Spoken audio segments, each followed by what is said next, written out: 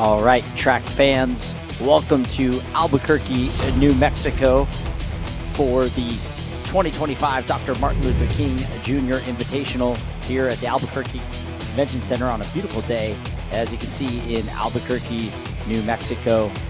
Outstanding meet on schedule here. The Dr. Martin Luther King Invitational is kind of a rite of winter in the indoor track season as things kick off in the collegiate season. And this Albuquerque Convention Center, a world-class facility here that hosts a series of meets throughout the winter that is a cornerstone for the sport indoors at the collegiate level. And we're going to kick things off here at the start of the Dr. Martin Luther King Jr. Invitational right here with our unseeded 200-meter races set to begin. We have 11 of them that will do one lap here around this Albuquerque track that has hosted numerous national championship events over the years. And the sprinters love running in this thin air of Albuquerque and really trying to lock in some big times early in the season here, try to get themselves on the national descending order list and also on some of their conference lists as they prepare for upcoming conference championships.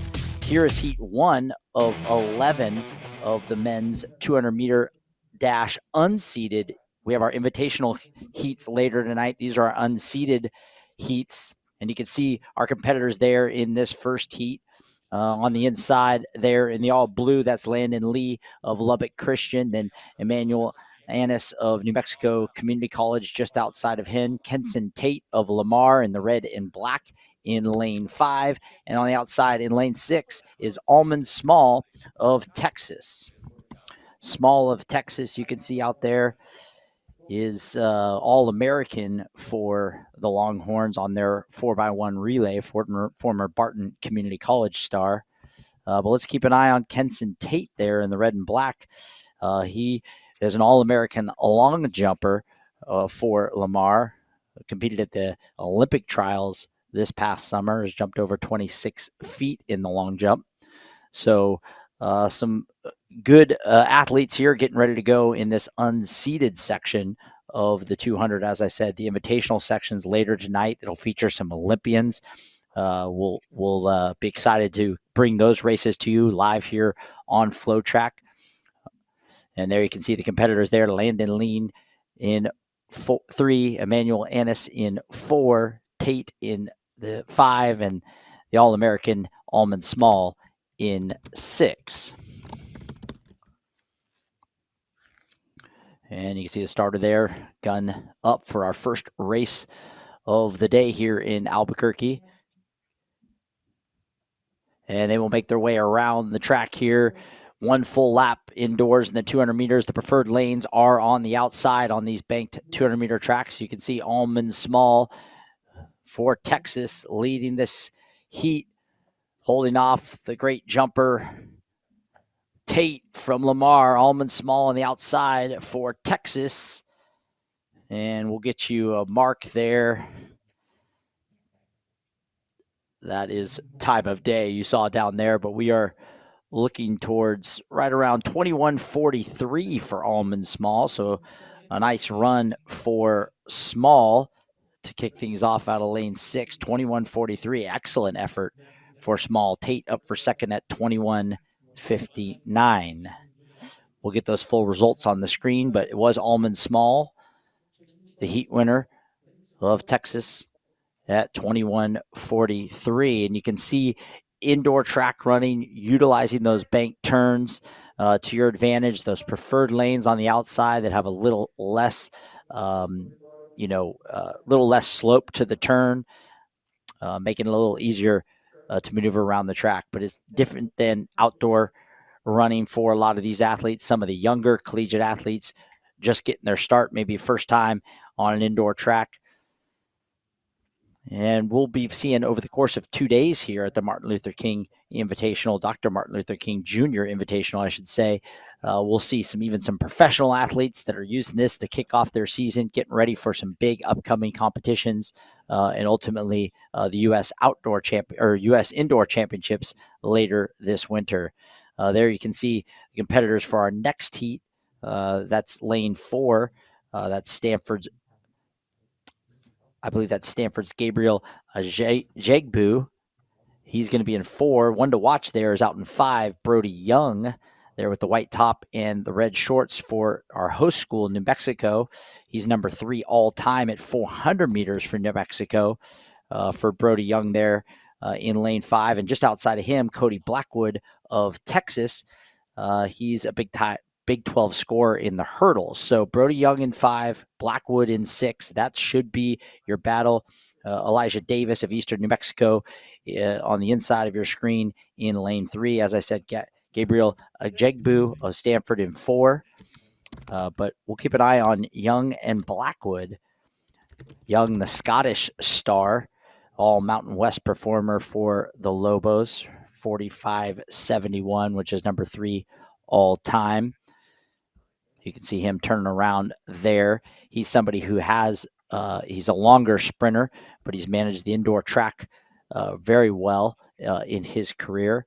And then on the outside, Kendrick Smallwood, Cody Blackwood, who is a hurdle specialist. So kind of stretching out a little here. We're trying to get some final things here from the officials. I saw off the track. We'll see if he reemerges. There he is. So they're just finalizing some things with timing and officials here as we get our meet started on the track. Action's already begun in the field. A note about Blackwood on the outside. He has run 47.98 already at 400 meters to open up at the University of Arkansas earlier this season. Blackwood, the Texas state champion as a high schooler from McKinney North High School, had a great career there, won Texas state title, great hurdler there. You can see him with the orange shorts and the white top. And then just inside of him is going to be the Scottish star, Brody Young. So from the inside out, Jagbu, Young, and Blackwood.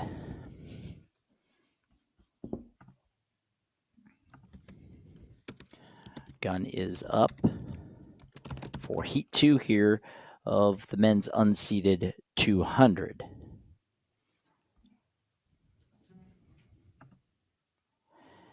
And they're off. Blackwood out very well. We'll see if Young can bring him back. Blackwood, really nice job out of the blocks for the hurdle star. And then here comes Brody Young, the 400-meter specialist, beginning to chew up ground there in lane 5. The preferred lane 6 looks like Blackwood. Very tight at the line, but it may have been Young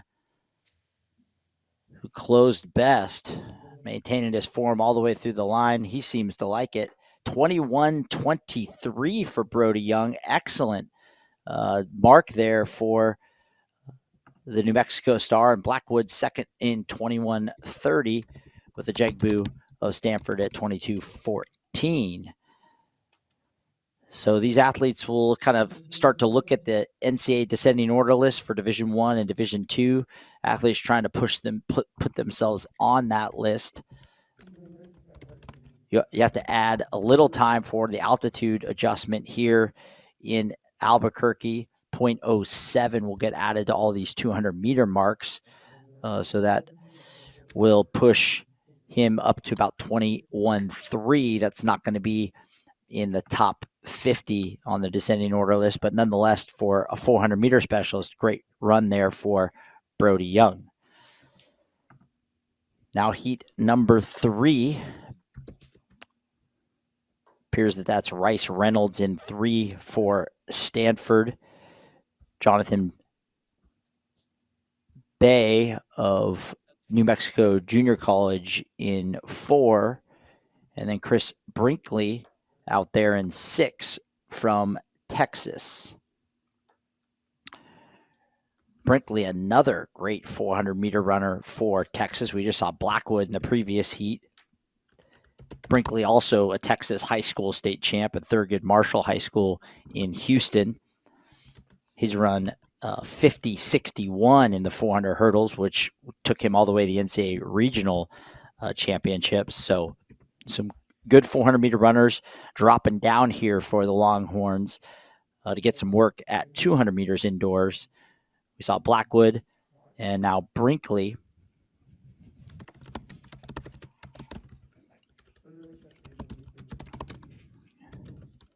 And then Jonathan Bay, as we said, in the all red there for New Mexico JC. And then Rice Reynolds for Stanford.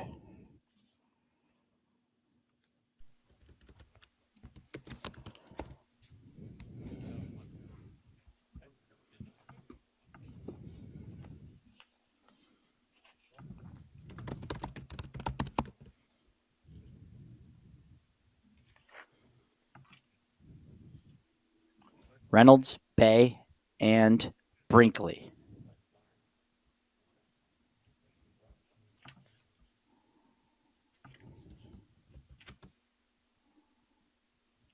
And they're off. That's Brinkley on the outside. It's still Brinkley, Chris Brinkley in that preferred outside lane. Kind of running blind a little bit there without a whole lot of competition, as lane 5 was a scratch, but Brinkley unofficially 21-4 there.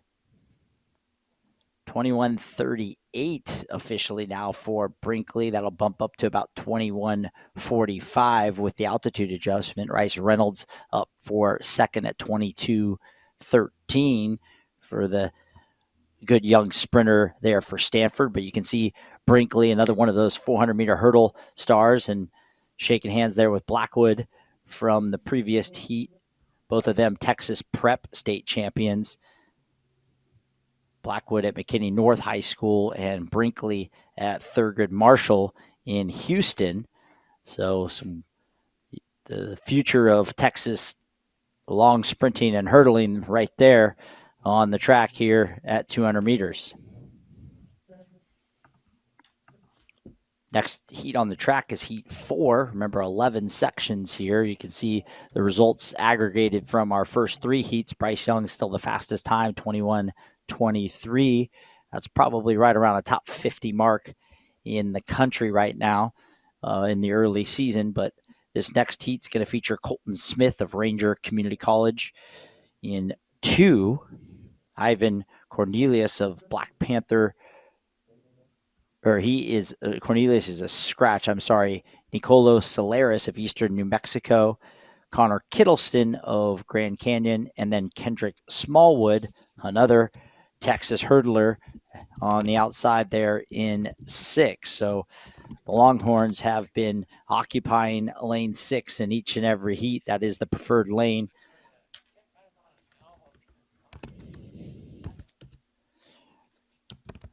Smallwood, so we had Blackwood, Brinkley, and now Smallwood has kind of been a relay stalwart for the Longhorns over the years.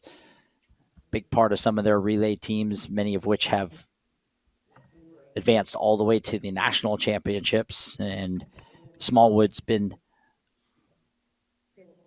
a big part of that.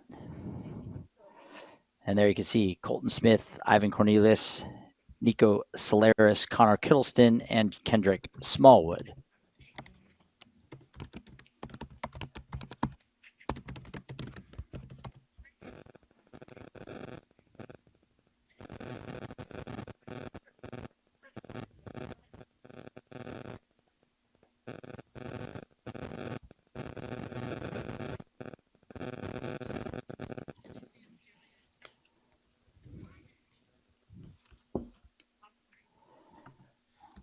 All right, inside out there, Smith, Solaris, Kittleston, and Smallwood.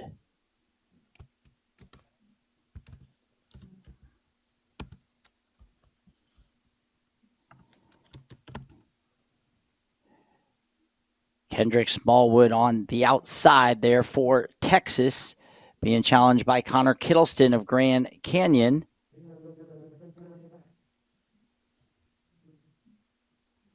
And it's Smallwood holding off Kittleston at the line there at 200 meters.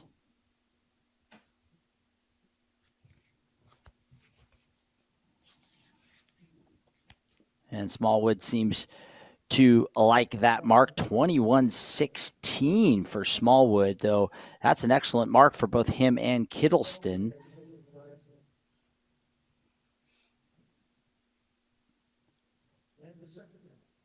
Those marks will be top 50 marks in the country for sure. Let me take a look there for Smallwood. That 21:16 will go up to about 21:23, if I'm not mistaken.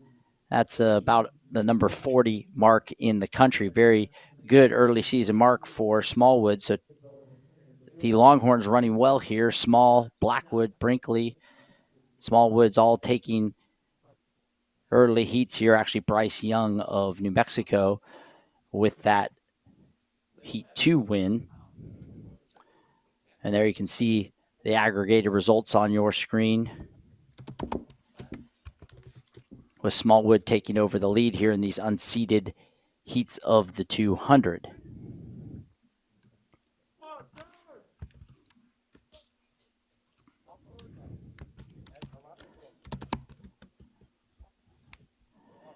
And then our next heat, Heat 5, features D'Angelo Hawthorne in 2, Joseph Bailey in 3, Julian Single running unattached in 4, Taylor Briggs of Angelo State in 5, and the Christian Traps of Cal out in lane 6. And you can see how this is a confluence meet. We got Cal and Stanford here from California. Obviously, already seen Texas and New Mexico. This meet, a fixture to the early indoor season here in the Southwest and West Coast.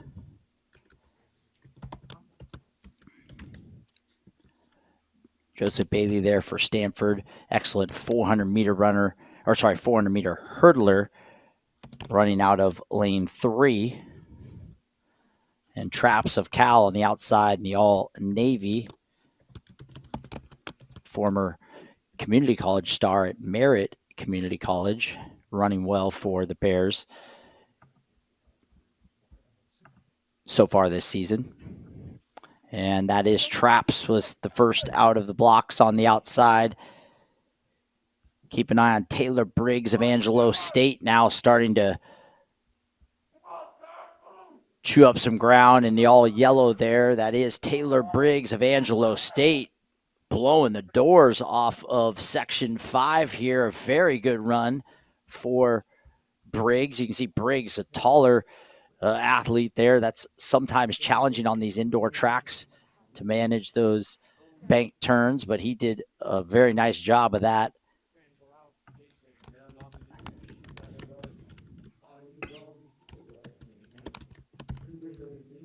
And there is the Angelo State star, the heat winner there in heat number 5, Taylor Briggs. 21:72 for Briggs. Good effort for him. That'll convert to under 21:8. He's your Section 5 winner. As I said, taller individual there. Sometimes that could be a challenge in navigating those bank turns. And the two of them in this 200, indoor 200.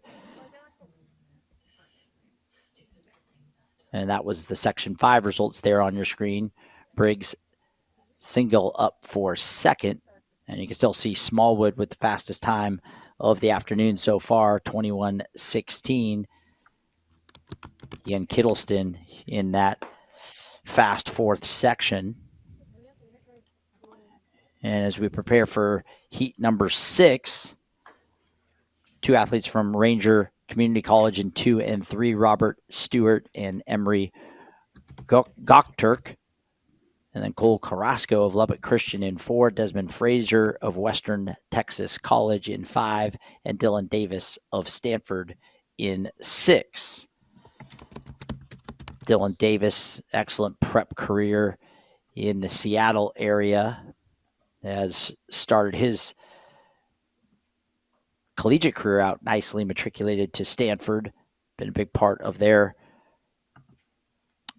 short sprint squad there that broke the school record in the 4x1 last year. He was a part of that. We'll keep an eye on him out in lane 6.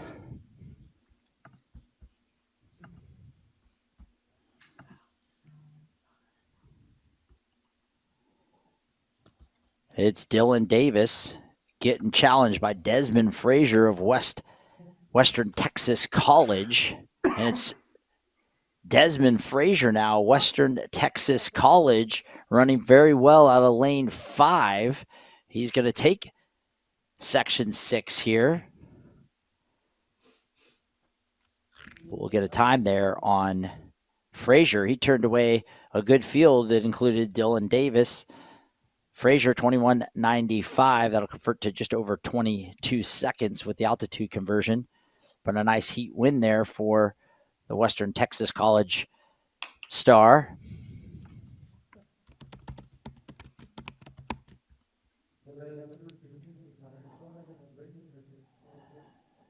And a number of these athletes will, the 200 is a confluence event. Some of them are long sprinters that might be getting ready for the 300 or the 400 later, and some of them are short sprinters we'll see in the interior sprints on the interior of the oval in the 60, possibly even some 60 hurdlers that are competing at 200 meters.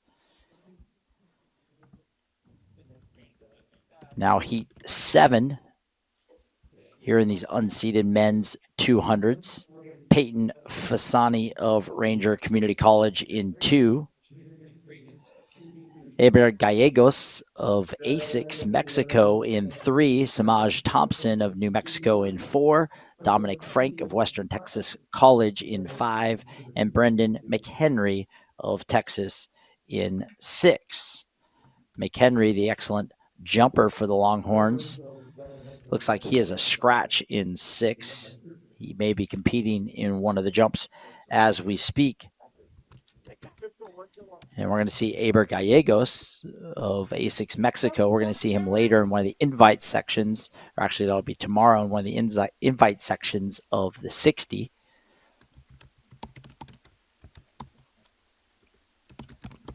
And that's Gallegos in the bright red top with the black shorts. He's got Samaj Thompson of New Mexico just outside of him. And then Dominic Frank of Western Texas College with the blue shorts and the white top, who just saw his teammate Desmond Frazier win the previous section.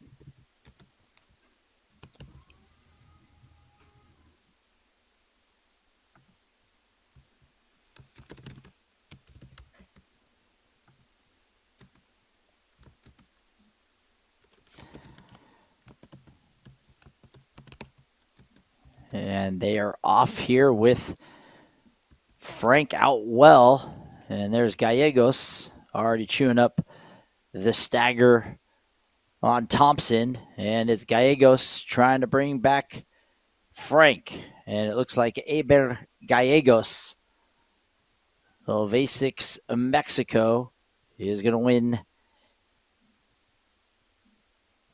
heat number 7 here. There's Gallegos. Solid run for the post-collegiate athlete representing Mexico. Again, this is a nice opportunity for some of those post-collegiates to get their indoor season started. There's some big major competitions coming up. They'll attract some international talent over the next few weeks, and this is a great early season test for these athletes and a great opportunity for some of these collegiates to challenge themselves.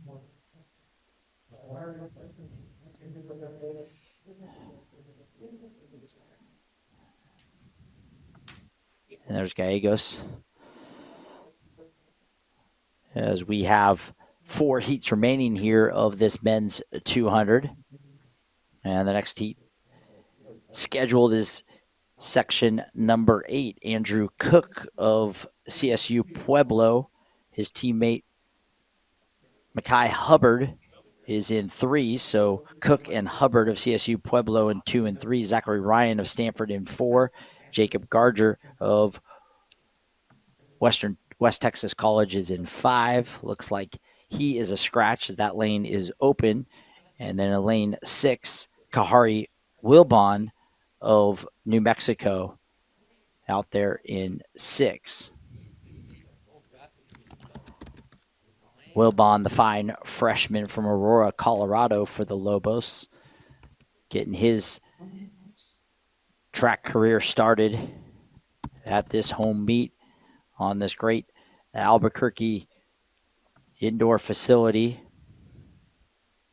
inside the Albuquerque Convention Center that's hosted so many top flight events, world-class events over the years, including numerous U.S. national championships. So a great opportunity for these athletes to compete on this proven facility. Wilbon on the outside. And you can see Zachary Ryan of Stanford trying to keep him close. But it looks like Kahari Wilbon of New Mexico. Here comes Zachary Ryan of Stanford. And it's Ryan now in the middle of the track. Ryan and Wilbon. And Zachary Ryan with excellent effort there in section 8.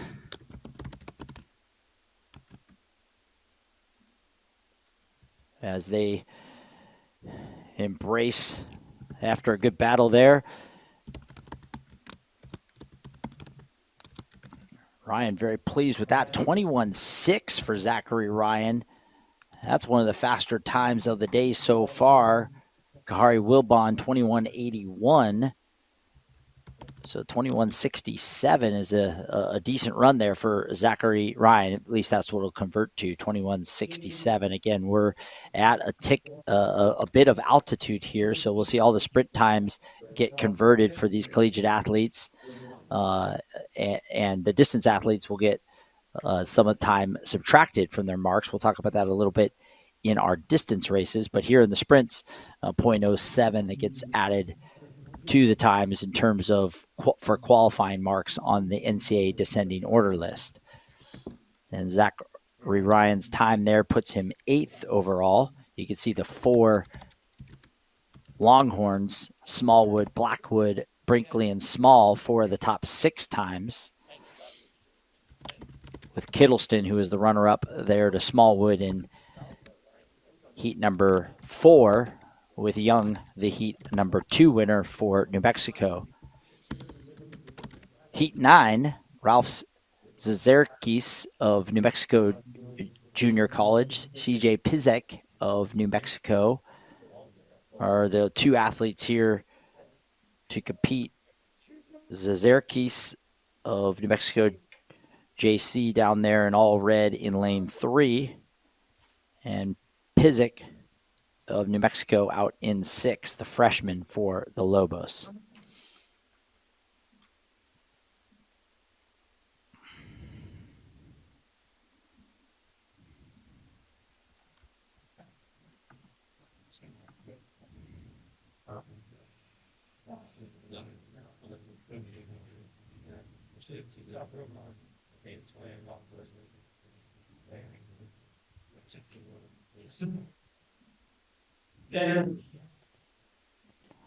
And they're going to bring him back to the blocks here.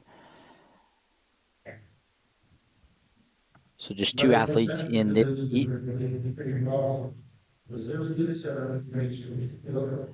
Zerkis of New Mexico JC and CJ Pizek of New Mexico. As I said, Pizek a freshman.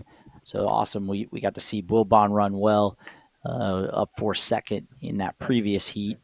Great opportunity for these young Lobos to get their indoor career started, their collegiate indoor career started with a series of home meets. Albuquerque will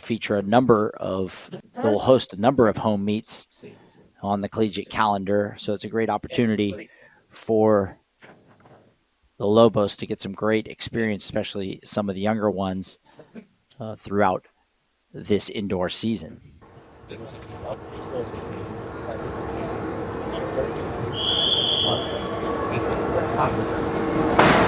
now our starters restart in here. Ralph Zerkis and CJ Pizik.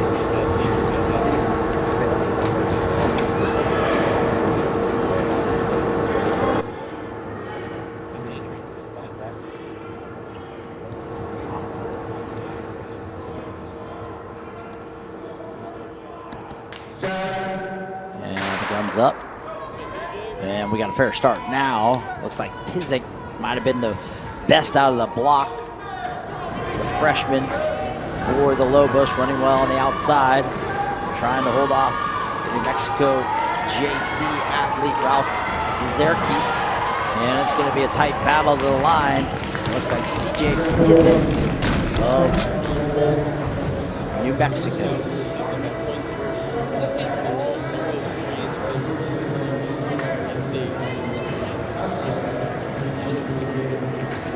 .22.38 for Pizik. That could be a little challenging with only two athletes in there. Kind of running a little bit blind out there on the outside without anybody inside of you pressing you. But Pizik with a nice job there for the freshman.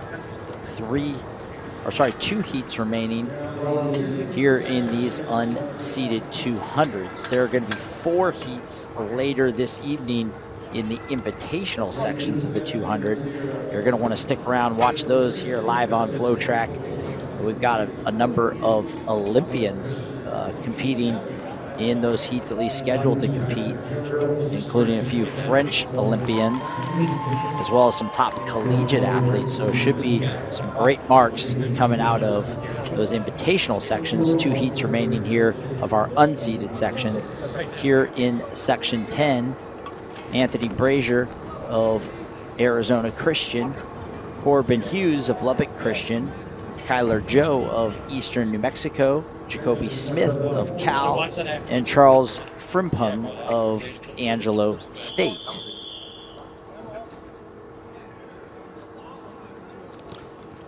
Looks like Jacoby Smith may be a scratch there in 5, so it'll be Brazier, Hughes, Joe, and Frimpong. Frimpong, oh, there's Smith making his way back to the blocks. Frimpong, a 400-meter runner for Angelo State, a part of their 4x4 team that advanced to the national championships last year in Division II. He's out there in 6. And then Jacoby Smith of Cal, great prep career at International School in San Francisco.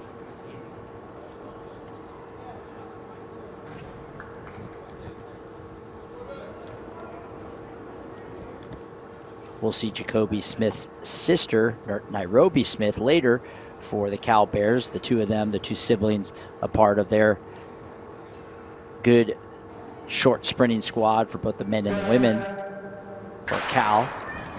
And it's Jacoby Smith out very well. He's the short sprinter. He's going to challenge Frimpong of Angelo State, who's more of a 400-meter runner. Keep an eye inside. Kyler Joe in the middle of the track. There is Joe. So it's Joe and Jacoby Smith. And it looks like Kyler Joe of Eastern New Mexico with the heat win after Smith was strong out of the blocks. But it was Kyler Joe, the best over the back half, 22.11 for Joe. Jacoby Smith second at 22.48. Very good mark there for Kyler Joe at 22.11. And that was our penultimate heat of these men's 200s. Our final heat set to run before our women run in the unseeded 200.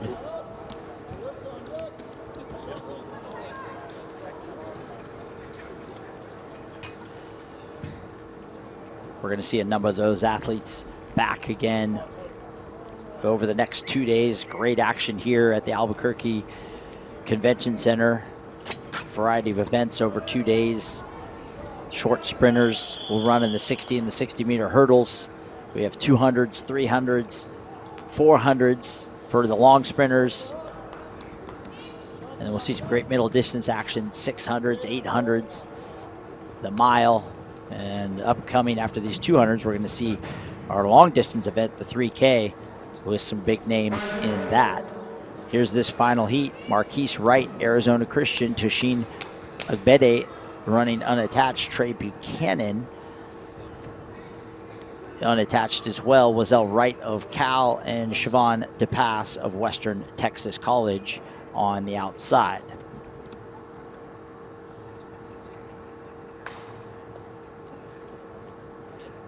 Wright, Agbede, Buchanan, Wright, and DePass. It's Marquise Wright in 2, Wazelle Wright in 5, and it is Wazelle Wright of Cal out well, challenging Siobhan DePass.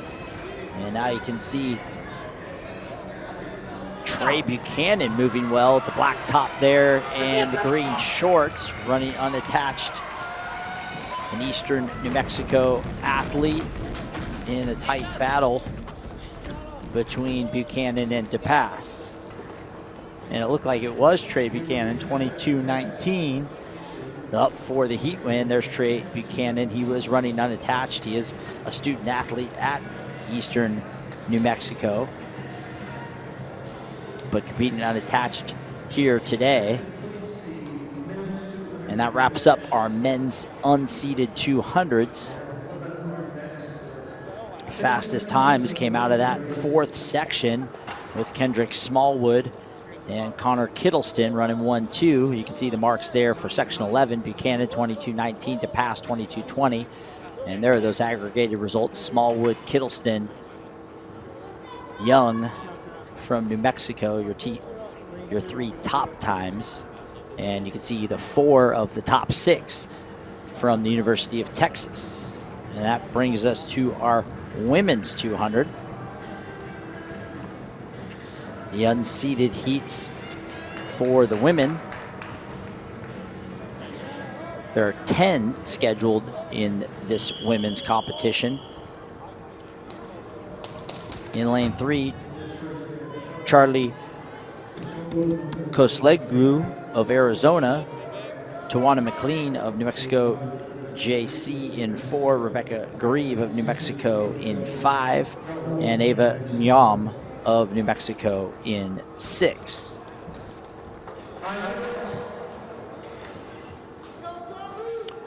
Grieve in 5 there, 400-meter specialist for the Lobos, I'm sorry. She's run 54:16. And Gom had a great prep career at, she's a freshman out of Katy, Texas area. So she's getting her career started. It looked like Grieve was the best out of the blocks. Nagam stood up a little early coming out of those blocks, losing some of that momentum. You can see the more experienced Rebecca Grieve running well, 54:16, her best over 400 meters. And she is dominating this section of the women's 200, section 1. That's going to be a time for all the women to chase over the next 10 heats. 23:95, so dipping under 24 seconds. She seems very pleased with that.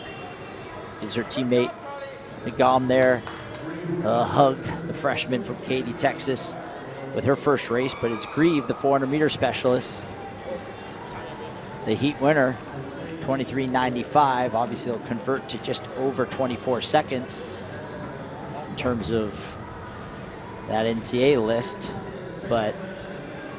and the Mountain West list as well. But nonetheless, great mark there for Grieve.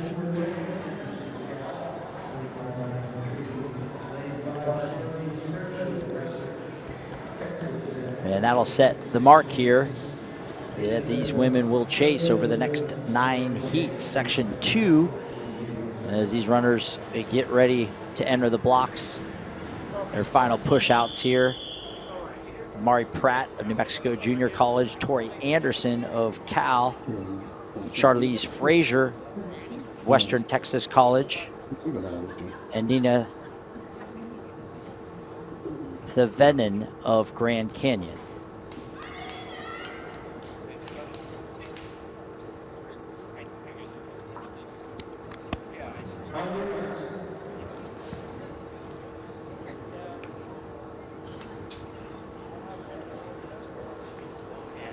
Tori Anderson, Charlize Frazier, and Nina Thevenin.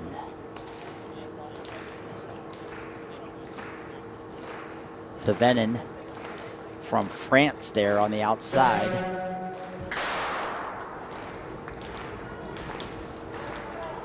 Of Grand Canyon. The Lopes with an excellent program, always in the mix for WAC titles. And now it's Charlize Frazier of Western Texas College running well there. Charlize Frazier with the heat win.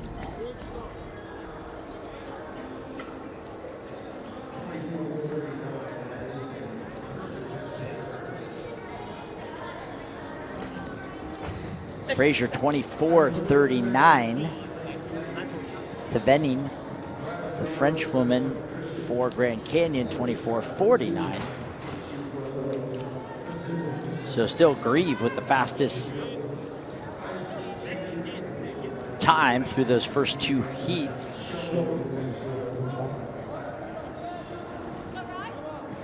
And heat number 3, Rylan Rhodes of Arizona Christian. There you can see the marks there for section 2 on your screen.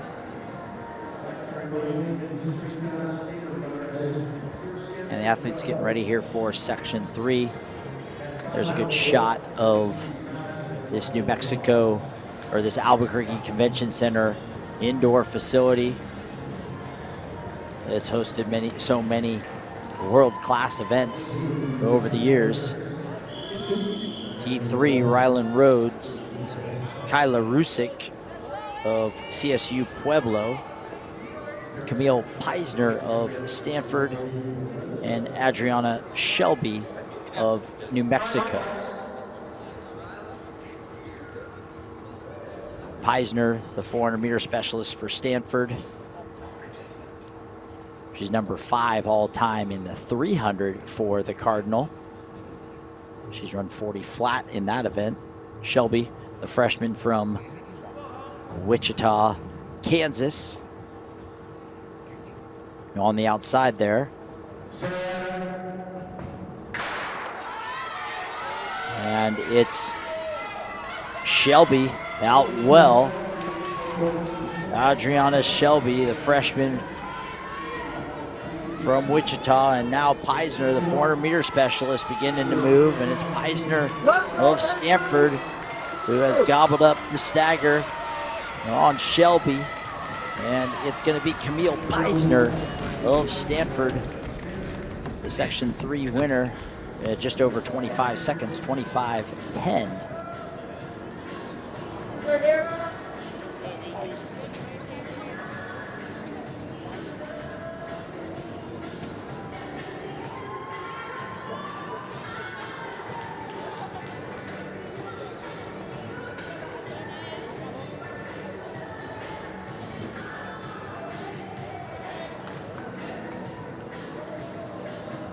There are those results for section 3. Peisner, Shelby, Rusich, and Rhodes.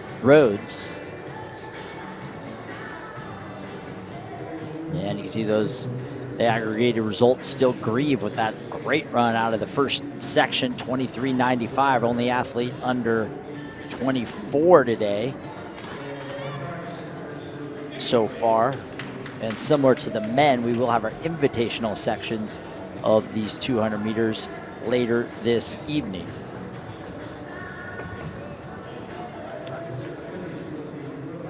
Section 4, Megan Rodriguez of Eastern New Mexico scheduled to run out of lane 3. Sabia Duran of Stanford in 4. Anaya Quarles of New Mexico in 5. Helena Klutzi Carbu of Eastern New Mexico in 6.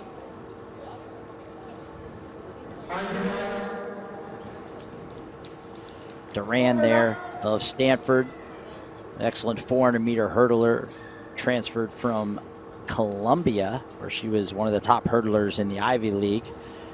Incidentally, she prepped at Sandia High School here in Albuquerque, so a cool homecoming for the senior Duran from Stanford. There in lane 4, it looks like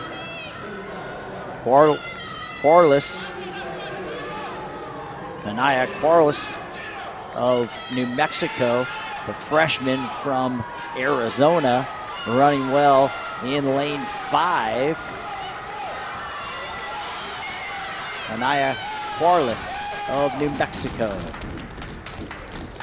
Excellent run for the freshman, holding off Helena Klutsi-Carbu of Eastern New Mexico.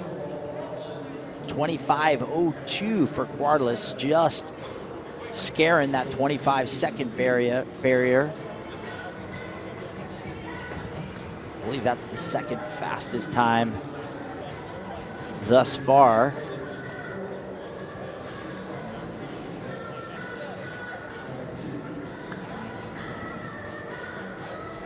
And you can see Duran there talking with her teammate, and you can see the athletes there for heat number 5. Annabelle Johnson of Arizona Christian, her teammate Jocelyn Odiot also of Arizona Christian there in 3 and 4. Rachel Nelson of Stanford in 5. Anika Bucas of Lubbock Christian in 6.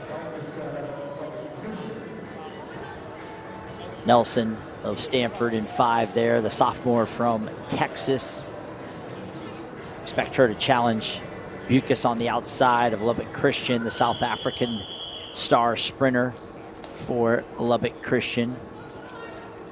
You can see in the royal blue kit out in lane 6.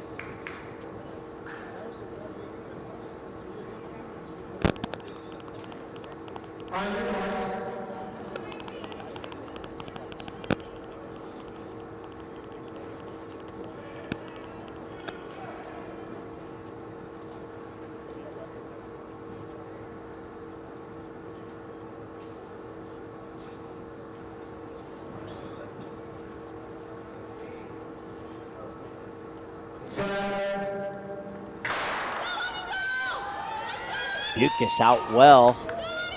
Good push out of the blocks, but now Nelson beginning to move. Nelson of Stanford. Bucas of Lubbock Christian, but it's Rachel Nelson of Stanford with a great push down the backstretch, slingshotted through that turn, and she's going to be our heat winner here in heat number 5 of the unseeded 200.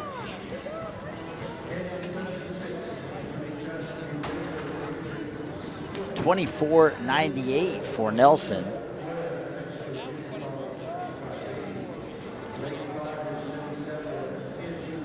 Excellent run there for the sophomore. Out of Texas. Great prep career in the state of Texas. You can see Greaves' time still holding up. Frazier, a heat winner there at 24:39 in second.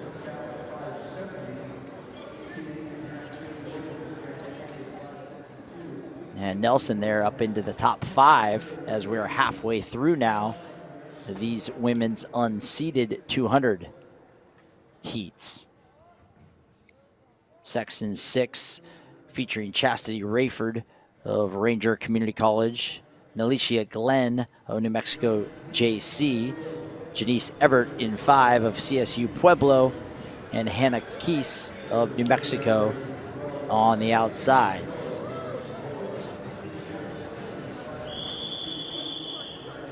Keese, the 400 hurdle star for the Lobos. She was the New Mexico high school state champion. And we'll see if she can challenge her teammate Grieve for the fastest time here in these women's 200s. Rayford, Glenn, Everett, and Keese.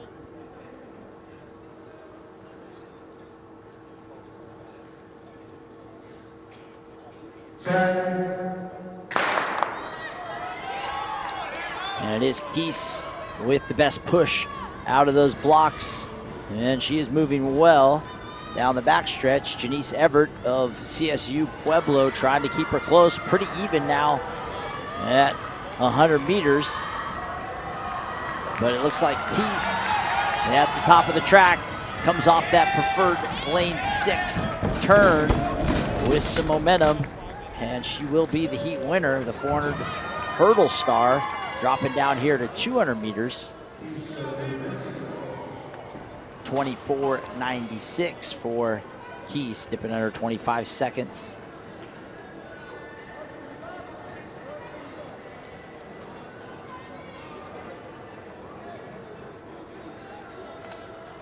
The excellent mark there for Keese. She seems to like it, as does her coach.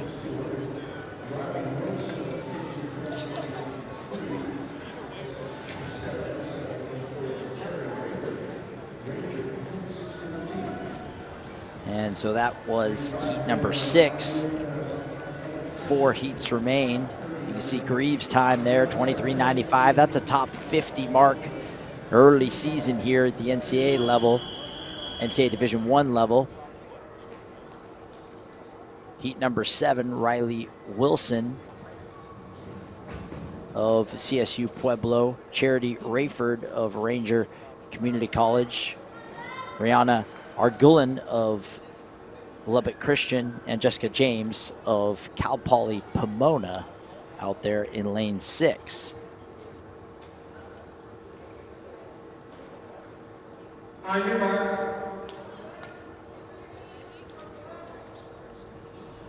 Inside out, Wilson, Rayford, Argulin, and James.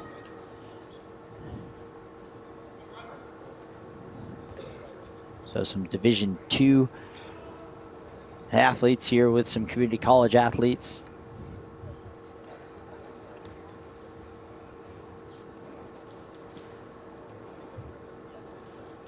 And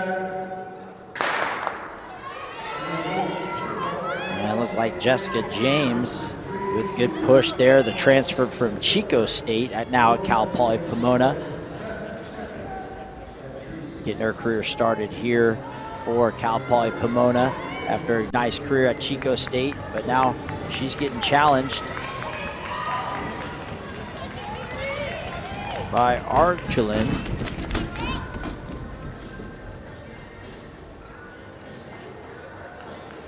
James, 24.97, dipping under 25 seconds. She likes it.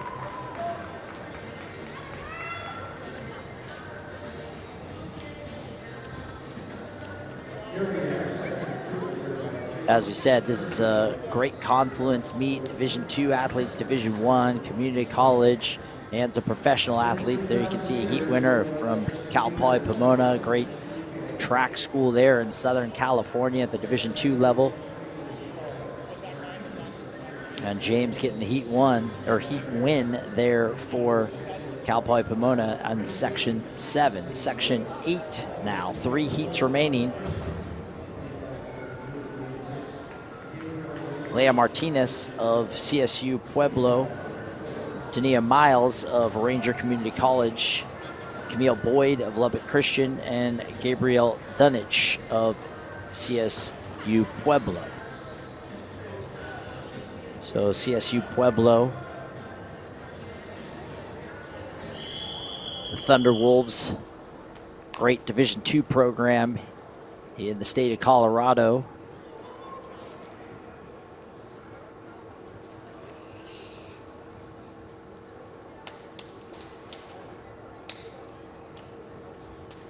They've got the baby blue kit tops there in lanes 3 and 6, with Miles of Ranger and Boyd of Lubbock Christian in the middle of the track. Martinez, Miles, Boyd, and Dunich.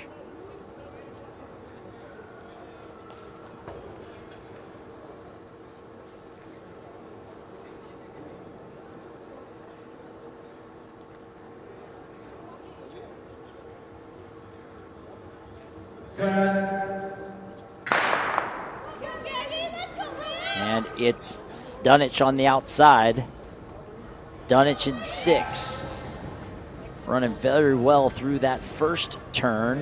And then keep an eye on Boyd. Boyd really moved well on that backstretch. Now Boyd leading through that second turn. And it's Camille Boyd of Lubbock Christian. She's going to be your heat winner here of section number 8.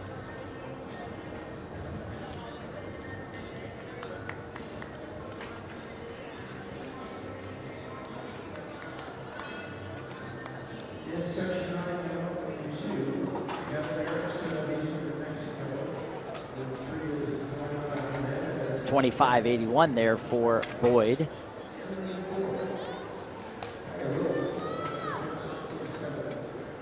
As there are 2 heats now remaining of these unseeded 200s, and that'll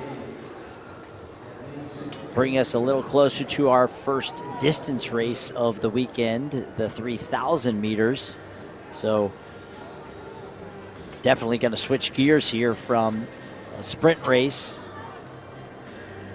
which I think athletes do enjoy coming to the thin air of Albuquerque for these sprint races, chance to run fast times, or the distance runners, it's a bit more of a challenge to run in the thin air of Albuquerque. We're going to get to see that coming up here in these 3000s.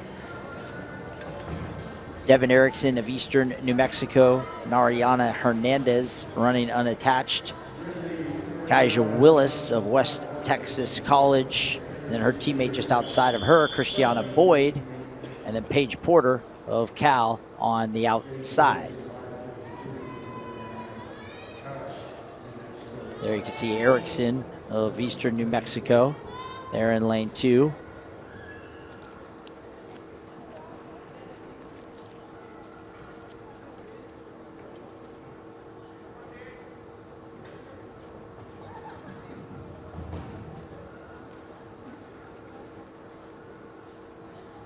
On your marks.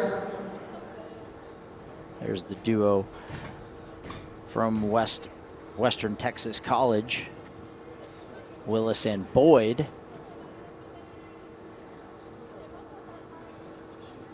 And then Paige Porter of Cal on the outside there in lane 6.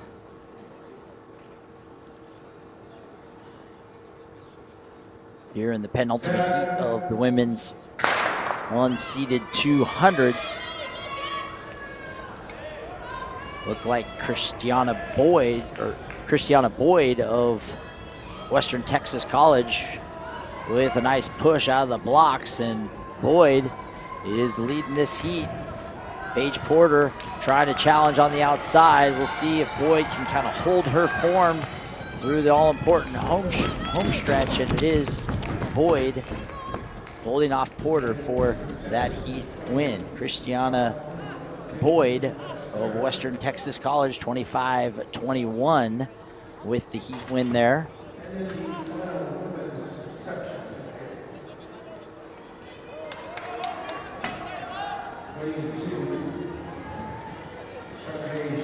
Western Texas College has notched a number of heat wins on both the women and the men's side here in these unseeded 200s.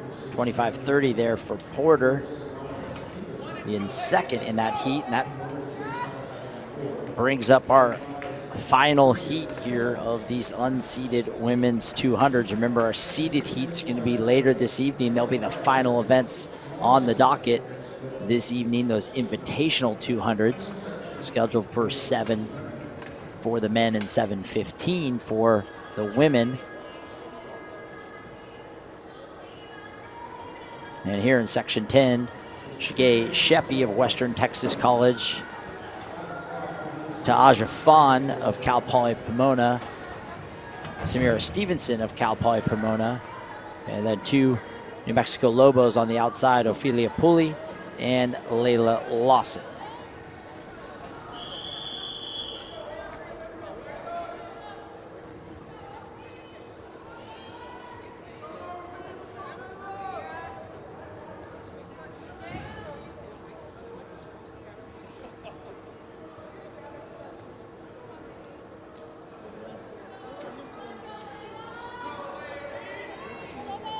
On your marks.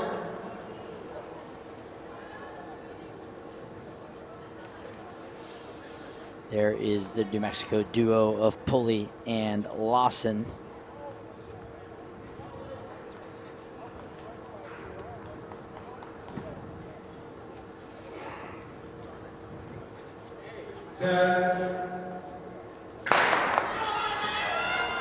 And Lawson with a good push.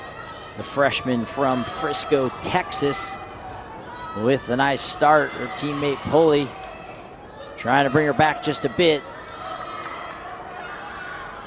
Pulley, a Colorado native, running well on inside of her teammate. And it is Pulley and Lawson, with Stevenson of Cal Poly Pomona challenging from the middle. But it will be Ophelia Pulley of New Mexico, 25-35. A very nice mark there for Pulley to close out those 200 heats. So New Mexico Lobos bookend winners with Grieve in heat 1 and then Pulley there in heat 10. And again, Grieve fastest time of the day so far. We still have those invitational heats to come, but Grieve, the only athlete under 24 seconds. And there's Pulley's mark of 25-35 with Lawson 25-48. Very tight there for third between Sheppy and Stevenson. And there's the aggregated marks for all our women's 200s. You can see Grieve's mark of 23.95. She had that dominant performance in heat number 1. Frazier with a great run there in second. The French star from Grand Canyon, Thévenin, there in third. And then Keese, 400-meter hurdler for New Mexico, also with a top 5 finish, dipping under 25 seconds. And that wraps up our unseeded 200s. Our men's 3,000 is scheduled for 5:05, and we'll take a short break and be back for our 3,000 meters.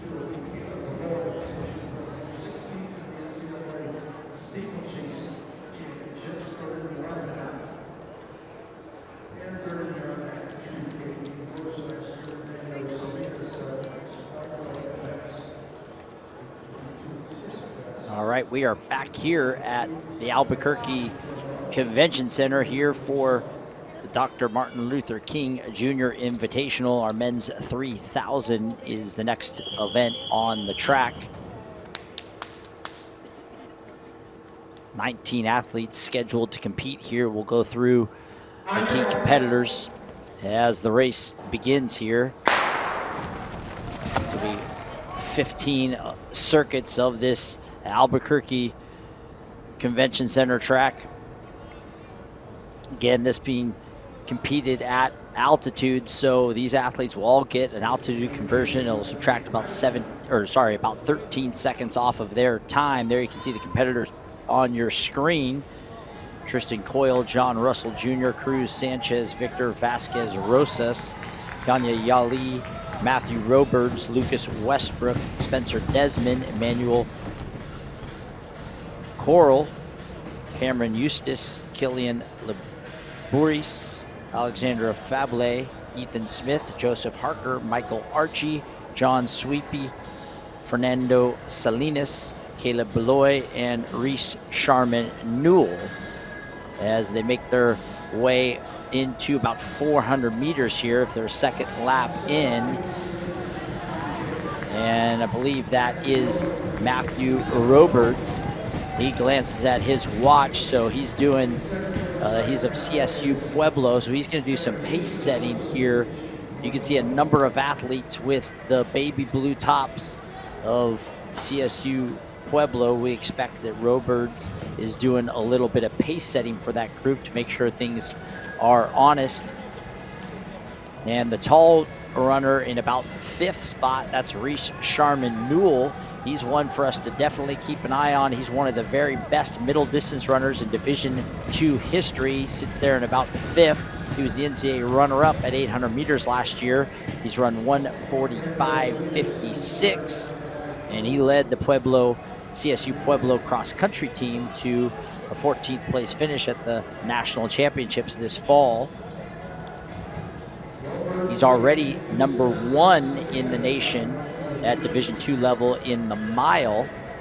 He broke 4 minutes last week in Boulder, Colorado, and that was a major distinction as he became the first athlete ever to break 4 minutes in the mile in the state of Colorado, and that gave him the national lead. He currently, with the altitude conversion, has the national leading mark of 3:53 in the mile for the 8-time All-American. You can see him there in 4th. And they're coming up on 1 kilometer here. We'll get a look. Anything under about 250-ish. That's going to put them right around 8:20, 8:25 pace.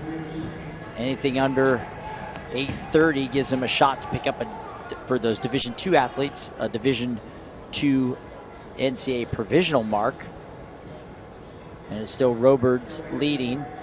You can see teammate Reese Sharman Newell tucked in 5th. And that is Cameron Eustace, also of Pueblo, there in 2nd. You see the athlete Fernando Salinas of Escuadra on the outside in red with the yellow belt.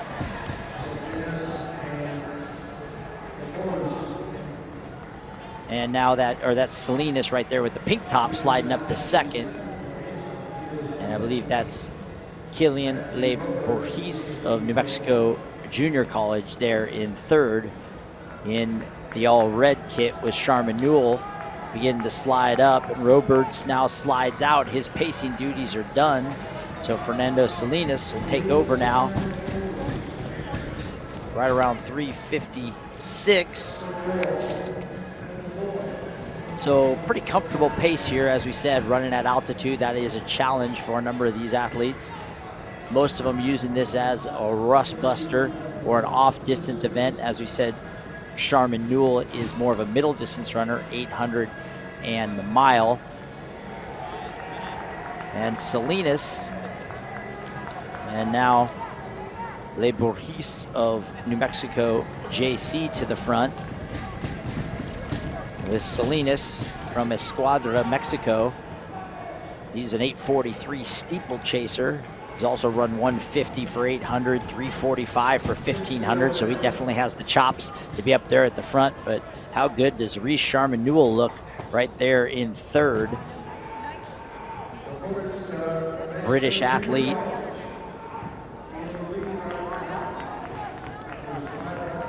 Eight-time All-American, the national leader right now in the mile. 5:07. That's with 6 to go. They're running very well here as they're in the back half. Give them a shot at that NCAA Division II provisional mark. And now Sharman Newell goes to the front pretty early for an 800-meter runner. And you can see his teammate, Caleb Beloy, there moving right behind him. He's got the sleeve now in third. Beloy, the Alaska native, was a scorer on their cross-country team. Already has a provisional mark for the NCAA at both 3,000 meters and the mile. And Sharman Newell just beginning to separate now as he makes a definitive move to the front, injects some pace, and blows up that lead group. So the 800-meter runner, Myler, being stretched out a bit here and seems up to the task as he's coming up at 6:14. That puts him right around 8:30 pace, so he's right on that NCAA Division II provisional mark. I don't know if this is an event he would run at the NCAA championships, and I don't know if that time would even qualify, but it is nice to get that mark. And Salinas now in second with Le Bourris still running well in third. And there is Reese Sharman Newell, one of the very best middle distance runners at the Division II level. Excellent European career running for Great Britain. And he has just powered away over the back half. Didn't really let this come down to a kick, which we know a 145 800-meter runner would have been very capable of winning this race in a kick. And you see him taking a glance back as he hits the home stretch. And he's going to be right around 7:20 with 2 to go, 400 meters to go. He should be just under 8:30. He's going to need about 8:28 to get that Division II provisional mark. His teammate Beloy now running well in second. He already has a provisional mark, but he's going to have to close to improve on that.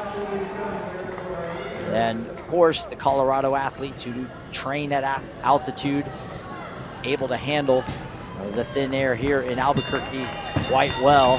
And here's the bell now for Sharman Newell. You can see how easily he's able to move when he starts to dial it up. And Richard Sharman Newell is the national leader in the mile. He was the NCAA runner-up at 800 meters at the Division II level last year.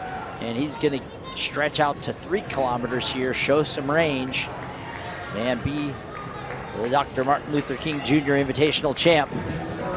Great work for the 8-time All-American. Does notch that NCAA provisional mark, and I think his teammate Beloy will be right around a provisional mark. I believe he already has it. It might be a slight improvement once the altitude conversion kicks in.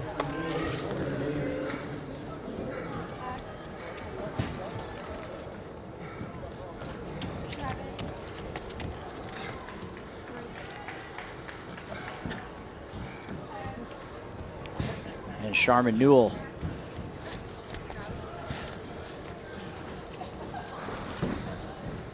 really putting together such a great career. You gotta love all the pieces of the puzzle that he and his coach are putting together there. As I said, an All-American in cross country, and that bodes well for someone who is NCAA runner-up at 800 meters.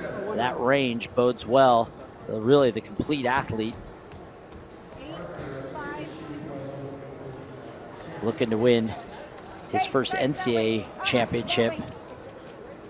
He's already the national leader, as I said, in the mile when he broke 4 minutes last week.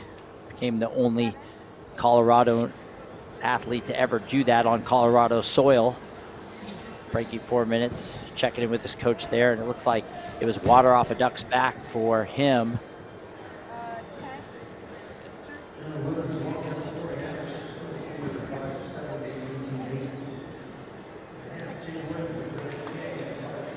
And there's a nice shot of our women making their way to the track.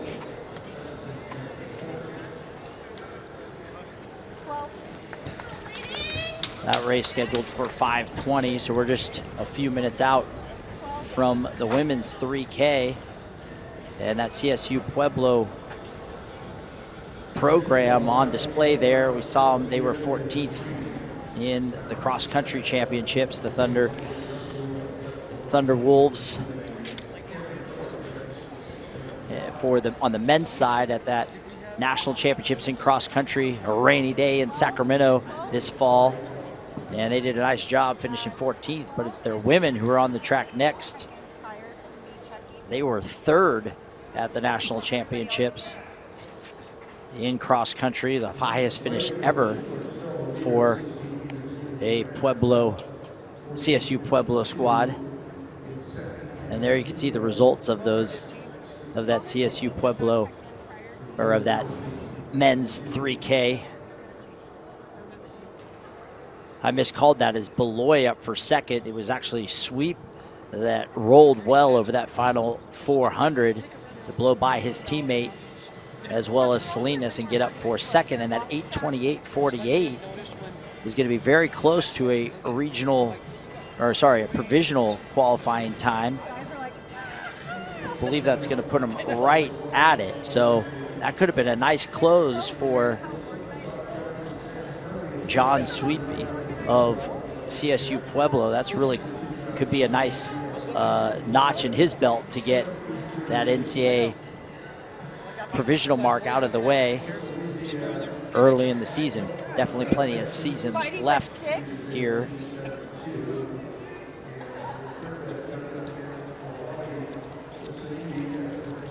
And there you can see our women finishing up their final strides. Let's take a look at that field. Lila Fedio of New Mexico, Mila Greenswig. They're all on your screen. Ranger Community College, Hannah Hall of Grand Canyon, Alyssa Mabry of Ranger Community College, Chastity Benson, Angelo State, Crystal Armio of CSU Pueblo, Ava Johnson, Grand Canyon, her teammates Sela Akers, Malia Goldie of New Mexico, the Albuquerque native, running at home here in front of friends and family. Taylor Hansen of Grand Canyon, CSU Pueblo, Sarah Renberg, Kristen Johansson running unattached, Nicole Hemmerlin of Grand Canyon, Ranger Community College, Victorine Mutai, Camille Renau of CSU Pueblo, and finally Margot Thomas of CSU Pueblo. That makes up our field here in our women's 3K. And again, we'll keep an eye on those Thunder Wolves of CSU Pueblo in the baby blue tops. They were 3rd at the national championships in cross country this fall. And they feature the French duo of Margot Thomas and Camille Renault. Thomas was the tip of the sword for that great cross country team that they had this fall. She's wearing hip number 1 there.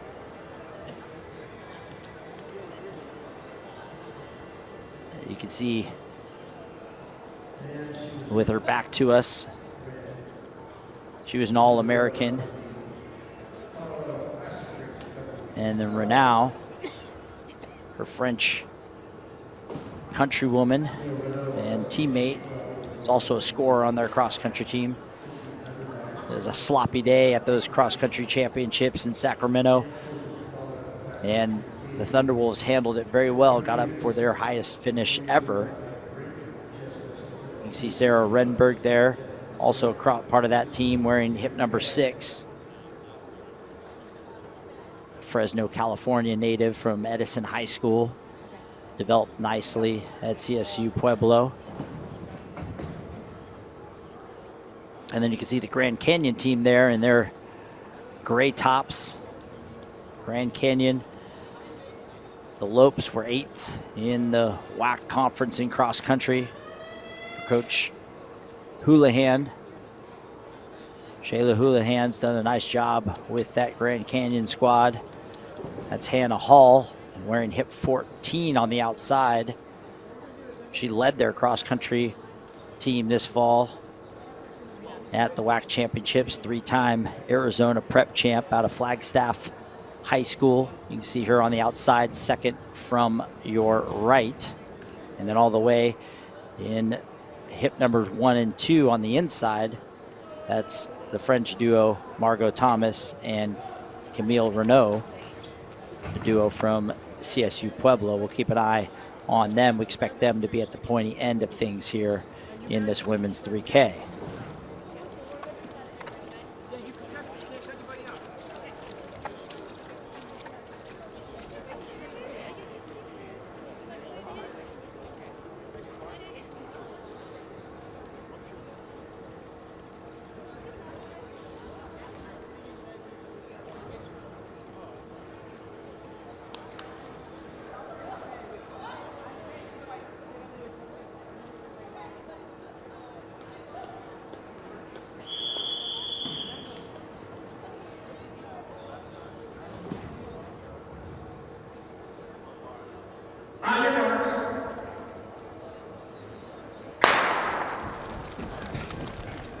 And we're off here in the women's 3K. We'll just see how aggressive Thomas and Renaud are, the French duo.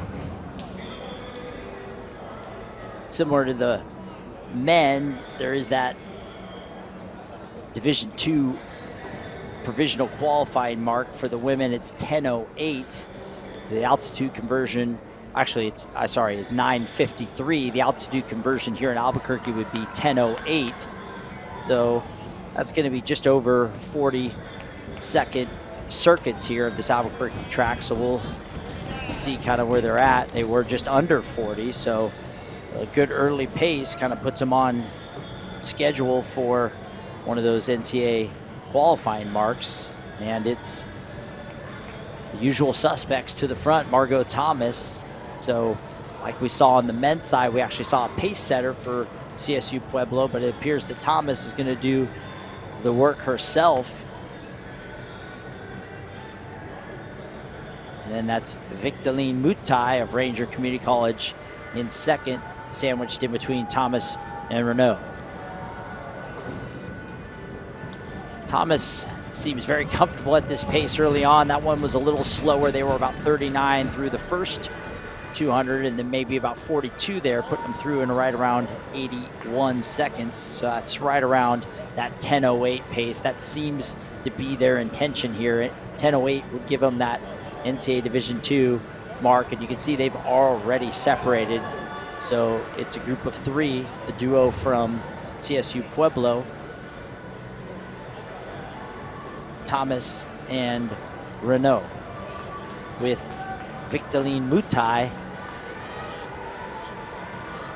up to the task, going with the CSU Pueblo French duo. And that next group, a little slower, led by New Mexico. I think that's Fedio. And you can see Hannah Hall there sliding up for Grand Canyon, trying to make her way to the front of that group. And it appears that Hall will make that aggressive move to go back to front of that chase group. And it seems like Mutai has already been sawed off that lead group and is starting to kind of be swallowed back up by that chase group. So now it's just the duo of Thomas and Renaud at the front. So a tale of 2 races here. The duo from CSU Pueblo, the 2 leaders of that cross-country team that was 3rd at the national championships. They're going to be chasing this NCAA provisional mark at the front, and there they are. Seems like Thomas is content to do the work, maybe tow teammate Renaud along. And then race number 2 is everybody else in that main pack. Hannah Hall right now up there with Victorine Mutai.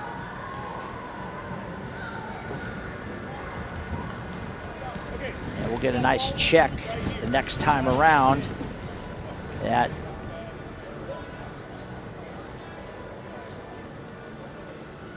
it's fairly easy math. 40 seconds, 200s is right around 10 flat. There's Mutai.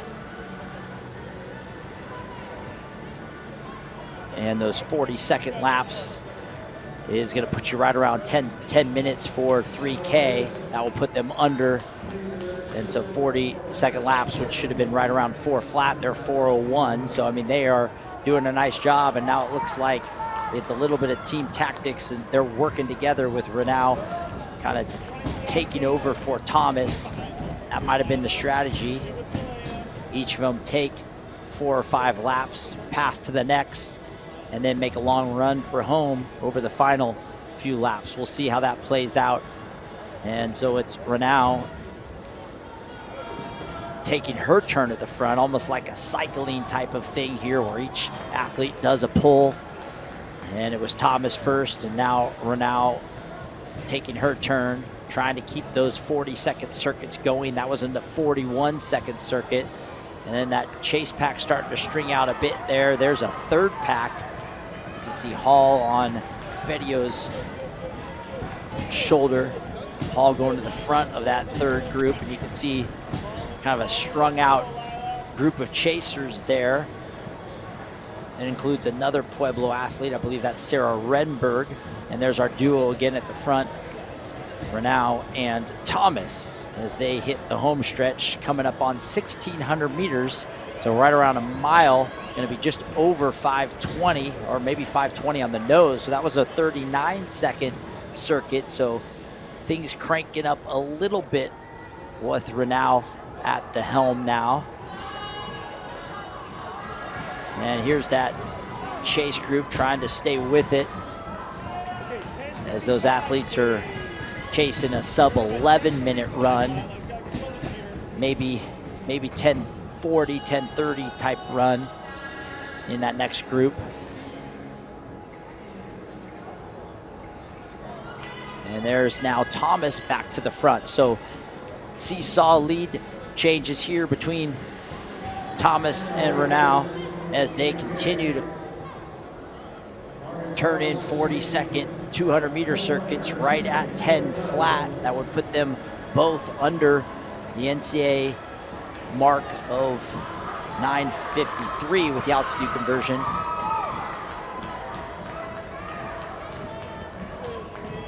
Anything under 9:50 puts them in the top 20 in the country. Camille Renaud already has a 9:49. She sits at number 20, so they're both looking to improve on that. Thomas has run 9:42, so they're both kind of hovering with altitude conversion around what they ran earlier this year. Thomas now separating a bit from Renaud. This is a critical point in the race for Renaud, trying to keep that cord tight with her teammate Thomas, maybe get through one more lap in contact before Thomas really starts cranking. You can see Thomas kind of putting the screws to Renaud a little bit, but now Renaud kind of battling back, trying to stay in it. The longer she can maintain contact, the better that is for her, as Thomas continues to keep her foot on the gas at the front. And we're going to look at the time, 7:23 maybe there. So it actually slowed just a bit. That might have been about a 41. So it's not really Thomas picking it up as much as it is Renaud maybe struggling just a tick here. Thomas maybe nursing her along a little. And Thomas and Renaud, the French duo that led their team to a third place finish at the NCAA Division II National Championships this fall. One of the best teams ever that the Thunderwolves have ever had. And these two are a huge part of that. Thomas, Renaud, 8:06. So that, again, was another 42-second circuit. So things have slowed just a bit. Now they're just outside that 10 flat range, and they're going to have to get things moving in the other direction. It seems to be Thomas still content at the front. Renaud looks like she has a little bit better pep in her step as she closed that gap, and now she's kind of clipping at Thomas's heels. And there's the next group. You can see that's a battle for about 4th, 5th, 6th there. You see Hannah Hall was still running well for Grand Canyon behind Fedio of New Mexico. And Thomas and Renault still cranking along here like clockwork. And we'll see if they can kind of get a gear change. It's kind of difficult at this point where they're just kind of in that same rhythm and they don't really have a ton of competition pressing them, especially as you can see they're having to navigate around lapped runners at this point. Sometimes that can maybe pull you along. You get sucked into their jet stream a bit. Maybe that changes your rhythm. But Thomas is using those lapped runners to kind of separate a bit. Here they are at the bell. And Thomas and Renault, they've been step for step the entire way. And now it turns in that the gloves come off and it's no more friendly fire. They are trading blows now, and it's Renault that slides by Thomas. Camille Renault, CSU Pueblo, with a great final lap here, separating from teammate Margot Thomas. Camille Renault is going to win the 3,000 meters. 10:06, that's going to be an NCAA provisional mark, which she already has. Once we see the altitude conversion, we'll see where that puts her. Probably a little off of her best already of 9:49 with conversion. But still a great run by that duo up front. They continue to show why they were a podium team at the national championships this past fall. And there's a nice finish for Grand Canyon. I believe that's Nicole Hemmerlin, senior for Grand Canyon. There she is with hip number 4 on the rail. Big part of that Lopes cross-country team. And you can see Sarah Renberg, the third finisher for CSU Pueblo, scorer for their cross-country team. And they come pouring across here in that women's 3,000. Grueling event, that 3K, especially at altitude. One of the challenges at altitude is once you start to redline, it becomes very difficult to recover from that. And so you're kind of trying to stay in a very aerobic state as long as you can. And you can see that Thomas was able to do that, but then when you redline, it's difficult, and Renault was able to kind of strike late after riding Thomas over those final 4 or 5 laps.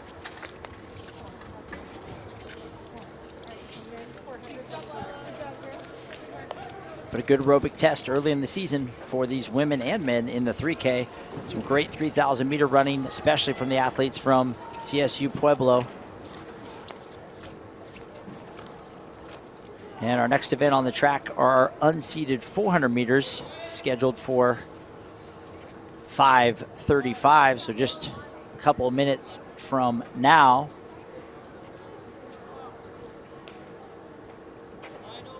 And there's the final results there, 10:06 for Renault. That will be convert to an NCAA mark. It may not move her up on the NCAA leaderboard for Division II. Sorry, that was Goldie of New Mexico that was running well up there with Hannah Hall, not Fedio. Fedio was 10th though. Goldie, the Albuquerque native, with a good run, under 11 minutes. Hall, as we mentioned, the 3-time Arizona prep champ, finishing in 7th. Her teammate Hanson, a freshman from Fort Wayne, Indiana, runs well there in 5th. So that Grand Canyon team starting to build some momentum under Coach Houlihan. And there's our 400 meter runners. So back to the track, or back to our sprint events. We saw our 200. Here's some of our long sprinters. We're getting ready here in the 400.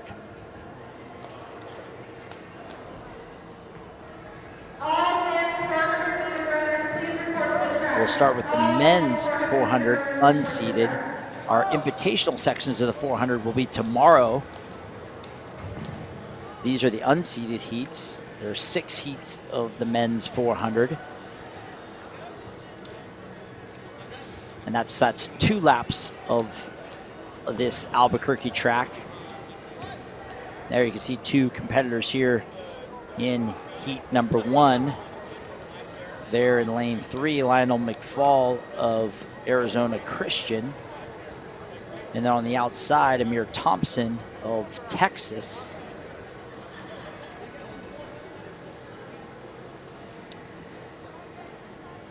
Thompson, the freshman for Texas from Hendrickson High School, top short sprinter in the state of Texas last season as a prep. So just the two athletes here, McFall of Arizona Christian and Thompson of Texas. Now this is an event that really is interesting indoors.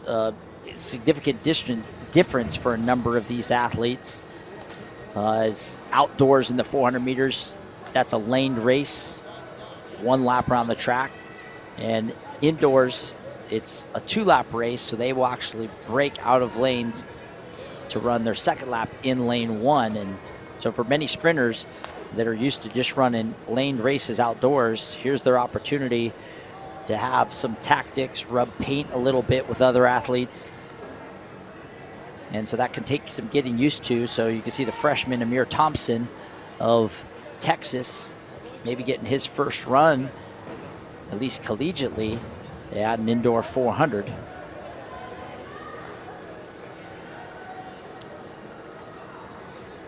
And really the key to that in these 400-meter races is getting to the break first so that you can break, get out to the front,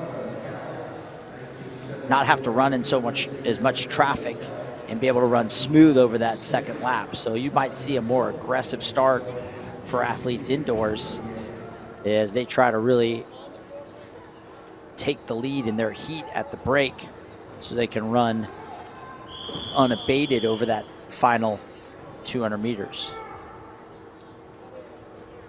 2 heats here, Lionel McFall and two athletes here in heat number 1, Lionel McFall and Amir Thompson.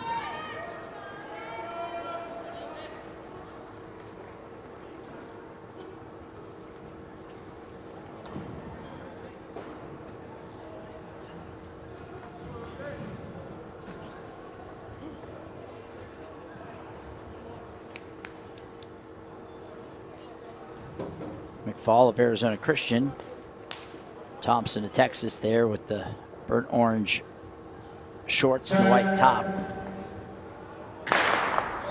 We saw Texas run very well in the 200-meter heats, almost all of them out of lane 6, that preferred lane. And then Amir Thompson going to get that same preferred lane here in the first heat of the 400. As we said, the key is being first to that break. And with only 2 athletes here, Thompson having no trouble getting to the front at the break. We'll see as he has to run kind of unchallenged here as a lone wolf here on a solo mission. We'll see if he can press through, run a time that he feels good about. Trying to hold his form all the way through the line. As I said, a short sprint star by trade last year as a prep, so getting stretched out a little bit by his coaches, maybe seeing what they have in a potential relay runner. And 47.64 is a very nice mark for the freshman, especially running unchallenged for the most part. So some young stars for Texas we saw in the 200 and now the 400, looking like they are in fine form early in this indoor season.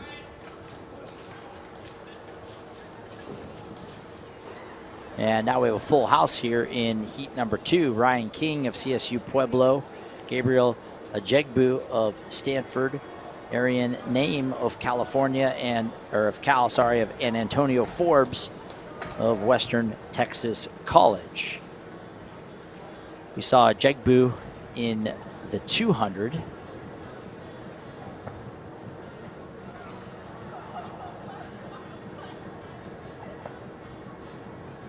So now we'll get a little better view of what I was talking about. There's a Jegbu with more of a full house here in this full heat of the 400, and the importance of getting to that break first to be able to swim in calm waters up front and not have to battle around your competitors.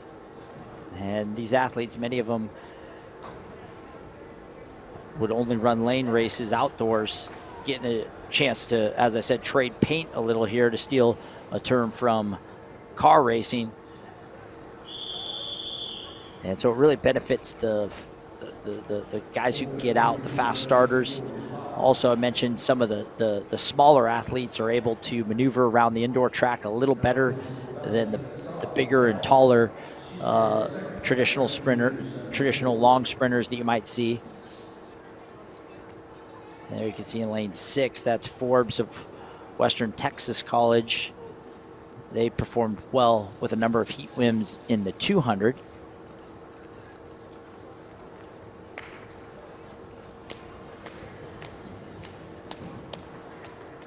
On your marks.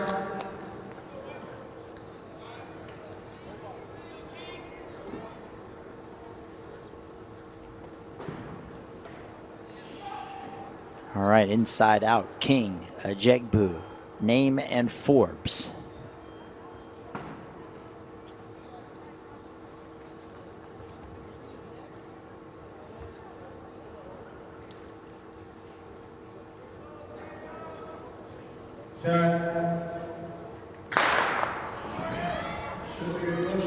And it was Forbes out well early, and as I said, that can be a benefit in these indoor 400s. A Jegbu running well in lane number 4.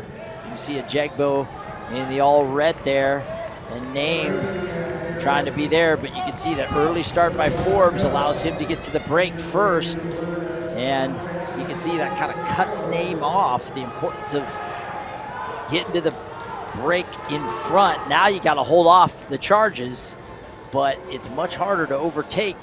As you can see, Name trying to do that, and Ford presses him wide, and here is, and Name not only has to navigate around Forbes, but also one of our officials there, and he does a good job. Arian Name, 49.12.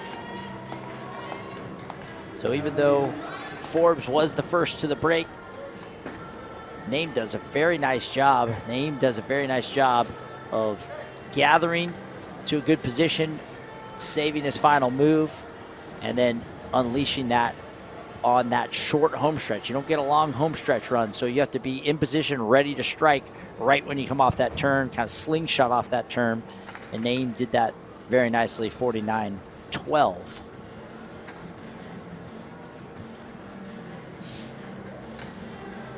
So saw Thompson with that 47-second first heat win. Now Name up for the heat win there in just over 49. So that mark by Thompson is a good one that will be the one for these athletes in these final 4 heats to chase. Section 3 now getting ready here as you see a Jegbu exit the track.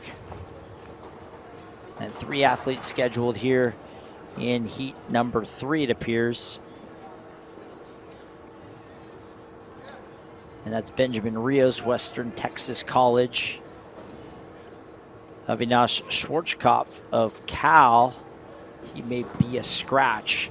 And then Bossman Pinkra, Angelo State with Ian Godwin of Cal on the outside. So yes, Schwarzkopf, open lane there in 4. So it's Rios, Pinkra, and Godwin. Godwin, the 800-meter specialist. He's run 149 for 800 meters, so dropping down here, getting some work at 400 meters.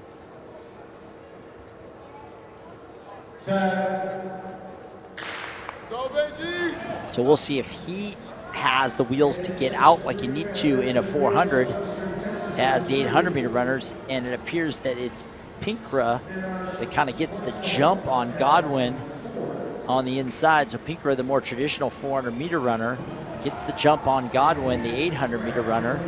And Godwin tries to overtake and beat him to the break, and he does just that. That was a really nice move down the home stretch by Godwin, and he uses that to vault himself to the lead, now beginning to separate from Pinkra. It's Ian Godwin, the 149 800-meter runner for Cal, the former community college star at Diablo Valley Community College in Northern California. And he will go gun to tape here in the 400, at least in his heat of the 400, 48.89, so dipping under 49 seconds. Very nice for the 800-meter specialist, getting some good speed work in. I believe the altitude conversion is right around 0.11 for 400, so that 48.89 might put him to 49.00 with the altitude conversion. He seems to like it. Thumbs up there from Ian Godwin. He's been a very steady middle distance presence for the Bears as they move from the Pac-12 to the ACC this year. So he'll be a factor on their distance medley relay team indoors.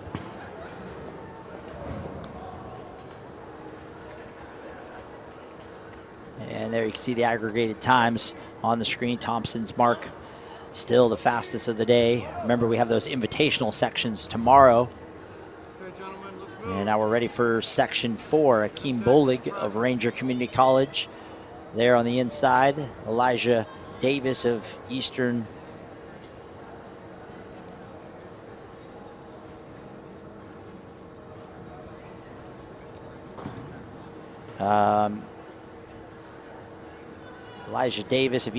New Mexico. Olufemi Cole of Stanford. This appears to be section 5 on the track. I don't know what happened to section 4, but we're just going to roll with it here. This could be Thaddeus Thurman of Arizona Christian, Elvin Belepe of West Texas College, Kyler Joe of Eastern New Mexico. It seems like they shuffled the deck a little bit here, and that's Casey Kincaid of Angelo State on the outside. So Thurman, Belepe, Joe, and Kincaid.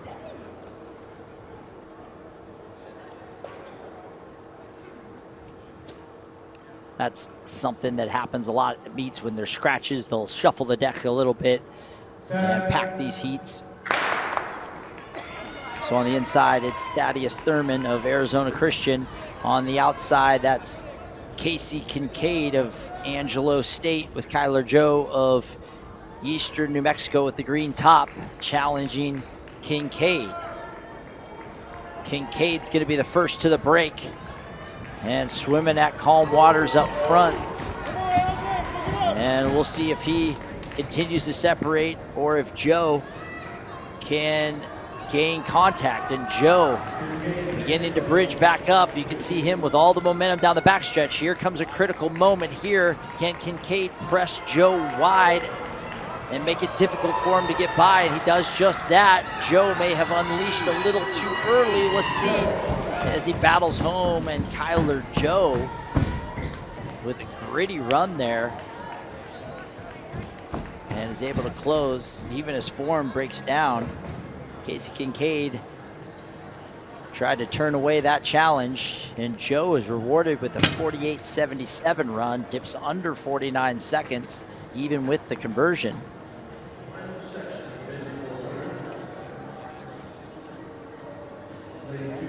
So it seems like they may have combined sections 4 and 5 once the scratches came through. So that was section 5. And basically they just rolled Casey Kincaid into section 5. And he finishes second in that heat behind Kyler Joe. And Joe moves all the way up to second in the aggregate there with one heat remaining.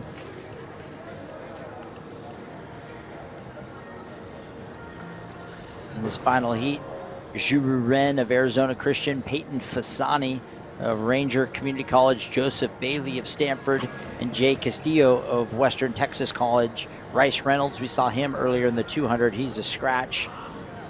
The great Iowa Prep 400-meter hurdle champ, Rice Reynolds. We saw him run very well in the 200. Looks like his day is done. He'll be back, I believe, tomorrow. So we'll keep an eye on Joseph Bailey, another 400-meter runner, 400-meter hurdler for Stanford, running out of lane number 4. And then Jay Castillo of Western Texas College on the outside in lane 6.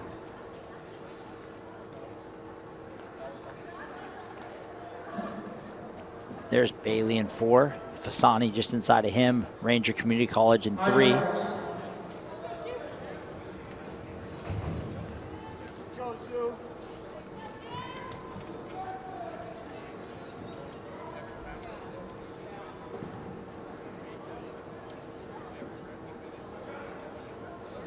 Inside out, Ren, Fasani, Bailey, and Castillo.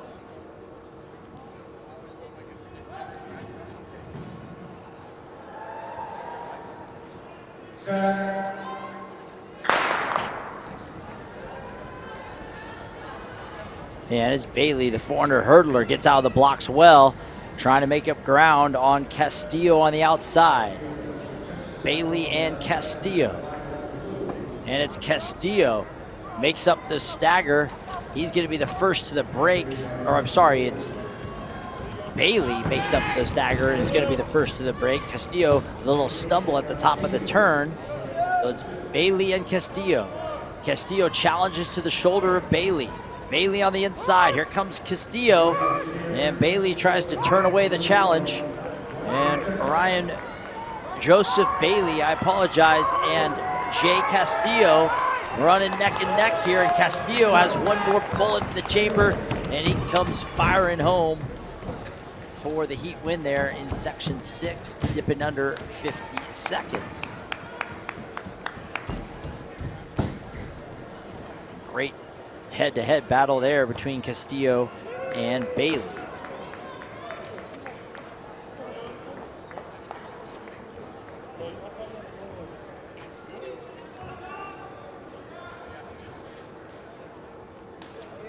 And there's Castillo. Good heat run there, win there, 9:49.59. That wraps up our men's 400 unseeded. A lot of our women's 400s coming up here. And there's the final results of those unseeded 400s. Thompson, the freshman, with that great run out of heat number 1. He kind of soloed that. Remember, there was only 2 athletes in that heat. And he's going to be a part of that relay pool for the Longhorns with all the great young sprinters that they've showcased here. And here's heat number 1 of our women. Lainey Jernigan of Angelo State, Mackenzie Collins of Texas, and Brianna Boyce of Western Texas College. Jernigan in the all yellow there of Angelo State. Collins in the middle with the white and orange. And then Boyce, Western Texas College. She was a All-American hurdler at the JUCO level, was Boyce. And it's Collins, though, that has made up the stagger early on. But keep an eye on Jernigan. She's right there as well. This is going to be a good battle to the break. It looks like Collins is going to be the first to the break, but they're all in it at the halfway point. Mackenzie Collins of Texas takes control of this first heat of the women's 400. And let's see if Boyce can run her down. Collins and Boyce. Mackenzie Collins of Texas. Here comes Boyce. But it's Mackenzie Collins holding her form well, trying to hold off the 400-meter hurdler. And it is Collins your heat winner.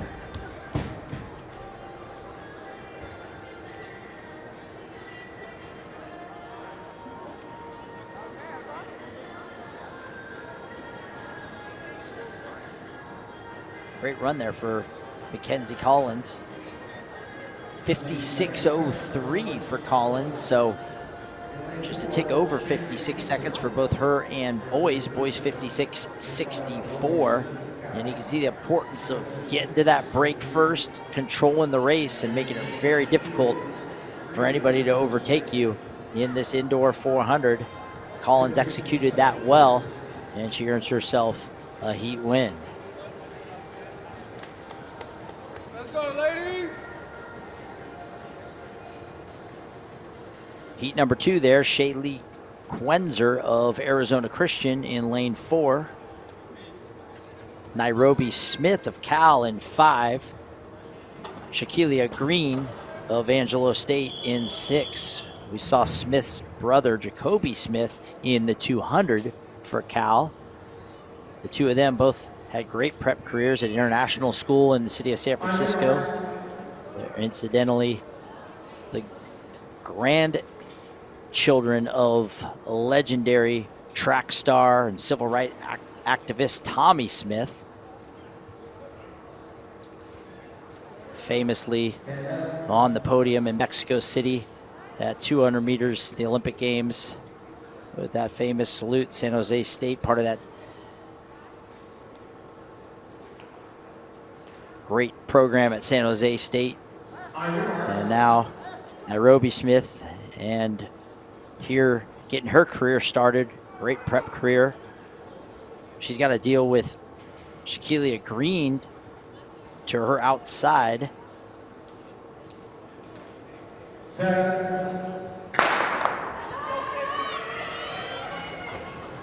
Green, the All-American JUCO star. Now for Angelo State, she was a hurdle star.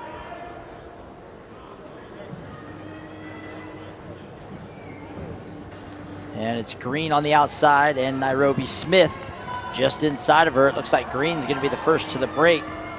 Shaquilia Green of Angelo State, the excellent hurdler, is putting it on this heat here in the 400. The freshman Nairobi Smith trying to keep her close, but it's all Shaquilia Green at this point for Angelo State. Shaquilia Green at the top of the turn, beginning to tie up just a bit, but inside of 50 meters to go, holding on, and a nice finish.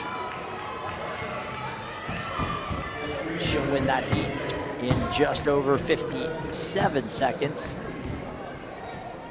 Got out very well over the first 200. And then held on. And that's something that a lot of these athletes early in the season might just need to feel that sting of the 400. And then the hope is over the course of the season, continue to add other elements of their race, more relaxed over that final 200 meters. Keep that rhythm going, but 57.67, an excellent run for Green of Angelo State.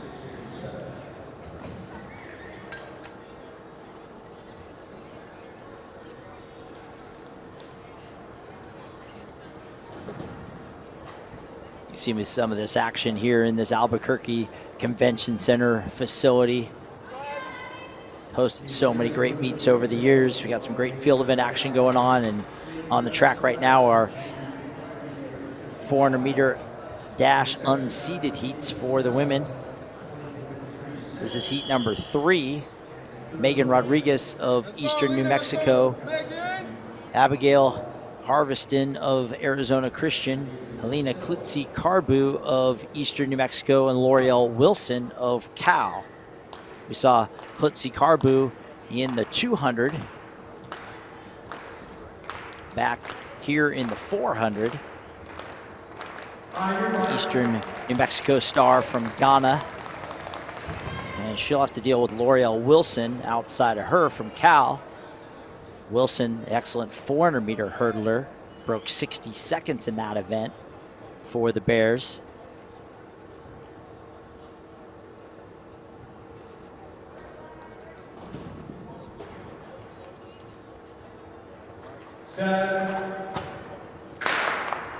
This should be a good head-to-head battle here. We'll see how Klutzy Carbo feels coming back after that 200.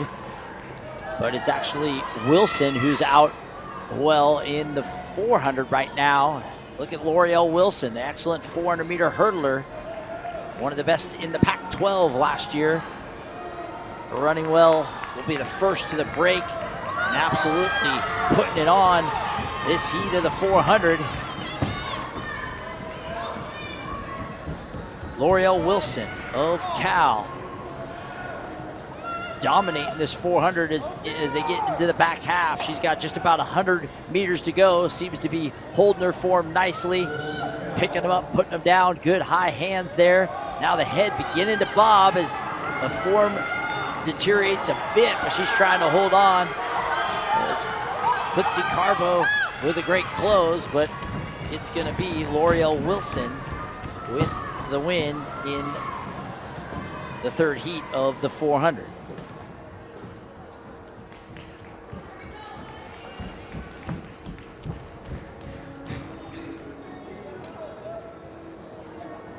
$57.43 for Wilson, $58.42 for Helena Klutzy Carbo.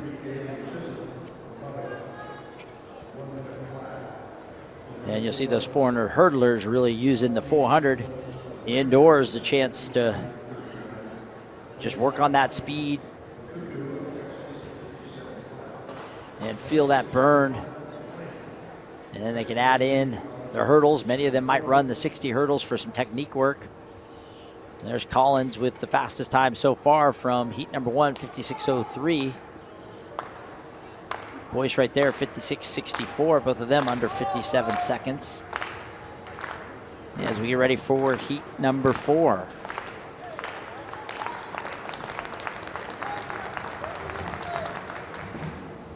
Just 2 scheduled to compete here in heat 4. Holly Okuku of Texas and Tawana McLean of New Mexico Junior College.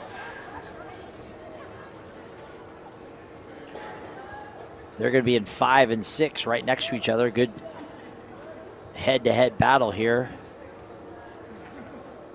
Okuku, the German star for Texas. She was the European under-18 silver medalist at 200 meters. And McLean, the Barbados native for New Mexico Community College, or New Mexico JC.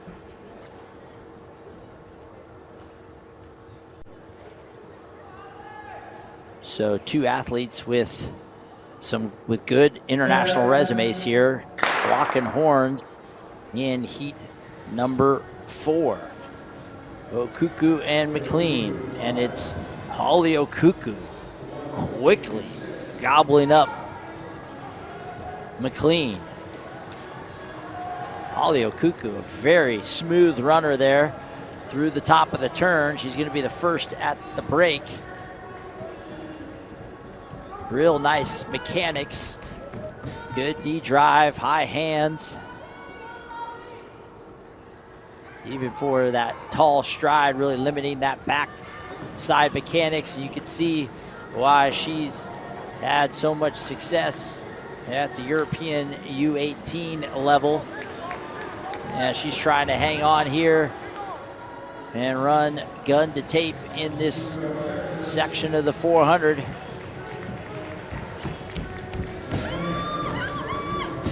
And a nice run there for Holly Okuku of Texas, 56.94. That will convert with the altitude conversion to just a bit over 57 seconds, but nonetheless a great run for Okuku. And she laments with her teammate that pain at the end of a 400. It's like very few things in the sport of track and field. Her teammate Collins, who won heat number 1. And the 2 of them sit 1 and 3 right now in these unseeded heats of the 400.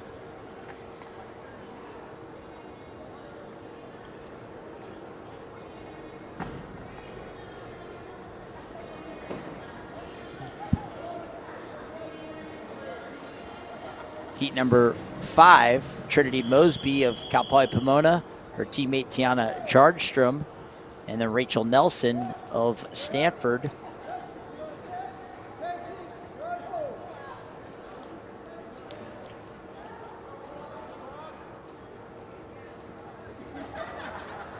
We saw Nelson in the 200, sophomore from the state of Texas.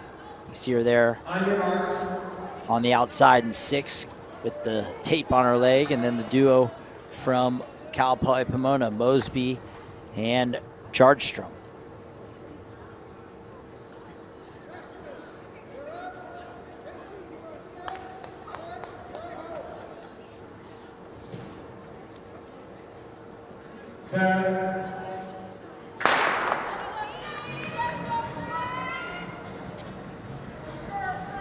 And it's Nelson out best, it looks like, with Jardstrom giving chase. Nelson and Jardstrom. Jardstrom going to try to do some work here through the second turn to try to be the first to the break, but Nelson beats her to it. Yeah, she slides over the top, and she is the first to the break. Jardstrom's going to try to close that gap and challenge now. But look at it, Nelson doing a nice job of filling up her lane, pressing Jardstrom wide. Now Nelson uses that to separate down the backstretch. Jardstrom trying to find one more push. Nelson ran well in the 200, trying to complete a nice day here for the Cardinals sophomore from Texas.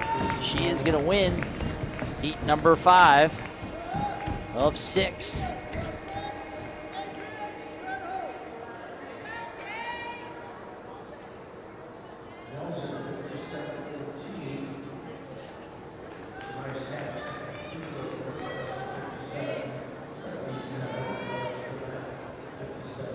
And there's Nelson, 1 heat remaining here. These women's 400s, the 600s, the next event on the track.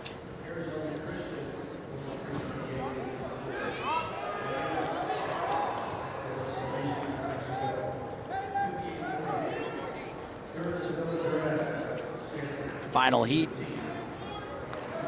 of this women's 600. Jade Roberts, Arizona Christian. Minerva Cerda Hernandez of Eastern New Mexico.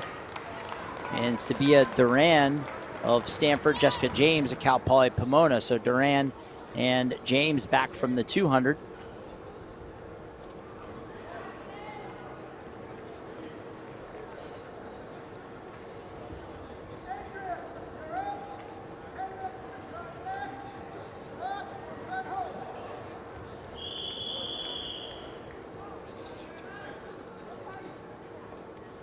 And we saw James win her heat of the 400. And there's Duran. Actually, that's Cerda Hernandez of Eastern New Mexico. Duran, the native from Albuquerque, Sandia High School. 400-meter hurdler for Stanford. Great Ivy League career at Columbia, and getting to run in front of most likely some friends and family here where she prepped nearby at Sandia Prep. And then James won her heat of the 400, or sorry, of the 200, now back here in the 400. And it's Duran who appears to strike first on James. Sevilla Duran, and she will be the first to the break, even though James had that preferred lane 6. James actually trying to challenge, but too little too late. And Duran gets that important pole position, fills up her lane, presses James wide. James is able to overtake as they go into the backstretch. Is it enough for her to slide to the rail? And it is a great move by James on the backstretch. We'll see if Duran can answer back. Jessica James, Sevilla Duran in a great battle here in heat 6. It was Duran first, now it's James. And Jessica James with a very nice measured effort. I don't think she got out as well as she would have liked. Had to kind of battle through that first turn of lap number 2, but is able to overtake and win the heat 57.66 over Duran's 57.85. And that wraps up our women's 400s. Our men's 600 is the next event on the track. That is scheduled for 6:15. So we'll be back in just a few minutes. You can see the results there of our women's 400. Actually, it looks like they have the men's 600 on the track ready to go early.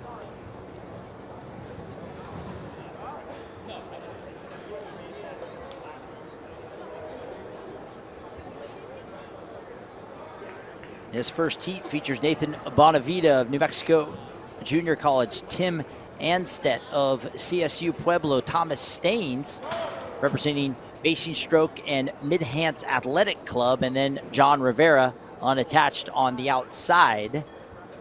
600 meters, at kind of a non-traditional distance for a lot of these athletes. A very confluence event. You get 400-meter runners stretching out. A lot of 400-meter hurdlers will use this for over-distance work, and 800-meter runners that drop down. And speaking of 800-meter runners dropping down, Thomas Staines there in the red and yellow top, one of the very best 800-meter runners at the Division II level ever for CSU Pueblo. Now the British athlete representing his British club, Basing Stroke Mid-Hants Athletic Club. You can see him there in the red and yellow. 6 heats of these 600s. And John Rivera on the outside, similar to that 400, the value of getting to the front and controlling the race. And it's Rivera who beats the former All-American collegiate record holder, Staines, the Division II collegiate record holder at 800 meters, Staines. He teamed to make that great duo with Reese Sharman Newell, who we saw earlier. And here they are through 400 meters very nicely, sub 50 seconds. So a couple 800-meter runners using this as an opportunity to come through under 50 seconds and really then battle. And it's Rivera and Staines battling. Rivera looks like he might be fully committed, and Staines looks like he has one more push coming home. And it is Thomas Staines. An excellent time for the Brit. 1:16.60. He really likes that. Look at him giving it up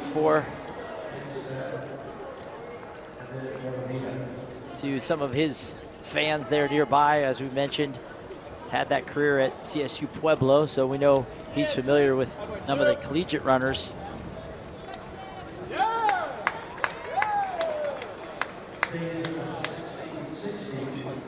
Great run for Rivera there, both dipping under 1:17.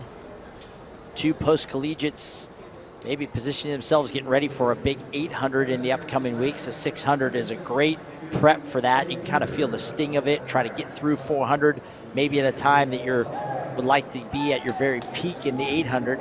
And it looks like Staines and Rivera both did that there.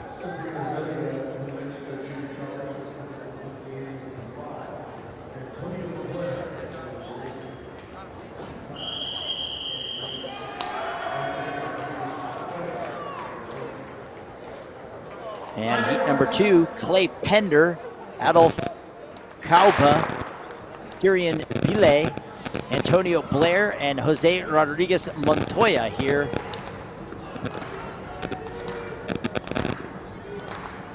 And on the inside, Clay Pender running well for Atlanta Track Club. Pender's going to be the first to the break.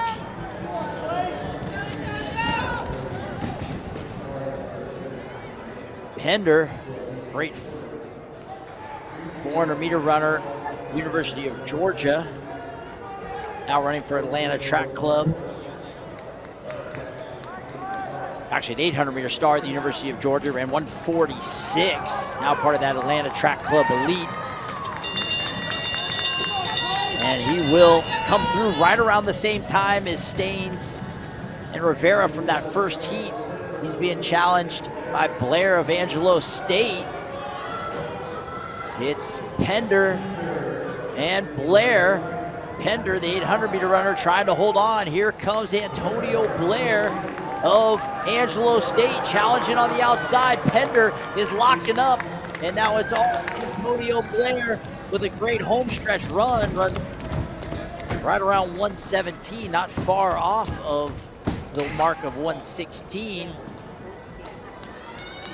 So Blair times his move very nicely and is able to overtake Pender, the great 800 meter runner, post-collegiate for the Atlanta Track Club elite. Nice run for Jose Rodriguez Montoya there, dipping under 120. It's a nice barrier to break in the early season indoors at the collegiate level. But Antonio Blair, that's a good event for Blair. He looked very comfortable with that 600 meter distance.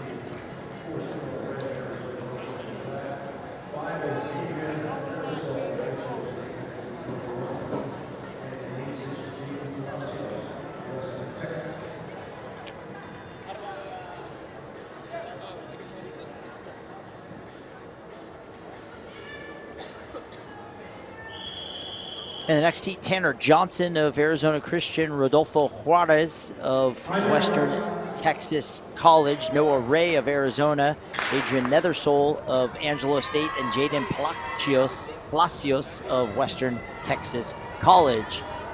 And it's Adrian Nethersole of Angelo State out well. Important to get to the front at the break, similar to the 400, maybe not as important as the 400, but it does help to kind of get out of traffic, swim in calm waters at the front. But there is a little more time and it's a little less aggressive of a pace to be able to make those moves in the 600. So it's Nethersole to the front, and then I believe that's Palacios of Western Texas College, with Noah Ray of Arizona now. And Nethersole trying to go gun to tape. Here comes Noah Ray, who laid off the early pace, makes a move to move up to second, but was that too much of a push for him and not enough to overtake Nethersole? Nethersole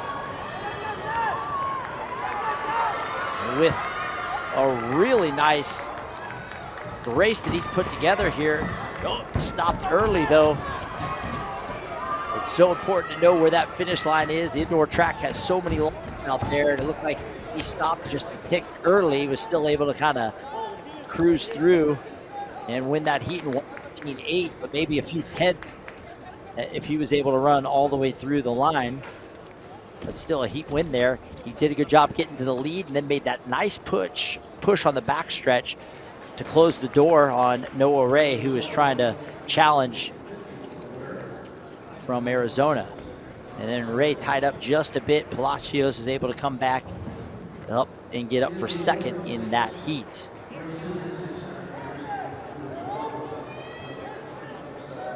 So you can see the aggregated times there.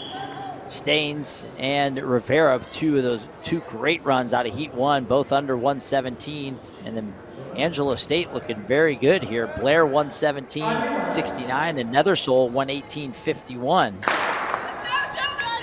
And our next heat, three athletes here: Joe Marcus Mireles, Damon Fraboda, and Julius Cheek.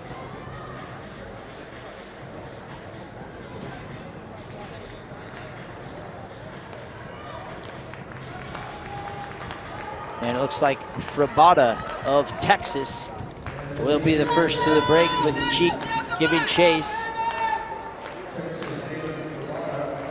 As I said, this is a confluence event. A lot of 400-meter hurdlers, even some pentathletes that might be using this for some 800-meter work. But then you also see those 800 meters runners like Stain and Rivera dropping down.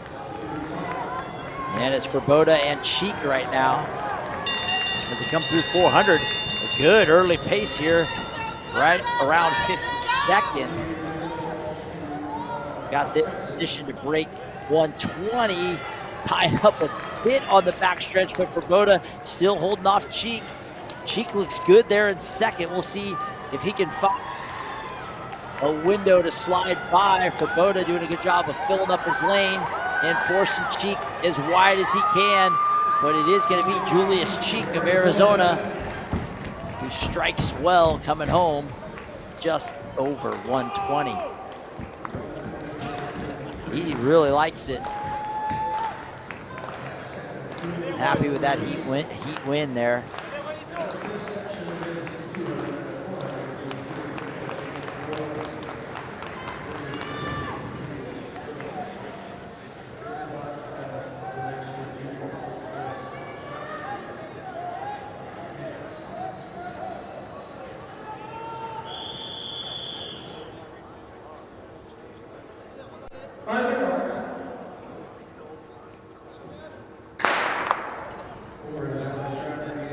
And now heat number 5, it's Jaden Morton of Arizona Christian, Erwin Derulo of New Mexico JC, and then a duo from Grand Canyon, Alex Rafferty and Dron Stevens.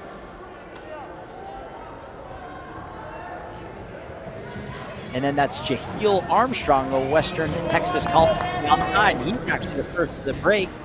Jaheel Armstrong of Western Texas College, and that's Jaron Stevens trying to bring him back. Armstrong is here in 5 of 6 in the 600. And Daralot of New Mexico Junior College trying to close the gap, and now it's Stevens with the big strike at the bell. And did he move too soon? We'll see if Armstrong still has one more push in him. It's Stevens and Armstrong. Jaron Stevens of Grand Canyon. Jaleel Armstrong of Western Texas College, but it's Jaron Stevens of Grand Canyon with the heat win at 119.4, dipping under 120. He likes it, and he gives you the Lopes sign there. Anything under 120 is excellent at the collegiate level, especially early season.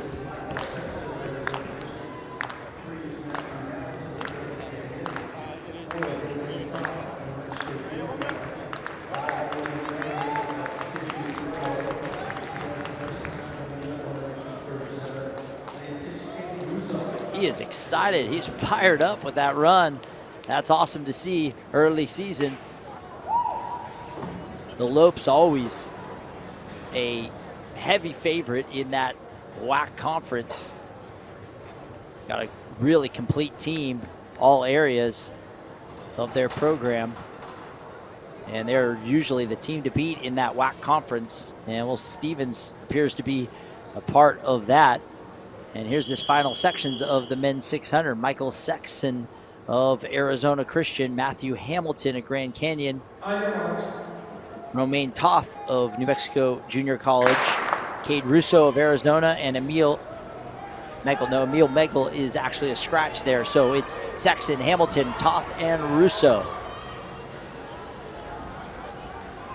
And it looks like Toth in the all red there in the middle of the track is going to be the first to the break. Russo is going to try to beat him over the top and is able to successfully do so. And we'll see how much he had to use to get to that preferred front position. And we'll see if Toth can answer back, with Hamilton still hanging around there in third. Russo and Toth. Cade Russo of Arizona at the bell, right around 53 flat. And Russo with a really gritty drive through that backstretch to just continue to hold that lead. The head's starting to come back. See if he can hold that form. Toth seems to be holding the form a little better, and that sets him up to have the big home stretch run. And Romain Toth with a very nicely measured effort and overtaking Russo, who did not leave anything for that home stretch run. You can see him kind of tying up there with just about 100 meters to go. Head comes back. That usually sends the backside mechanics back, and the rigor mortis begins to set in, and Toth's able to kind of stay smooth all the way through the finish and run 1:19.02, but Russo is able to dip under 1:20, 1:19.24 for the Arizona athlete, the Wildcat there. And that wraps up our men's 600.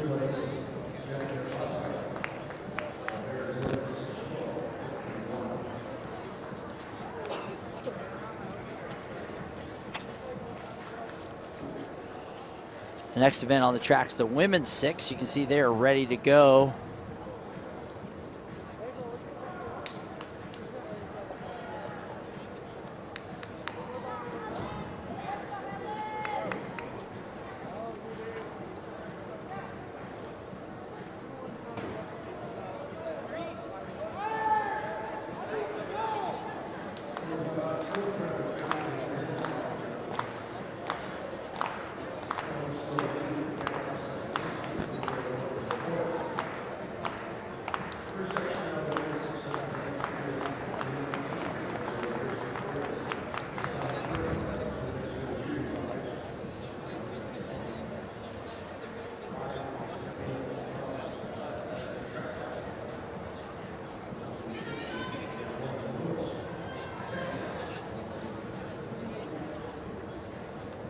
In this first heat of the women's 600, 4 athletes: Yema Keith of Arizona Christian, Yasan Pert of New Mexico JC, Camille Laus of Atlanta Track Club Elite, and Lauren Lewis of Texas.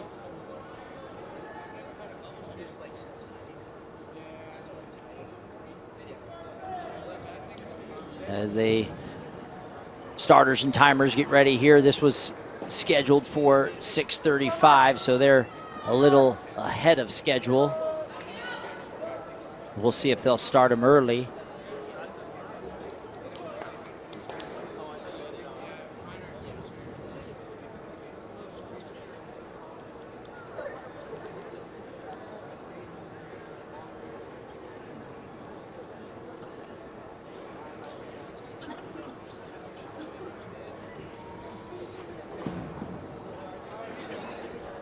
And there you can see they're asking the athletes to stay loose. That was a great men's 600. We saw 2 athletes under 117, 2 top post-collegiate men's 800-meter runners. You can hear the Banks clap here in this Albuquerque crowd, helping out some of our field event athletes. And there's our women's getting set for the 600 here. Lauren Lewis there on the outside for Texas. Camille Laus of Atlanta Track Club Elite. Those are 2 of the athletes we're going to keep our eyes on. Laus, a Belgian 400-meter runner-up this last summer. She went on to represent Belgium in the Paris Olympics as part of their 4x4. So we got a Paris Olympian right there with the red top and the black stripe across the chest. And Lauren Lewis getting stretched out a bit. She's an All-American, part of Longhorn Relays last year in the 4x4.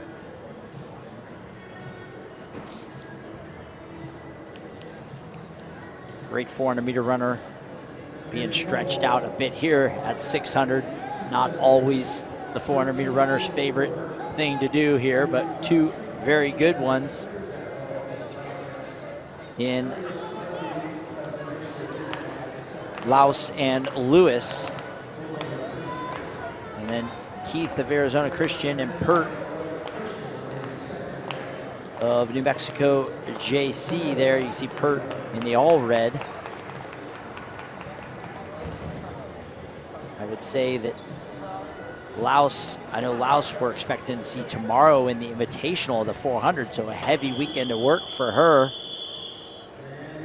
She's a part of that that Atlanta Track Club Elite.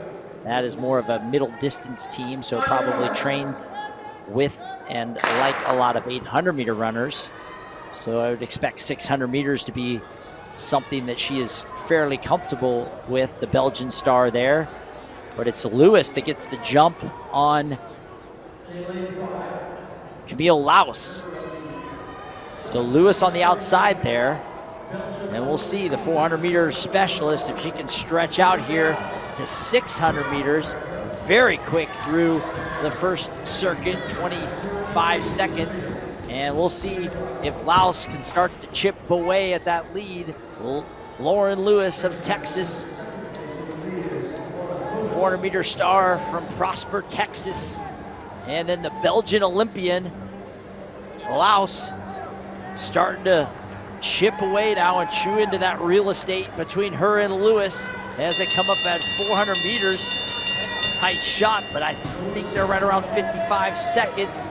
And Lewis trying to hold on. Now you can see the strength of Laos as she closes the gap and then flies right by. And we'll see if Lewis can kind of hold her form, tie a tourniquet in this race and still finish strong. But it's all Camille Laos of Atlanta Track Club Elite, a Paris Olympian for Belgium, the Belgian runner-up at 400 last summer, and on to the Paris Olympics. And she gets her indoor season started very nicely at 1:27.7. Love to see the way Lewis got after it. Aggressive early on, really stretched out there, and even a 1:36 is good work for Lauren Lewis as she works on her strength. But there is the Olympian Laos. You wonder, training with Atlanta Track Club Elite, maybe a move to 800 meters is something she's considering. Well, 1:27.600 and a fairly evenly measured effort at 1:27 indicates that maybe she has the strength to move out to 800 meters. We'll see. A great stable of middle distance stars they have in the Atlanta Track Club Elite. We'll see a few of them here over the next couple of days. And there's our first Paris Olympian of the evening. We have a few scheduled to compete in the men's Invitational 200, so stick around here live on FloTrack as we bring y'all the action here from the Albuquerque Convention Center, or the Dr. Martin Luther King Jr. Invitational.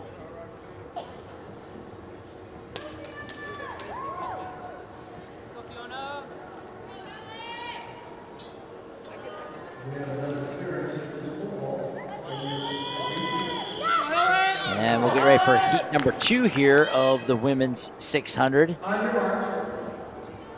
Roxy Alvarado, Fiona Holloway, Helen Braybook, and Alyssa Blockberger. So Braybook there in the baby blue. If you've been watching here on FloTrack, you've seen the CSU Pueblo crew run very well at the 3,000 meters. They had that great cross-country team. They're women that were 3rd at the national championships in cross-country, and a big part of that was Helen Braybook, the multi-time All-American. She was a top 15 finisher in cross-country, now dropping all the way down to 600 meters here, more of a longer distance specialist. She's one of the top ranked in the country in the mile and the 3K, and now dropping all the way down here to 600 is Braybook. So Helen Braybook, the British star for CSU Pueblo, multi-time All-American, led their cross-country team to their best finish ever.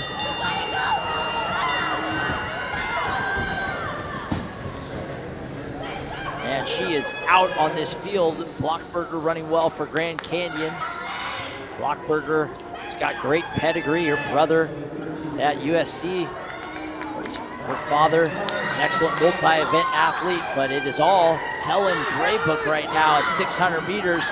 I would have loved to seen her in that previous heat doing battle with Lewis and Laust, but Braybook goes gun to tape, 130 there.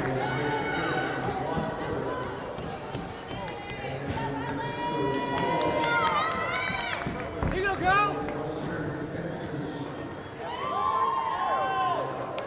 Braybook, the full package.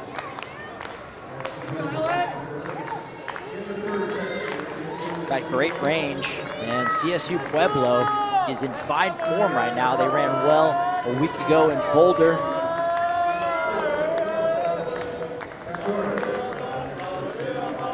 And how dangerous is that? That distance endurance background that Braybook has, and put some speed like that in the mix. And we're joined now by William Grundy. William, thanks for joining the broadcast here in the middle of the women's 600s. Yeah, for sure. And heat number 3 here on the track.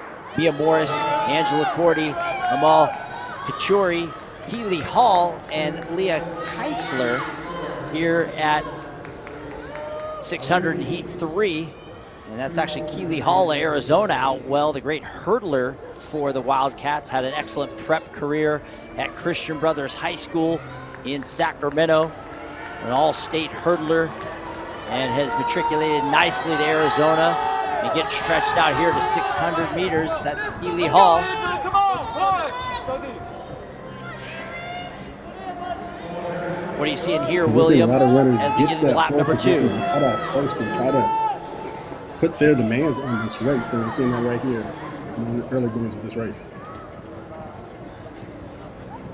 And it's Keely Hall still in control here. We'll see if the hurdler has the strength to head on over the final 200 meters. Great run from Keely Hall of Arizona, the star hurdler for the Wildcat.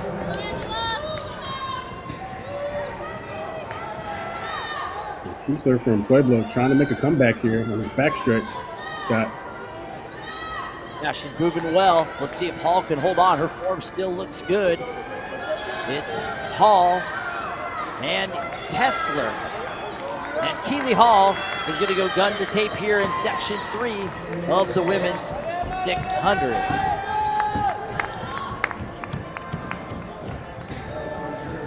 All right, William, I'm going to let you take over from here. And thank you, and I'll see you guys tomorrow at the Dr. Martin Luther King Jr. Invitational. William Grundy's going to take you the rest of the way here this evening. Thanks, Scott. Enjoy your evening. I'll hold the action down for you till you get back tomorrow. And we are getting ready to get started with section 4, 4th of 7, as we wait for the time to pop up from that third section. And there you go. Hall 132, Kessler 133.12, and Kachuri right there third, 136.02.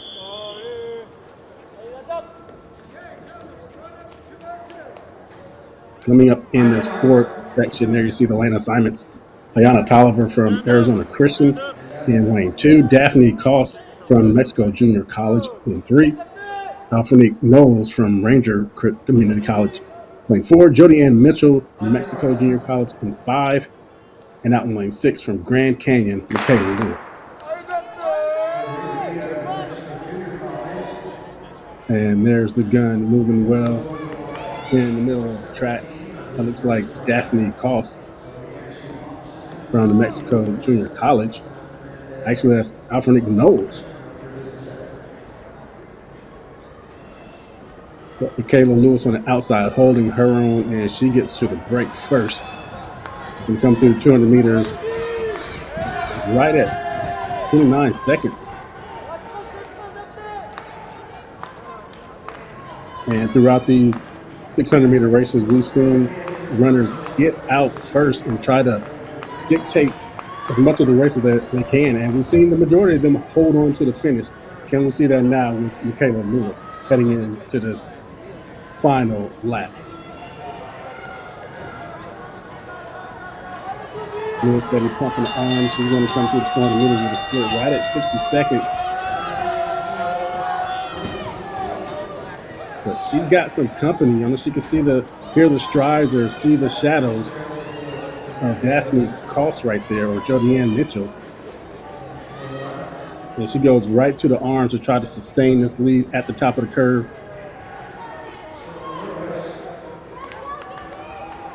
And here we go to the home stretch. She's leaving a little room there on that inside. But there's plenty of track on the outside, and Mitchell decides to take it, finishing with 134.5 for the win.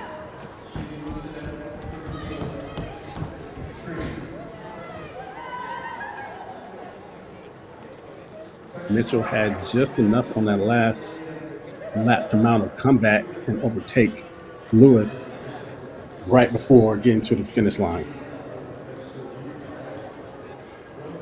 And there's her winning time, her heat winning time, 134.53. Lewis just a tad behind 135.05.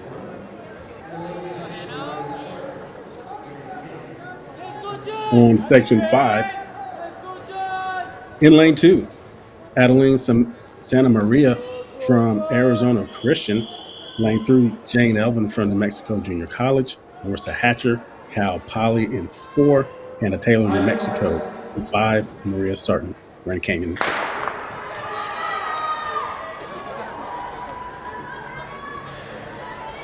So here we go with a full heat. Full deck of cards here, and it's Maria Sarton getting out early out there in lane 6 from Grand Canyon, excuse me.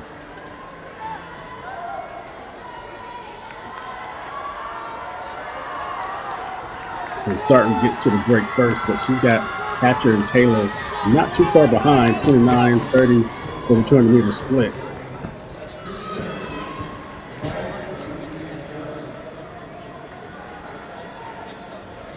And that's Taylor right up on the heels of Sarton on that backstretch. And Hatcher not too far behind, maintaining contact.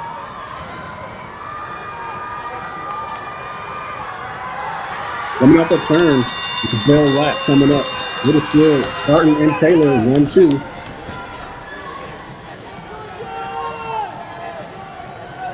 And Taylor tries one on the outside shoulder at the top of the turn. Unable to pass, but she's getting another mount. And she's able to do so before this final turn. That's Hannah Taylor from New Mexico in the lead. Here, Sarton can now come back with her own to get the seat win, but it's going to be Hannah Taylor going straight to the arms. Got her swing off the turn, and she's going to get the win right at 132.5 unofficially.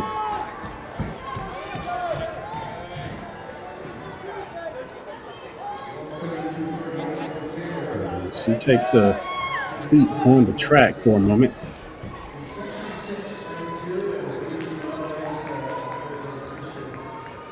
She gets a hand there from, looks like Marissa Hatcher.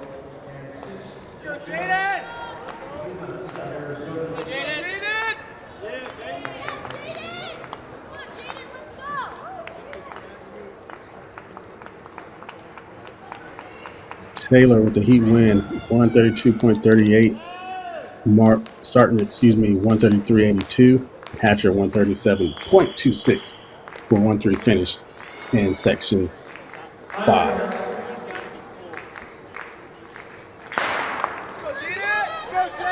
All right, folks, here we go with section 6. We have Lucy Lovelace, Riley Gutierrez, Macy Morales, Jaden Heron, and Dunja Sycamore out there in lane 6. Like Jaden Harris from CSU Pueblo making up the stagger on Sycamore on her outside. And she gets to the break first. Right around 29 seconds for that first 200-meter split. But still, Heron and Sycamore run a 1-2.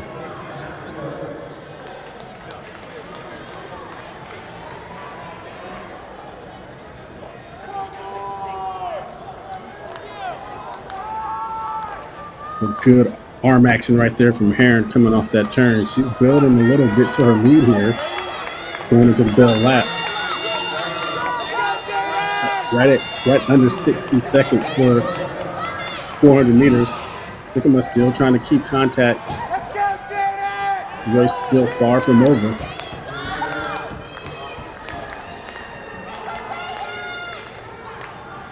Sycamore putting in that work, but to no avail. It is still Jaden Heron coming off this turn. Two-girl race here, as it has been much of the 3 laps. But this is all Jaden Heron, CSU Pueblo, skating through for the heat win. Dunja Sycamore from Arizona right there in second. And looks like Briley Gutierrez from Angelo State sliding into that third position for heat 6.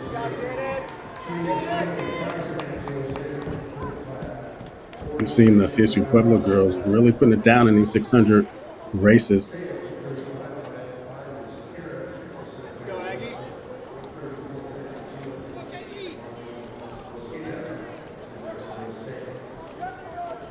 It's going to take us to heat 7. First, check out these final stats from heat 6.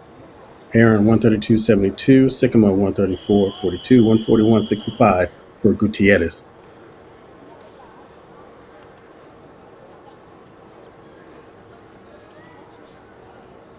On your marks. Stand up. Stand up. Oh, little antsiness there in lane 3 from Kaylee Price. On your marks. Give it a refresh here. And here we go. Start to the final 600-meter section for the women. Kaylee Price in lane 3, Amanda Radava, New Mexico State in 4, Kara Mickelson, Arizona 5, and Marlene Mosqueda from New Mexico State in lane 6. Mickelson put in that work out there in lane 5, making up the stagger on her outside and gets to the break. Let's go, Aggies! Come on! And she comes to 200 under 30 seconds ahead of the pace from the previous heat.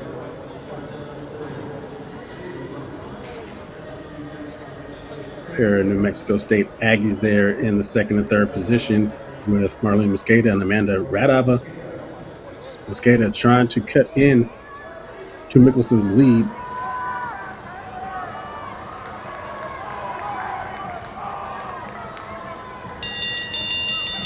Come on, guys! Make a move! But right at 60, and it's still Kara Mickelson from Arizona.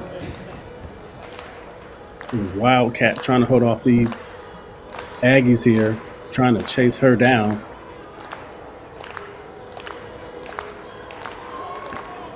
But good form there still from Mickelson, good arm action, still some front mechanics, but now it's the Aggie fight there. A little arm tanglement there.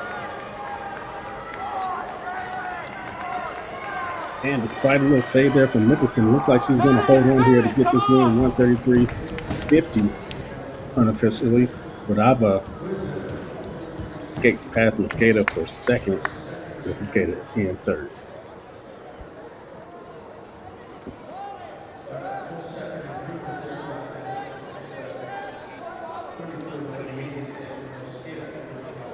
So Mickelson, Arizona 133.61, Radava 134.98 and 135.80 for Mosqueda. It's your 1, 2, 3 cap off the 600-meter races. So we lost from first section. Her 127, very impressive, holds on for the win. Braybrook and Lewis 130 apiece in second and third. It will segue us right into the final race of the evening, and that is the seeded section or invitational 200-meter races, starting with the men.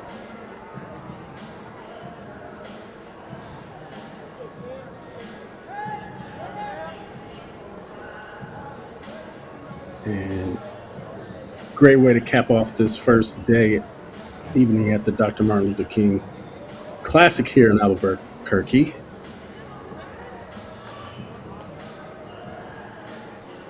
A lot of balloon rides going on here in the city today. And we had some great weather, great way for the athletes to stay off their legs. Get on the balloon and take in the sights of beautiful Albuquerque.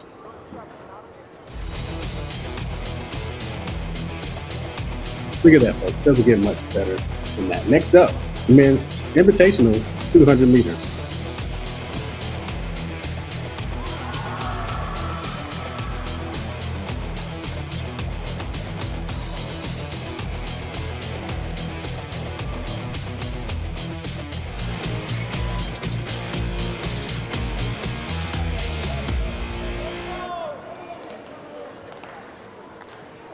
So, day one of 2 fabulous days of track and field here, inching toward the end.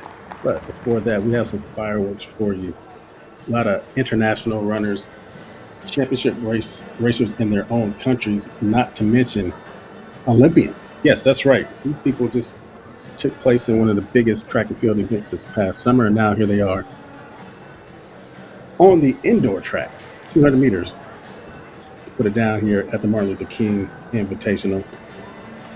We're going to have some fireworks here tonight, folks. We have French sprinters, Jamaican sprinters, American sprinters, and some of the best in college track and field all going to do battle one lap around this 200-meter track here.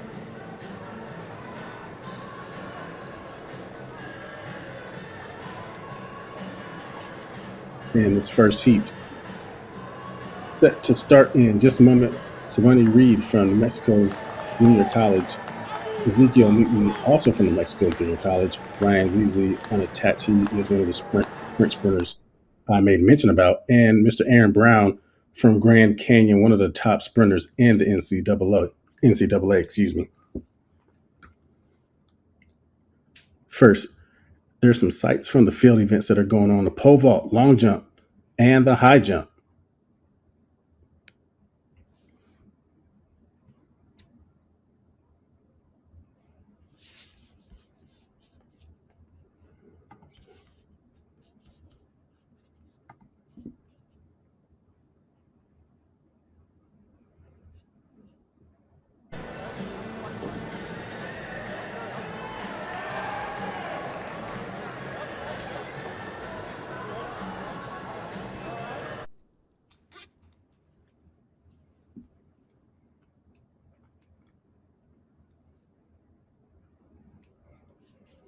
And we are still minutes away from the start of the men's Invitational 200, set to begin here at 7 p.m.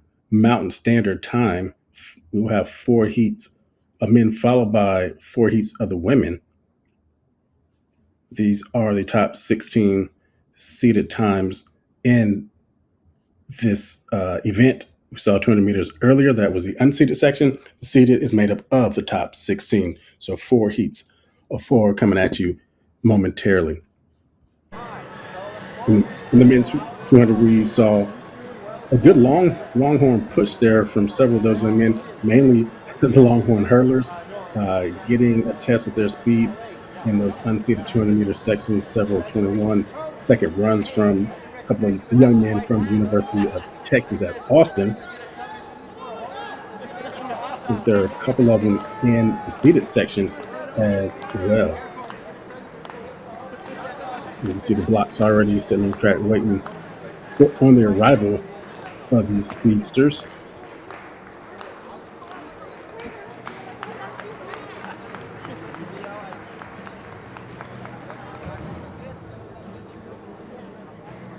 And as my partner Scott mentioned a couple times earlier, we have some Paris flavor in these heats for you. Said Olympians, some even medalists coming at you in these 200 meters. So sit back, relax, don't go anywhere, because once they're on the track, it won't last long. If you're up and over in the high jump, and an up and over in the pole vault too.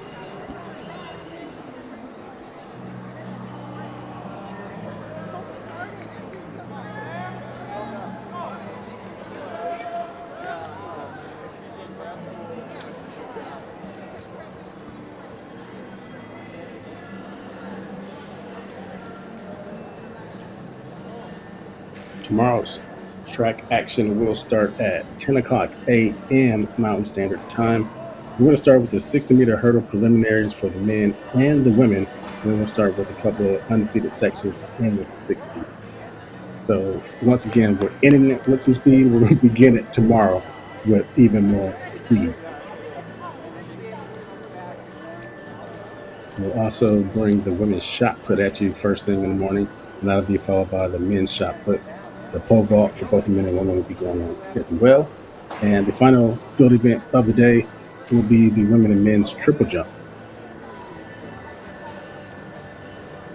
To get a glimpse of, again, the field action for today, and that's the men's pole vault, men's and women's long jump, and the weight throws are going on at the same time.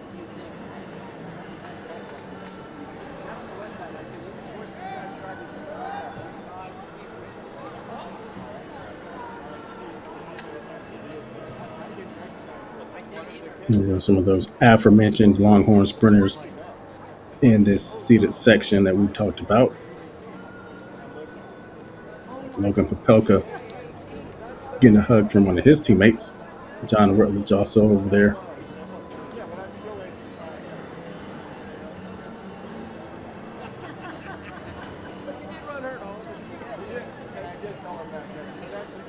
All men's 200-meter dash invitational runners should be at the track. All men's 200-meter dash invitational. And his first section taking the track just moments away. Shavoni Reed will be in lane 1, I believe. Actually, he's going to be in lane 3. New Mexico Junior College's own. Said Jamaican Roots. He has a 20.76 personal best in the 200 meters. Opened up just a couple of weeks ago with a 688 in the 60. So looking to get his 200-meter season started. Ezekiel Newton, his teammate at New Mexico Junior College, will be in lane 4. He went 675 in the 60 last week at the Corky Classic over in Lubbock, Texas. And you see Ryan Zizi unattached. Zizi is one of those Frenchmen we discussed who represented France in the European Championships and the Olympics. He has a 1990 personal best in the 200 meters. Out there on the outside is Aaron Brown from Grand Canyon, Dallas, Texas native. He spent 1 year at Sam Houston State, then transferred over here to Grand Canyon. He has a 21.09 personal best in the 200. And he did that just last month at the Spokane Indoor Invitational. So locked and loaded first heat.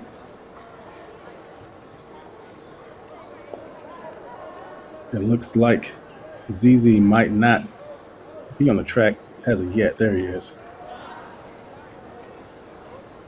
So we'll wait a couple moments for him to get his block situated.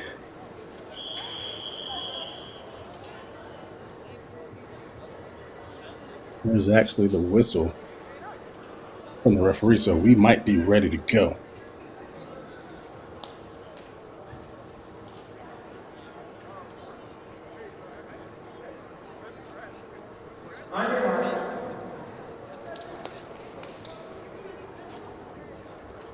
Again, reset here. Reed in lane 3, Newton 4, ZZ 5, and Brown out in lane 6.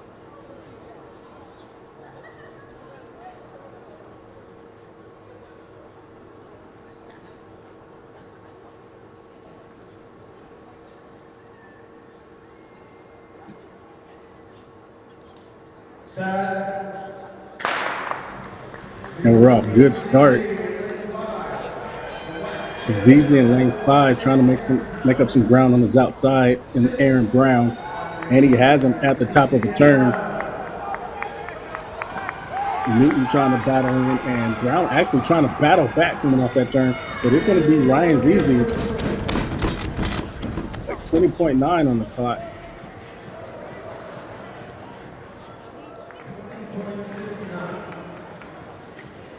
ZZ, the freshman, getting the win, utilizing a very good start and coming off that turn, swinging into the lead.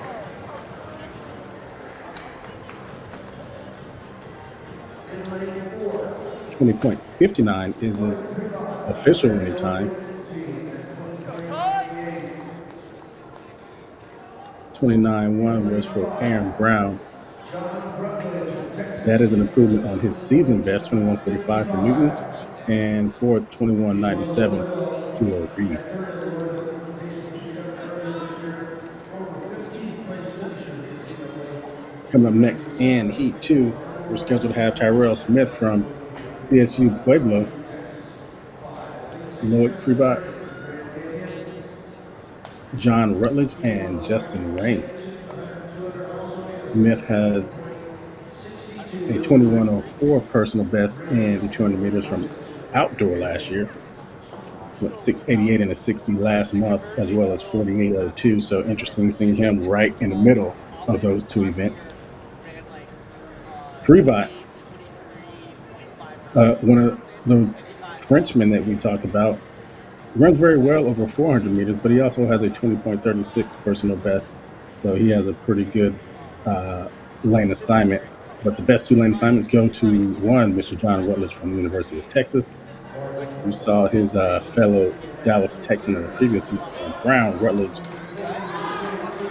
representing the University of Texas. He ran 33.34 last week at the Arkansas Invitational, has a personal best of 20.36 in the 200 meters. He was also last year's Big 12 champion. Justin Raines from Grand Canyon out in lane 4, 20.81 is his personal best.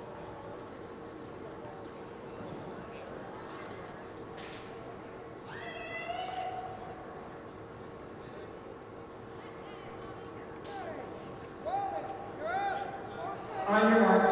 And the gun is up.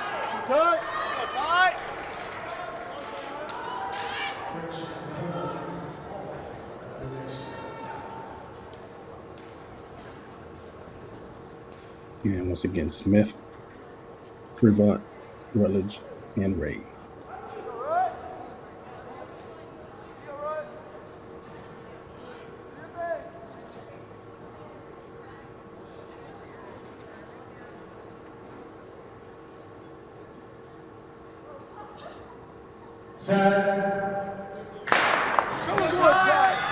And here we go, another fair start. It is Raines getting out very well in lane 6. Rutledge and Prevat trying to make some up here, and they're doing so right in the middle of the turn. Then they swing off. It is Raines getting out really getting his giddy up there, but he's able to hold on for the win, 20.9 unofficially.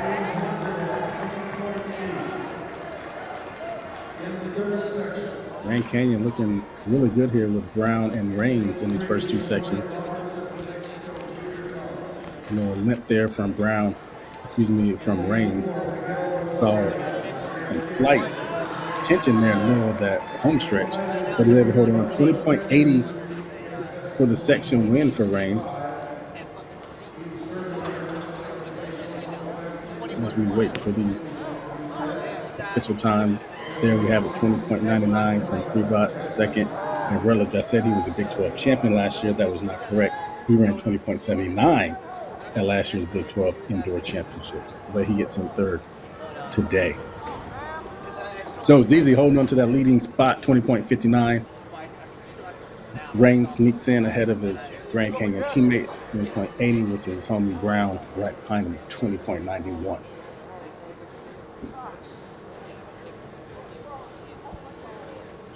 And we have some more action-packed sprinters here in Heat 3 for you.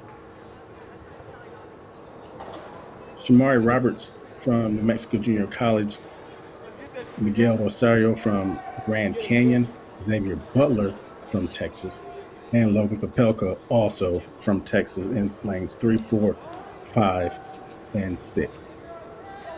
Roberts ran 6.82 in the 60 last week in Lubbock, so he's getting this season started here in the 200s.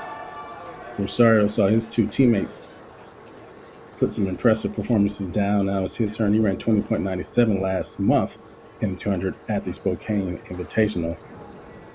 Butler in lane 5 ran 20.99 just last week in Arkansas, and Popelka went 32.84 in Arkansas in the 300 for that win last week.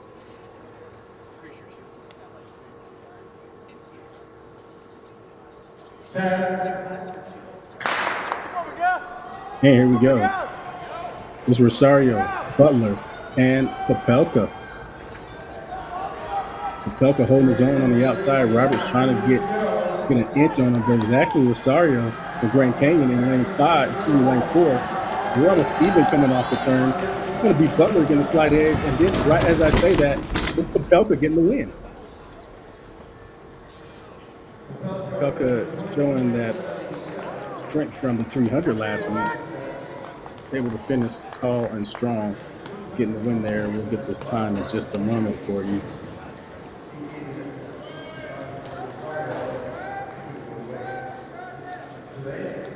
.77, so that might slide him into the 2 spot.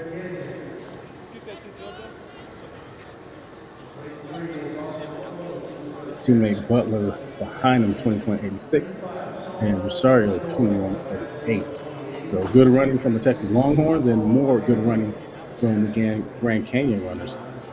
And it does slide Popelka right in front of Reigns and right behind ZZ with his 20.59 from that first section. All women's 200s, please start reporting to the track. All women's 200s, please start reporting to the track. Moving on, we have the final heat of the men's Invitational 200. We have yet another Grand Canyon sprinter. They are really flexing their muscles here today, and that is Joseph Harding, going to be wrapping it up for Grand Canyon in lane 3. Austin Cole, Canadian sprinter, scheduled to be in lane 4. Solomon Odonker from San Angelo State in 5. And Pablo Mateo scheduled to be in lane 6.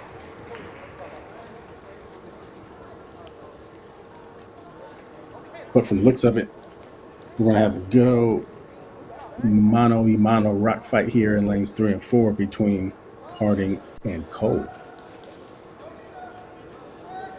Cole, more of a 400-meter specialist, but he does have 20.90 personal best in the 200.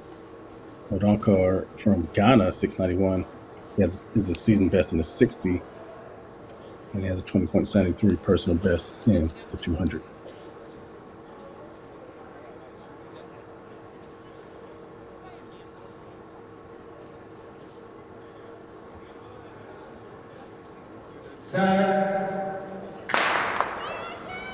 Here we go, Cole and Odonkor.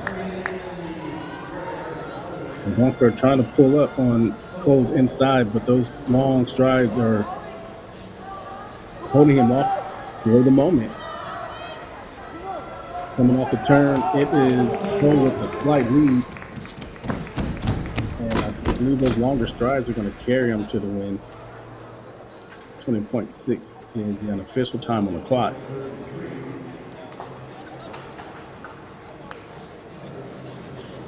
And you see those two dap each other up.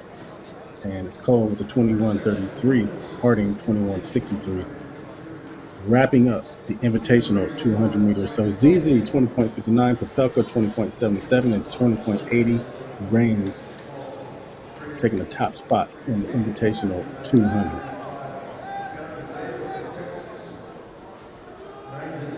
And taking it from the men, we now move on to the women's Invitational 200. And Heat 1 already taking the track. In Heat 1, we saw her compadres from Grand Canyon do work in the men's Invitational, and Atina Racing is going to get her opportunity. She is in lane 3. Her teammate Cassie Small is in lane 4. Kenandra Davis and her Texas teammate Ramaya Elliott are out in 5 and 6. Racing, the native Jamaican ran 7.59 in a 60 and 24.17 this season. Cassie Small has dabbled in the 60 meters this season. She ran 7.59. Kenandra Davis, she is from Fort Worth, Texas, where she went to Georgia prior to heading to Austin. She has a 22.74 200-meter personal best. She was second last week in Arkansas at the 300 meters, second to Ramaya Elliott, who is in lane 6. So yeah, 32 32.73 and 37.73 and 37.28. Davis and Elliott are stepping down in distance tonight.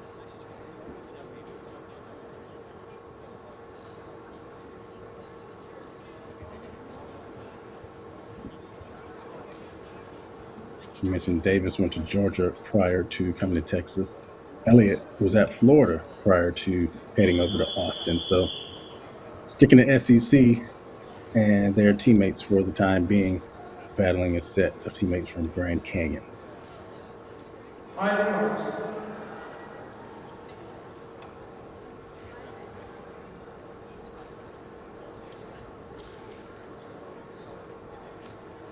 I think in the men's invitation 200, we saw the importance of drawing good lane assignments. 5 and 6 have less of the tight turns, allowing them to get out onto the straightaway faster before lanes 3 and 4.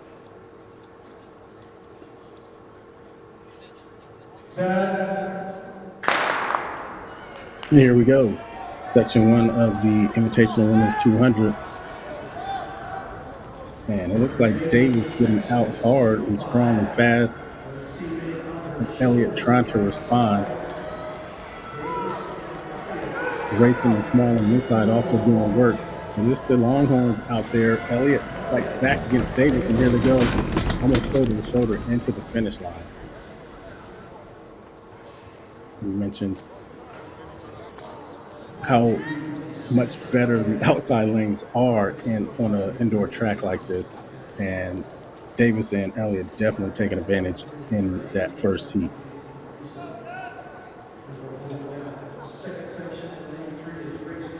Elliott coming off with a 23.26 time for the win. 23.36 was Davis, 24.30 for small, and 24.41 for racing. Now on the heat 2, we have Grace Conrad, Aaliyah Ryford Dellum, Tess Stapleton, and Kayla Garrett all scheduled to be in this heat. Conrad, the Canadian sprinter, mostly competes in the 400, but here getting some work early in the indoor season on her complementary event, the 200, to make her form better. She attended Trinity University up there, should I say, in Canada. Dellum from Grand Canyon, another French athlete.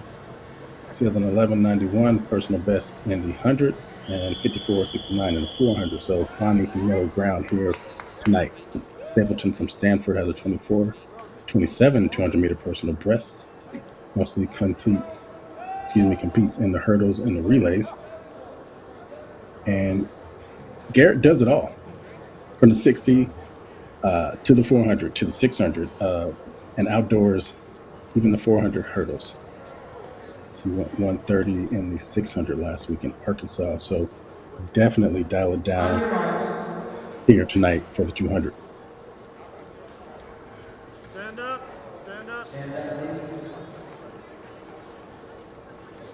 And it looks like Dellum had to do some block work. Some adjustments there.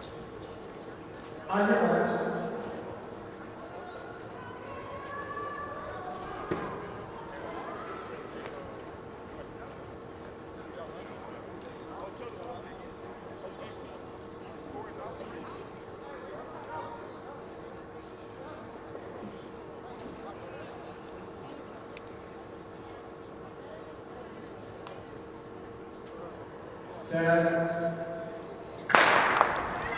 And we're off. Section 2 of the Invitational Women's 200 meters. This Garrett on the outside trying to hold off Stapleton, who's charging hard. Conrad down there in lane 3 also moving well. And it's Conrad making up the stagger on everybody. Being the hurdler, we'll see if they can reel her in, but I doubt it. 40-meter specialist runs home to the win to the tune of 23.6. She's also a registered nurse, so any medical emergencies that happen this weekend, put her in the phone booth to change her uniform and put her to work.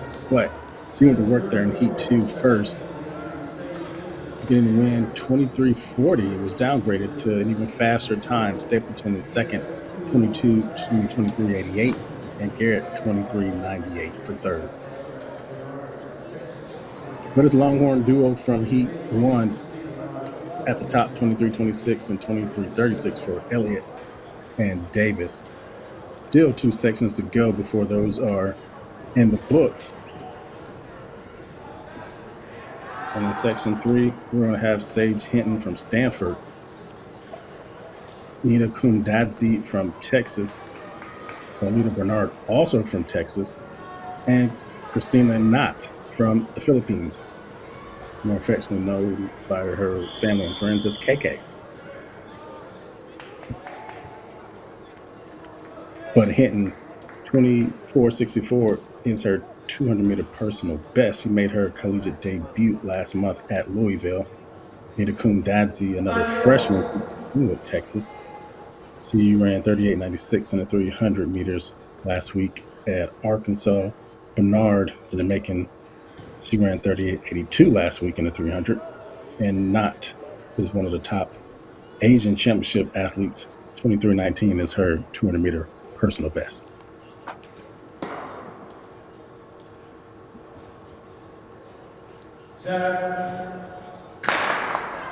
And there's a gun for section 3. Hinton, Dadze, Bernard, and Knott. And you can see Knott, Bernard, and Dadze doing work out there in the outside lanes.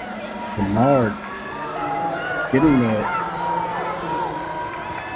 advantage there coming off the turn. Can she hold on to it? Not trying to battle back, but to no avail. It's going to be Carlita Bernard, I believe, getting the win.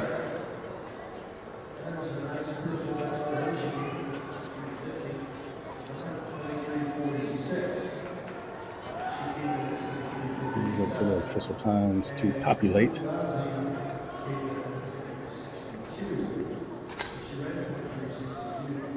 It is 23:27 for Bernard. That's going to put her right up there in the mix near the top with her teammates. Not sliding in there for second, 23:46, and Kumdadze, 23:62, third in that heat. So right now it is a Longhorn trio at the top, as Bernard slides in between Davis and Elliott from section 1.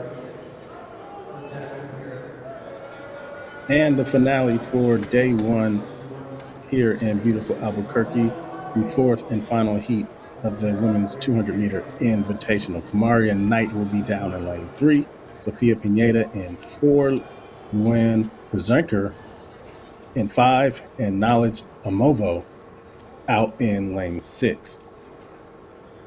Kamaria Knight, just another Jamaican. She went 7:55 and 24:90 last week at the Corky Classic in Lubbock, Texas.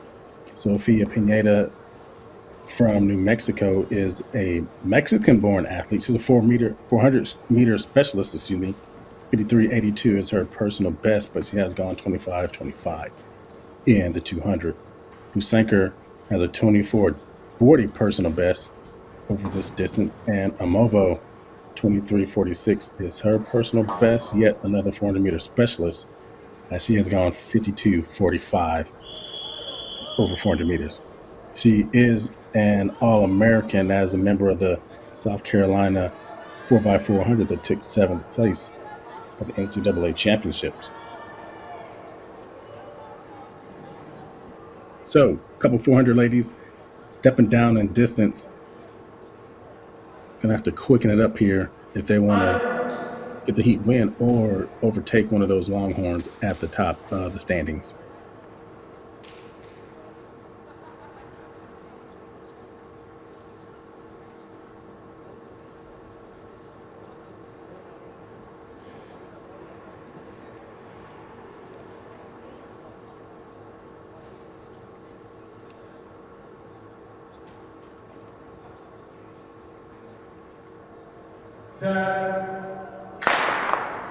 Here we go.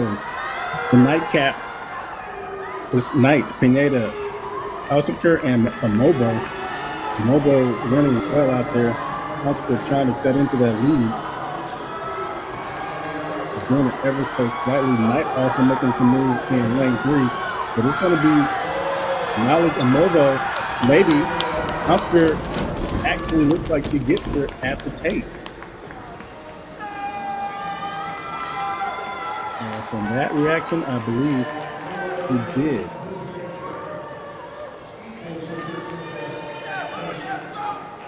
He ran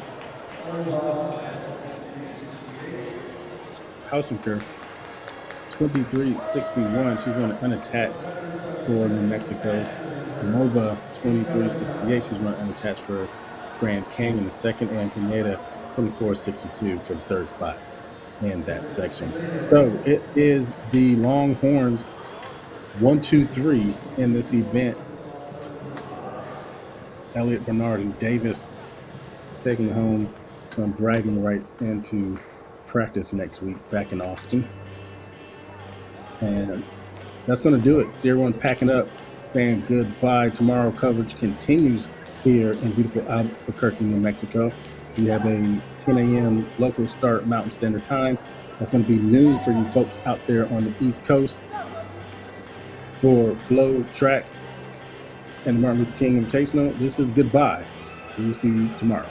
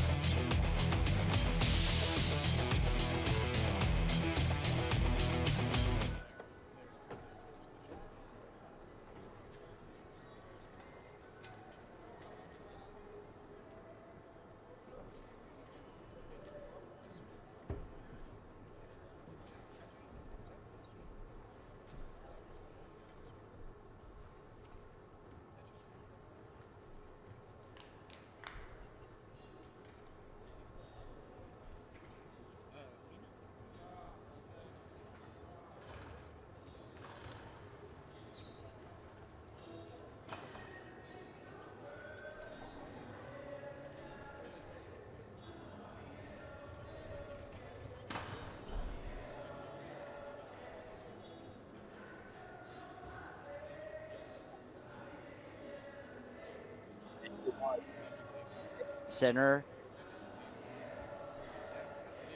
Sorry, some technical difficulties there, but we are ready to start day 2 of the Dr. Martin Luther King Invitational here in the Albuquerque Convention Center, beautiful Albuquerque, New Mexico. We had outstanding day of competition yesterday here at day 1. Top collegiate competitors locking horns, getting their indoor season started at this world-class facility in the Albuquerque Convention Center that's been the epicenter for track and field on the West Coast, but also nationally, hosting numerous national championship events right here in this facility. And you can see a great shot of what we can see coming up here, which is our 60-meter hurdle races that are going to kick things off inside the oval.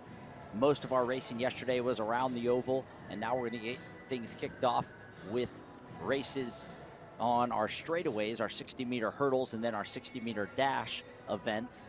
Again, we saw some of the top competitors collegiately really get their seasons kicked off here. Some of the top runners in the Big 12 or the ACC conference getting things started here. The 60-meter hurdles is a big-time indoor event, one of the shorter races, and really requires a lot of key technique to get things going for a lot of these high hurdlers that run outdoors.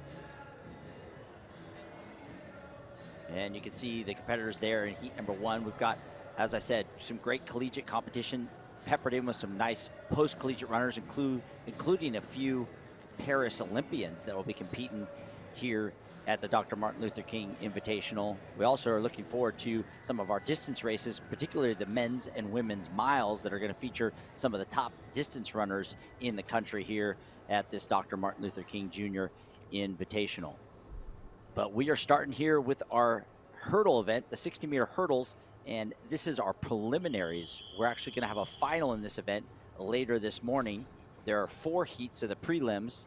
The top 8 will advance on time to finals later this morning. So here is heat number 1. You have Prosper Ekporere in lane 1, Bogdan Vidojovic of Arizona in 2, Kendrick Smallwood of Texas in 3, Zachary Eckstein of Arizona in 4, Devanisea McCarthy of Grand Canyon in 5, Cody Blackwood of Texas in 6, and then 2 from Grand Canyon on the outside or at the bottom of your track, Francisco Marquez and Cameron Wilmington. You can see them there in the purple in boxes or in lanes 7 and 8.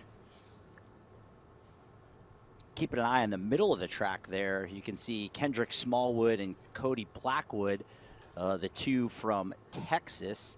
Those are both strong 400-meter hurdlers for the Longhorns. We saw them yesterday in the 200. And then Zachary Eckstein of Arizona in the red top there, bending over in lane 4, about to enter the blocks with the black headband.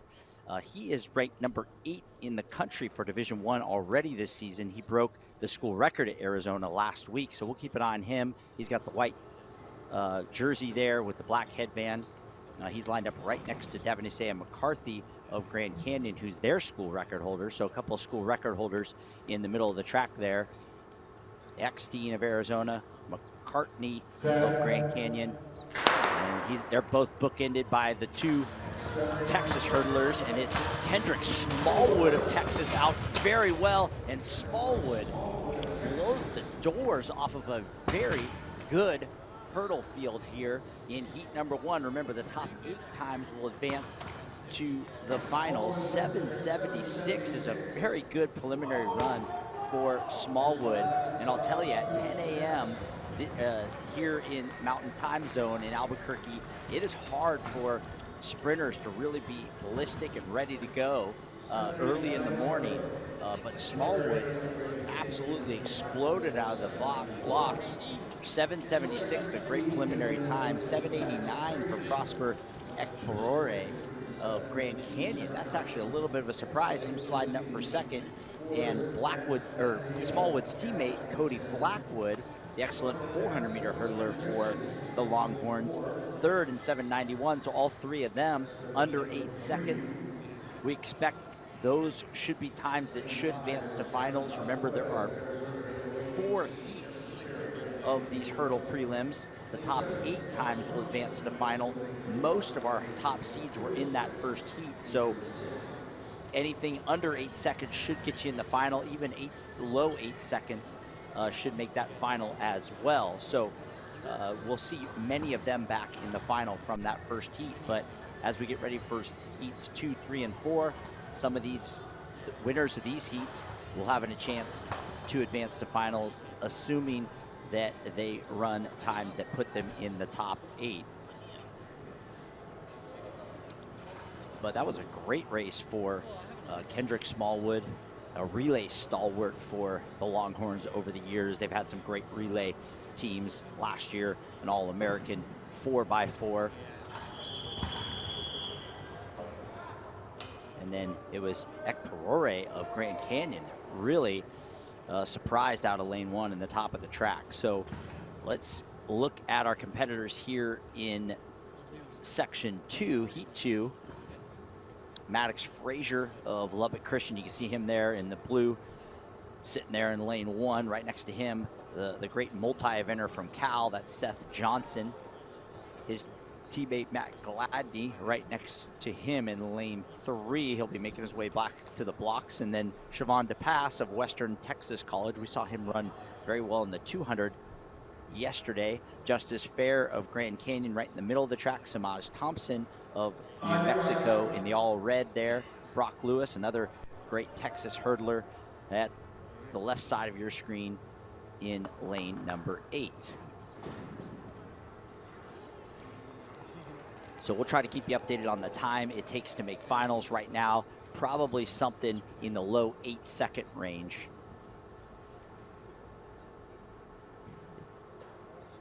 In this 60-meter hurdle event, you're going to see a lot of obviously great hurdlers, but you will see some multi-eventers, some heptathletes and decathletes that will participate in this event as they're trying to get themselves ready for a heptathlon coming up possibly in the next couple of weeks indoors. Seth Johnson for Cal, an example of that multi-eventer for the Bears. And you can see the confluence of teams we've got here.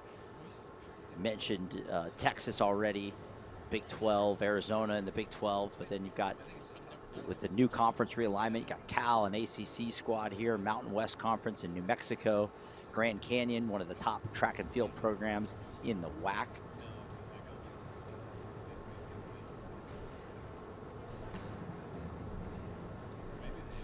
And just a great way to kick off that indoor collegiate season here in Albuquerque.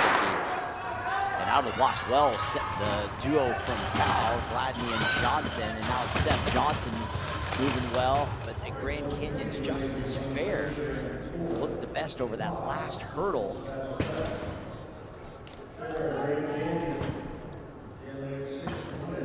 As they look into their marks, it was Fair at 8:07 with a really nice close over those final 2 hurdles. Fair to pass of Western Texas College, so Fair at 8:07 to pass 8:11.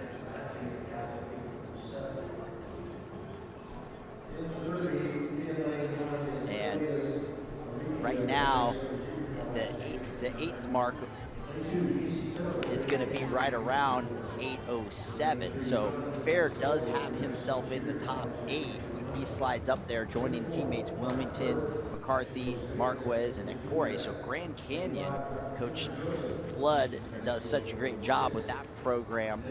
He's got his hurdlers dialed up, ready to go here with, right now, as it stands, 5 in the final with 2 heats remaining.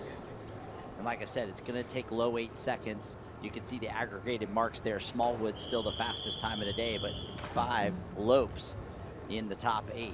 Here is heat number 3.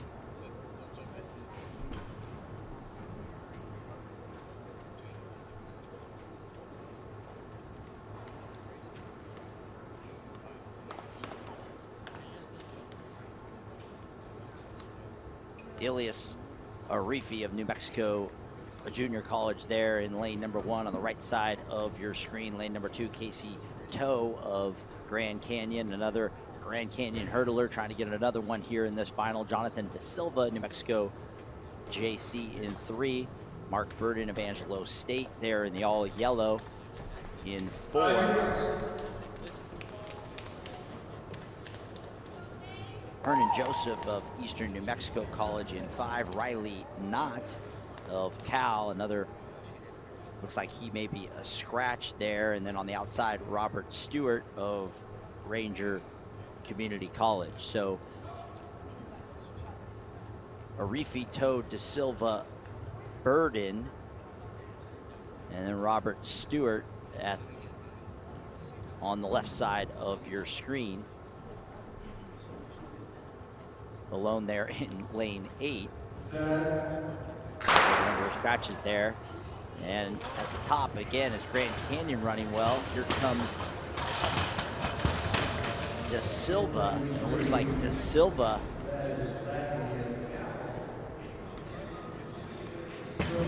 getting up there, closing out that race very well.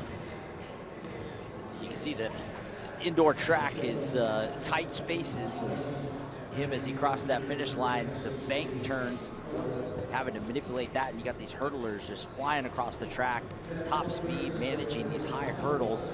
And I'll tell you, those hurdles in person, you can see some of these volunteers as they walk by the hurdles, you can see they come up to almost chest height on you can see as those volunteers and officials walk by those hurdles, you can see how high these hurdles are that these athletes have to manage. And those men's high hurdles require a high level of athleticism to battle in these tight spaces, running at top speed, managing those hurdles. And then you can see De Silva also having to try to manage that bank turn as he ran through the finish line. And we'll see his time winning that heat's not enough to make the final, but a nice heat win. As we go to our final heat here, and again, that time to beat to make that final is 8:07. Wilmington sits there, so you still have those five. You still have those 5 Grand Canyon athletes in this final right now, with the 2 Texas athletes, Blackwood and Smallwood, and then they'll be joined by Vidojevic of Arizona if things hold up here. One more heat to go. Heat number 4. Zachary Cornelius, Arizona Christian, Thaddeus Thurman, Arizona Christian, Jonathan Pipes of Eastern New Mexico College, Ralph Zazerkis, New Mexico Junior College, Julian Single, running unattached, Luke Buddy of Cal, Daniel Capay of Arizona Christian, and Thomas McCauley unattached. As we said, most of those faster entrants were in those first 2 heats, so we don't expect anybody here to shake up those top 8, but a great opportunity for these athletes to notch an early season mark. Have some community college athletes, Division II athletes in this heat. But we have what appears to be a very loaded final set for later this morning.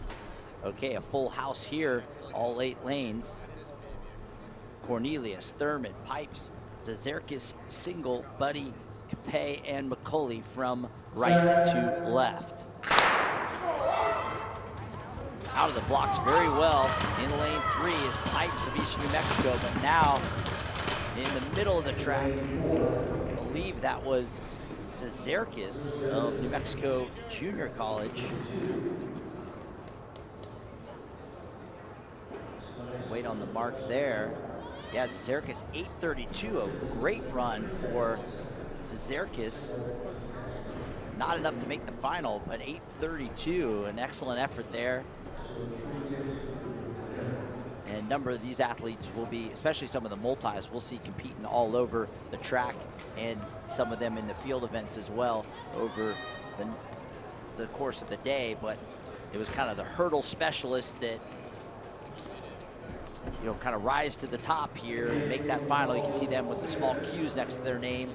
Kendrick Smallwood, excellent run. We saw him just blow the doors off that field. That included the number 8 runner in Division I, ex-team from Arizona. He did not make the final. That gives you an indication of how solid that top 8 was. And how about the Grand Canyon Lopes putting 5 in that final? So they're going to paint the final purple there with 5 lanes filled up by the Lopes.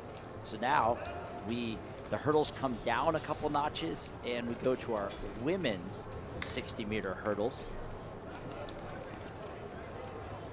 Similar to the men, advancing by time, so it doesn't matter whether you win your heat or not, just the top 8 times make the final. But we have 5 heats of women as opposed to the 4 for men. So a little bit more of a premium placed on really notching that top time, as you have more women here competing in this event. And similar to the men, kind of our top seeds at least coming in from a time perspective in heat number 1.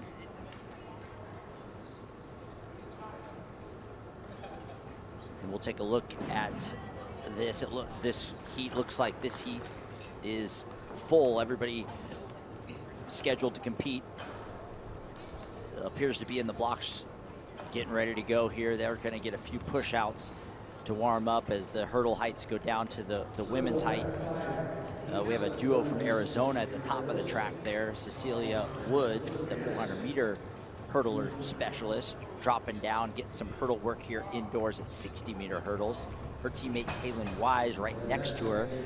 She's known more as a jumper. She's the freshman school record holder in the triple jump at Arizona, but also an excellent hurdler. So the duo there from Arizona, Woods and Wise. Then Tatiana Aholu of Canada. She was third at the Canadian Championships outdoors in the 100-meter hurdles. She's run 8:13 in this event, so that's an excellent time. You can reference that against some of those men's times we just saw. Obviously the hurdle's a little lower, but still 8:13, outstanding mark for the Canadian star Aholu running out of lane 3. Then Inara Ukawuba of Cal, excellent freshman star hurdler. You can see her making her way back to her blocks there with the gold top and the blue shorts of Cal. She's from Edmonds North High School in Oklahoma, where she had a great prep career that started in the state of Illinois, then moved to Oklahoma.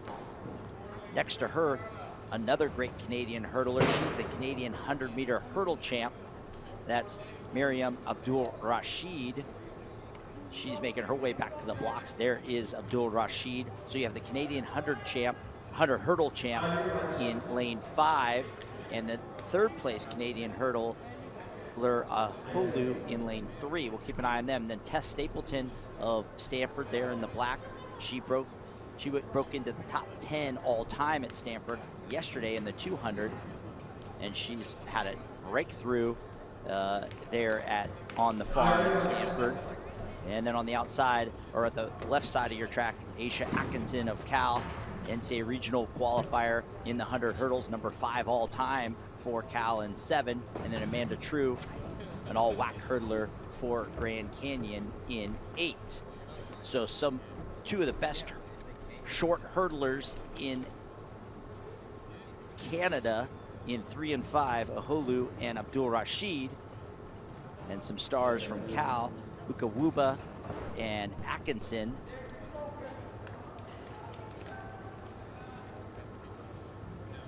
What would have been a Pac-12 battle a few years ago with Cal, Stanford, Arizona here is now broken up into a couple of ACC schools with Cal and Stanford there, and then Arizona obviously now in the Big 12, but they're all familiar with each other from the Pac-12. And we'll see Amanda True from Grand Canyon. We saw how great the Grand Canyon men just ran in the hurdles. We'll see if True can keep things rolling for the Lopes. Woods, Wise, Aholu, Ukawuba, Abdul Rashid, Stapleton, Atkinson, and True from the top down.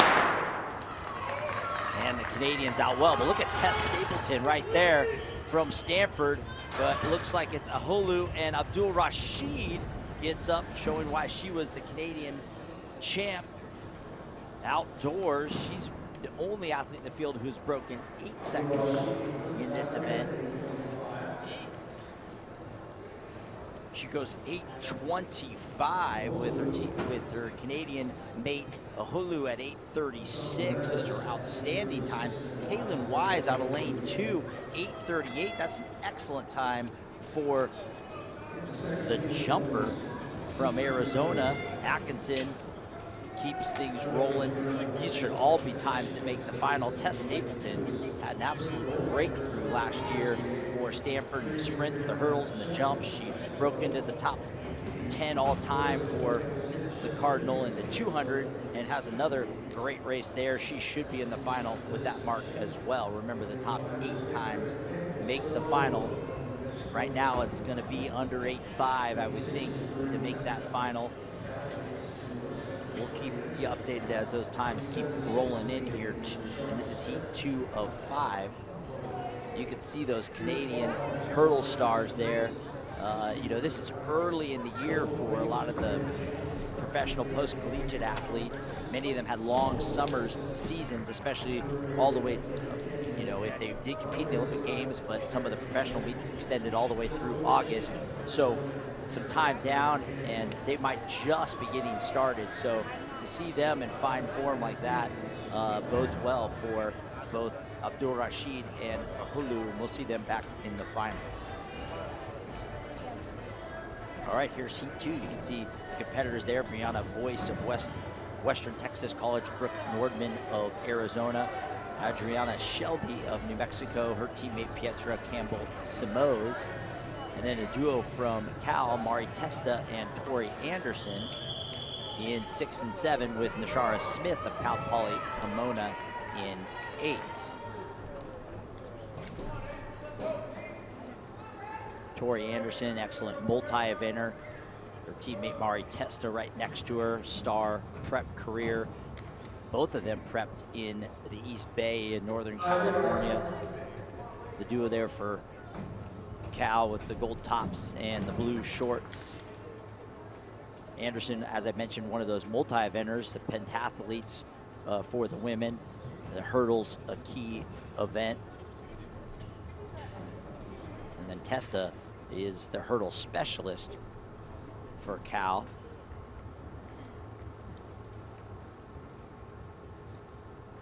And it was Testa out of the blocks well. Mari Testa of Cal, looking very smooth and technically sound. Really separates over those final 2 hurdles. Testa really starting to get things going. She had a great prep career at Camp Lindo High School, won numerous NCS titles at the high school level, one of the top hurdlers in the state of California her senior year. And now we're really starting to get things rolling for the Bears. 8:56, that'll put her, I believe, on the bubble of making that final. We'll keep track of that.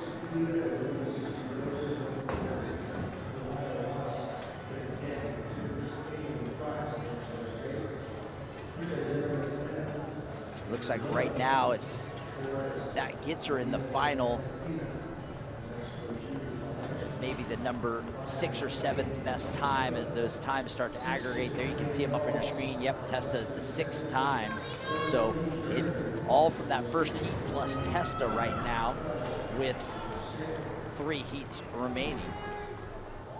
Heat number 3 here from the top down is Malia Ross of Grand Canyon, Kaylee Price of Angelo State, Ina McMahon of Arizona, Janita and Tipina of New Mexico JC, Lily Cook of Grand Canyon, Western Texas College, Janae Dawes, Lainey Jernigan of Angelo State, and Kylie Frisch of Angelo State. The field here in heat number 3 with 3 heats remaining. Right now taking somewhere in that 8.6, 8.5, 8.6 range to make the final. 3 Cal Bears in the final. They'll join those two Canadian stars that we saw.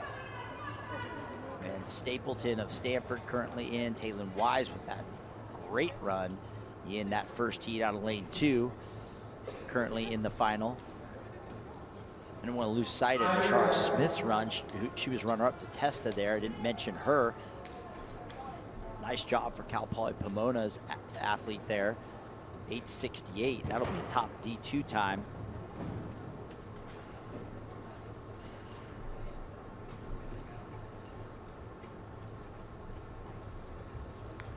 And the guns up here for heat number 3. Malia Ross, Ross, Price, McMahon, and Antipina, Cook, Dawes, Jernigan, and Brush. And it looks like that was Lily Cook out well for Grand Canyon. And now McMahon of Arizona separates. And you see that bubble time of 8:61, the time to beat. And just outside of that appears right around 8:76 for McMahon. Great run for Ida McMahon. Not out of the blocks great, but technically very good. And she separated after hurdle 3 to win that heat. And so it's still 8:61.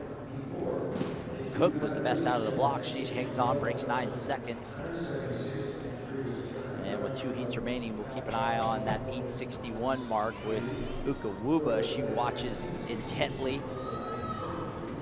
Fingers crossed that nobody else runs faster than that so she can earn another opportunity later in the final.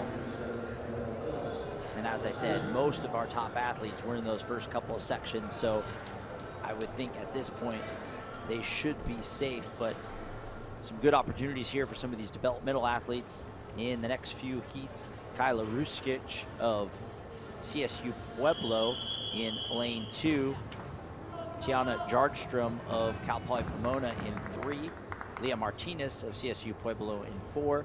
Devin Erickson, Eastern New Mexico in 5. Gracie Stevens of Angelo State in 6. And Lubbock Christian's Annabelle Phillips there in 7 in the all royal blue kit on the far left. As I said, this is an opportunity here for some of these developmental athletes, especially Division II athletes. Difficult for them to make the finals, but a great opportunity to run a fast time, put them up on their school's all-time list, maybe their conference list right now, as they really get their indoor seasons rolling here.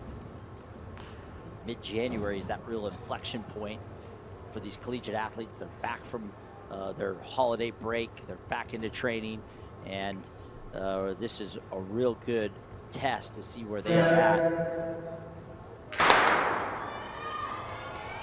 In the middle of the track, CSU Pueblo, that's Leah Martinez. Still Martinez looking good over that final hurdle. Real clean hurdling there. In all of these heats, you've seen these athletes manage, as I said, this is a tight space, 60 meters, really got to get out, press hard out of those blocks, and attack each hurdle. Quick rhythm between the hurdles, and these athletes all seem to be technically in a good spot early in the season. And you see the marks there, Martinez 9:38 with the heat win, so that still keeps our top 8 locked in. There they are. That should be an excellent final. Abdul Rashid, we're going to see Abdul Rashid in the 60-meter dash too, so she's got a very busy morning. At least she's scheduled to compete, and that will have finals as well, so she could be in as many as 4 races on the interior part of this Albuquerque Convention Center oval this morning.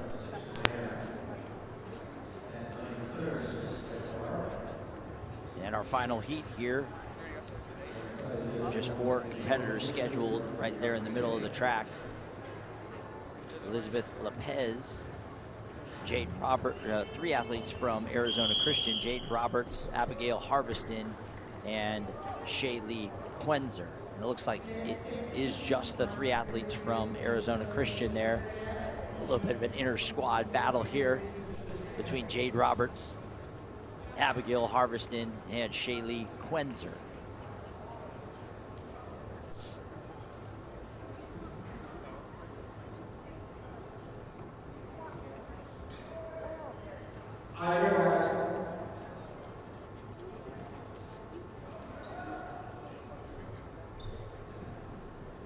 And there they are across the middle of the track, getting to do battle here.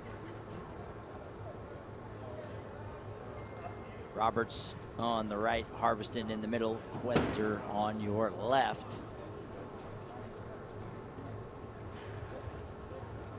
And it looked like Roberts hurdling nicely.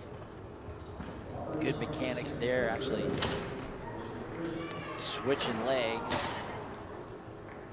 And you'll see some developmental hurdlers have to do that in the 60-meter hurdles, and she managed that very nicely.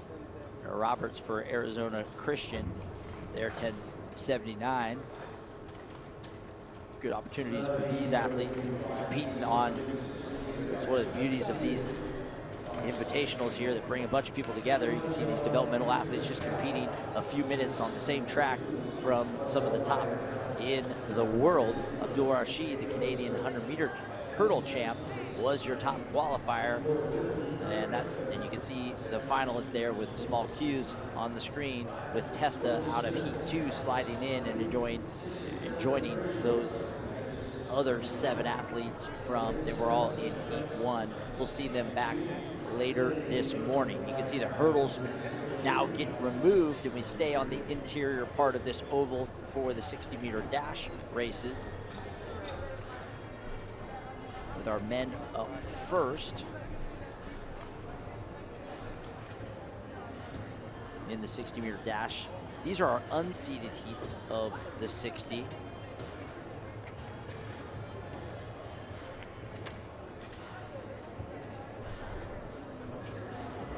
And so they do not have the opportunity to qualify for finals. The finals will only come out of our invitational sections, which follow the unseeded sections. So we're gonna have 5 heats of men's unseeded, the unseeded dash, or 60-meter dash here. Then we'll have our women's unseeded. There's 3 heats of those. And then we get our invitational sections of the 60-meter dash, 3 heats of men, 3 heats of women, and then our top 8 times from those invitational sections will go to finals. So this is a good opportunity for these men to run here, get a great time in the 60. Many of them were in the 200 yesterday.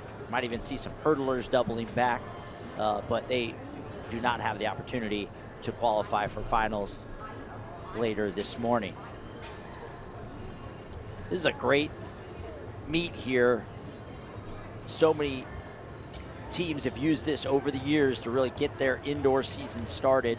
The sprinters really love running in the thin air here at Albuquerque. We talked a little bit about that yesterday, especially in the distance races, the 3K, how the altitude, is a challenge for those distance runners, but it's great for the sprinters running through the thin air. It's a great time to notch some big marks. Obviously, those marks do get adjusted for the altitude, but nonetheless, just seeing that time on the clock could be a huge confidence booster for these athletes early in the season.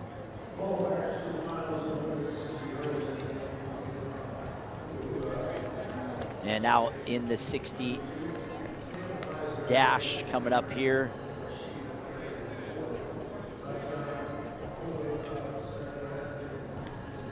Heat 1, as I said, of 5 unseeded heat. Javon Hampton of Cal at the top of the track there. His teammate Wazel right next to him. Aber Gallegos of A6 Mexico in 3. Timothy Frederick in 4. Jacoby Smith of Cal in 5. Desmond Frazier of Western Texas College in 6. Seth Johnson, we just saw him in the hurdles back here for Cal in 7, and Jonathan Bae of New Mexico JC in 8. So 4 Cal Bears in this heat. We saw Seth Johnson in the hurdles.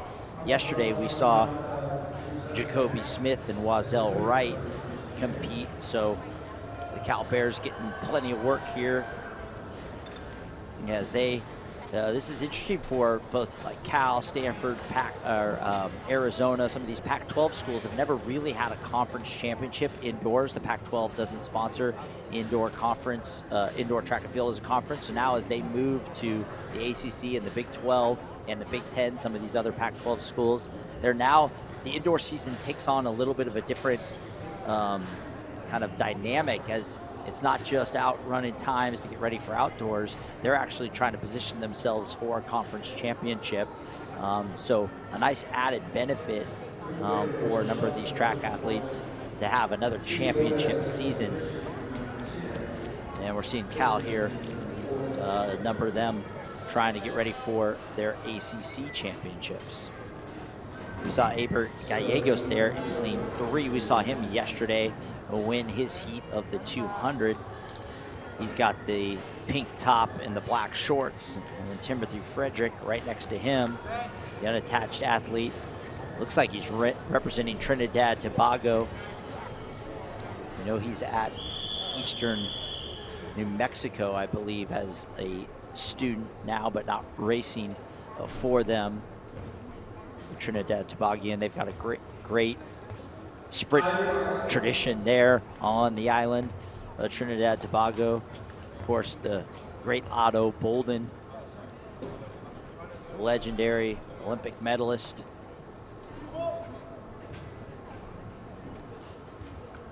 And has really opened up a new generation of sprint stars there in Trinidad and Tobago. Timothy Frederick there in lane 4, Gallegos in 3. And then the Cal athletes, 3 of them here, Siobhan Hampton, Jacoby Smith, and Seth Johnson. With Desmond Frazier, Jonathan Bay in 6 and 8, and it's Jacoby Smith out of the blocks very well, but then here comes Gallegos, and it is Aber Gallegos of A6 Mexico, puts together another very nice race. 686 for Gallegos, and then Frederick did get up for second, 692. Bay running well out of lane 8, 693. And then Javon Hampton, 694 for Cal.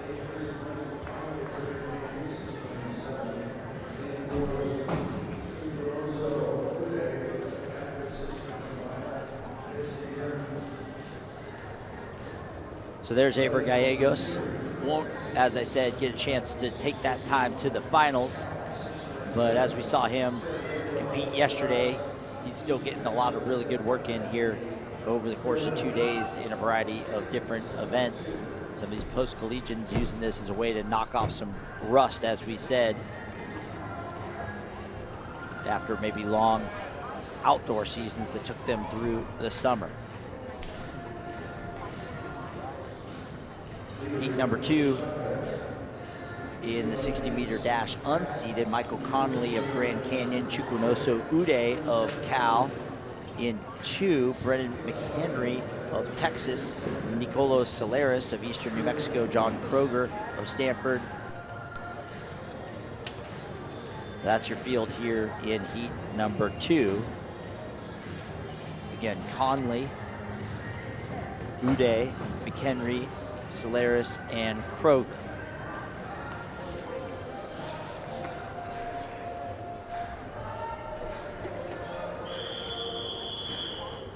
You'll also get in these unseeded heats, I mentioned you might have some multi-eventers, some heptathletes. You might get some jumpers working on some of their, just getting some sprint work in here. You really get a mix of athletes that will compete in addition to your typical short sprint stars. And the 60 is really the shortest event you can have in track and field. It's truly, we talk about the fastest man. Well, the 60 meters truly is that. And it really puts a premium on getting out of the blocks and starting well. Obviously at the highest levels, athletes like Christian Coleman that are such great starters tend to perform so well in the 60.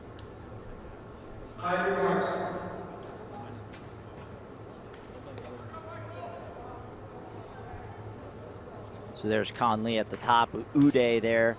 Great multi-eventer for Cal in a variety of different events, hurdles, jumps. And McHenry of Texas.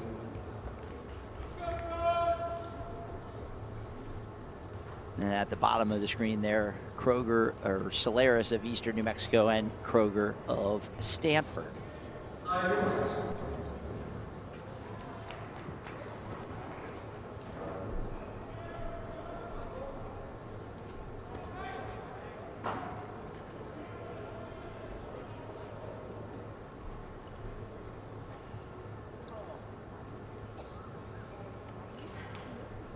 First of 5, or second of 5 heats in these unseeded 60s. And remember, we'll do the unseeded, then have those invitational sections later in the morning. Ude out well, top of the screen. Conley running well. Here comes Chukwunoso Ude, and it is Ude up for the heat win. As I said, the excellent multi-eventer for Cal. I don't know if he's officially completed a decathlon or a heptathlon. I know they're trying to work him into that. He had a great prep career at De La Salle High School, where he won a variety of events, including the high jump and the hurdles at the high school level. So he's got the athleticism across a variety of different events, and now they're just trying to mold him into a multi-eventer in the pentathlon or a heptathlon indoors and the decathlon outdoors to ultimately be someone that can potentially score some points for them at the ACC championships in those events. 694, nice run for Uday as he holds off Connolly. Kroger of Stanford up for third.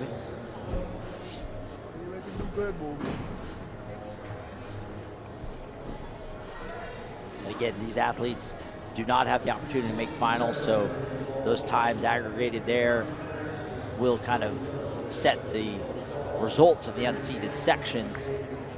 But even if they are times that are faster than any of the invitational runners, they predetermine that those invitational sections are what qualify for finals. And obviously that's set by entry seeds and entry times. They do such a great job of running meets here at Albuquerque Convention Center. They've run so many meets in this building over the years, including numerous USATF national championships. This truly has been one of the premier facilities for indoor track in the United States.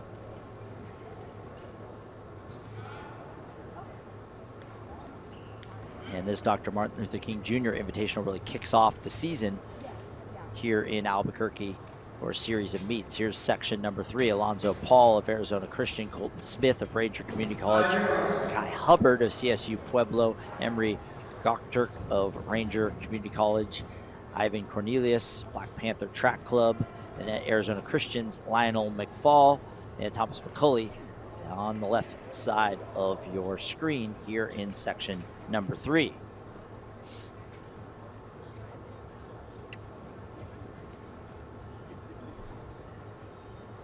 Looks like lane 3 is open. That would have been Zach Ryan of Stanford.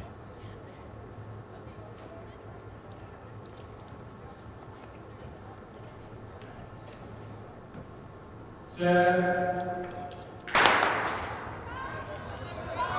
And middle of the track, that's Pueblo's Makai Hubbard. And now, I think that was Cornelius there. And that multicolored Adidas kit. Cornelius does run 6:91. See, he's a post-collegiate athlete. Again, many of them just knocking rust off here early in the season.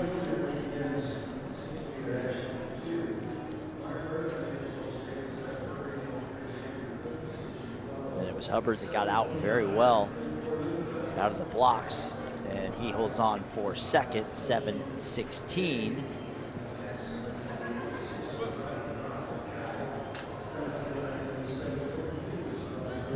And the penultimate section here are these unseeded heats. Section number 4, Mark Burden, Angelo State, Andrew Cook, CSU Pueblo, Luke Buddy, back from the hurdles for Cal. Toshin Agbede running unattached in lane 5. Riley Knott, another Cal Bear, back from the hurdles in lane 6. And then Corbin Hughes of Lubbock Christian in 7. Looks like Knott is a scratch there in 6. As I said, we saw him in the hurdles.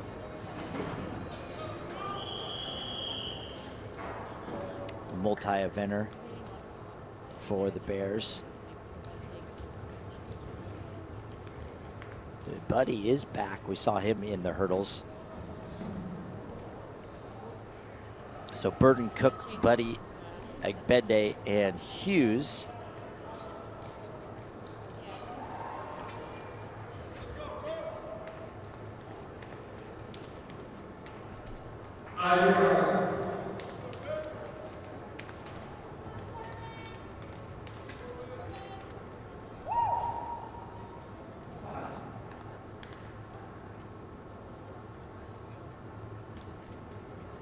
And in this 60 meters, like I said, a lot of multi-eventers using this as an opportunity, and some jumpers using this opportunity for some speed work here. And the start's so important in these 60s. So that's one thing these coaches are going to be given pointers on. A great opportunity to really work on that start, get that good push like Andrew Cook did there, CSU Pueblo. But look at the bottom of the screen. Corbin Hughes of Lubbock Christian closed exceptionally well. Maybe not quite the strength or the technique out of the blocks, but once he got himself rolling, he just exploded by Cook, who got out best. And Hughes does win that heat in 7:34.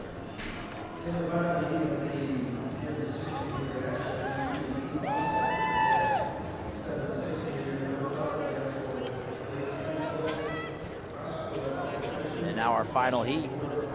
Ready to go here before we turn over to our women's 60-meter unseededs. Then we get those invitational sections of the 60, which will be our fastest entrance, and we'll set our finals.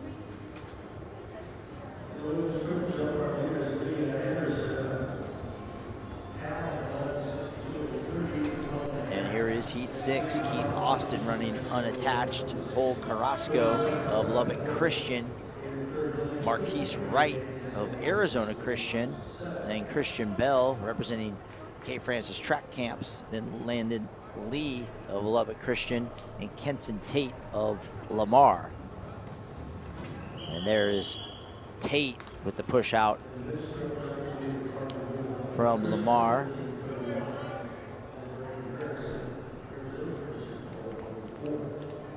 So Austin, Carrasco, Wright, Lee, and Tate. Tate there with the 7 on his hip. Excellent jumper for Lamar. As I said, in these unseeded heats, you might see some multis and some jumpers, multi-event athletes and some jumpers getting some speed work in here. We actually saw Lamar yesterday in the 200. And he is a star long jumper for Lamar.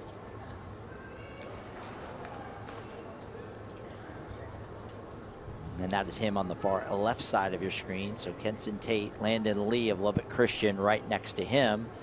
Then the open lane there in 5. And then you've got Marquise Wright, Cole Carrasco, and Keith Austin.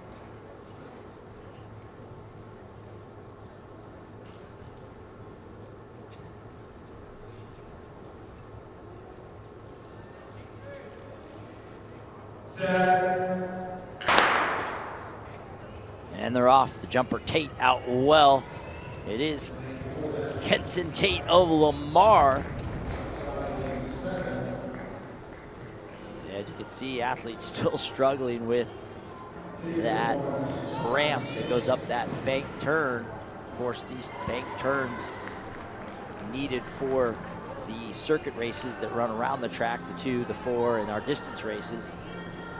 It always poses a challenge as these are athletes operating at top speed through 60 meters, trying to decelerate and have to deal with that ramp. So hopefully, never want anybody to get hurt there, especially some of these inexperienced athletes where this might be their first time on an indoor track or one of their first times.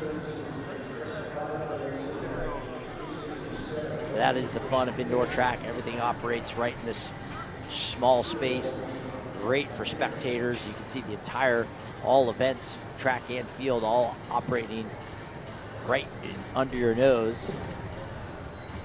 And these straightaway races really take center stage right in the middle of the oval. We saw the 60-meter hurdles, now the 60-meter dashes.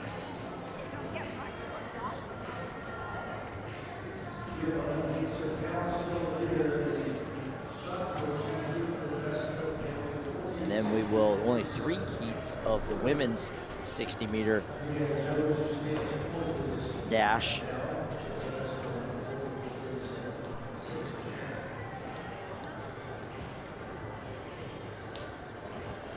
Before we get ready for our invitational sections.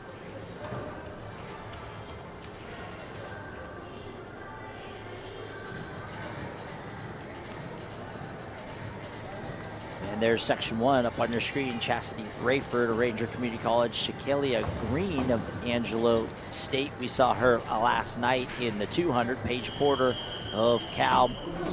Mari Testa, we saw her make the final of the 60-meter hurdles. We'll see she may be a scratch here as she gets ready for those hurdle finals. And then Charlie Kosoglu of Arizona, Pietra Campbell Simoes, we saw her in the hurdles back here in the 60. For New Mexico, Cherry Rayford of Ranger Community College, and Samira Stevenson of Cal Poly Pomona. And as we thought, Testa, who did make that final of the 60 hurdles, will scratch here in the 60. Most likely, had she not made that final, she would have run this 60, but by making that final, her and her coach decided to scratch and really get ready for that final. So Rayford, Green, Porter, Kosoglu, Campbell Simoes, and Stevenson. And it's Angelo State's Shakalia Green with a nice job out of the blocks, and then just holds off that consistent pressure from Paige Porter. And it's Shakalia Green of Angelo State. We saw her run very well last night, so she's putting together a nice weekend here for Angelo State. Here at the Dr. Martin Luther King Jr. Invitational in Albuquerque, 7:74, a nice run there for Green, holding off Porter of Cal. And a busy morning there for Campbell Simoes. We saw her in the hurdles back there in the 60. All right, heat 2 of 3 here in these unseeded 60 meters. Top of the track, Camille Boyd of Lubbock Christian, Jalea Denny, Eastern New Mexico, Ophelia Pulley of New Mexico. She won her 400-meter race yesterday for New Mexico. Charlize Frazier of Western Texas College, we saw her last night as well. Keisha Tyner of Ranger Community College, and her teammate Tania Miles right next to her, and then Annika Bucas of Lubbock Christian, South African native for Lubbock Christian.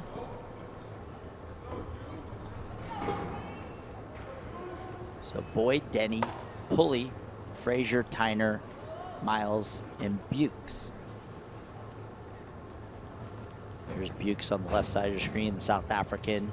The two athletes from Ranger Community College, Tyner and Miles. Charlize Frazier, part of that Western Texas College crew. They all ran very well in their unseeded 200s yesterday, including Frazier. And then Pulley was a heat winner yesterday in the all red there for New Mexico. And Pulley out of the blocks really well, trying to really put together a great weekend for herself. 2 heat wins. Ophelia Pulley having a bit of a breakthrough, great start to her season for the Lobos. She wins her heat last night, comes back here in the 60, wins again in 7:83.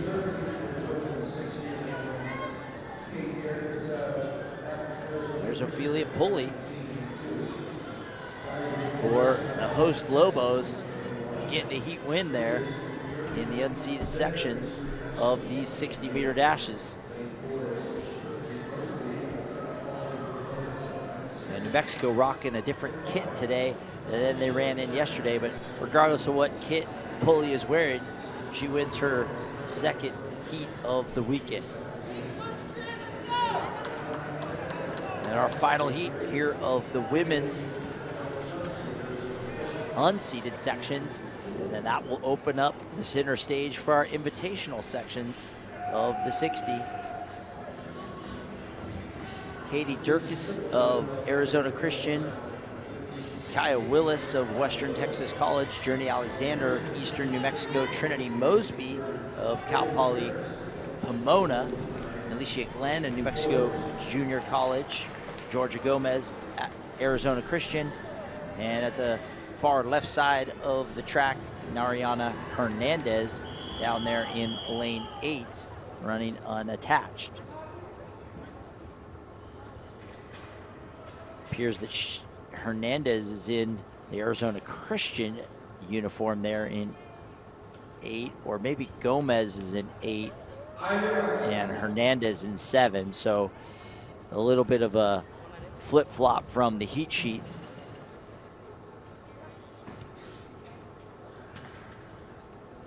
But it's from the top down: Dirks, Willis, Alexander, Mosby, Glenn.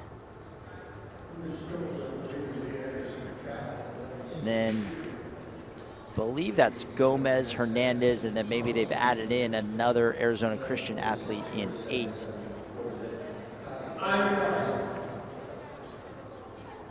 We saw Mosby yesterday in the 200 for Cal Poly Pomona there in the middle of the track in the dark green top with the gold lettering and the black shorts.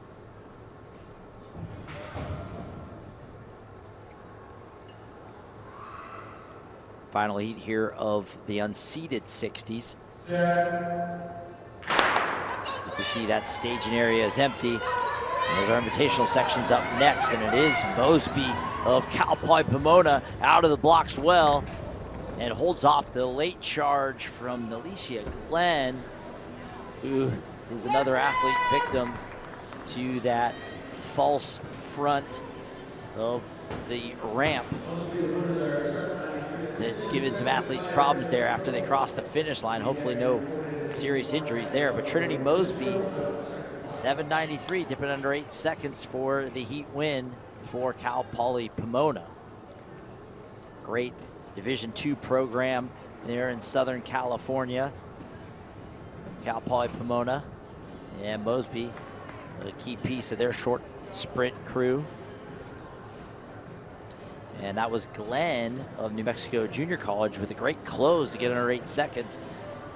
And unfortunately kind of tripped heading up that ramp. I think that ramp being red, the same color as the track before you get into those alternating colored lanes on the turn, provides somewhat of a false front there that's difficult for those athletes to see. And there's the times from those unseeded sections with Shaquilla Green of Angelo State. We saw her win that first heat, looked very good, holding off that charge from Paige Porter, and they end up with the fastest 2 times. Now we get ready for those invitational sections of the men's 60, and again, this is where those top 8 times will come from. There's only 3 heats, so 24 athletes, the top 8, the top third of them on time will advance to our finals later this afternoon. So we should see, these are some loaded fields here. This is one of the more exciting premier events of this meet here at the Dr. Martin Luther King Jr. Invitational, including a few Olympians who we saw both last night in the 200, but also in Paris this summer.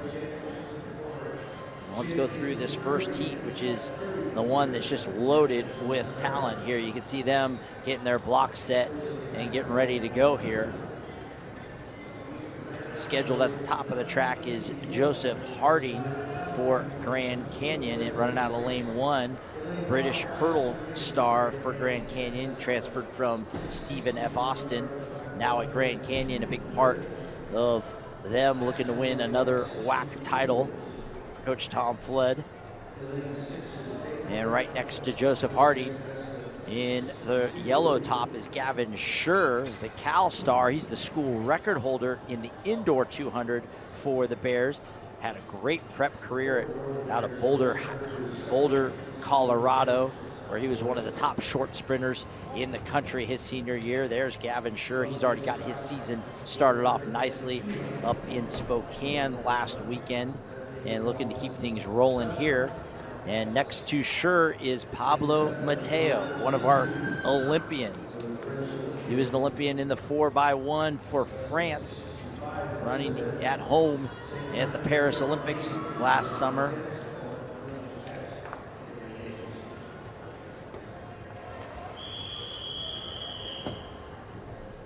And then Mateo there in 3. David Foster of Cal in 4. Foster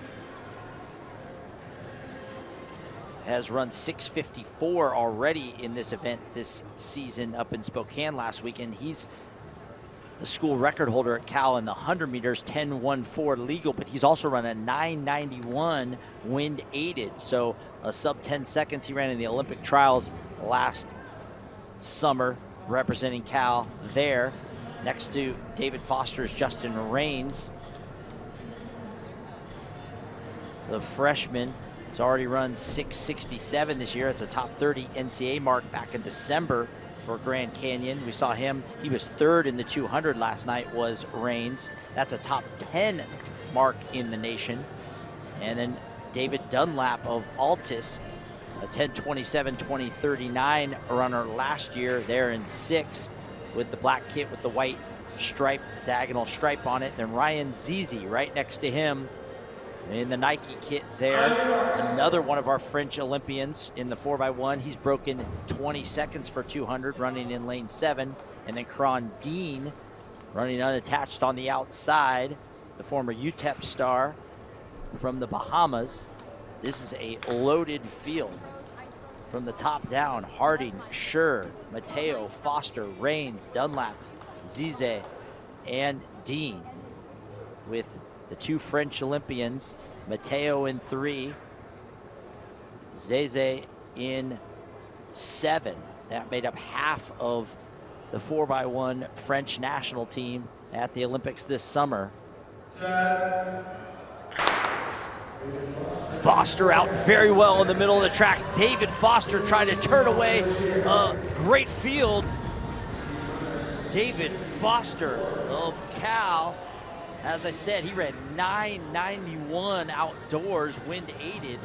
He's the school record holder at Cal, one of the top young sprinters in the United States, showing why with a 6:63 heat win there. 6:63, that's gonna put him in the top 20 on the NCAA list with that. That matches the time Gavin Schur, his teammate, who finished 5th, ran last weekend in Spokane. So the Cal Bears have got a good short sprint squad. They're going to be making some noise in the ACC this year. And David Foster put a mark out there for the rest of the ACC to take a look at early in the season. Foster's already run 6:54 this year, but has run his way into the final undoubtedly with that. And we'll see if he can improve on that 6:54 that he's run earlier this year. Foster currently sits number 2 in the nation in the 60, and he keeps his great indoor season rolling. And the 2 Olympians, Mateo and Zeze from France, who ran well in the 200. Zeze was the 200 winner last night. He makes the final here in the 60 and trying to go and complete the 60 and 200 sweep here at the King Junior Invitational. And there's heat 2. Remember, the top 8 times will advance to the final. Ezekiel Newton of New Mexico JC, Miguel Rosario of Grand Canyon. He was an NCAA. He's ranked number 9 in the NCAA in the 200. Aaron Brown of Grand Canyon, his teammate, the WAC 100-meter champ last year. Almond Small, we saw him in the 200 last night, All-American in the 4x1 for Texas. Xavier Butler, another great Texas sprinter, the Conference USA champ when he was at UTEP. He was 4th in the 200 last night. And then Dominic Frank, back from the hurdles, West Texas College star there on the bottom of, or on the left side of your screen in lane 8. So the duo from Texas, Small and Butler, right next to the duo from Grand Canyon, Rosario and Brown.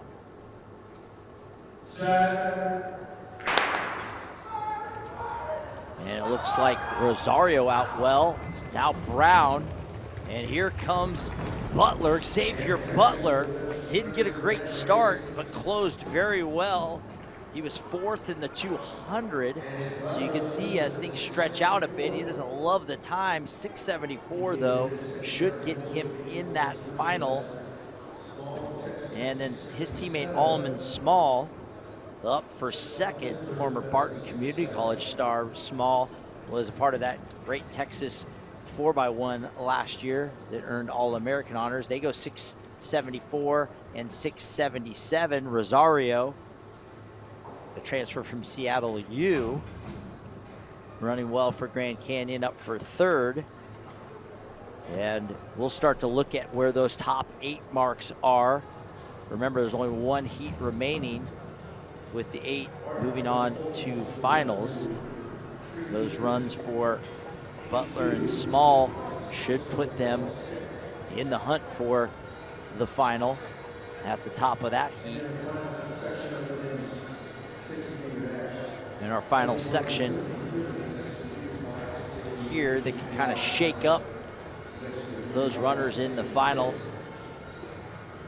Emmanuel Annis of New Mexico Junior College, Jacob Gardger, Western Texas College, Christian Traps of Cal, Dylan Davis of Stanford, Solomon Odunkor of Angelo State, and Loic Prevost,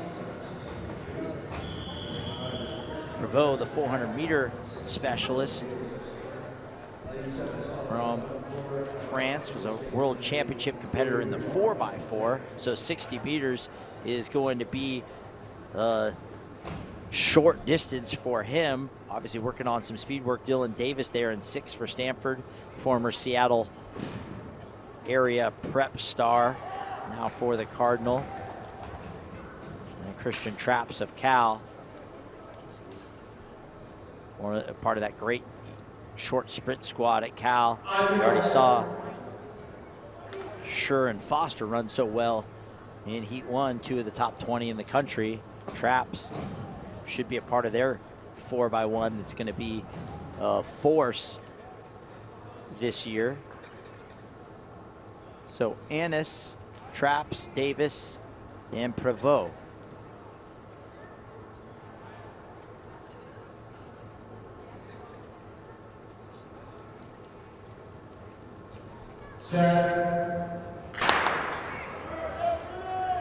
And it is Traps. And now Davis. Keep an eye on Prevost at the bottom. Actually, at the top, it might have been Annis, a New Mexico JC. And right now, the number 8 time is 6:82 to get into that final. And 6:87 for Annis. You know, he wasn't the best out, and it looked like it was actually Prevost that was closing the best, but Annis kind of all by himself up there at the top of the track, holds on, wins that heat, but just going to be on the outside looking into that. Took 6:82 to make the final. So it'll be the 2 from Texas, Butler and Small, the 2 from Cal, Foster and Schur, and the 2 from Grand Canyon, Rains and Rosario, joining the 2 Frenchmen, Mateo and Zeze.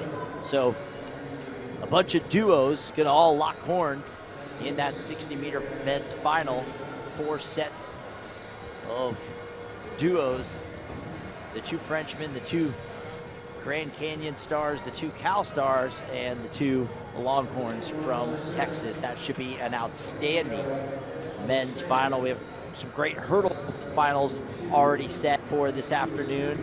Now we've got our men's 60-meter dash final, and our final that we're gonna set up here is our women's 60-meter dash final, as we have our invitational sections set to go here for our women. Same thing as the men, 3 heats, top 8 times will advance to the finals.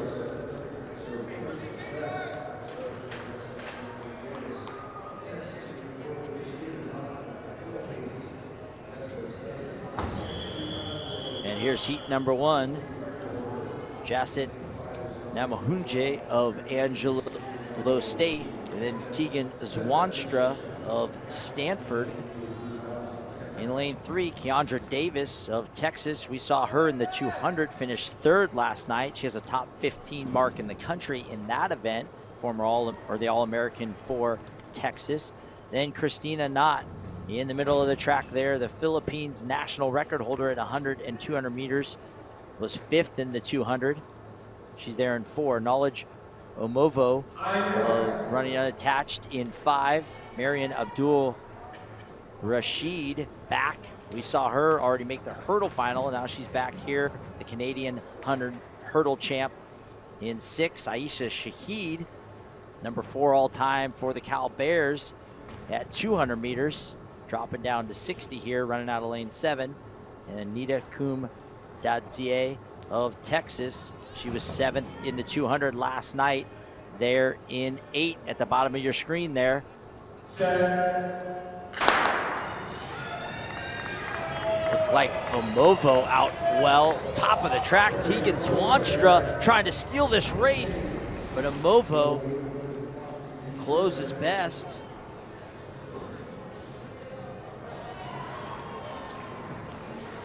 We'll wait on the marks there. And it looks like Omovo wins the heat 7:39. Knowledge Omovo. She's at Grand Canyon, the Nigerian 400 champ. She got out well and then closed really strong. Zwanstra almost stole that race from the top of the track. Not maybe one of the favorites there from Stanford, the South African star. And then you can see Knott, the Philippines national record holder, getting up for 2nd. She ran well in the 200 last night, was 5th. Knott was a Tokyo Olympian for the Philippines. So that kind of sets the frame there for the finals. You can see 7:54 for Abdul Rashid, trying to make her 2nd final. She's already in the 60 hurdle final. Shahid Davis was a part of that 200 final last night, ran so well at 200 meters, one of the top in the country in that event now. And she should be in this 60 final as we get ready for heat number 2.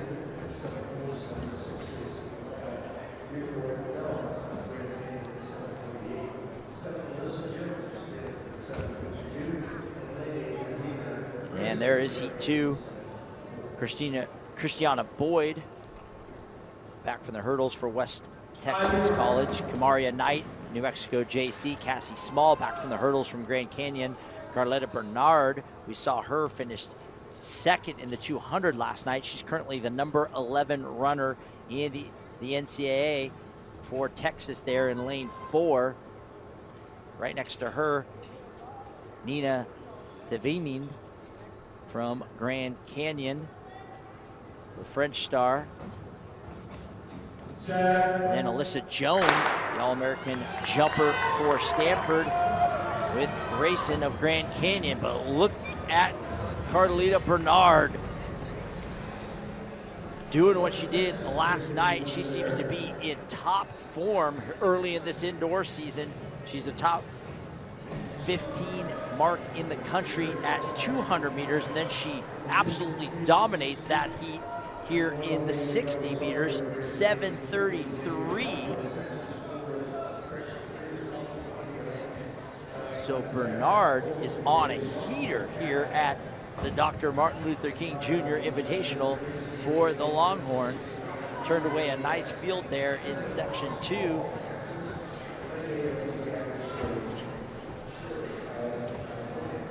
And Alyssa Jones, the star jumper, 6-time All-American. She's the Pac-12 record holder in the long jump. She'll retire with that record, obviously. Well, we'll see what happens with the Pac-12. And she runs very well. And so Bernard, the fastest time of the day out of heat 2. You can see a loaded top 8 right there. Anything under 7:50 to make that final. It's going to take under 750 to make that final. Bernard, 733.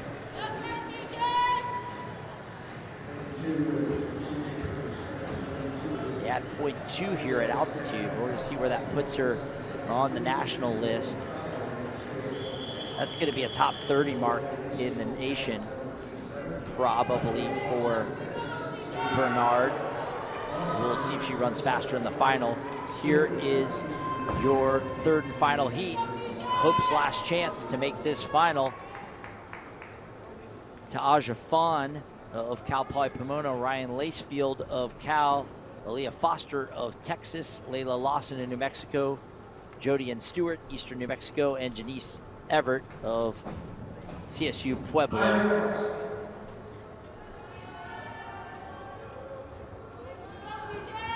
Lacefield of Cal, there in 4. More of a 400-meter specialist, NCAA regional qualifier in that, number 7 all time at Cal. Right next to her, Foster of Texas, a long jump specialist, all-American long jumper for the Longhorns. Layla Lawson, the freshman from Frisco, Texas for New Mexico there in 5. That's kind of the middle of the track. Lacefield,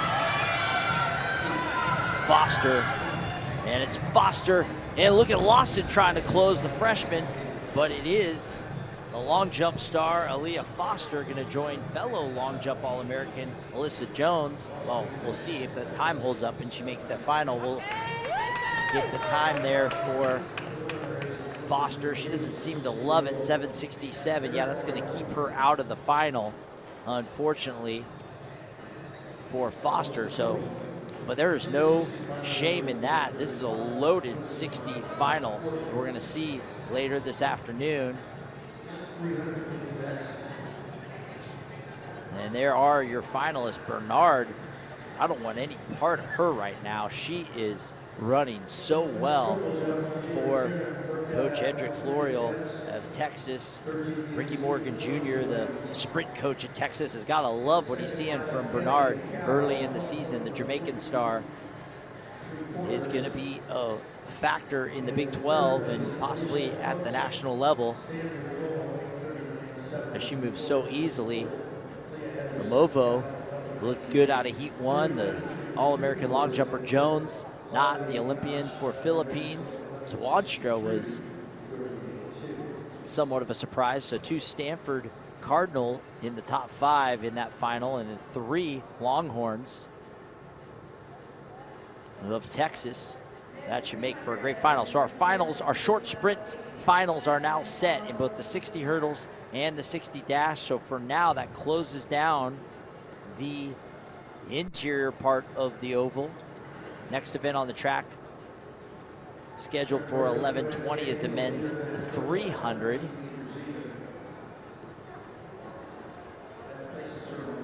We can take a short break and come back for the men's 300.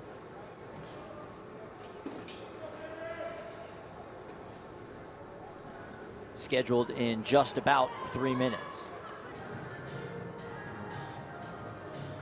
My name is Scott Abbott, and we have, you can see some of our upcoming indoor events here on FloTrack. Virginia Showcase, outstanding invitational. We already saw that earlier this year. You can see the Dr. Martin Luther King Jr. Invitational, and then some upcoming events, including the John Terrier Classic at BU. And we're back here in New Mexico a few times. Some great international competitions. FloTrack brings you so much great track and field action.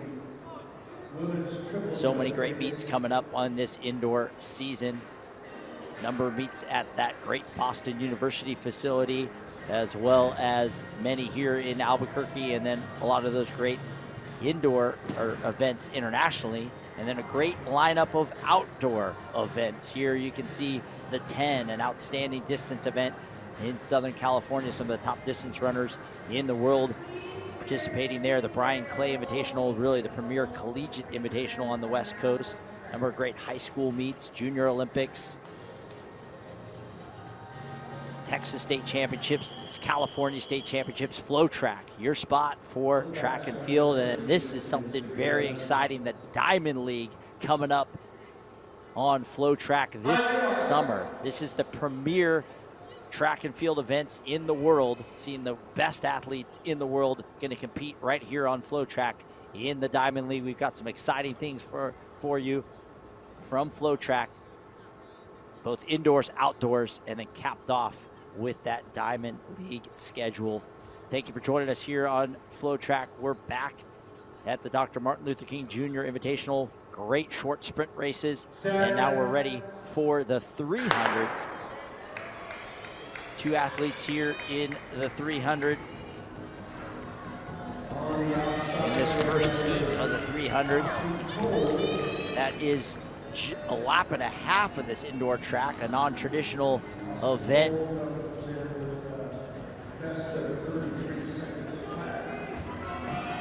And coming up,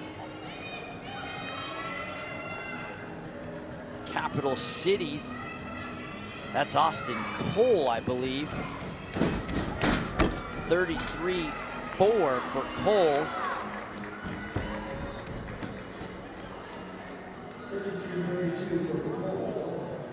Austin Cole. 33.32. That's improves on his 30. Well, he ran 32.89 earlier this season. I'm sorry, he's a 45 400 meter runner. Third, great Canadian. He was third at the Canadian Champs outdoors at 400, getting some great work here in the 300.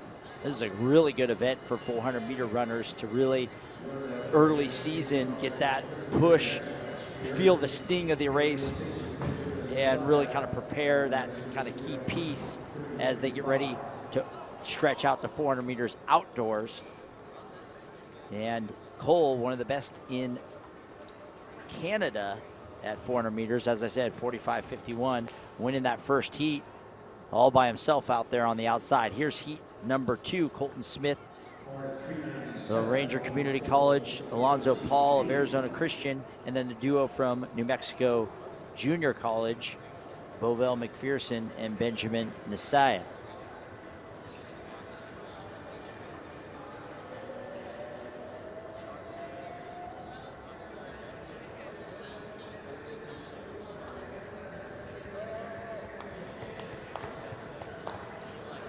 So 300 meters, as I said, one of the only races that follows the circuit of the track that doesn't start and end on the common start-finish line. This one is a lap and a half, so they'll actually run 3 turns of this indoor track. So a non-traditional distance, but a really good confluence event where you get 200 meter runners maybe working on their strength to stretch out a bit, 100 and 200 meter runners stretching out a little bit, and then the 400 meter runners and the 400 meter hurdlers dropping down and getting, you know, a really good early season test to prepare them for the 400. So Smith, Nisei, just the 2 athletes in this heat. As we have some scratches, Colton Smith, Benjamin Nisaya. And it's Nisaya on the outside in that preferred outer lane, you know, dealing with these bank turns, the tight bank turns. Anything on the outside is always going to be the preferred lane.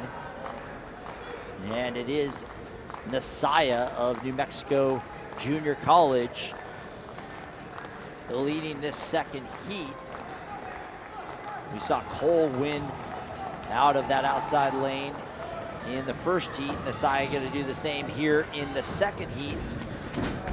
Did a nice job of holding his rhythm all the way around the track. And in some ways, the 300 can be even more challenging than the indoor 400 as they have to navigate those bank turns from their lane 3 times, where the indoors, or in the 400, you only have to do it twice, you know, because you brake after the second turn, and then you're running kind of in lane 1 the rest of the way for the most part in the 400, where here in the 300, they're having to navigate that third turn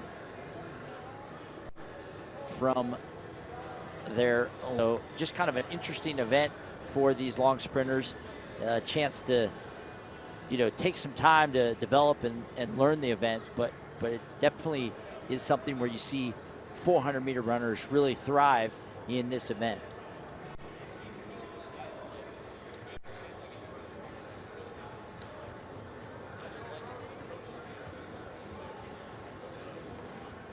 And there you can see Messiah trying to catch his breath after that 300. And here's our next heat, our third of 6 heats. D'Angelo Hawthorne of Arizona Christian, Brody Young of New Mexico, and Haksudwa Pahua of New Mexico JC on the outside.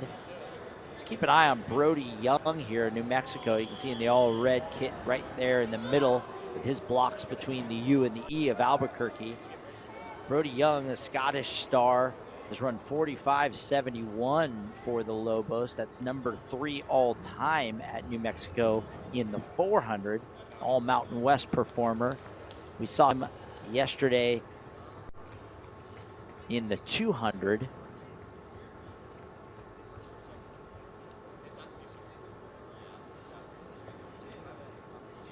And Young there in the all red kit has been just a solid competitor for over the past couple of years for New Mexico. Really burst onto the scene as a freshman.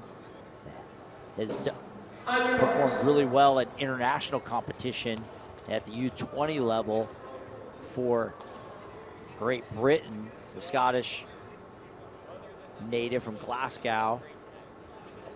And him being a little bit shorter allows him to really manage, I think, the indoor track well. So expect big things out of him this season in the Mountain West Conference indoors in the 400 and 200.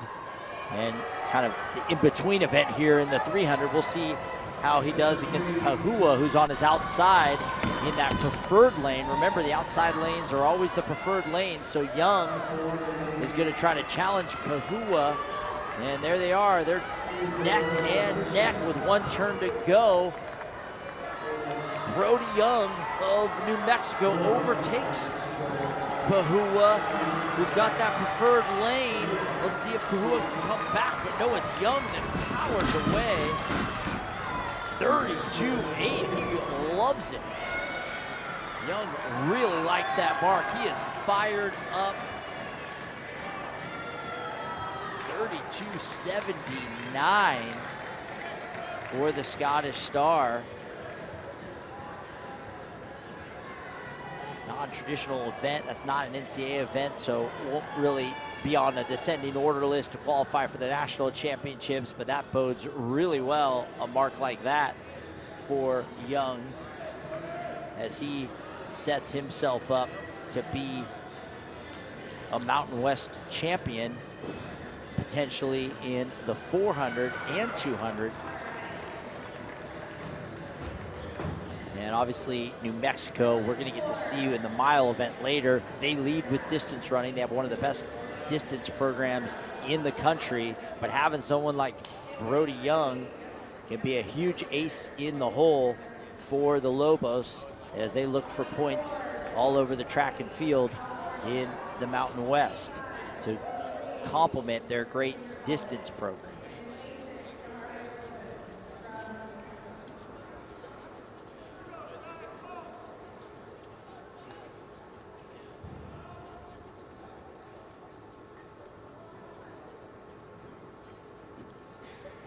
All right, heat number 4 here. Jordan Brown of Arizona Christian, Anthony Brazier of Arizona Christian, then Luke Buddy, the very busy Luke Buddy, the multi-eventer from Cal. We've already seen him in the 60 hurdles and the 60 dash. If there's a race, Buddy is running it, and now he's up in the 300. Shivani Reed of New Mexico Junior College and Kahari Wilbon of New Mexico. Wilbon was a 200-meter heat winner yesterday for New Mexico, the freshman from Aurora, Colorado, there on the outside, right next to the L in Albuquerque in the all red kit there.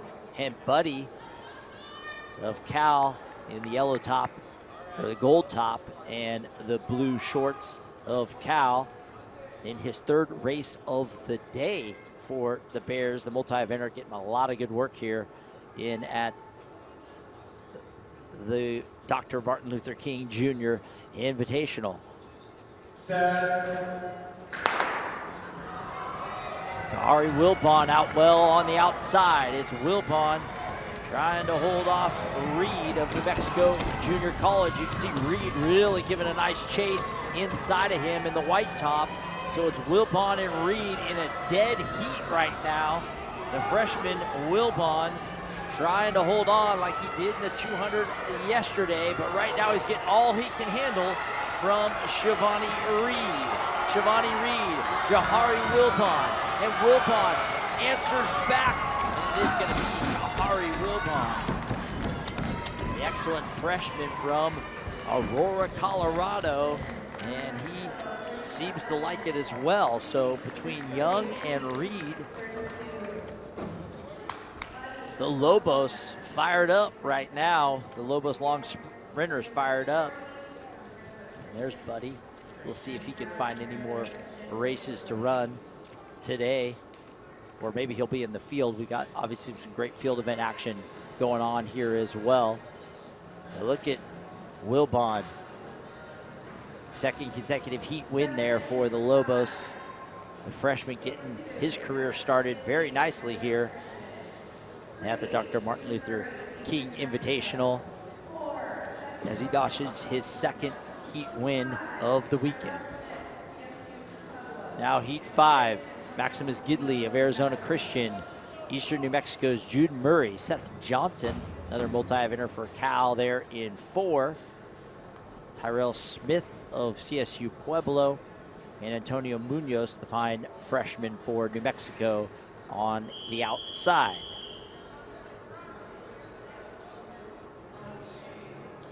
This is our 5th of 6 heats. So our penultimate heat here in the men's 300. And then our women will be up in the 300, and then that will give way to one of our premier events of the weekend, the men's and the women's mile. I already mentioned that great New Mexico distance squad. We're gonna see their big stars on display on both the men's and the women's side in that mile coming up here at noon.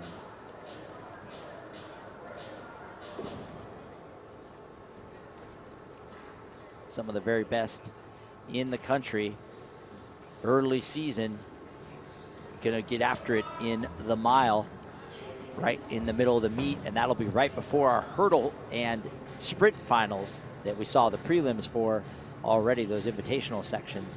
So some big finals coming up here with the mile, the 60 hurdles, and the 60 dash, as well as our invitational sections of the 400. So things beginning to percolate here, getting hot as the meat of the meat, the kind of the showcase events coming up here.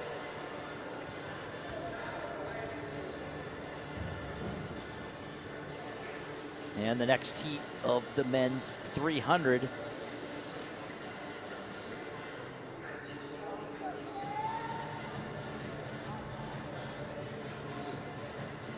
Looks like Seth Johnson there with Tyrell Smith, the CSU Pueblo, just outside of him.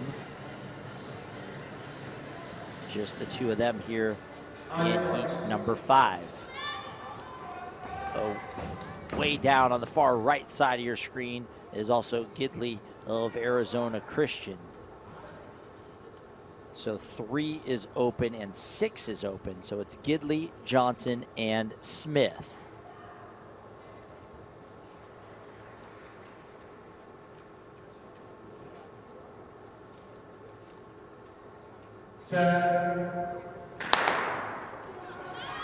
Should be a good battle here between Johnson and Gidley. Or sorry, Johnson and Smith there on your screen. And Smith out very well. Johnson, another one of those multi-eventers for Cal that we've seen in a variety of events. But it's all Tyrell Smith, a CSU Pueblo right now, in the baby blue top there. holding his form nicely through the top of that turn. Johnson trying to give one more push, but it's going to be Tyrell Smith driving to the line. Excellent run there out of lane 5.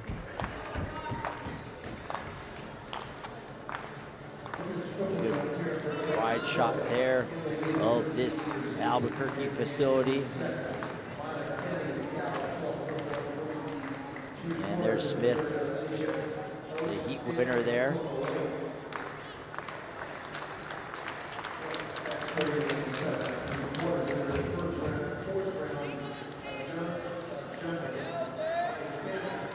.33.96, dipping under 34 seconds. That's an excellent run for CSU Pueblo Star.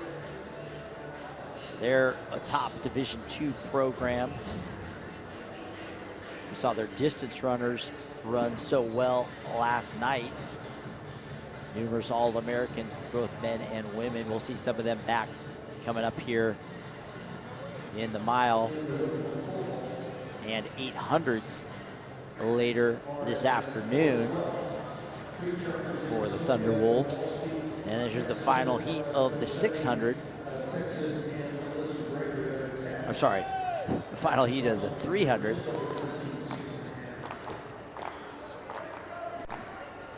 Ryan King of CSU Pueblo, Smith's teammate there. Zachary Cornelius of Arizona Christian. CJ Pizik, he was a heat winner yesterday in the 200. And then Damon Fraboda, who was second in his heat of the 600 yesterday. So meeting in the middle here, some 200-meter runners stretching out, 400-meter runners running the 300, and then you have Fraboda, who ran the 600.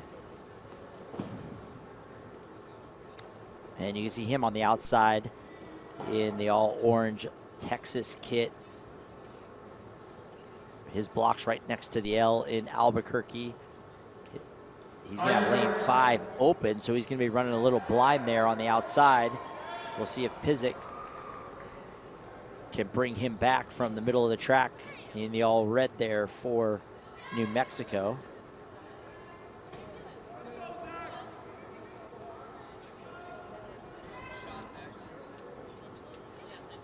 Again, from the inside out, King, Cornelius, Pizik, and Fraboda.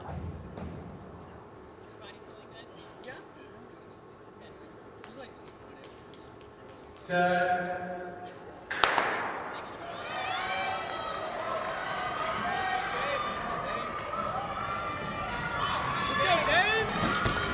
So Pizik, a heat winner at 200, moving up. Fraboda, second in his heat in 600, moving down. They meet in the middle at 300 meters, and it's Fraboda dominating there on the outside right now. Pizik really trying to close. Let's see, Pizik starting to make up some ground now in the middle, but it's Fraboda of Texas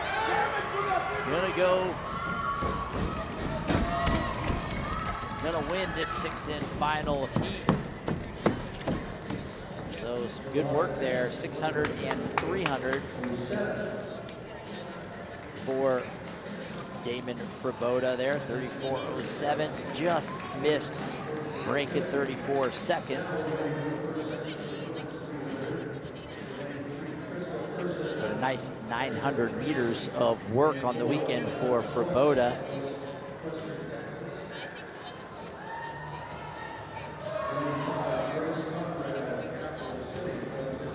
He was a little more comfortable, I think, in that event. I saw in the 600 last night, he got out really strong and kind of struggled to hold on and close.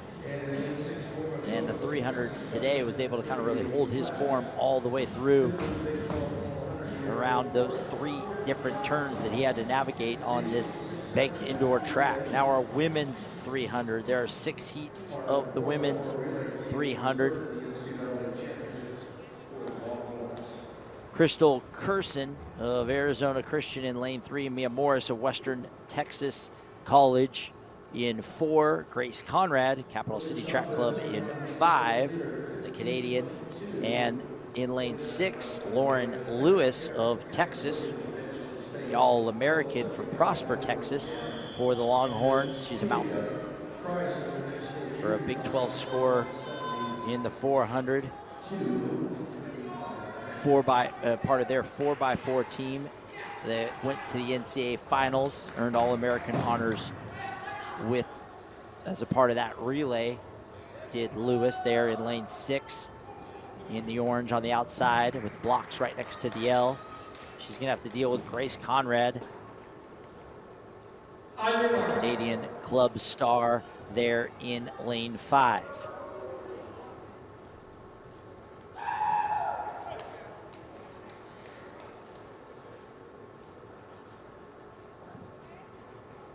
Full house here. All the traditional lanes of these long sprints filled, 3, 4, 5, and 6. Person, Morris, Conrad, and Lewis. Lewis in that preferred outside lane. Leah Morris just inside of her. And Lewis running well, the All-American.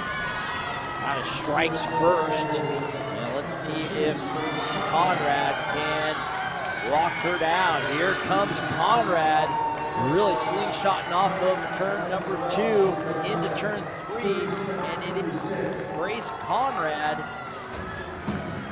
Good high knee drive, powering home. Grace Conrad is going to win heat 1 here of the 300, 36-6 unofficially.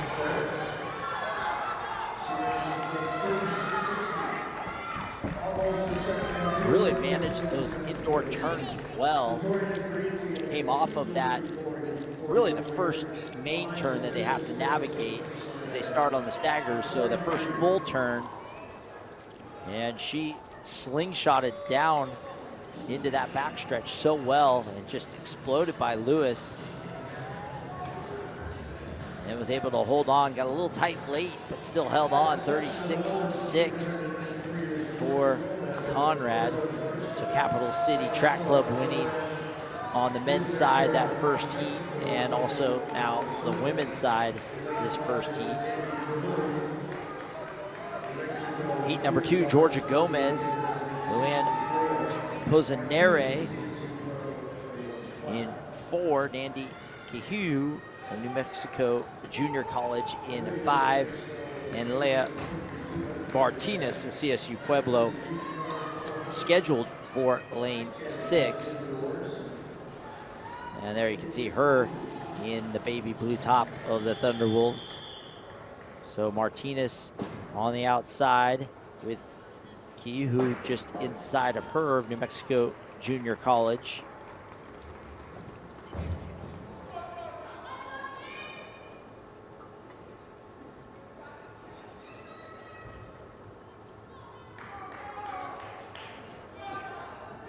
On your marks. Leah Martinez, we saw in the 200 yesterday. She actually had to run out of lane 3, which is very tough to do in the 200. She now at 300 is going to get this preferred outside lane. So we'll see how she handles that.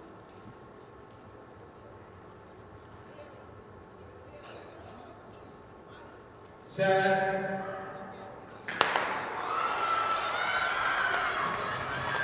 And it was Kihuyu who was out of the blocks best, and now she's already gobbled up the stagger. Keep an eye on Posanere inside in the white top, ready to attach. She now gobbles up the stagger on Kihuyu, and it is going to be Luann Posanere. Posanere, unattached runner here, running well. Look at that, she loves that mark. Posanere, 37-14, that's an outstanding time there in section 2.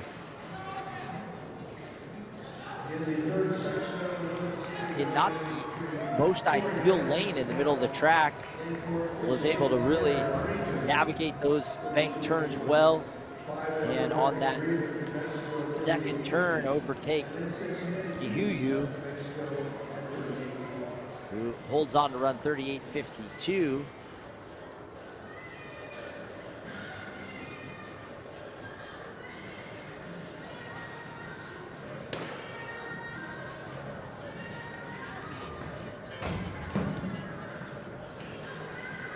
Ankare with the heat win there, running unattached, redshirting, I believe, student athlete at New Mexico, but running unattached now. So we'll see where she fits in for the Lobos. Out heat 3, Tori Anderson of Cal, the multi-eventer down in lane 3. Keisha Tyner of Ranger Community College in 4, Rebecca Grieve of New Mexico in 5. There you see Grieve right in the middle of your screen. And then her teammate Hannah Keese outside of her. Grieve won the 200-meter unseeded division last night in the 200. She's run 54.16 for 400, so right in the middle for her. Ran that great 200 yesterday. That's Keisha Tyner right there for Ranger Community College. And that duo from New Mexico, Grieve and Keese. Keese, the 400 hurdler. She prepped right here in the state of New Mexico. She was the state champion in the state of New Mexico as a prep. That is Hannah Keese on the outside. So she stays home to attend the University of New Mexico. Long hurdle stud for the Lobos. This is a good test for her on an indoor track at 300 meters, but look at Grieve picking up right where she left off yesterday when she won the unseeded 200, having a bit of a breakthrough indoor season for the Lobos. Rebecca Grieve absolutely crushing right now. She heads into that final turn, doing a nice job maintaining form. Good arm drive as she comes off that turn. Trying to stay smooth all the way through the finish. Good lean at the line. Trying to dip under 37 seconds for the 400-meter stalwart for the Lobos. She did win her heat. She does dip under 38 seconds, 37.81. She seems to like that. 400-meter hurdler Keese, a good run as well. There's Grieve's mark, 37.81. And the Lobos go 1-2. You can see where Grieve's mark stacks up there. It's the fastest collegiate mark. Faster than Lewis, the All-American for Texas in Heat 1. And it's the Canadian Conrad who dips under 37 seconds, winning that first heat. And there you can see Ankare, her New Mexico teammate, though running unattached. Both heat winners there. Kind of talking through how that one felt. Yeah, that's one of the great things in track and field, especially after a challenging race, is that feeling afterwards, talking through it with teammates, breaking everything down, all the nerves building up to the event.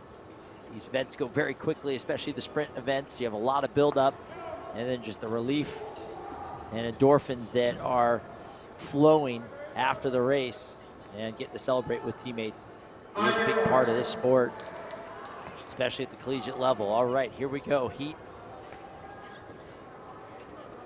number 4 now. Tania Miles of Ranger Community College, Yasan Pert of New Mexico JC, Ava Nyom of New Mexico and Holly Okuku of Texas. Keep an eye on Okuku on the outside. She looked so good in the 400 last night. She was the unseeded champ in the unseeded divisions and just so smooth. The German star, she was the Euro under 18 silver medalist at 200 in the European Championships, European under 20 or under 18 championships last year. We saw her run well over 200. Now trying to hold on here, as stretched out at 300 as Yom, the freshman from Katy, Texas, tries to bring her back. And Okuku closes nicely, wins that heat as she did in her 400. So a lot of work for Okuku here. 38.79, so she runs a 4 and a 3. She's getting a ton of work in. The German star. Mechanically so smooth. Kind of broke down a little there at the end of the 3, which we didn't see as much in the 400, so maybe pressing her upper limits there. Nyam, the freshman for New Mexico, running well there in second, dipping under 40 seconds. And 2 heats remaining here in these women's 300s before we set up one of our premier events of the weekend, the men's and women's miles.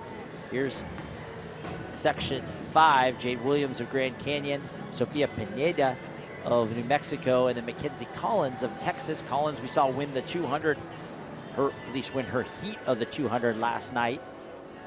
So we'll keep an eye on her on the outside there. It's a great sprint squad for Ricky Morgan Jr., the sprint coach at the University of Texas. Texas women were 3rd at the national championships last year outdoors on the backs of this sprint squad. They were indoor and outdoor champions in the Big 12, 3rd at the national championships for Coach Edric Florial, the head coach at Texas, who's built such a great program there. A legendary coaching career for Coach Flo. And Ricky Morgan Jr., a big part of that with his sprint and hurdle squad. And we've seen them all over the place for the last 2 days as they position themselves to make a run at a trophy indoors at the national championships and another Big 12 title. Yeah, a good 4 seconds off because I ran about Yeah, that's Collins on the outside there, trying to match her teammate Okuku's win from the previous heat. We saw Lauren Lewis run well in heat number 1 for the Longhorns. And then Pineda of New Mexico tries to keep pace just inside of her with Jade Williams of Grand Canyon. Grand Canyon performing very well this weekend. But it's all Mackenzie Collins right now of Texas. 1 or 200 yesterday. Trying to do the same, stretching out over 3, and you can see her tying up just a bit. Look at Pineda, bringing her back. And it's Pineda, she smells blood, is coming, hunting for the heat win. And it is Sofia Pineda. Holds nicely all the way through that final turn and powers down the home stretch for the heat win. Pineda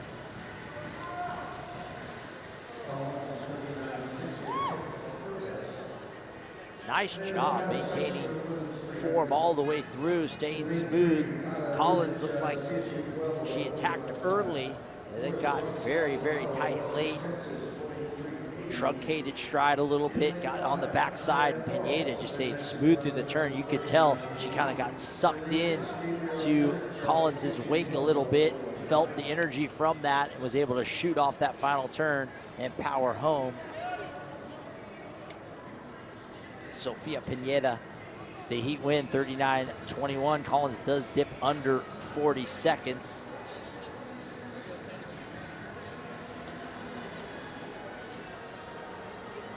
With this final heat here, before we get set for that men's mile, with the first heat being really that fast, hot heat of the mile.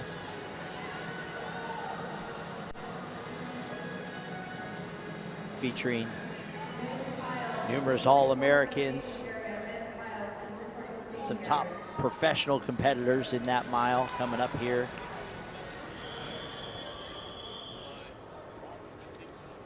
But the headliner being Abatum Samuel of New Mexico.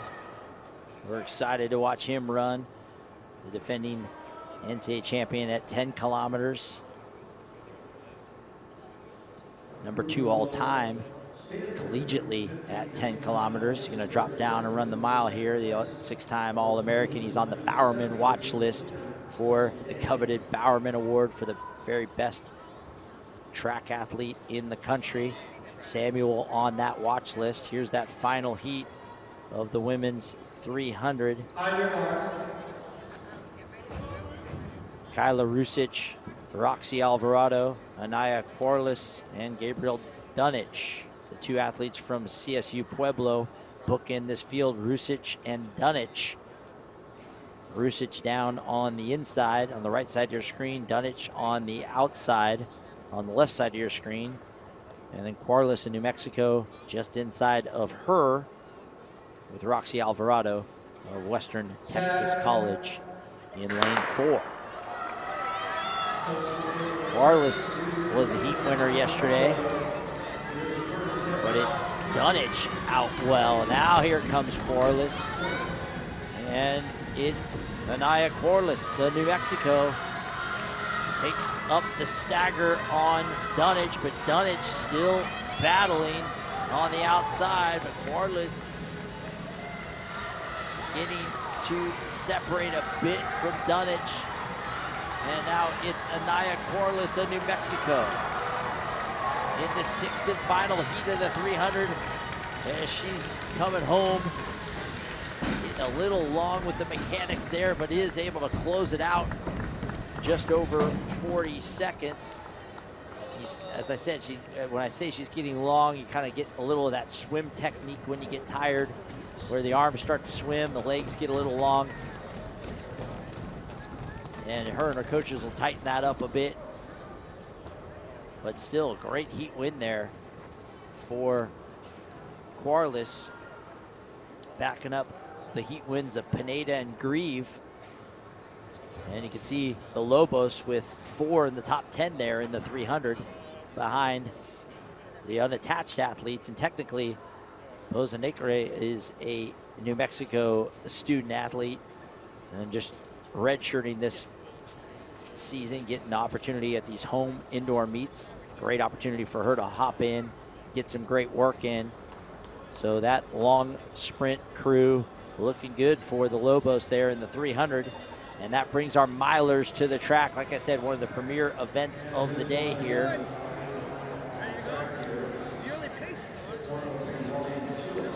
Men's mile. I mentioned Abatum Samuel, one of the headliners of this meet. He was the NCAA runner-up in cross country. He's wearing hip number 2 there for New Mexico. He was the NCAA champion outdoors at 10K, so this is definitely on the lower end of his range. But you can see the whole pack of Lobos there, all in the red tops. That is one of the best distance squads in the country. They were 9th in the fall at the NCAA Cross Country Championships, one of their highest finishes ever. But they have loaded up this winter. Coach Galson not waiting for the summer to add to his stock here as he added a number of key athletes, international athletes at the semester to join this crew. 2 of them on display here in this group. Ishmael Kipkuri, added from Kenya, a world championship competitor, now joins this New Mexico crew, as does Joshua Abrams from France. He's wearing hip number 8. He was added at the semester, also a world championship qualifier. So 2 big-time studs to add to a squad that already includes one of the very best in the country, and Abatam Samuel. And then the rest of that Lobo team that finished 9th at the NCAA Cross Country Championships. A few of the All-Americans in there, a part of that team that support Samuel. Collins Kiprotich wearing hip number 4. Evans Kiplagat wearing hip number 7. They were both All-Americans in cross country. Mentioned Kip Curry wearing hip 6 and Abrams wearing hip 8. They're the 2 new adds to this program. And then you got Vincent Cheer, who was a scorer for them in cross country, wearing hip 10. And Lucas Kiprop, also part of that cross country team, wearing hip number 5. So this is just a loaded group of Lobos there. And then you can see on the outside, even though he's an all red, he isn't a New Mexico athlete, Arizona athlete, Gideon Mengich of Arizona, gonna do battle with one of the best distance squads in the country on their home turf. But then wearing hip number 1, you'll see kind of separated from that group, there is Walid Suleiman. He is a professional athlete running for the Brooks Beast Track Club based up in Seattle. And he is one of the very best milers in the United States. Former All-American at Ole Miss. He's run 3:33 for 1,500 meters. Was a semifinalist in the Olympic trials this summer at 1,500 meters in the United States. And he's run 3:51 for the mile. So as much as we are excited to see the Bowerman watch Abatam Samuel, he's gonna have his hands full here with Suleiman, the professional, who is a semifinalist at the Olympic trials. There's Samuel and Suleiman, they're talking a bit there. And then we're excited to watch their newcomers. Kip Curry, the shorter athlete wearing hip 6. He's brand new to New Mexico, 13:05, 5,000 meter runner. What an embarrassment of riches for New Mexico. They're 9th at the national championships in cross country, and then they add a 13:05, 5,000 meter runner to their stock. And then in the outer alley, Joshua Abrams, a 3:41, 1,500 meter runner from France, who qualified for the World Championships. He's wearing hip 8. He's in that outer alley. So they're gonna run 8 laps around the track.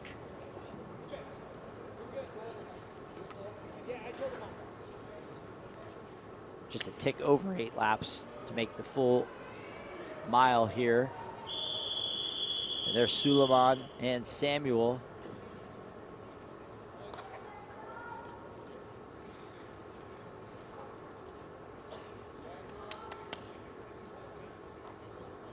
On your marks.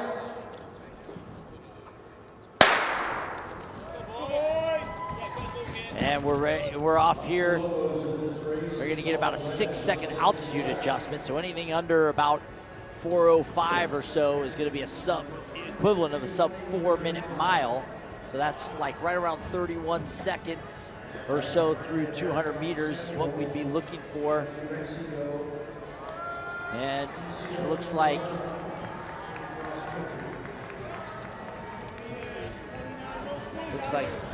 Mengich of Arizona is taking him out.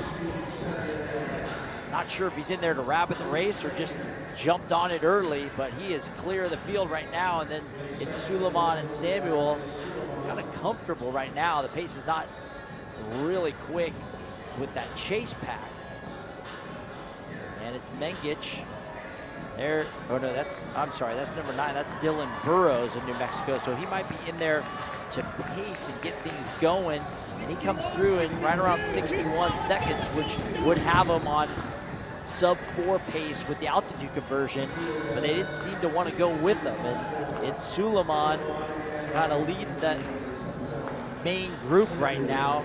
I believe Burrows might be pacing, not sure, but then Samuel, the 10K star, number 2 all time at the NCAA level.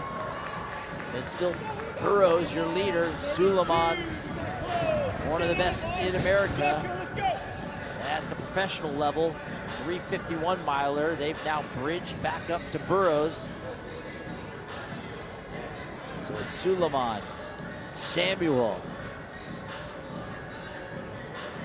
and then that slew of stars, and the newcomer, or that's Colin Kiprotich, wearing hip 4, the All-American in cross country for the Lobos. And look at that squad. That's one of the best distance squads in the country, all on display here in the mile. A little slow through 800 meters, which means we're gonna see some fireworks here over the back half. It's still Burrows leading. Dylan Burrows of New Mexico, the former Ole Miss All-American, Olympic trial semifinalist.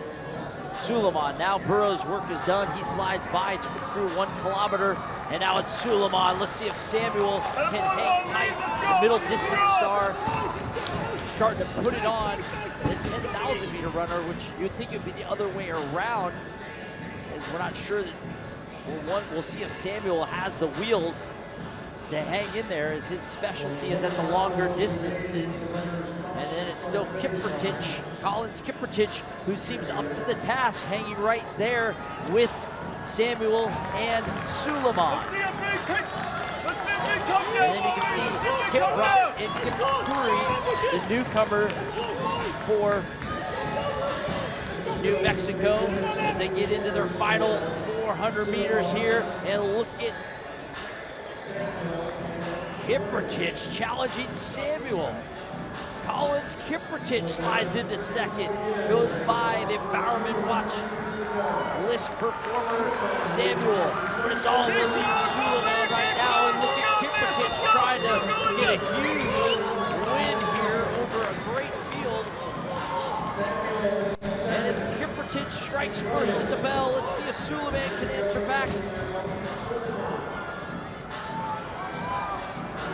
Kiprotich with 100 meters to go. He's got a shot to break 4 minutes at altitude. That would be one of the top times in the country if he can hang on to do it. Kiprotich struck early, so back 3:58.7 at altitude is a monster run for Kiprotich. There were a lot of names in that field, don't get me wrong. Kiprotich is an All-American, but I don't think he was somebody we picked for the win. But he just seemed to be right there through every move. Let Suleiman do a lot of the work through the middle, and then struck with 200 to go. 3:58.60.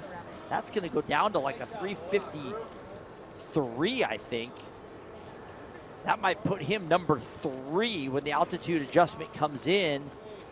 That's probably gonna put him number 3 at the NCAA level right now. Collins Kiprotich sends a statement, and you gotta love that if you're New Mexico. Look at that team right there on display. Obviously they train at altitude, a little easier for them to manage that, like Suleiman coming from Seattle where he trains, a little more difficult to deal with the altitude. I think he's gotta love that on a conversion. That's gonna be like a 3:53 for him, right near his personal best. But Kiprotich, you know, that's one of the, you know, debates about the altitude adjustment is here you get these athletes that live and train at altitude getting the same adjustment that the sea level athletes are.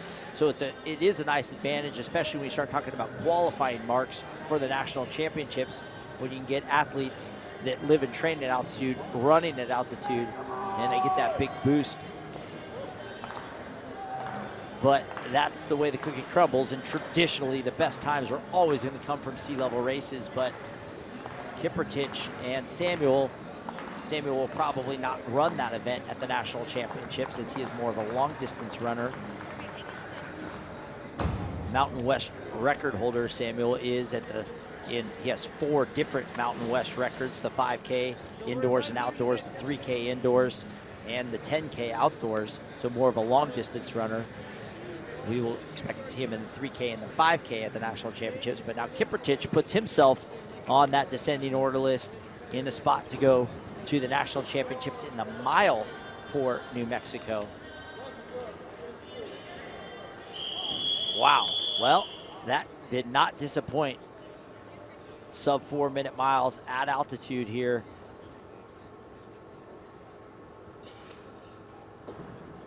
And now heat number 2. And in this heat, Matthew Andrade of New Mexico, Rikus Van Niekerk, one of the scorers for that New Mexico squad in cross country, is running unattached as they go through that first turn.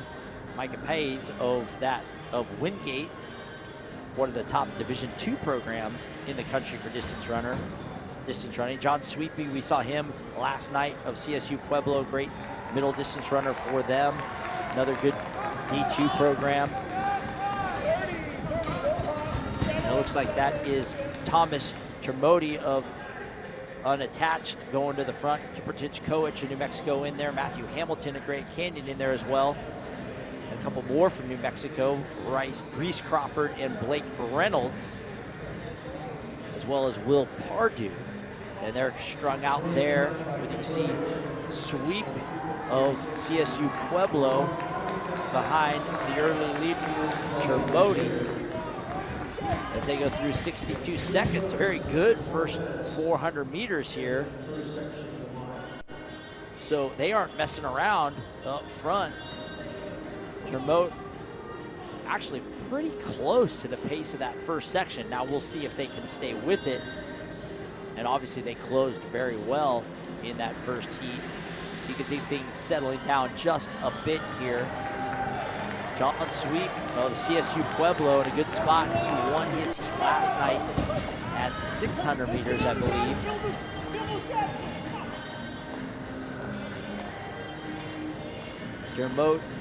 Thomas Termodi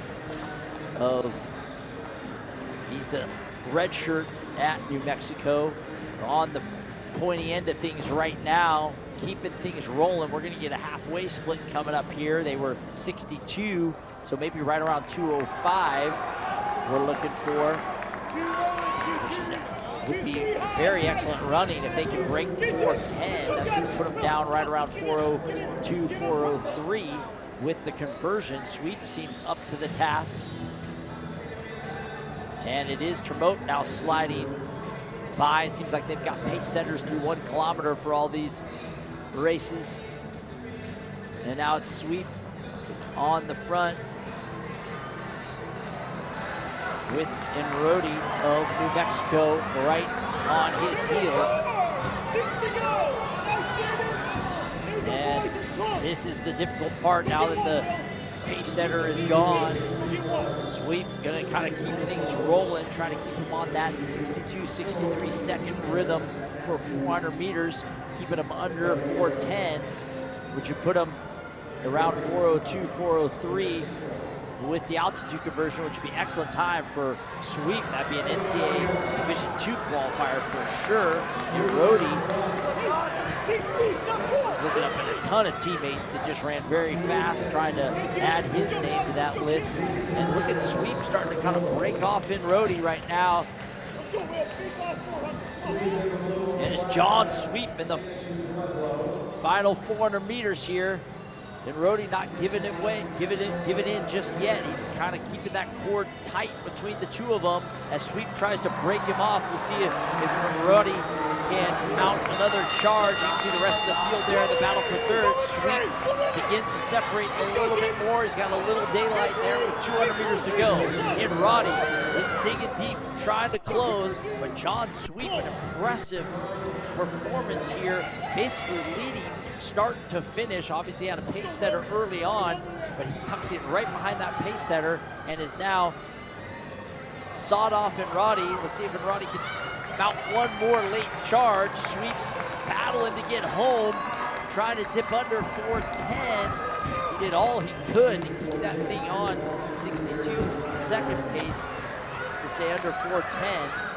It's still going to be a 4:04, 4:05 converted mile for Sweep. We'll see where that puts him on the Division II list.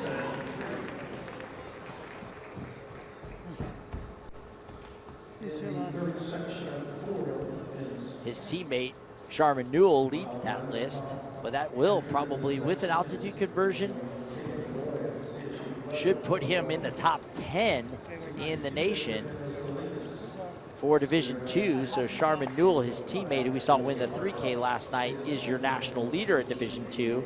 Now CSU Pueblo has 2 of the top 10 in the country. Again, another team that lives and trains at altitude, taking advantage of that altitude conversion that you get.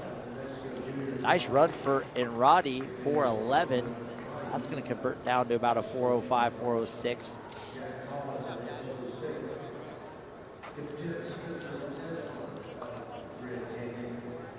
Impressive weekend for Sweep. 2 heat wins, I believe. And he is a big part of that great middle distance crew they have at CSU Pueblo. They were 13th in cross country at the national championships. And they should be a big factor in the RMAC, obviously at the conference level, but at the national level in the middle distances. As we get ready for heat number 3 here. And you can see some of the competitors there. Caleb Beloy of CSU Pueblo, Fernando Salinas, Escuadra of Mexico. Another CSU Pueblo runner, Joseph Harker. And then a couple from Grand Canyon, Michael Archie, Ethan Smith, Emmanuel Corral, and Spencer Desmond on the outside for Grand Canyon as they go down the backstretch. And they'll do the first lap before they break in. You got Samuel Bryan of Lubbock Christian in there with Jack Collins, Angelo State, duo from New Mexico, JC, Brian Chariot, and Mohammed Meraki. And then Joseph Harker, another one of those Pueblo stars in the mix there as they come through their first lap. They kind of bunch up a bit. And believe on the front is Salinas of Escuadra. We saw him last night in the 600. No, I'm sorry. He was in the 3K. The 3000 was Salinas. He ran well, just kind of tried to hang in there with Reese Sharman Newell as long as he could. But the Division II All-American and NCAA runner-up was too much over the back half, and he separated from Salinas. And now Salinas seems content to do the work at the front. And it's Beloy, who is a cross-country scorer for CSU Pueblo. Already has a provisional qualifier for the national championships indoors in the 3K and the mile for CSU Pueblo. The Alaska native there in second with the blue top, the baby blue top, as he trails Salinas, Fernando Salinas of Escuadra, Mexico. And then Grand Canyon, you can see their duo in on the rail there in purple. Michael Archie wearing hip number 4.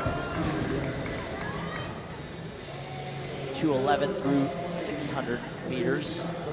Or sorry, through 800 meters, through our halfway point. So they're just over 4:20 pace, which is fairly comfortable for a number of these athletes. So I expect to see a pretty good final lap, a really competitive final lap. As you can see, this entire field's really still in it.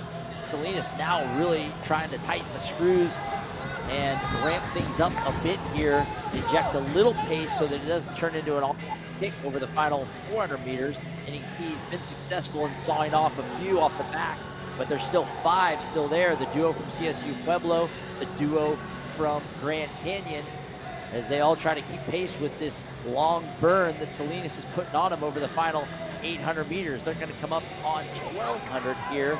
It's Salinas, Beloy, Archie, and Salinas. Now Archie and Smith, the duo from Grand Canyon, trying to keep pace with Salinas in the final 400 meters. They're going to come up on the bell, and now it's Smith, Ethan Smith of Grand Canyon. You can see with that backwards hat beginning to bridge back to Salinas. Salinas has been on it since 800 meters, really putting it on this field in the back half. And now 200 meters to go at 3:45, a chance to run right around 4:15, 4:16 if he can close well. Salinas, a comfortable first half, and has really put it on this field and took it to him over the back half with the duo from Grand Canyon in a nice battle for second, but it's all Fernando Salinas. He's going to be your heat winner here in section 3 of the mile. 4:14 after a 2:11 first half, so he goes 2:03 over his back half. Impressive run. Maybe feeling a little heavy legs from the 3K, eased into that race, but a 2:03 back half at altitude bodes really well for Salinas, and that's really the way you got to run at altitude. You kind of have to run back to front a little bit. You got to stay aerobic as long as you can at the higher altitude, because once you start the red line, it becomes very difficult to continue to battle after that. And you can see, you know, people really start to fade when they get outside of their aerobic system. And Salinas did a good job of staying comfortable early and really powering well over that final 800, 2:03 over the back half of the 800 there. He closed over that final 800 just about as well as they did in heat number 2. This is our final heat of the men before we get ready for our women's mile. Similar to the men, our women's mile has a star-studded field that features a number of New Mexico Lobos, some of the best in the country. As the final heat of the men, Caleb Tipton of Pueblo. They've got Caleb Tipton, Lucas Westbrook, Cameron Eustace, and Matthew Roburbs all in there for the Thunder Wolves of CSU Pueblo. Grand Canyon features Tristan Coyle.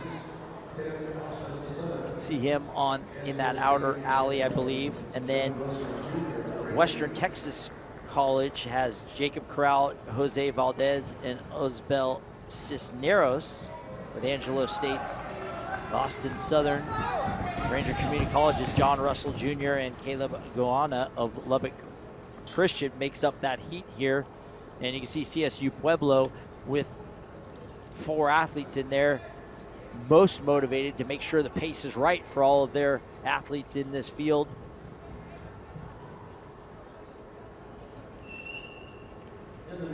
And at the front right now is Cameron Eustace. He's got the pacing duties right now for the Thunderwolves. I believe that's Lubbock Christian's Caleb Gaona, who slides up there into second. So Eustace, they're through 400 meters and starting to dial it up a bit as you see things string out. That's usually an indication that the pace is starting to kind of get dialed up. And that is Caleb Gaona there in second, with Roburbs in third, and Tipton of Pueblo in fifth. The 3 Thunder Wolves of CSU Pueblo. And that's Tristan Coyle of Grand Canyon in that 4th position. But right now, Eustace really putting it on this field. Kind of a slow first circuit, and then since then, he's starting to press a bit and get things rolling. Cameron Eustace of CSU Pueblo, we're gonna get his check at 800 meters. It's gonna be right around 2:11, the same as that previous heat. Now we know Salinas really dialed it up after that, but Eustace seems to be on a roll right now. That next group is more in that 2:15 range. So Eustace trying to keep 4:20 still on the table. Now that glance back as they're just about a kilometer in is not encouraging, but sometimes it's just nice to know where everyone's at. He seems like he's still moving well. 2:42 there, so that's still a 32-second circuit. Eustace running well, and now it is Coyle of Grand Canyon who moves to the front of that chase group, trying to keep Eustace close in case Eustace falters at all. They want to be in a spot where they can still strike, and now it's Eustace's teammate, I believe that's Tipton, taking over those chase duties. But right now at 1,200 meters, it's all Cameron Eustace right now, trying to go gun to tape as a lone wolf on a solo mission here in this final heat of the men's mile, trying to keep 4:20 on the table. There's Cameron Eustace. You can tell he's really working, but he hasn't really given much back to the chasers. Can see they're starting to close just a bit. Maybe smelling blood in the water. We'll see if he can close over the final 200 meters. Right now, Cameron Eustace holding off teammate. I believe that's Tipton of CSU Pueblo, and he has hunted down his teammate, who got a little overcommitted through the middle, and this is a great finish here for Tipton of CSU Pueblo.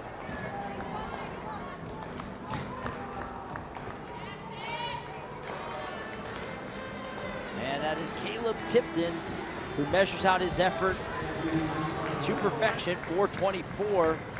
Runs a negative split over the back half, most of that coming in that final 400 meter when he started to bring his teammate back.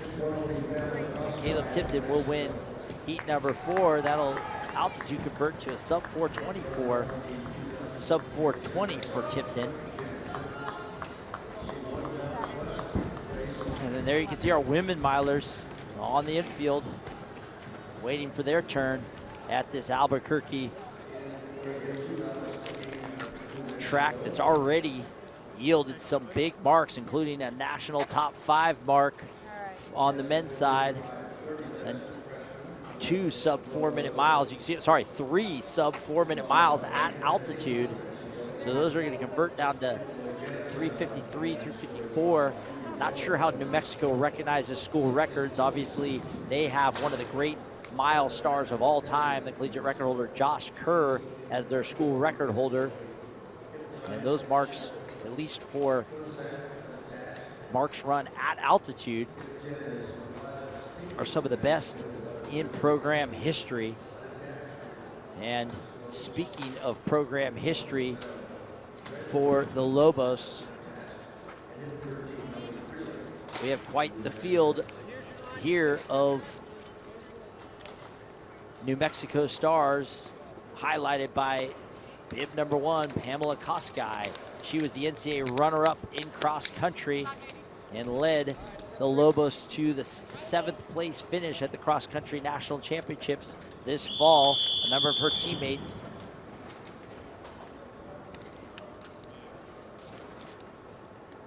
are on the line there. Tilly Simpson was a cross country scorer for them. She's wearing hip number 6. Natalie Bettetti, key cross country runner for them. She's wearing hip number 7. They also bring in Elise Seguin.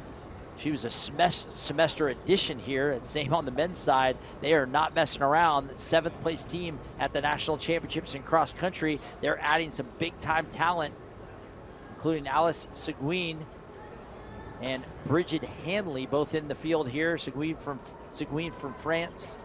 She's run 4:10 for 1,500.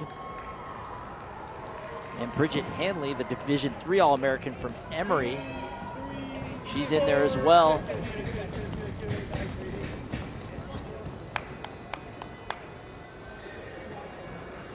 And Alicia Onijic is on the front. Excellent steeplechase star on the front here.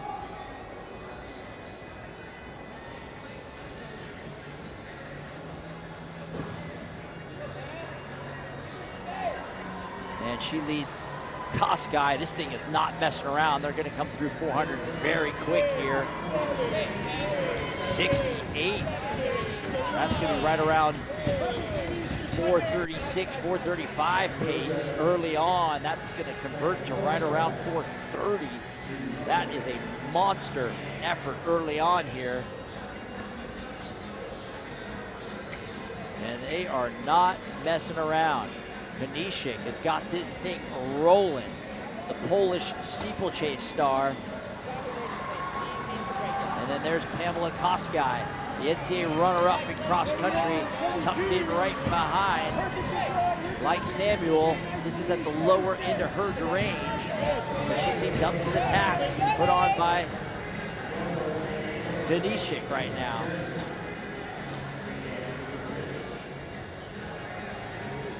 And we're gonna get a check here at 600, or sorry, at 800. And I believe that's Judy Rono, if I'm not mistaken, there in third. Rono already ran 4:45 in December, so she's already on your national list in the mile. National leader right now is 4:27,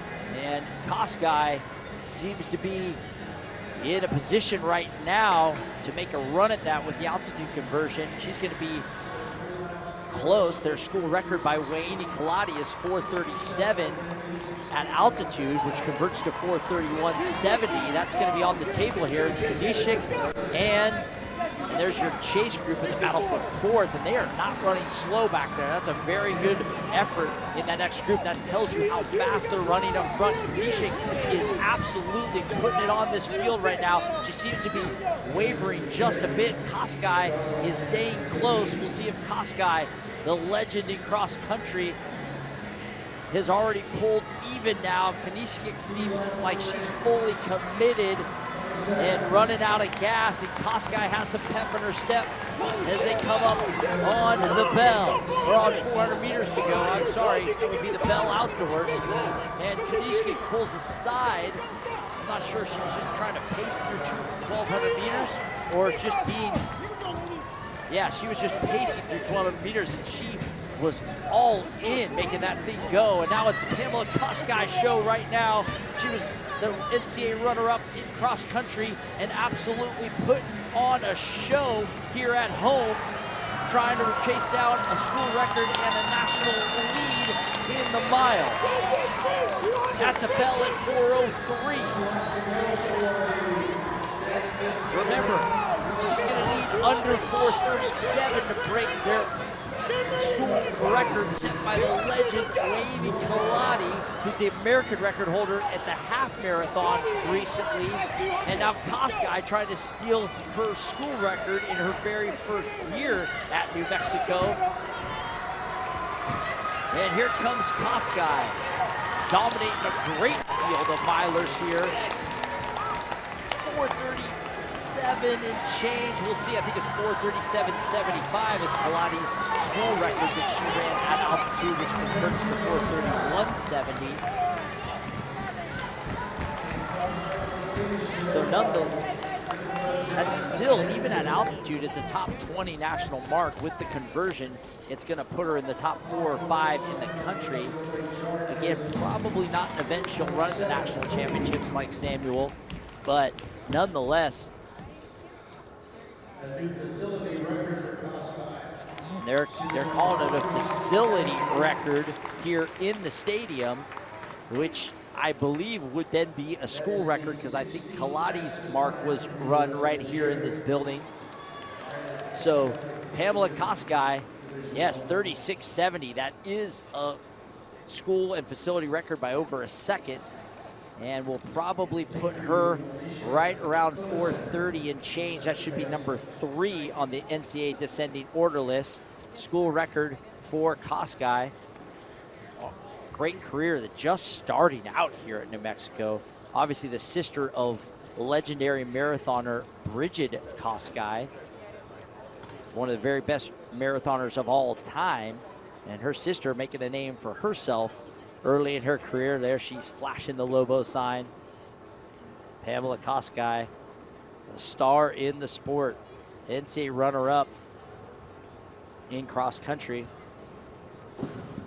She led a great crew across the finish line. She got so clear of the field, we kind of lost sight of a lot of those other Lobos in there. They were all running very well. Many of them running times in the 440, 450 range, which is very, very good at altitude. They were 7th in cross country. You can see why, and they've added some big time stars to the mix as New Mexico puts together piece by piece one of the very best distance running programs in the country. And here is Heat 2 with a lot more New Mexico flavor here in Heat 2.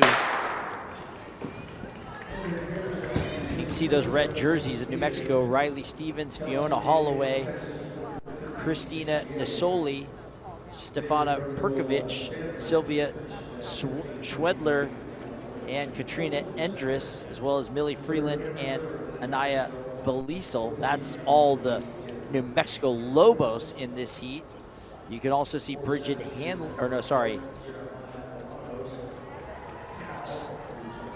CSU Pueblo duo of Margot Thomas and Camille Renau, and then Nicole Hemmerlin of Grand Canyon in the purple kit there in 3rd. If you watched with us last night live on FloTrack, you saw Margot Thomas and Camille Renault of CSU Pueblo go 1 and 2. The French duo for CSU Pueblo, they went 1-2 in the 3K, so they're back here in the mile. It was Renault who won the 3K with her teammate Thomas, who's on the back end of things right there, was 2nd. Right now, I believe this is Fiona Holloway of New Mexico with Christina Nisoli, her teammate there in 2nd, with Hemmerlin of Grand Canyon in 3rd.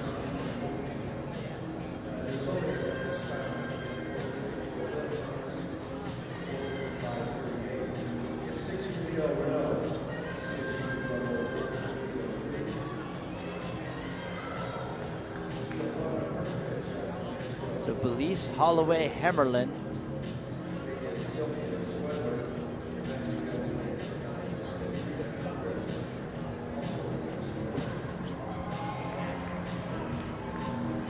It's Holloway.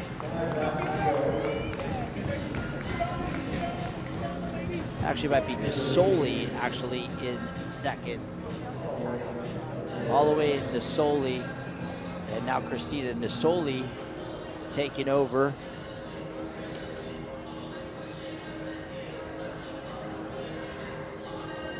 They're going to come up on 800 meters halfway point. We're going to get a look. You know, anything under 2:30 would be what they're shooting for here. A chance to break 5 minutes at altitude would be a nice run. I believe this is Christina Nisoli of New Mexico, right around 2:30. And Hemmerlin now alone in 2nd, with Renault moving up nicely for CSU Pueblo, but it's all Christina Nisoli right now. The lone wolf, I should say the lone Lobo, at the front. And Hemmerlin trying to keep her close, see if a window is open, even a crack to try to get back in this.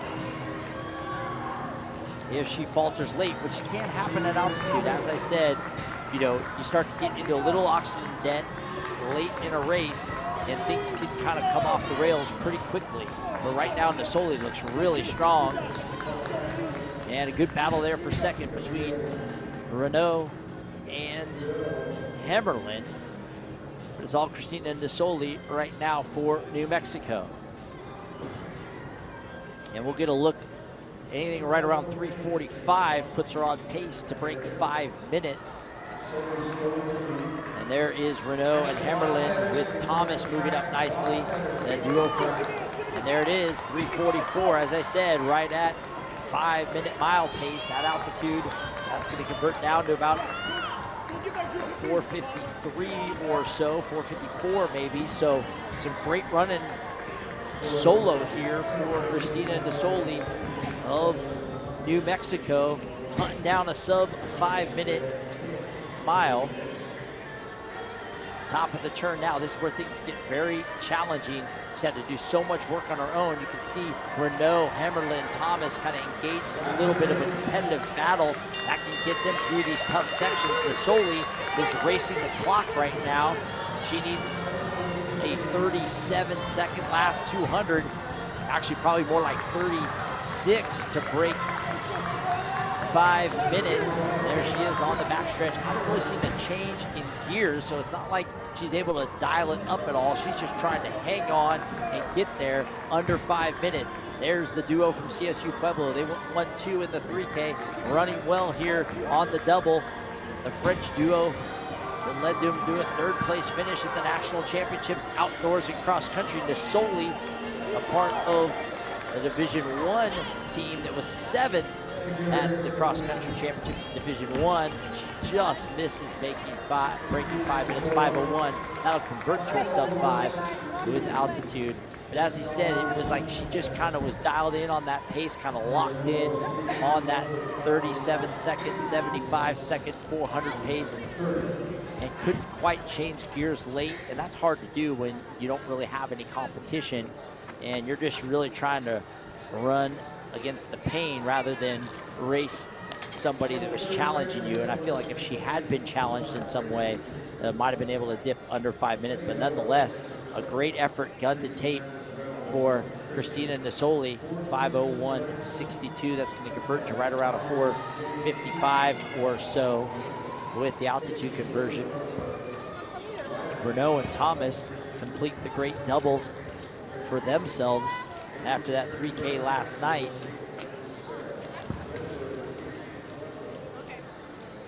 And getting a good chat with Coach, talking through it. They seem to be pleased with the effort, talking through some things that they could have done maybe a little better, but that's, like I said, really tough to do when you are on a solo effort, especially at altitude in a long distance race like that, especially indoors where it's just lap after lap as they come around.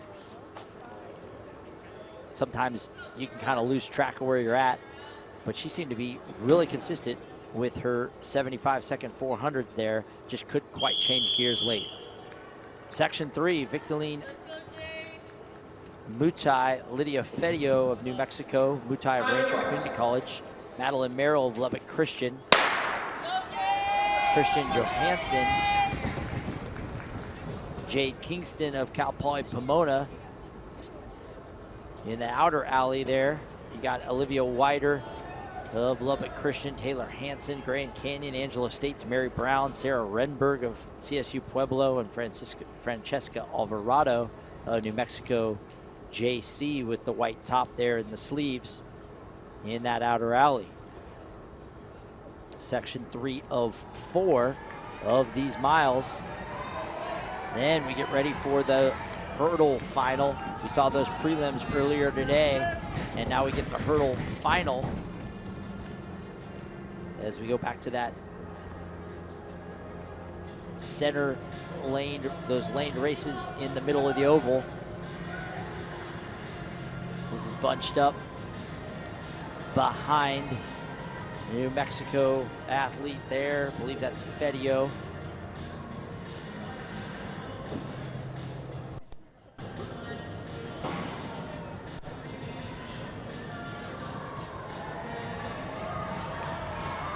Actually, no, that might be a pace setter that we don't have a name on. So it's New Mexico leading early on with Jade Kingston at Cal Poly Pomona behind. Fedio's tucked back in the red, maybe in about 6th or 7th. Teammate is doing the pace duties up front. And now I believe that's Alvarado, New Mexico Junior College, moving up. You see Renberg of CSU Pueblo, big part of their cross-country team that was third at the national championships. Native from Fresno there in fourth. And it is Alvarado now, New Mexico Junior College, with Kingston and Cal Poly Pomona, and then Renberg.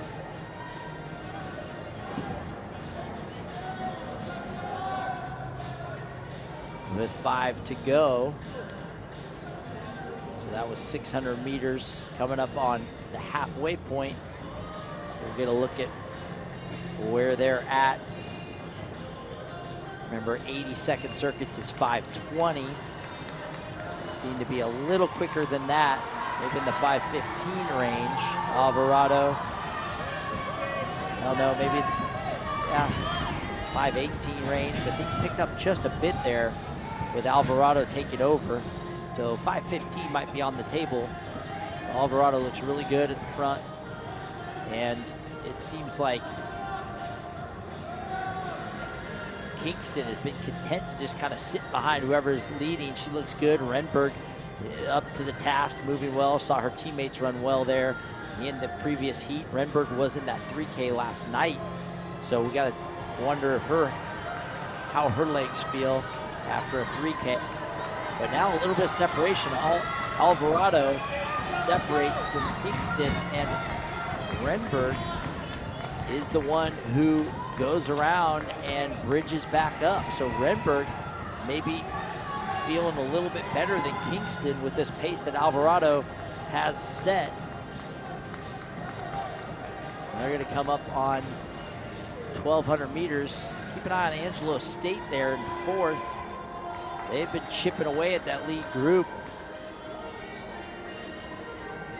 That's Mary Brown of Angelo State. She now joins that lead group. Great effort there to come out from the pack. Good tactics to use at altitude, lay off early pace, and then close well. They're just over 4 minutes, so right at 5:20 pace with 400 to go. So with a nice kick, we could see something in that 5:15, 5:16 range. It's still Alvarado, who looks good. She's just not really injecting a ton of pace. The person running with the most pace right now is Brown, as she was running sub 80-second pace to bridge back up. Kingston seems to kind of righted the ship a little bit for herself, as she is still in the mix. And Renberg is right there in Alvarado's shadow, licking her chops. We'll see when she decides to make her move. Brown now starting to move. Renberg gets to Alvarado's shoulder. It's Alvarado who's been leading for a big chunk of this. Renberg challenges on the outside. Alvarado turns that challenge away through the turn. Mary Brown still right there in third for Angelo State, but beginning to lose ground. It's Alvarado, Renberg awoken the beast a little bit in Alvarado, and now Alvarado needed that kick in the pants and now starts to separate. She is looking in control. She's going to win. Great battle for second between Renberg and the late charging Brown, but it is Alvarado who's going to finish in right around 5:16 or so.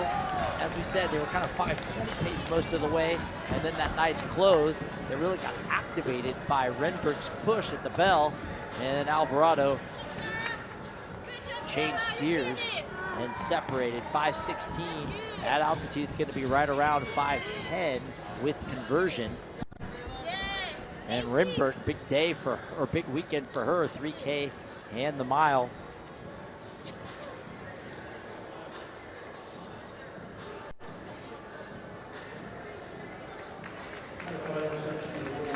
And you can see those hurdles up on the infield there on that wide shot of the facility. As you can see, our finalists in the hurdles getting their run-throughs in. We saw those prelims earlier. And now it is set up for Mary Brown with a nice effort there for second, as those finals are going to take center stage, the hurdle finals. Right after this fourth heat of the mile, there's Alvarado with the heat win. Nice job controlling that race, generally start to finish.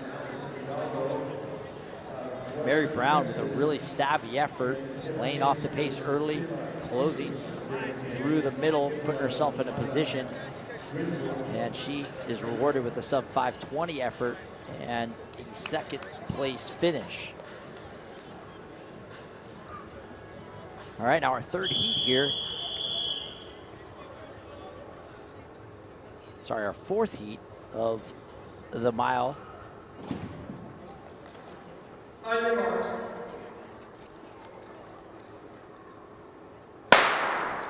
And we have 4 athletes from New Mexico State in there. The first time we've seen the Aggies at this meet. Alexandra Ordaz, Murray Dodge, Trista Cordova, and Naya Valenzuela, 4 athletes from New Mexico State. There are 3 in there from Grand Canyon. Hannah Hall, Ava Johnson, and Seela Akers. They're back from the 3K last night, where we saw Hall finish, I believe, 3rd or 4th in that 3K for Grand Canyon. And then Western Texas College has Allison Hidalgo, and Ranger Community College has Mila Greensway. CSU Pueblo also features Crystal Armijo.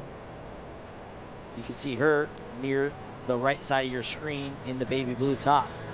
And right now it's the Grand Canyon duo at the front. I believe that is Ava Johnson and Hannah Hall.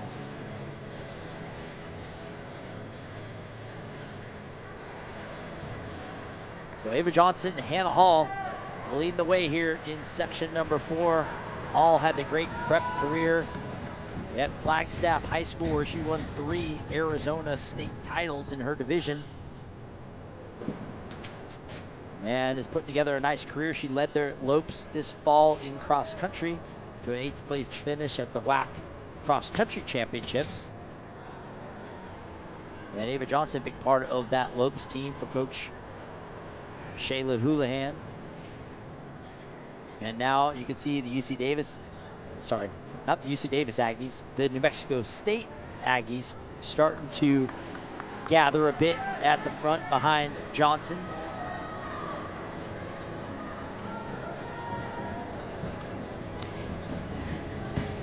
That's Trista Cordova, who's at the tip of the sword for that Aggie attack in all black there in nearby Las Cruces. And so it's Ava Johnson. And now moving up for Grand Canyon is Seela Akers. She slides up into that 3rd position. Now is going to join Johnson at the front in the 2nd position. We'll get a look at their split here coming up at the halfway point. Johnson, Akers, and then it's Cordova and Dodge for New Mexico State. So 2 from Grand Canyon, then 3 from New Mexico State. Cordova, Dodge. Johnson has done most of the work from the front here. And now it's going to be Seela Akers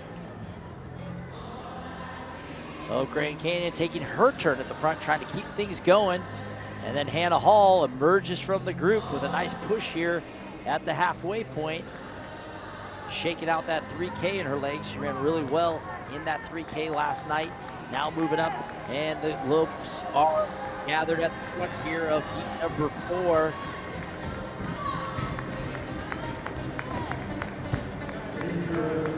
And Hall moves to the shoulder of Johnson, and the Aggies trying to keep pace with the Lopes right now. It's Akers, Hall, Johnson as they come up on 600 to go.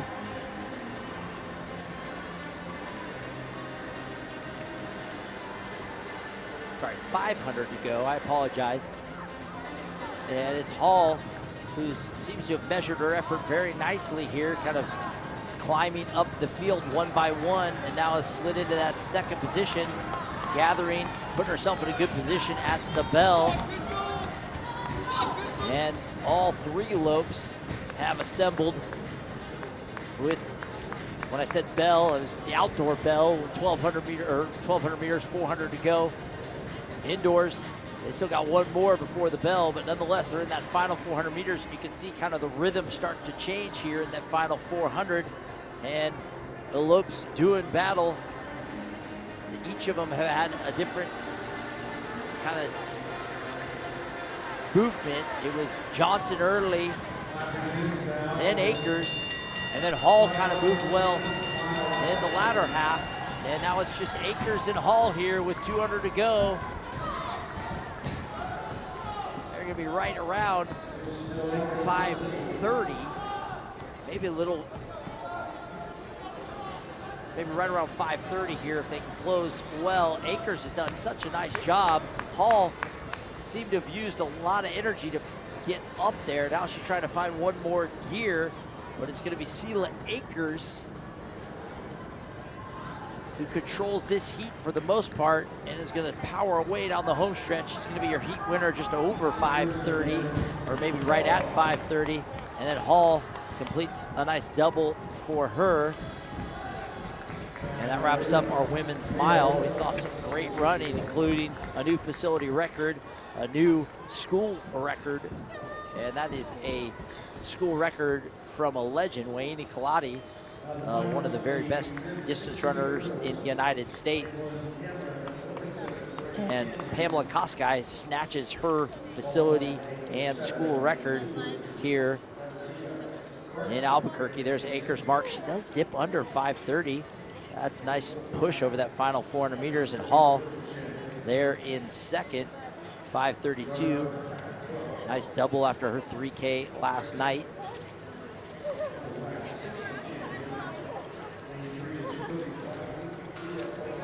Grand Canyon goes 1-3-4 as Coach Houlihan tries to develop those women. They were 8th at the WAC, looking to move up. And there's the full results of the mile. And there you can see why New Mexico has one of the very best distance programs in the country. They were 7th in the national championships in cross country. They've added some big time stars to the mix, including Hanley, the Division III All-American. But it was Koskai and Rono who we'll see, I believe, we should see in the 800, at least scheduled later in the 800. She looks in great form as she continues to move up the national leaderboard in the mile. And now we had earlier this morning, we had our preliminaries, we had our unseeded races in our straightaway races, the 60 hurdles and the 60 dash, and then we had our invitational sections preliminary, and that has set up our finals in our straightaway races. We're doing the 60 hurdles right now. So our top 8 times from this morning are now going to compete in the final of the 60 hurdles.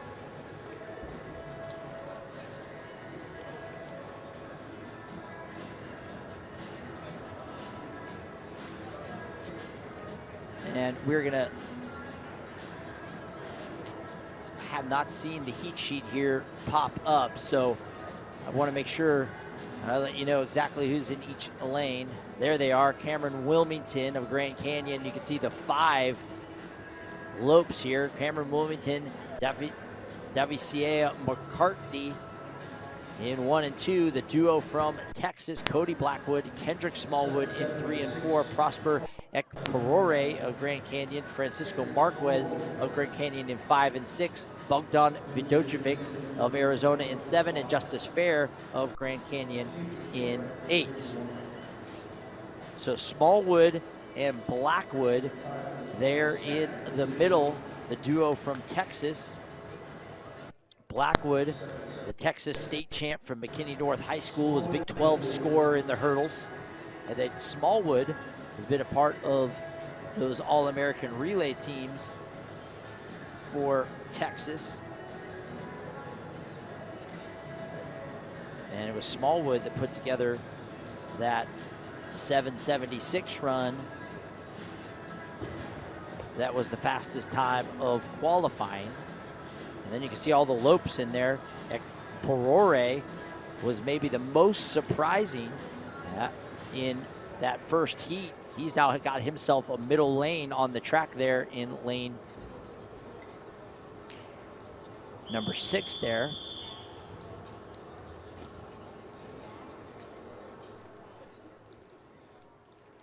And then McCartney of Grand Canyon running out of lane 2. School record holder at Grand Canyon in this event's run 7:71 before. Former Division II All-American at Missouri College in the 400 hurdles. The duo of Smallwood and Blackwood here for Texas in lanes 3 and 4, surrounded by Lopes.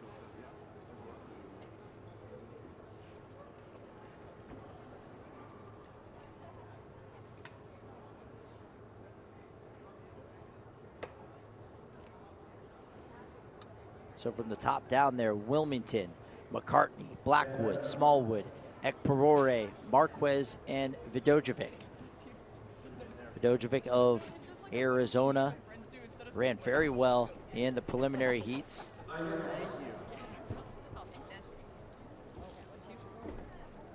Marquez, the Portuguese star for Grand Canyon.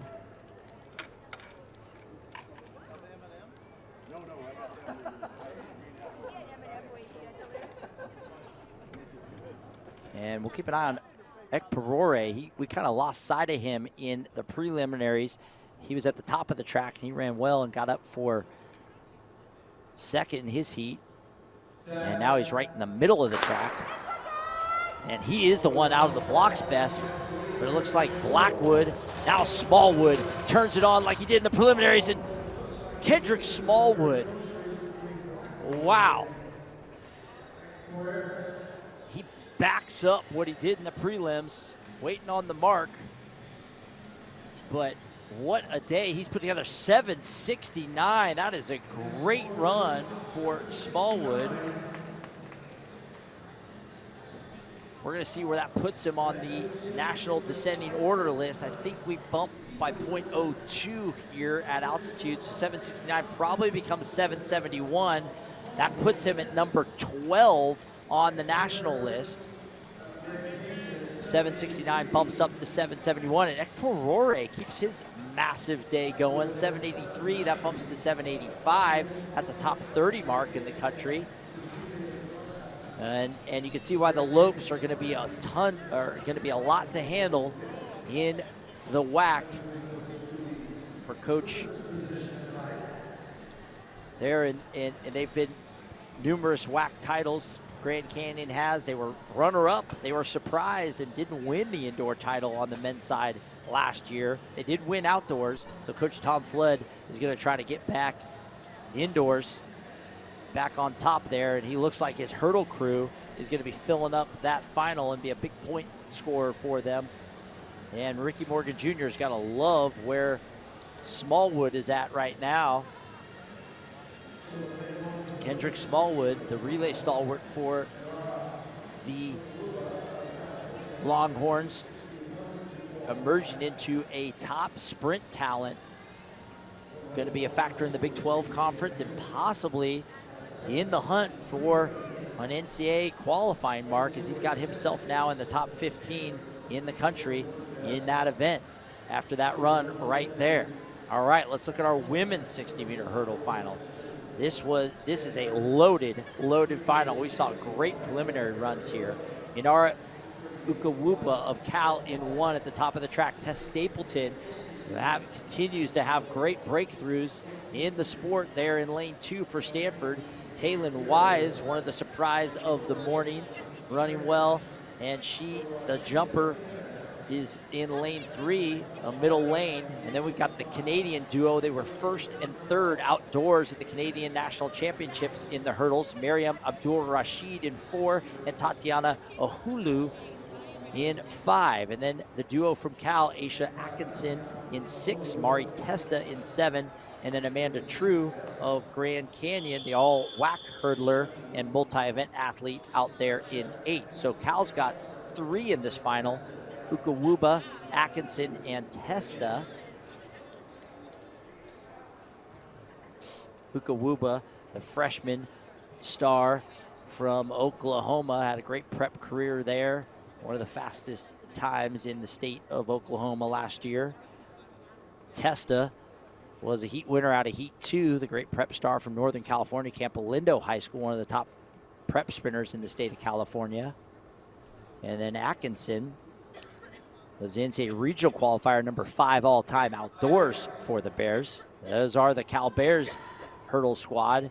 And in the middle of the track, though, the 2 Canadian stars, first and third at the national championships. They'll lock horns right in the middle of the track.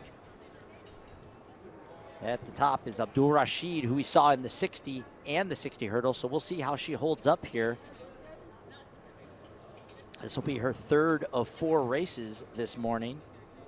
And Tess Stapleton quietly before Stanford continues to notch big marks, which started last year. And then she got on the all-time list in the 200 for the Cardinal last night, and now in this final, and she's out of the blocks well, but look at the Canadians in the middle.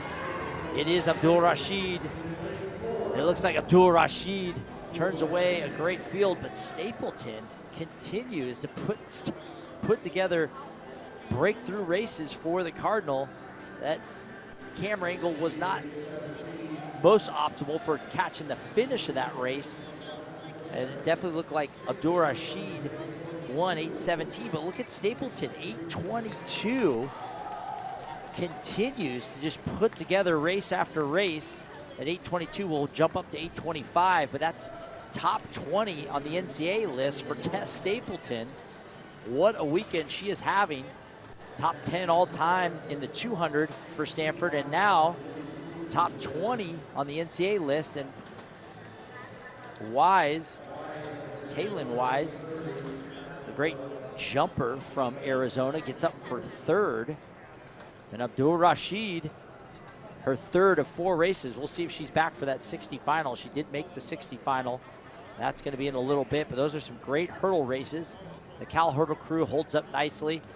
Atkinson leads the way for them, 8:46. Abdul Rashid showing why she's the Canadian champ. And now we switch gears after those internal races on the inner side of the track, the hurdles. They'll remove those hurdles. We'll be back for those 60 dash finals later, but first, our invitational sections of the men's 400. These should be very exciting. The 400 is maybe one of the most exciting races in indoor track because you get laned athletes who normally run in lanes indoors. They break and they will kind of battle over the final 200 side by side, and the battling for position is so key.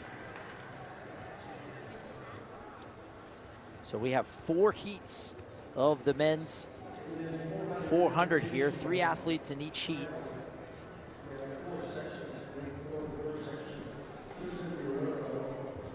And as I said, this is one really keep an eye on for positioning. The preferred lanes outside give a huge advantage as you have an opportunity to see everybody inside of you. You have a chance to break over the top and be the first to the break. And being the first to the break is so important in the indoor 400 as they break down on the home stretch. They all enter into lane 1. If you can get to the front, you really can kind of control the race from the front, make it very difficult for runners to overtake you. And a lot of runners that are used to running 400 meters outdoors aren't used to have to fight for positioning as much. Sometimes they have to do it if they're in the relay, the 4x4, that comes up a little bit. And this is a great spot for coaches when you start talking about the 4x4. They start to look for athletes that can run well in traffic. And those guys who run well indoors, a lot of coaches like to place them on legs 2 and 3 in the 4x4 outdoors because they've proven that they can break well and run well through traffic. So we'll get a look at that here in these 400s coming up. They're very, very tactical. They make for a lot of fun. There's that first section, Tristan Guerrero of Angelo State. You can see him there with hip number 4. In the all gold there of Angelo State. And in the middle there, the track is going to be Logan Popelka of Texas. We saw him in the 200 last night, in the invitational section of the 200. There he is, leaning on the rail there. Popelka was second in the 200 last night, ran 20:77. That's the number 5 mark in the country right now from last night. So now he's back in the 400. He was 3rd in this event in the Big 12 championships last year. He was an All-American as part of their NCAA finalist, or part of their 4x4 team, and he's also a finalist in the 400 outdoors at the NCAA championship. So definitely the most accomplished in the field there in lane 5, and he showed last night that he's in great form right now. So Logan Popelka, will see him in lane 5, but he's got his hands full right there, and the guy you see on the screen, that is Isaiah Shaw of Parkland, Florida. Went to Marjorie Stoneman Douglas High School there in Parkland, Florida. Had a great prep career, one of the very best long sprinters in the state of Florida, one of the best in the country his senior year. He's run 45:51 for 400 meters, was an NCAA regional qualifier. And he is number 2 all time at Cal in the 400. So 2 45-second 400 meter runners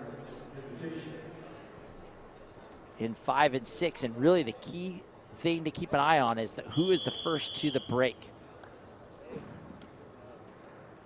because it becomes very difficult to overtake in these 400s, because not only do you have to run faster than the runner in front of you, but you also have to overtake the space that they occupy, and that can be very, very challenging. So we will see who gets out of the blocks best, who breaks best when they come off that second turn. So Tristan Guerrero, Angelo State. Logan Popelka, the All-American from Texas, in 5. And then Isaiah Shaw of Cal in 6. Now he's in that preferred lane of 6, so that gives him the advantage. When he breaks, he has the opportunity to kind of slide over the top of Popelka.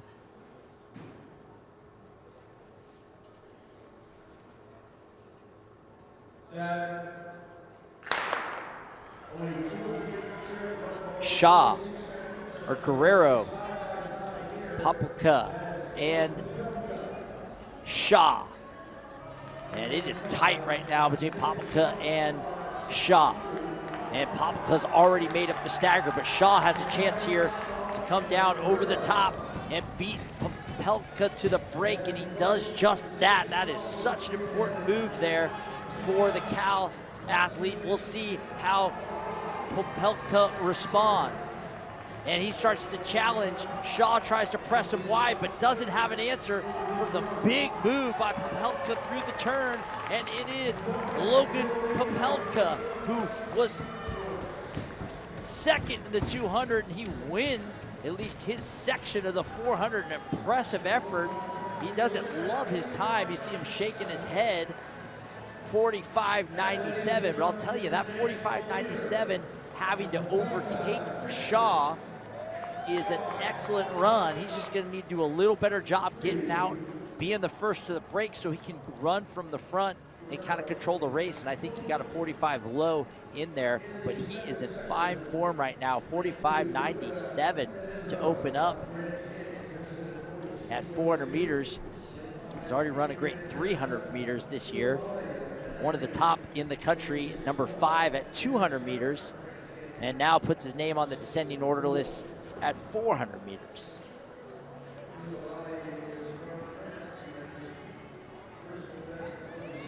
Unofficially, that's the national leader at 400 meters, I believe, at 45:97. I think there's a 0.11 altitude adjustment at 400 meters, so that puts him just over 46 seconds. I think that's still the national leader. I know Antoine Nortje of Texas A&M's run 46:12, so very possibly could have a national leading mark right there. So Popelka, second in the 200, is the number 5 mark in the country, and now the nation leading mark in the 400. As we get ready for heat number 2, Luca Canizzo of Grand Canyon, then Aiden Mansa Kulabi of representing the club Hanani Olympic, and then Ben Stratman of Grand Canyon on the outside. So 2 Grand Canyon athletes. Stratman was a WAC scorer in this event last year indoors. And we mentioned how Coach Tom Flood's trying to get back on top in the WAC indoors. They won outdoors, but were upset a little bit indoors in the WAC conference. Already showed out nicely in the hurdles. And Stratman a big part of their long sprint crew. And then Adrian Mansa Koulibaly in the middle of the track. The post-collegiate Koulibaly with Kenicho of Grand Canyon and Stratman of Grand Canyon sandwiching Adrian Mansa Koulibaly.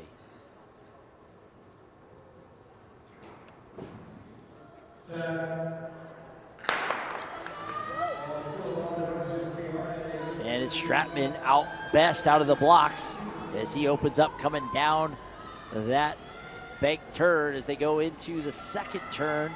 We'll see if he can keep that gap and be the first to the break. It's Stratman. Ben Stratman of Grand Canyon. He will be the first to the break.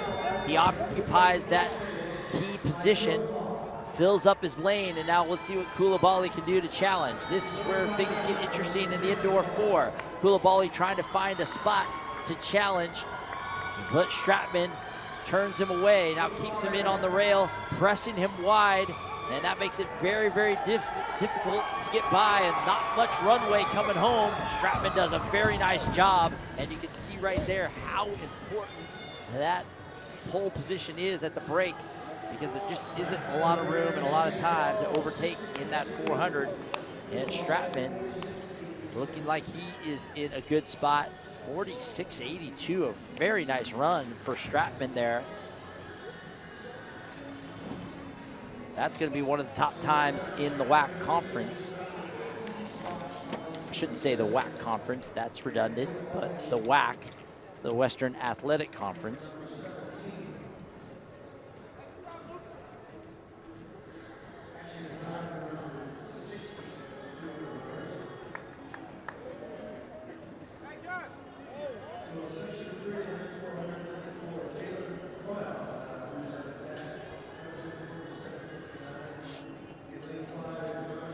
And now heat 2 of the 400. These have been very exciting heats. As I said, these are really one of the premier events to watch in the indoor race, in the indoor circuit, I should say.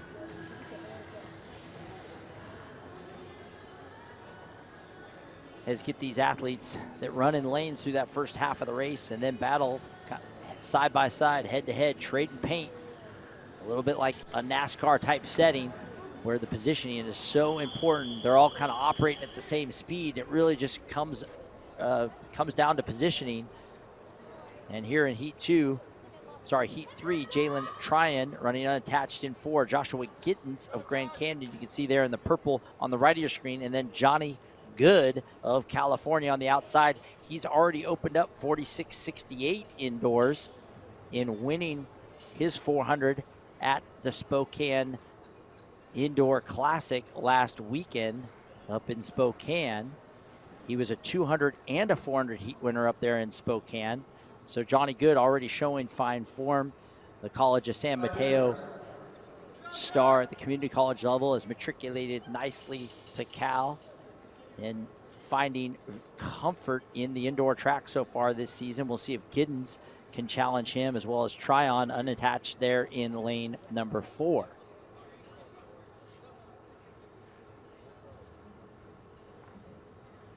Jalen Tryon, Joshua Giddens, and Johnny Good of Cal. And they're out. It's Giddens and Johnny Good. And Johnny Good has got his guitar in a gunny sack, and he is out in this 400. Johnny Good. Now keep an eye on the inside there. Jalen Tryon running well, but it's Giddens Good the first to the break. And he leads at the halfway point. Tryon is closing the gap, and we've got all 3 in it right now. Giddens has got work to do to overtake 2 different runners, and it's Johnny Good occupying the main position. You can see how he's pressed everybody wide. Johnny Good trying to keep his undefeated season rolling here, and he holds on to win the heat of the 400. Go, Johnny, go, go, go. and he just looks really comfortable on these indoor tracks. 46.58. That is a great run for Johnny Good. That should be, with the conversion, right at his best. 46.68. He was already number 7 in the country at 46.68. Now 46.58, I believe, will altitude convert to almost the exact same. So nonetheless, he backs up the work that he did in Spokane last weekend and showing that he's legitimately a top 10 in the country athlete right now.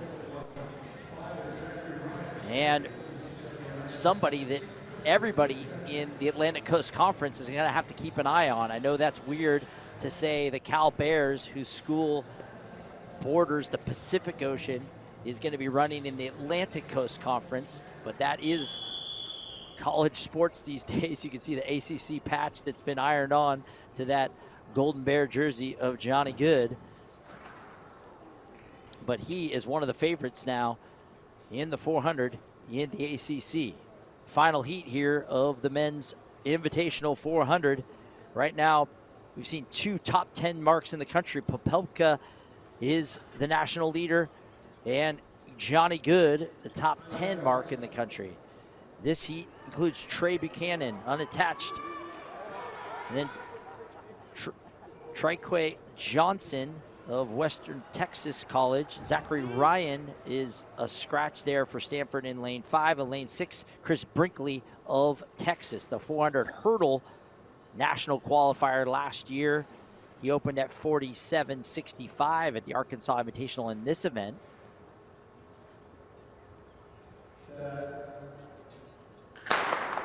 We saw Brinkley last night in the 200 run very well. Now he's going to try to back it up with a great run in the 400.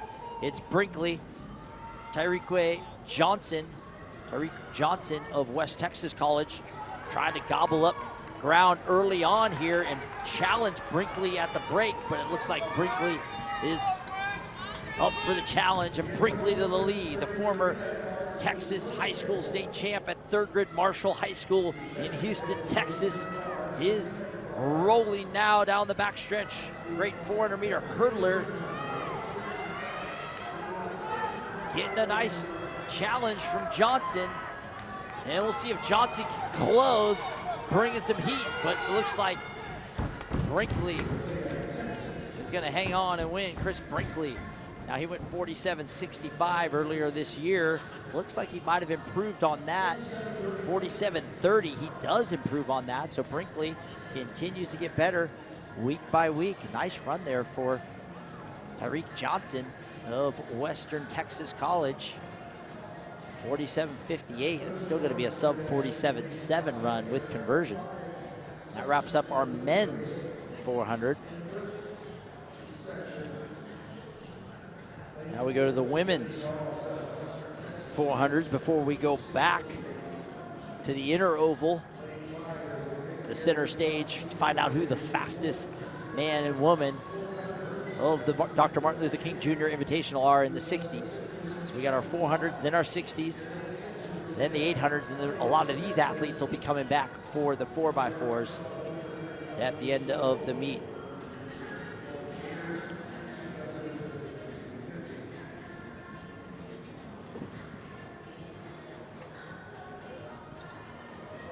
There's section 1 of the women's 400 invitationals. There's 5 sections. We only saw 4 for the men. There'll be 5 for the women. First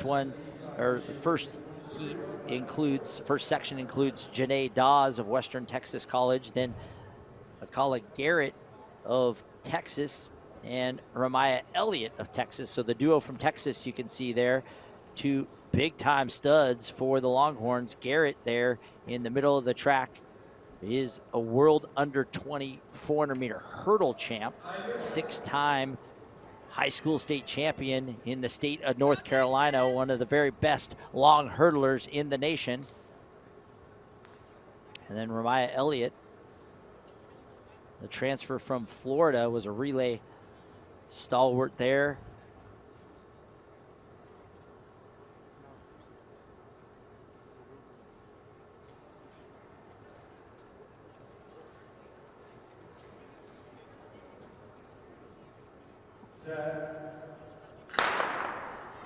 Dawes, Garrett, and Elliott.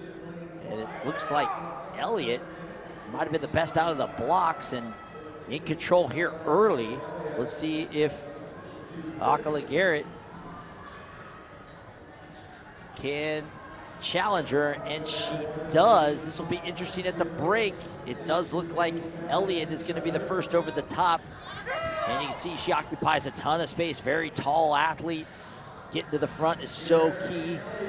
And that gives her a little less traffic to deal with. And it's Garrett that needs to overtake, and she does just that. And she does with a very decisive move. And now she's really digging, and she's running out of lane 2, which is the challenge when you don't get to the first to the break, but she seems to handle it very nicely. That's showing that strength from the 400 hurdles, 52.5 unofficially. 52.35, and that will convert to about a 52.46, I believe. So that puts her number 5 on the NCAA descending order list. 52.35 converts to 52.46.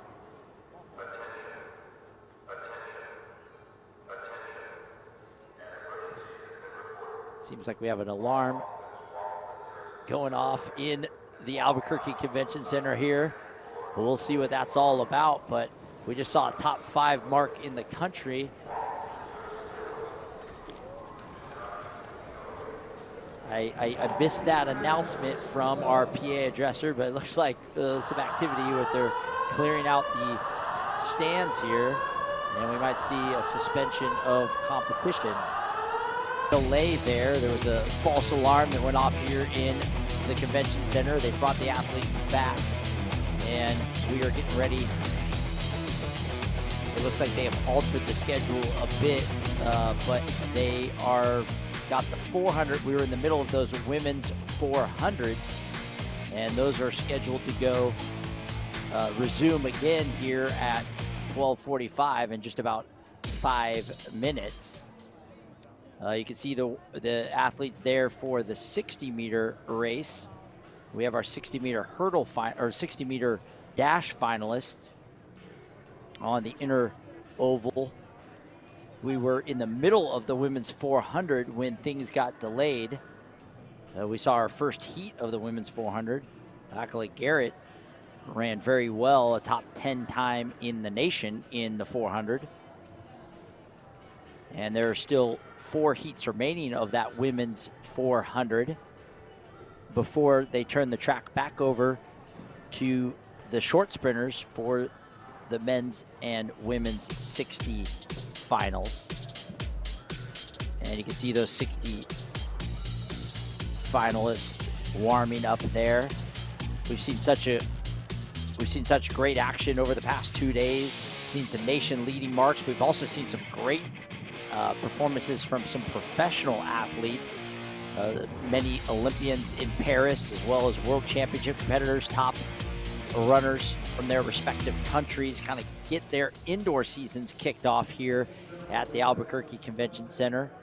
And we expect something very similar in those 60-meter hurdle finals, and then also the 800s coming up later. We've got some big-time professional athletes set to run in those 800s, including a few Olympians and world championship competitors, a couple of the top in the country,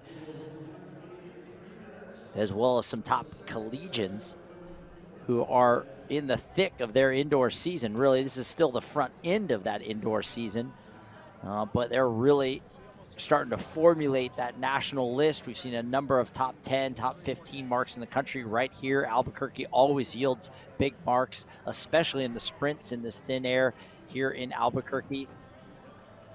But we've also seen some great performances in the distance races, including a facility record on the women's side in the mile, and 3 sub-4 minute miles at altitude already on the men's side.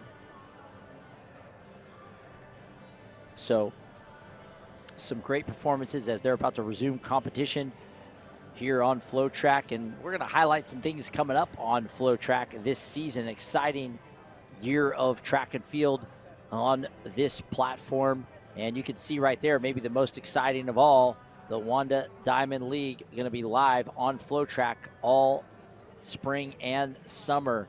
For track fans, they know this is the premier track and field meets in the world in the Diamond League.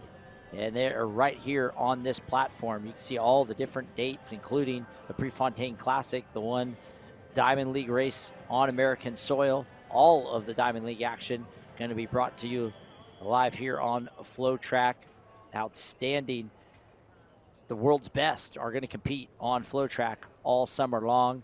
And so make sure you stay up to date on everything that we've got scheduled on this platform that's always been brought you the sport, been on the cutting edge of bringing the sport to people's computer screens and living rooms for many, many years. And having the Diamond League on FloTrack this year is an exciting development. Now we are back for these women's 400s. I know that that was a little preview right there of who's in our men's 60 finals, but now we're jumping back in on these women's 400s.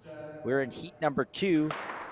2 athletes here, Camille Laus of Atlanta Track Club Elite and Ryan Lacefield of Cal. Lacefield's been very busy this weekend in the 200 and the 60. Lacefield's number 7 all time at Cal in this event, but she's got her hands full here with Camille Laus, the Belgian Olympian.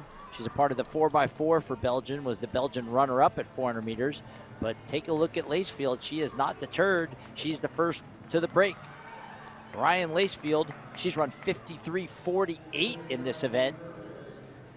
As I said, she was an NCAA regional qualifier, number 7 all-time at Cal. Now Laus, we saw her in the 600 last night, and look at her with a decisive move to go by Lacefield. And look at Laus really unload here. You rarely see this kind of close in a 400, but Laus is bringing it, maybe getting a little tight and a little tense, but the effort is there.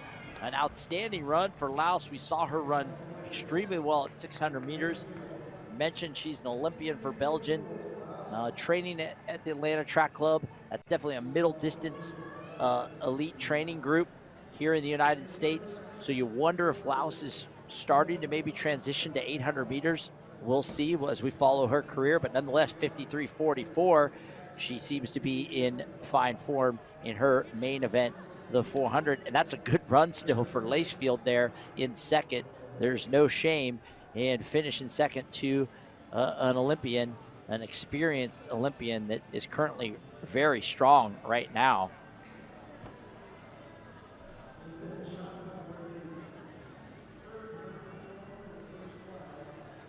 And here is heat number 3 of 5. This is also challenging on these athletes because they warmed up, they were ready to go, and then we had that like 15 to 20 minute delay with the false alarm that went off and they were right in the middle of it. I mean, those athletes we just saw run were getting ready to go in the blocks right before that delay. So that changes your warm up a little bit. You know, you're up, then you kind of have to get down a little bit and then get right back up. So that might have been why you saw Laus maybe a little late on the jump there, but then she closed so well. And we'll see how the rest of these athletes perform. Even in the 60, it's going to push their warm-up back a little bit. It's going to kind of change everything for some of these athletes in these next few events. So this next heat coming up is Zoe Lahanis of Cal. They're in 4. Kayla Edwards in 5. We'll talk about her in a second. And then Antonio Sanchez Nunez of Arizona in 6. Edwards, one of the top 800-meter runners in the country. She was in the Olympic trials, went all the way to the semifinals. She has broken 2 minutes for 800 meters, former NCAA champion at Oklahoma State. And she's got Antonio Sanchez Nunez outside of her, from Mexico City. She was 3rd in the Pac-12 in the 400 hurdles and 13th at the NCAA regional championships in the 400 hurdles. So an accomplished athlete from Mexico City on the outside, and they'll kind of meet in the middle here. Edwards, the 800-meter runner, more of an 800-miler, dropping down to 400 here for some speed work. We'll see if she can get those wheels moving. Lahanis, also a middle distance runner, trying to get her wheels moving. The 400 hurdler is going to be the first to the break. That is Antonio Sanchez Nunez, one of the top 400 hurdlers in the Pac-12 and now Big 12. And now you can see Edwards, the great 800-meter runner, gets things going. Maybe a slower start for the middle distance runner, but now moving well. We'll see if the 400 hurdler can turn her challenge away, and she does a nice job of pushing her wide. Edwards, who's definitely comfortable operating in space in the 800, does get by and wins that heat. But that's a great run for Antonia Sanchez Nunez. Edwards, one of the very best middle distance runners in the United States, getting some good speed work in there, and you could tell she had her hands full from Sanchez Nunez. 54.17 for Sanchez Nunez. Edwards, nice run, 53.83. Lahanas, 59.06 for the 800-meter runner from Cal. I'm sorry.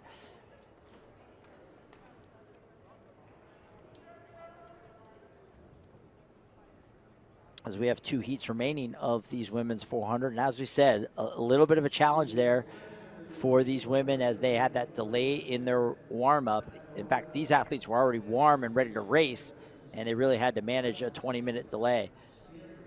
So that will affect potentially mindset for sure, but probably a little bit of physical performance, as that is difficult to deal with. Jason Nyamhunje from Angelo State there in 4, Sage Hinton in 5 for Stanford, and Talia Booker of Grand Canyon in 6. Booker, the freshman from Grand Canyon, promising young runner for the Lopes. And then Sage Hinton, she's run 55.50 in this event. Sophomore, had a great prep career in the state of Maryland.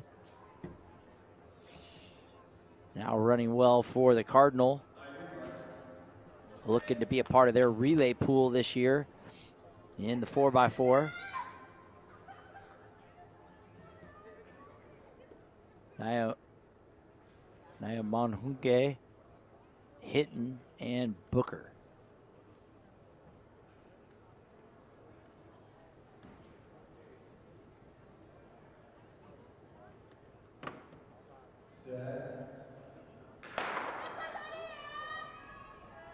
And it looks like pretty even start out of the gate. Maybe Booker, but Hinton right there, and Nyamhunje still in the mix as well. This is going to be a very competitive race.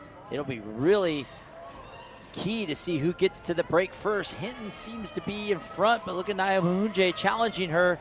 Booker trying to do the work to get over the top. Doesn't quite get there, so Nyamhunje kind of steals it on the inside. Now she's in control of the race, pressing Booker wide. And it's Booker able to overtake, but does she have enough room to get to the rail before the turn? And she does. So it is Talia Booker, the freshman for Grand Canyon, trying to hold off Nyamhunje of Angelo State. Nyamhunje answers back now, and a good back and forth battle there. And in a difficult lane 4, Jacint Nyamhunje of Angelo State is your heat winner there.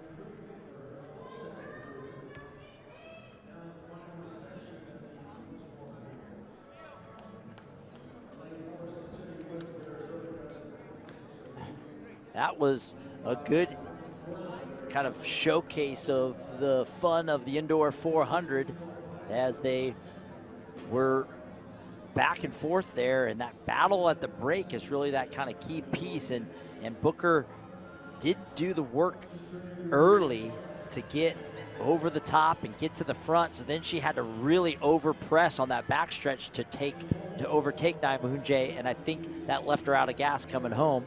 And credit to Nyamhunje, who really ran a very bold race there and was able to walk away with the win.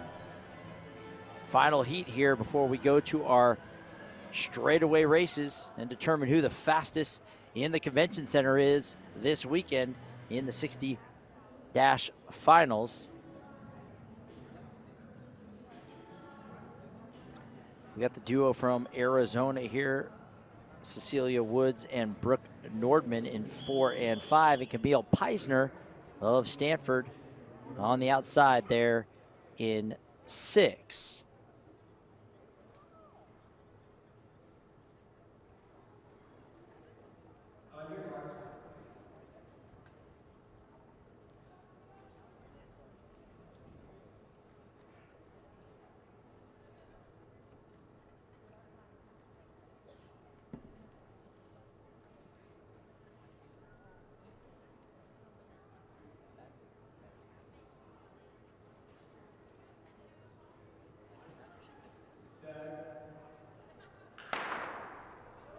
And they're off. We saw Peisner last night in the 200. She's number 5 all time at Stanford at 300 meters. She's getting challenged right now by Brooke Nordman of Arizona, and Nordman out really well. Nordman's gonna lead as they come through heat or turn number 2, and she'll be the first at the break. Brooke Nordman of Arizona, and you can see Peisner trying to get to the front, but is going to have to sit in Nordman's pocket and pick her spot now. It's Nordman and Peisner, and Nordman down the backstretch turns away Peisner's challenge, and she's the leader as they head into the final turn and seems to be comfortable. We'll see if Peisner can mount one final charge. Doesn't look like she has it in her, so it's going to be Nordman with running a very nice race. Brooke Nordman, a nice race, going gun to tape there in the last heat of the 400. That wraps up our women's 400. We saw a top 10 national mark there in the women's 400. We saw some great professionals like Camille Laus and Kayla Edwards lock horns with some great collegiates, and it's the 2 collegiates, Garrett and Elliott, with the fastest time. Garrett, that's a top 10 national mark at 52:35, going to go to 52:46 with conversion. That should put her number 8 on the national list. And Elliott's 53:42 is also a top 15 national mark. So the Longhorns looking good there in the women's 400. Now we turn our attention to the 60 dash final for the men. Lane 1, Miguel Rosario of Grand Canyon. Lane 2, Xavier Butler of Texas. Pablo Mateo in lane 3. Running unattached, David Foster right in the middle of the track for Cal in lane 4.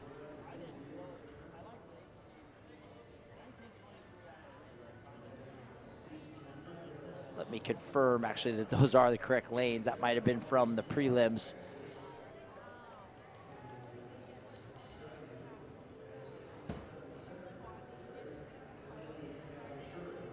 Yeah, it looks like Rosario,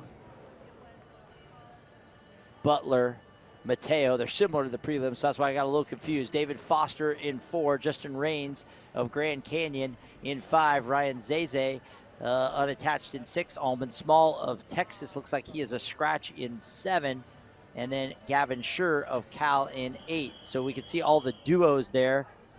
The duos from Cal, the duo from Grand Canyon, and then the French duo, Pablo Mateo and Ryan Zeze. They were a part of France's Olympic 4x1 team. But Foster looked really good in the prelims. The Cal star, who's a school record holder in the 100 meters for Cal, ran in the Olympic trials this past summer. One of our top in the country in the 60 so far this year. He's currently number 2 in the country at 6:54. So that would be about a 6:52 indoors. He needs 6:51 to overtake the national lead. So we'll keep an eye on Foster in lane 4. Justin Raines just next to him from Grand Canyon. He's already top 30 in the NCAA as a freshman. And we saw him finish 3rd in the 200 last night, putting him top 10 in the country. So Raines and Foster, the best of the collegians. And they're bookended by the two French stars. But look at David Foster. David Foster is blowing the doors off of a very talented field that includes 2 Olympians and a top 10 national 200-meter runner. He's already number 2 in the country at 60 meters. Let's see the mark, where that puts him. 6:61, so a little slower than his best from earlier this year, but nonetheless, from a competitive effort, he didn't just win that, he absolutely annihilated that field. And he is a legitimate contender for an potential NCAA championship, you got to think, in the 60, but definitely the ACC title. And you got to remember, again, those guys' warm-up was delayed. In an event like that that's so important, you got to remember they ran this morning in the prelim, so it's a really kind of very narrow needle to thread there when you kind of warm up, cool down, have to warm back up, and then they get that 20-minute delay. That is challenging in a ballistic event like the 60. Foster handled it really well, but that could have been reflective in some of those times. And let's not lose sight of Gavin Schur, who's also a top 10 in the country for Cal, gets up for 3rd. So Schur and Foster make a great bookend to what should be an outstanding 4x1 for the Bears outdoors, but also big points at the ACC Championship in the 60. Now to the women. So the fastest man in the building is David Foster, and he does it clearly, not even close, both in the prelims and the final. And now for our women's 60 final. Nita Dadzier of Texas, Tegan Zwanstra, one of the surprises of the prelims for Stanford. Her All-American teammate, long jumper Allison Jones in 3. Carletta Bernard of Texas in 4. Olympian from Philippines, Christina Knott in 5. Keandra Davis of Texas in 6. And Aisha Shahid of Cal in 7. Davis, the 4x4 All-American for Texas. Mentioned the Philippines national record holder, Knott right there in 6. And at the top, it's Zwanstra. And then a late charge from Keandra Davis of Texas. Keandra Davis, 3rd in the 200 last night, a top 15 mark in the country, and she loves that effort there in the 60. Zwanstra exploded out of the blocks again as she continues to surprise. Stanford short sprint squad has really performed well here, but it is the Texas Longhorns who were the best over the final 30 meters there. Keandra Davis, 7:28. Christina Knott sneaks up for 2nd, 7:34. Let's see where that puts Davis, 7:28. That bumps to 7:30. That's going to be a top 20 mark in the country. So she leaves this meet with a top 15 mark in the 200 and a top 20 mark in the 60. And remember, Keandra Davis is maybe known more as a 4x4 runner or a long sprinter. She was an All-American in that event. So a really diverse sprinter there for Coach Ricky Morgan Jr. and Coach Edric Florio there for the Longhorns. And not to be outdone, her teammate Bernard, 6:34, had a nice meet. She was 2nd in the 200 and now back for 3rd in the 60. So they kind of make up a big chunk of their short sprint squad.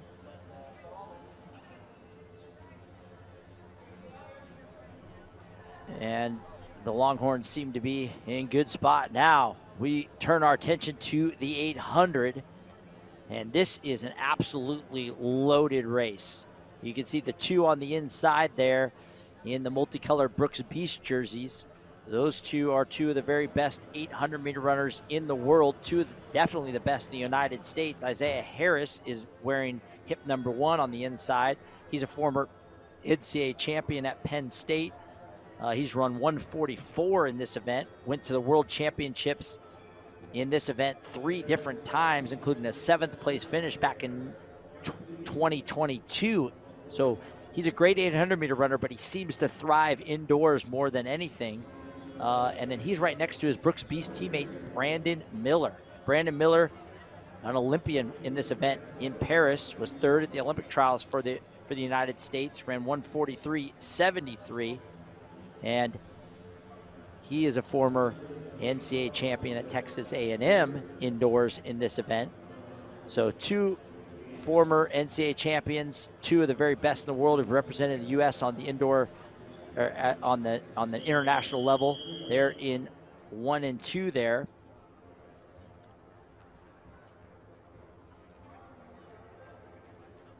And then you've got Elijah Mosley of Texas, the great 400-meter runner, getting stretched out a bit. Robert Heppenstall of Atlanta Track Club Elite in the all red on the outside. He's the Canadian national champ at 800 meters. And then Clay Pender up at the top, former star at the University of Georgia, now for Atlanta Track Club. You can see him up there, as well as Jermaine Lemaitre, the French star, school record holder at Grand Canyon, in the all purple out there. And at the break, it's going to be Pender and Brandon Miller trying to slide up and stay with Pender. Pender's got them rolling early here. We saw Pender last night run well in the 600. I'm not sure if he's pacing or racing here, but it's Brandon Miller who takes over that second position. Lemaitre's got himself up there with the big dogs. The French star for Grand Canyon, their school record holder, and it's Brandon Miller right on the heels of Pender as they come through 400 meters, just over 51 seconds. So not super fast, but a good effort right now for Miller. Now Harris trying to get up with his Brooks Beast teammate. Two of the very best in the United States doing battle here in Albuquerque. Brandon Miller, Isaiah Harris trying to make contact. Lemaitre still hanging around, having a great run. And it's Miller and Harris as they come up on 200 to go.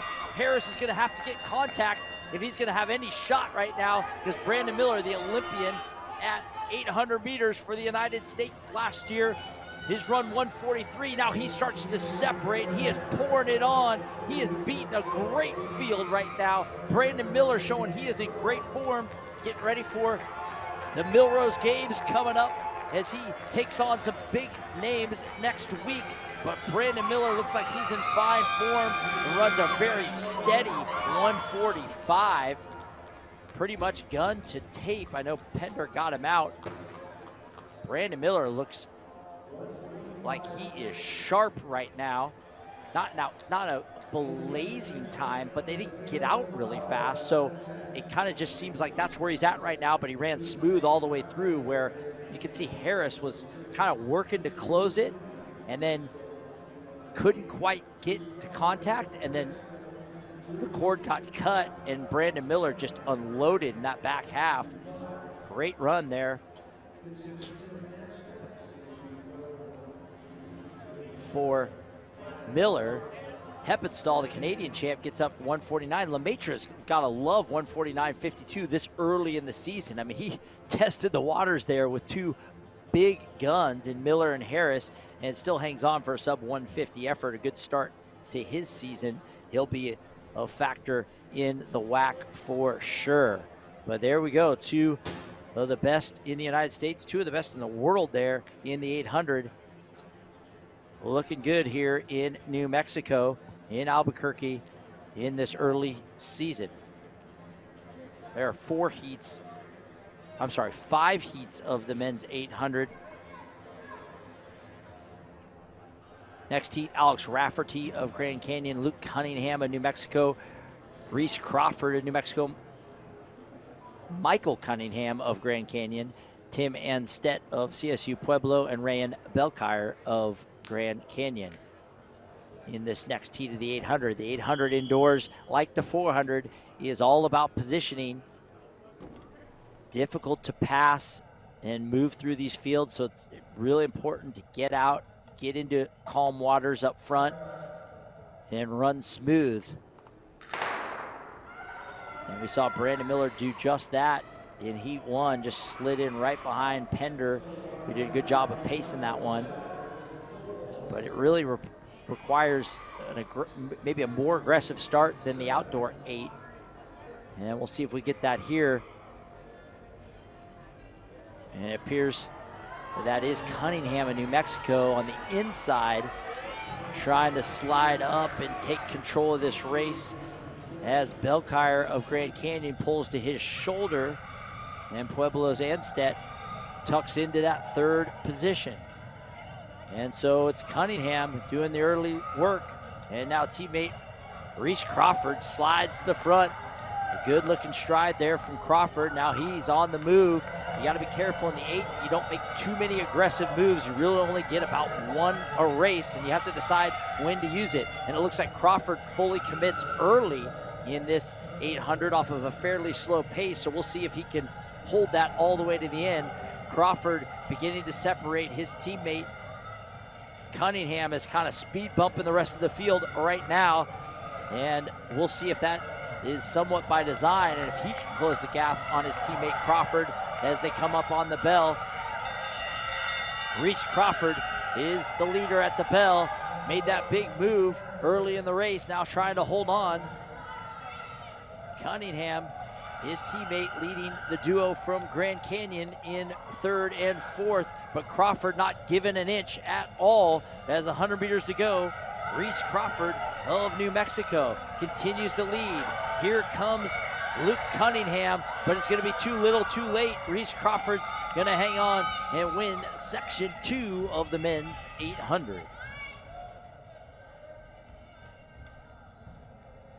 So off that slow early pace, it allowed Crawford to make that big move, get clear, and hang on. Sometimes you make a big move like that too early, you could pay the price in the 800, but off the slower pace, Crawford was able to do that and hang on. Still runs, actually they're saying that's Lucas Kiprop. I'm sorry, I've miscalled that the entire time. My heat sheet had Reese Crawford as hip number 4, but clearly that's not Reese Crawford, that is Lucas Kiprop. I apologize. Kiprop, part of that great cross-country team that finished 9th at the NCAA championships. He was a scorer for that team all year. I believe he was their 6th man at the NCAA championship. And I was thinking that in my head as I'm watching that race. That doesn't quite, I don't think that's Crawford, but that's what the heat sheet had for me. And obviously New Mexico being the home school is able to kind of shift some things around, and it looks like they were trying to get Kiprop some work there. He was in that mile earlier today and now coming back in the 800. I apologize for the missed call there, but nonetheless, great run there for Kiprop, 152. Not a main event for him, but a good double mile 800 for him today. All right, heat number 3 in this men's 800. See the duo there from New Mexico Junior College on the inside, Romain Toth and Killian Labouris. We saw them in the 600 last night. They're back, and then you have Brian Norton of Eastern New Mexico, Luke Mosley running unattached. Also, Erwin Dericulat on the outside of New Mexico Junior College. So 4 athletes in this third heat.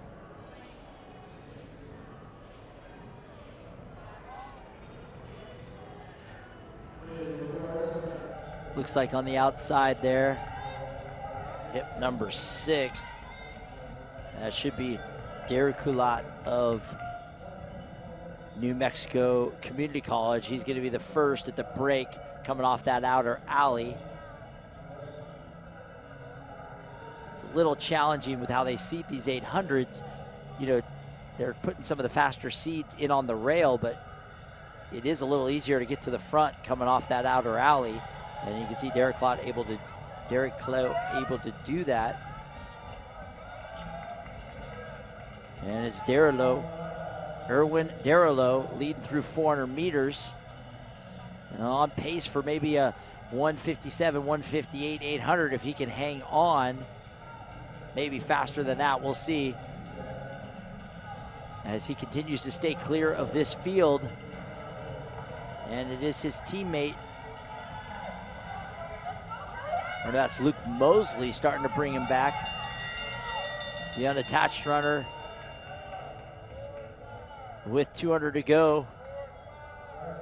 And it's Mosley starting to try to make contact. And Le Bourris of New Mexico Junior College, you can tell with those conspicuous red shorts with the yellow belt band. And now they're all together as they come down the home stretch.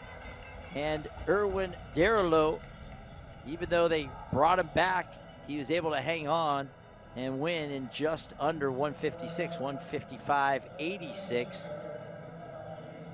And you can see that in these indoor 800s, fortune favors the bold. These runners that get to the front, control the race, and are able to hang on. There's just not a lot of room to make up ground and overtake on the short straightaways and the bank turns. Good home stretch run for Le Bourris as he gets up for second.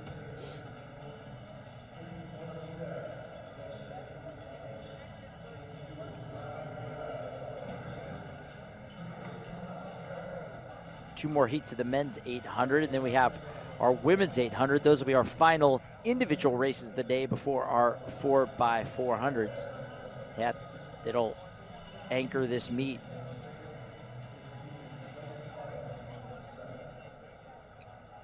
And here is this fourth section of the men's 800.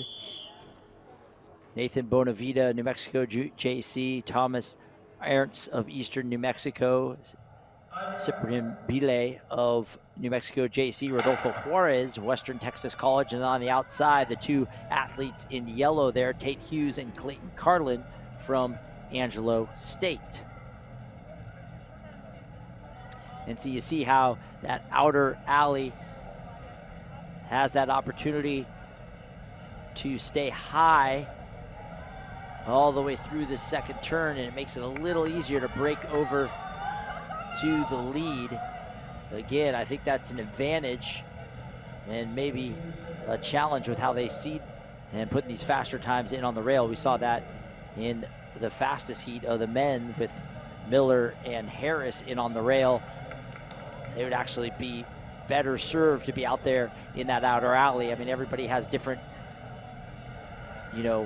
preferences, but the preferred lanes are those outside lanes, a little easier to maneuver through the bank turns. And here we come up on 400 meters. That's Angelo State. That's Tate Hughes leading the way, and then it's Eastern New Mexico's Thomas Ernst. And now sliding by on the inside, a very untraditional move, especially indoors. From New Mexico Junior College, I believe that's Nathan Bonavita. Or no, that's Cyprian Bile. So it's Bile and Ernst here in this 400.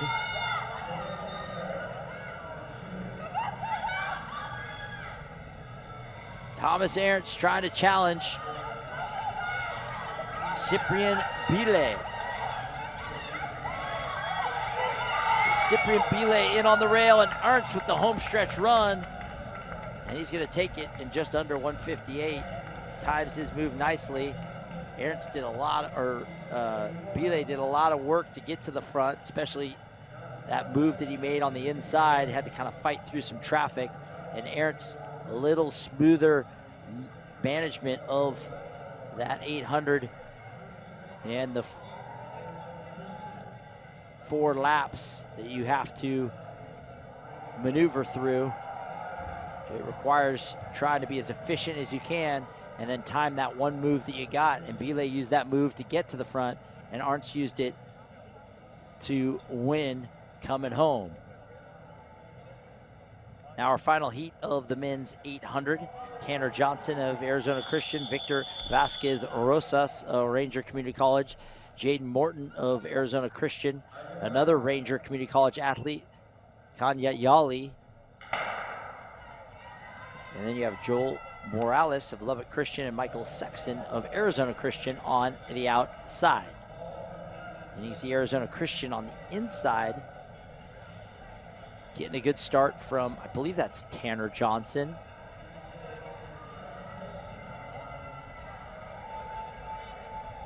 Yeah, hip number one, Tanner Johnson, taking matters into his own hands here and really pressing early, getting that lead or getting that inner alley out and to the front. And then the Ranger Community College duo right behind him, Vasquez Rosas and Kanya Yali. And it's all Tanner Johnson right now. He seems like he wants to take this from the go and start to really press and keep this thing moving. And the Ranger Community College duo is content to go with them. They're just under 60 seconds, so they got a shot to break two, but they really got to move. It's looking like more like a 2-flat 201 type race at this point. And that looks like Victor Vasquez Rosas. And now Kanya Yali to the front now. Kanya Yali makes that big move to get to the front as they come to the bell. That was a good circuit for him, right around 29 seconds. So that puts him in a spot to break two as 128 is on the table.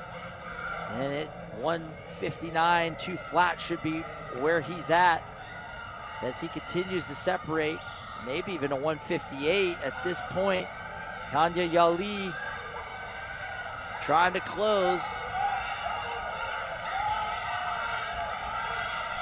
And yeah, right around 158. So he runs a pretty even split 800. So there's probably some more there. He timed his move well. Definitive move to the front. And then was able to run from home from about 300 out. Leads all three of them under 2-flat. So Tanner Johnson gets rewarded for getting that thing going. He hangs on for second and still breaks two, as does Yali's teammate, Victor Vasquez Rosas. That wraps up our men's 800. So our men's individual races are done for the day. We're back with the 4x4s after the women's 800s. And there you can see the women's 800 on the track. And this is, like the men, a loaded first heat. Seems like there's just the 5 on the inside there. Tegan Shine Becker of the Brooks Beast on the inside. Or now they're going to move the 2 athletes from CSU Pueblo to the outside. But Tegan Shine Becker, Valerie Tobias Presley Weems, 3 great professional athletes. And then Judy Rono is not going to run. We saw her do so well in that mile. So we have the 3 athletes there. Shine Becker and Valerie Tobias, the 2 Brooks Beasts on the inside, with Rachel Walters of Atlanta Track Club. So the post-collegiate athletes on the inside, the Division II stars, Helen Braybook and Jaden Herron on the outside for CSU Pueblo. So kind of the tale of 2 races here. You got the 2 CSU Pueblo stars, 2 of the very best at the Division II level, particularly Braybook, who has been a multi-time All-American, the British star for Colorado State Pueblo, and she's going to be the first to the break. Braybook over a very good field that includes Tegan Shine Becker, the former Rider All-American, a 2-flat 800-meter runner. She's running the Olympic trials of both the 15 and the 800, and Braybook takes it right to her early on. So Shine Becker, you can see like right there in third, Tobias of the Brooks Beast. She's the 800-meter record holder at University of Texas, the Mexican 800-meter record. Now she takes over at the bell at 400 meters at 101. So this is a very fast pace. Braybook is hanging right in there. The Division II star is going to have one of the top marks in the country at Division II as she continues to stay in the wake of these 2 post-collegiate stars for the Brook Beast, Valerie Tobias and Tegan Shine Becker. Tobias and Shine Becker, both 2-flat 800-meter runners. Tobias, the Mexican national record holder. She begins to separate now. Tegan Shine Becker trying to stay with her, and let's keep an eye on Braybook. Braybook trying to set a big-time mark at the Division II level. She's still in it with 100 meters to go. It's going to be Tobias. Shine Becker trying to mount one more charge to bring her teammate back, but Valerie Tobias looks outstanding as she powers home. And a great effort, 2:03. Braybook gets in under, I think, 2:05. We'll take a look at that mark, but Helen Braybook, the British star, she's number 2 at the Division II level in the mile, now at 2:05.44. We'll see where that puts her. The All-American, we'll see where that puts her on the Division II list. Tobias looked very strong. 2:03 is a time that's well within her abilities, but early in the season, at altitude, that's a good effort for her. I believe that's a nation-leading mark for Helen Braybook, and she deserves it. She took that out from the gun. She stuck her nose right in there with some great professional athletes, and she earns herself a nation-leading time in the 800. She's your national leader at 800 and number 2 on the national list at the mile. The All-American star for CSU Pueblo helped lead them to their highest finish ever in cross country when they were 3rd at the national championships at the D2 level. Great run there for Helen Braybook. And the Brooks Beast do what they do right at the front there. Nice job, as they seem to be starting their seasons well. All right, section 2, Alana Haymore, Meadow Drabert, Leah Keisler, Tilly Simpson. We got a whole New Mexico crowd in there. Scheduled: Tilly Simpson, Sophia McDonald, Stefana Perkovic, and Millie Freeland. We'll see how many of them are on the line here. It looks like Simpson and Perkovic are scratches. But lane number 1, or hip number 1, Alana Haymore to the front here for Grand Canyon. She's going to take the reins just under 31 seconds, so a good early pace here. These women's might be hunting a sub 2:10 effort. That would be outstanding out of heat number 2. And that was Mitchell and Keisler in second. Jody and Mitchell, New Mexico Junior College, in on the rail there with the red shorts and the white top. And another CSU Pueblo star, Leah Keisler. We just saw 2 of them in the previous heat. Now you can see why they're one of the very best middle distance programs in the country at the D2 level. Now it's Heisler going to the front, 64 seconds. It's probably looking more like a 2:11, 2:12 race with 64, but we'll see if they can really move over the back half. And it is Leah Keisler beginning to separate now and try to join her teammates from that first heat, with 3 of the top Division II times in the country coming from CSU Pueblo. And it's Leah Keisler separating now with 200 to go. 1:36 at 600 meters. So again, it's probably 2:11, 2:12. We'll see though if she can close well and maybe scare 2:11 or 2:10, but it seems like she's starting to tie up just a bit. We'll see if she can hold on coming home here. And that's good shot of Keisler running solo, and she's gonna win heat 2 in an outstanding time, maybe 2:10. We'll wait on the final mark there. That would be a top 10 time in the country for Keisler. We saw Braybook and Heron in the first heat from CSU Pueblo run well.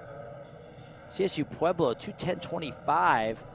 They have 3 certainly in the top 15 in the country, maybe 3 in the top 10 right now at the Division II level at 800 meters.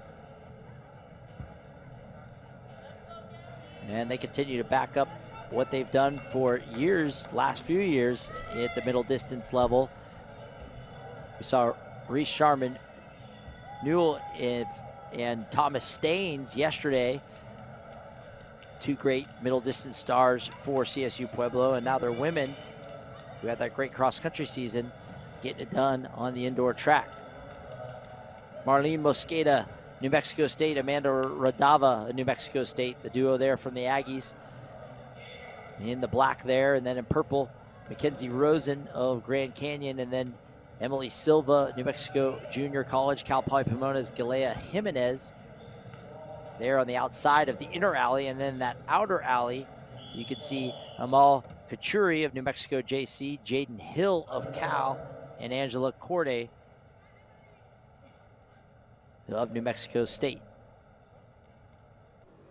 In heat number 3 of 4. 2 more individual races here before our 4x4. And we're off. We're getting to see some of those Aggies from New Mexico State again. We haven't seen them in a lot of places at the meet, but they were in the mile earlier and now back here in the 800. And on the outside is Jaden Hill of Cal, who's got that outside alley really moving. And she brings Kachuri with her. They're going to be certainly the first here at the break. And they're putting it out there. We'll see if Hill and Kachuri can keep this going. That's a very fast first 200, 30 seconds. Based on entry times, that's a little aggressive, but we'll see. Fortune does favor the bold, but at altitude a little bit. This is not a majorly aerobic event, but it is aerobic at some level, so you do have to kind of protect that aerobic system. There, we'll keep an eye on this chase pack. They're the ones that are going to be hunting. Right now at the front of that is Mackenzie Rosen of Grand Canyon. We'll see if they've spot the duo up here too much room. 63 seconds. So they've given themselves a chance to break 2:10. We saw the 2:10 that came from the previous heat from Keisler, but she did it more over the back half. She came through and right around 64 high. So 63 flat for Hill. And we'll see. Kachuri seems to be laboring a bit, but staying with Hill, who's not doing a ton to keep the pressure on.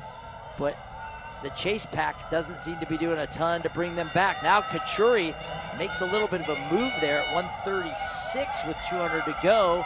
They got a shot to break 2:10. This would be a sneaky sub 2:10 for Kachuri and Hill. And right now it's Kachuri that strikes first on the back half, or on the last lap. Jaden Hill stays close. They're locked in a great battle, and this competitive battle might be what leads them to a sub 2:10. It might trend a little over 2:10, but nonetheless, these could be personal bests for both of these athletes. Kachuri right at 2:10, 2:11. That's an excellent run. You know, and then she just goes right to her watch. So that makes me believe that well, that's distance runners for you. 2:11.14. Got to get right to the watch. But when you really put it out there as one of the most painful events, and to do it at a touch of altitude, run what I think is probably right around a lifetime best for her. And she's immediately thinking about stopping that watch. New Mexico Junior College, those athletes have performed very well here over the last 2 days. And Kachuri, that's a big mark there, 2:11. Nice job in the 800.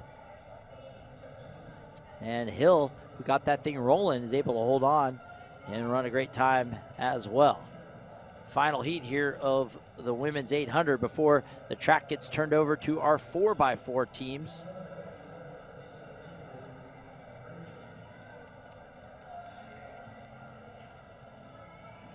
Daphne Cause of New Mexico Junior College, Haley Garner of Angelo State, Jane Elvin of New Mexico Junior College, Genesis Serratos of Western Texas College, Malia Ross of Grand Canyon, and then Lubbock Christian, Sydney Jones, and then Madison Stern Regaldo of Western Texas College. That's your inside alley.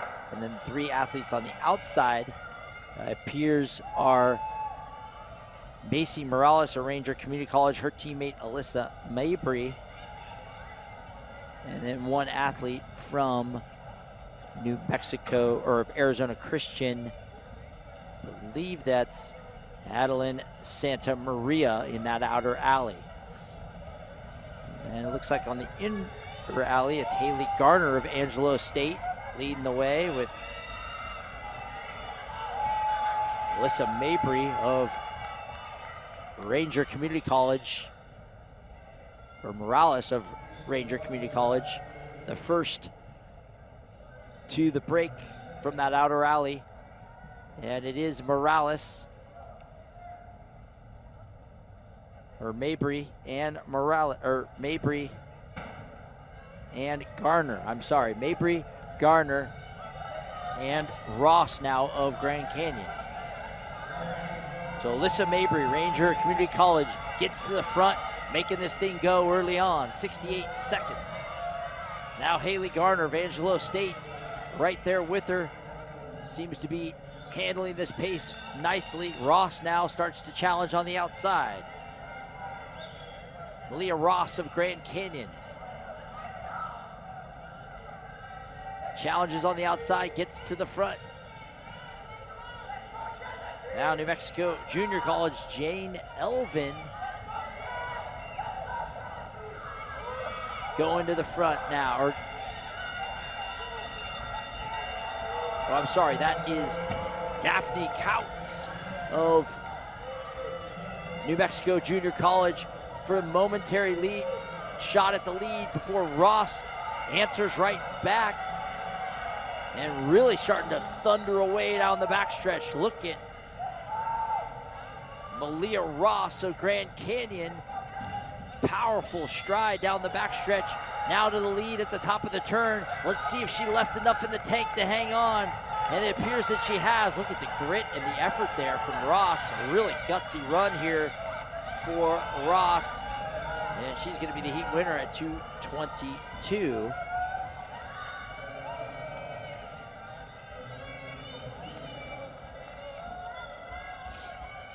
And that wraps up our women's 800s. Setting up one of the more exciting events in track and field, our 4x4s to wrap up the day. What has been a great Dr. Martin Luther King Jr. Invitational here in Albuquerque really has sent this collegiate indoor track season into full swing, and with some big time marks here on this excellent track that's had so many big marks over the years. And now it wraps up with the team event. Very exciting 4x400. We got our men. We're gonna have 4 heats of the men, and then our women's 4x4 will wrap up the day. Right now scheduled in heat number 1, New Mexico Junior College, who's had some great performances throughout the weekend. They're in lane 3, Grand Canyon in lane 4, Texas in lane 5, and Western Texas College in lane 6. We'll get an idea of who's running.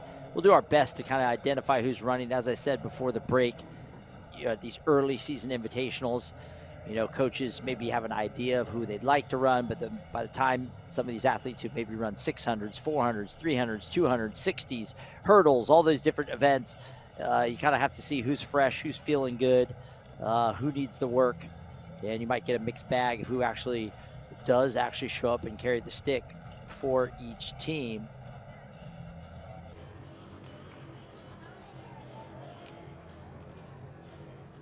But this has been a great competition over the last 2 days. We've seen so many top collegiate marks, some top professional marks in a variety of events. And the collegiate leaderboard in a number of events, top 10 for both Division I and Division II, have been reset by this Dr. Martin Luther King Jr. Invitational. Obviously, there's meets going on all across the country, but this one of the premier ones going on this weekend. So a lot of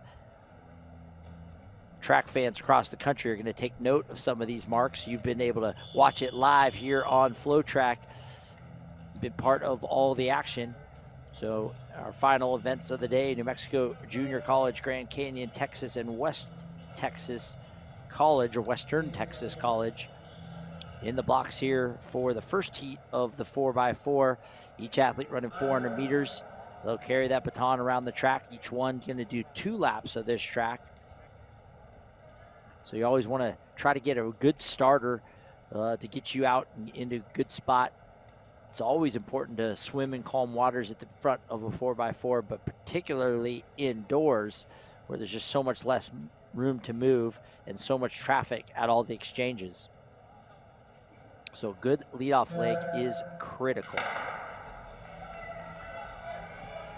And it's Grand Canyon that might have got out of the blocks best in lane 4. It's always tough at the break from those interior lanes, but Grand Canyon does seem to be running well in 4, and they are going to break first as Texas slides into second. So a good, as I said, the importance of that leadoff leg, getting your team into a spot where they're not having to exchange in traffic, and it looks like Grand Canyon is getting that. And running, filling up his lane nicely and holding on. He's going to be handing off first. The Lopes looking really good. And now Texas countering. And look at Texas. Like we talked about, you hand off in traffic, and it's just a lot more that you have to deal with. And you got Grand Canyon swimming in calm waters out there in front, and they have extended their lead. And here comes Texas, though. I believe that's Pelka, who's had the big meet for Texas.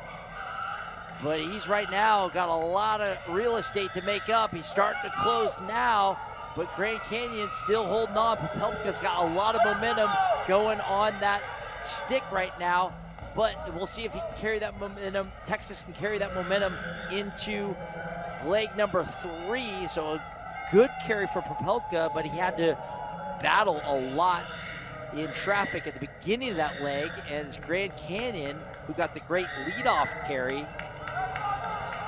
And now Grand Canyon settles a little on leg 3 and lets Texas right back in it. And Texas to the front.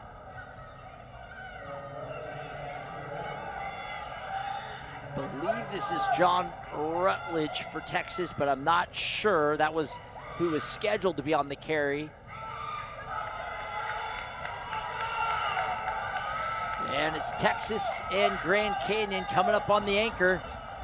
And Texas goes first. That's Stratman, the WAC leader or WAC scorer for Grand Canyon, who won his heat of the 400 on the carry, trying to challenge Texas.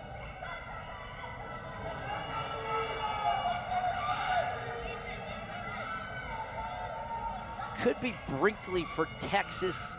Can't remember if he had a white headband or not. And I'm pretty sure that's Stratman for Grand Canyon. Nonetheless, Texas and Grand Canyon battling on the backstretch.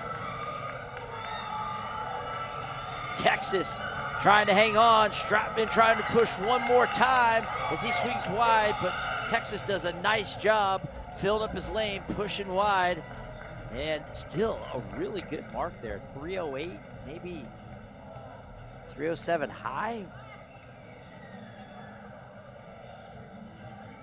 And going to the hamstring, you never like to see that. Hopefully just a cramp. And that's one of the dangers in the 4x4, why you will see a lot of athletes, coaches be very careful about who's out there after a long meet of work in a variety of different events, warming up, cooling down. Tough to get up for a second or third time. You're really worried about injuries, especially early in the year. 308.13 for Texas, 308.44 for Grand Canyon. Those are both really good early season marks, especially when you're talking about probably not their AAA squads. Definitely some top athletes in there for sure, but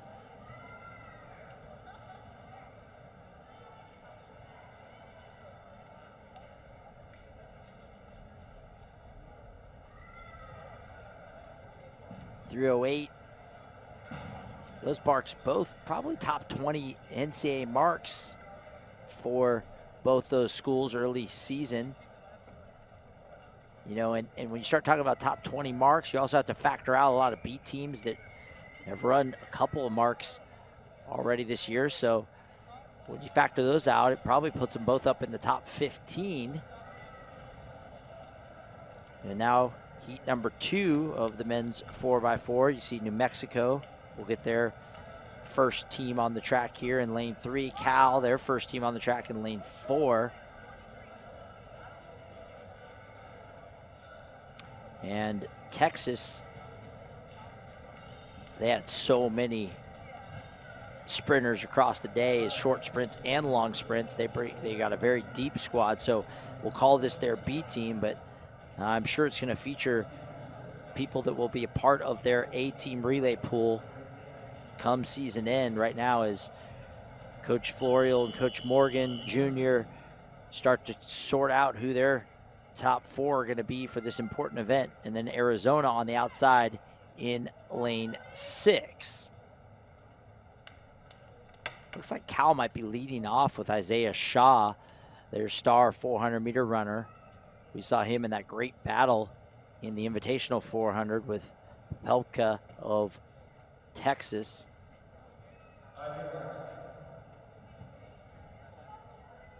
Two of the top marks.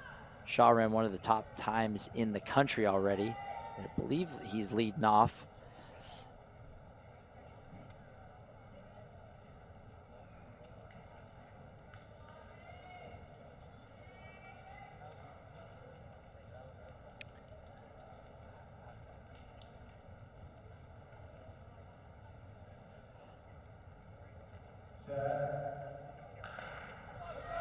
And we'll see if Cal has Johnny Good out there as well. I mean, with Shaw and Good, they have 2 top 400-meter runners in the country right now. And that's going to bring these athletes back.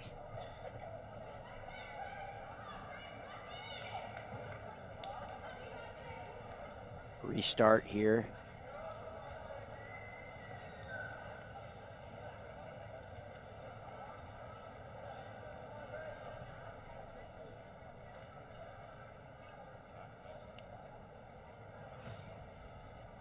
Shaw ran 47.33 earlier today. That was good enough for 8th in the open 400. And it was Johnny Good.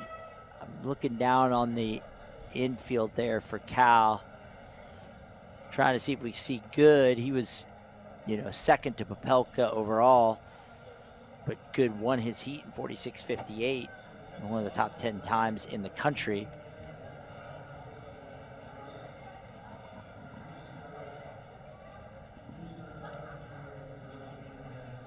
So if they go with Shaw and Good, they could be in position to run pretty good time here.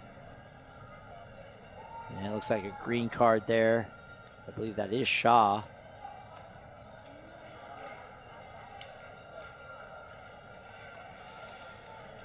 So Cal having a good meet. Good job in the 400. Now they're going to try to cap it off in the 4x4. And obviously David Foster and Gavin Schur went 1-3 in that 60. Foster was one of the stars of the meet, showing why he's ranked number 2 in the country right now at 60 meters.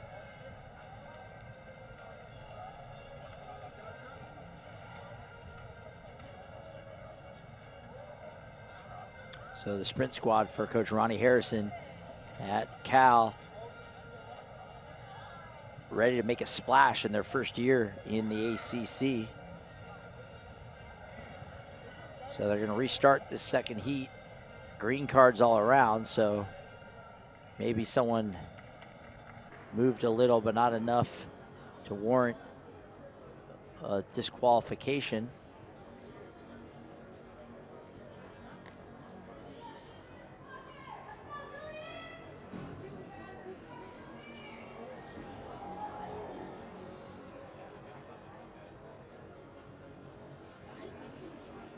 And Texas going to reset their blocks.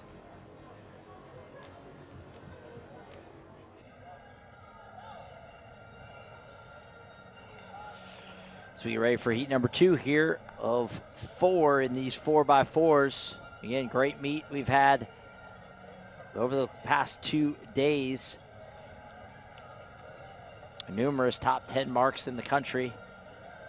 And this is just a time of year where coaches are wanting to see what they have as they get in the meat of that indoor season. A lot of these athletes coming back from holiday breaks. Maybe they had a competition last week, but this is like the first time where you're really starting to hit it in maybe a main event and position themselves. So the national leaderboard is fairly complete at some level after this weekend. Maybe in the distance events, we saw some of those runners like Koskai running in an off event, but nonetheless, you're recognizing her form as she's runs the number 3 time in the country in the mile, even if that's not an event for her.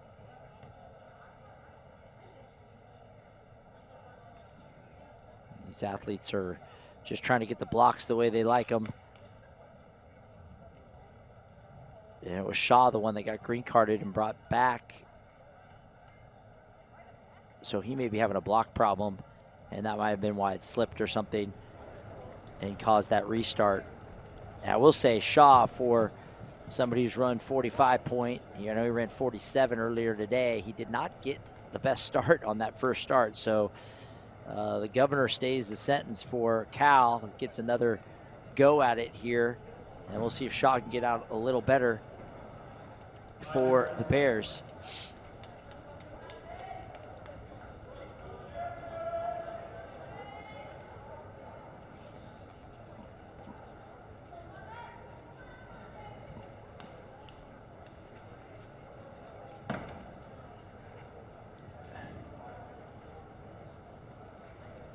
So New Mexico, we'll reset the field here. New Mexico, Cal, Texas, and Arizona.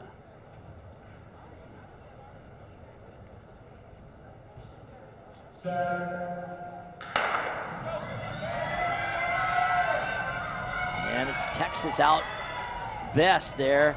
This is their B squad. And as I said, I don't know if it's 100% a B squad, but the depth that they have there in Austin, they've got a big pool of athletes that can all be a part of their A team, and that's going to be the work the coaches have to do to figure out. That's why some of these meets are important, so they can see how athletes compete with a stick in their hand. There are certain athletes that seem to come alive in the relay setting and fight well for position. They can run well in different spots. And now you see Shaw starting to move for Cal. As he challenges Texas, but Texas in control, and they do a better job in this heat. You saw Texas had to deal with some traffic in the first heat, but they get out well. Good leadoff leg, 47-7. Good carry there for Texas, 48-2 for Shaw. And now Cal making contact with Texas here. And look at Texas filling up the lane, pushing Cal wide. Might be Kubota, I think, of Texas, and maybe name of Cal, if I'm not mistaken.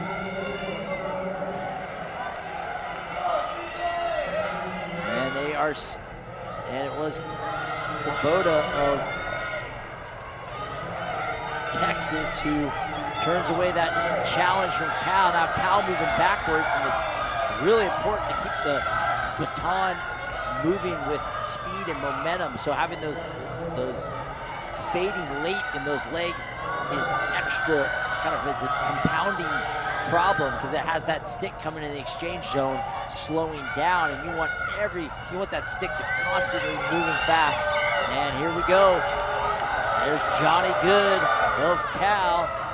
We saw him run a time that put him in the top 10 in the country last week, and he backed it up here with a heat win, and he's made contact now with Texas. This could be Blackwood for Texas.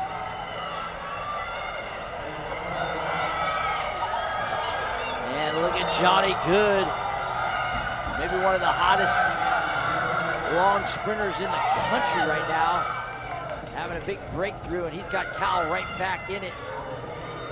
And it's Cal on the front now with Texas in second. And Kahari Goodwin, sorry, this is leg number 3. And Cal, this might be Ian Godwin, the 800-meter runner. I'm not sure. Again, not sure all the athletes running, but now here look at Texas hit a good push over their final anchor leg. So Good got Cal in it, but Texas strikes last with a good push.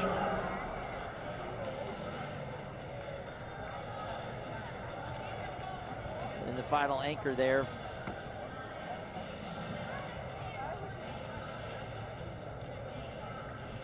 Could have been Amir Thompson for Texas. not positive as these teams are shuffling their deck.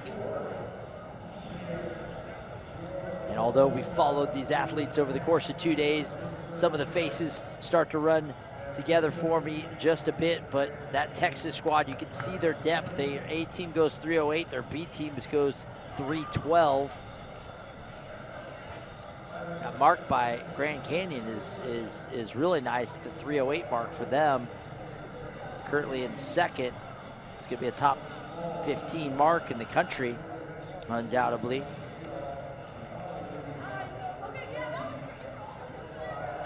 And now we get ready for section number 3 here.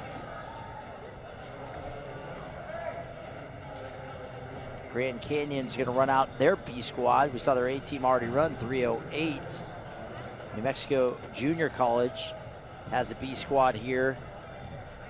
And then Angelo State, this is their A team on the outside. So a fresh A squad, well, I shouldn't say fresh, most of these athletes doubling back, but top athletes from Angelo State will do battle with a couple of B teams here from Grand Canyon and New Mexico Junior College. Texas, who we know has this embarrassment of riches in their sprint crew, was scheduled to have a C team in here, but they are a scratch, and this is where you see coaches starting to consolidate, finding out who is available.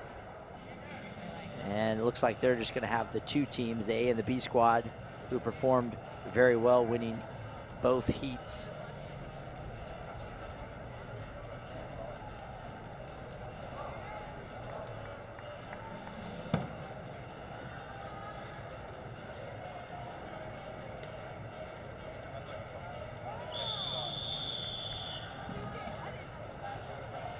There you see Angelo State in the yellow on the outside there, Grand Canyon in the purple, and the New Mexico Junior College.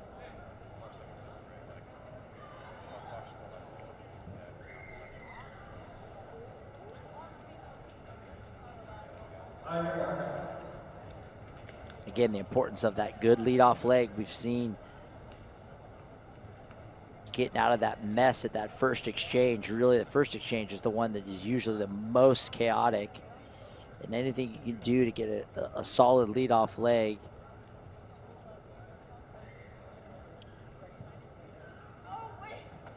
And I think that was critical to why Grand Canyon had such a great run in the first heat.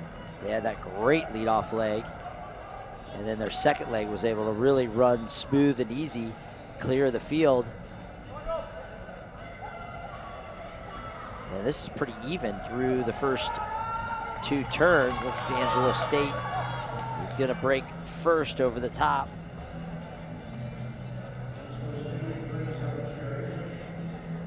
It's Angelo State, Grand Canyon, and then now New Mexico Junior College trying to challenge for second. But Angelo State, nice and smooth and in control early on here through leg number 1. Gets a nice leadoff carry there, right around 48 seconds on the leadoff carry, 48.4. And that puts them in great position here. Grand Canyon trying to close that gap, hopefully not too much too soon. That's the important thing. As you learn on the relay, you got to take that stick and measure your effort. It's nice to chase, but you have to do it in a measured way.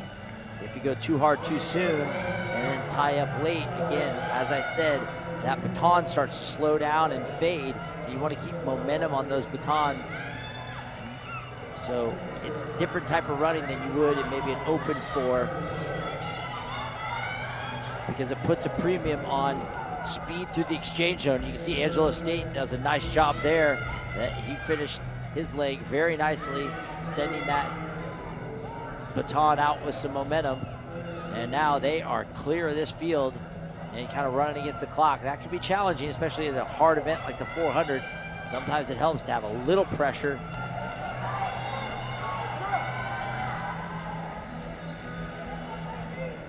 And leg 3 into the back half of their leg. Running nice and smooth. And again here, There you can see the wide shot of the gap that they have. They're in complete control here. Grand Canyon trying to distance themselves there in second. Coming through again, doing a nice job of keeping that stick moving smooth. Each of the Angelo State runners closing their legs well, which gives that nice momentum heading to the next leg.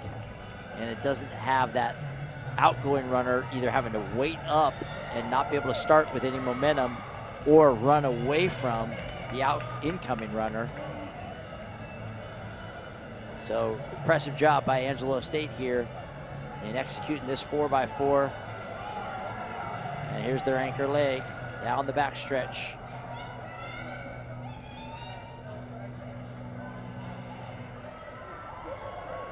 They had a nice squad across the board in some of those long sprint races throughout the weekend, and they're getting to show that off here in the 4x4. And that's a 3:11 run. It would have been nice actually to see them in that previous heat. It might take up to 3:12, we'll see. But it would have been nice to see them in one of those in that previous heat with Cal's B team, or with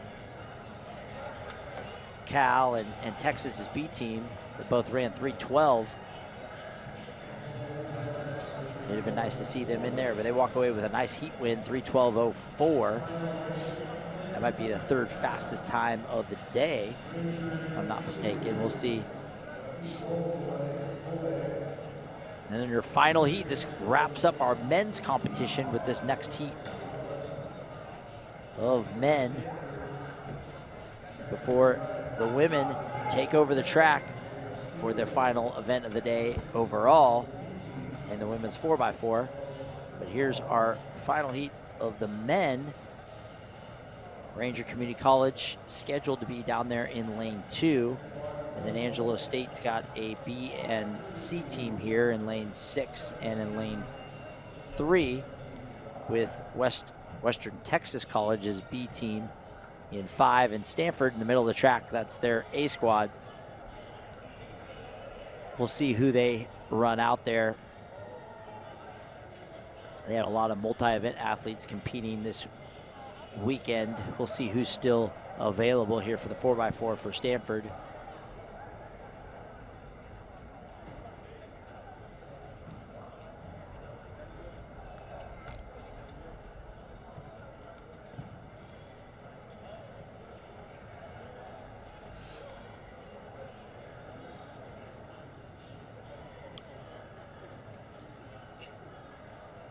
So this will wrap up a great competition on the men's side.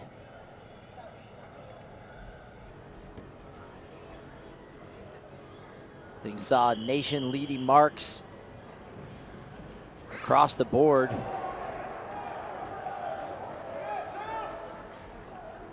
Including top 5, top 10 marks for both D1 and D2. And then we saw some great professional athletes, some that were even in Paris Olympics, like Brandon Miller in the 800, the French duo, Zeze and Mateo in the 60. And so great men's meet. The Dr. Martin Luther King Jr. Invitational never fails to get our indoor track season really into full swing here. And here we are in the 4x4. 2 teams there from Angelo State. Stanford in the middle of the track in the all black there. Stanford running well down the back stretch. And Stanford getting an aggressive leadoff leg. We talked about the importance of the leadoff leg in the 4x4 indoors. And Stanford getting a nice carry out of the gate. It's Stanford, Western Texas College, and then the 2 teams from Angelo State.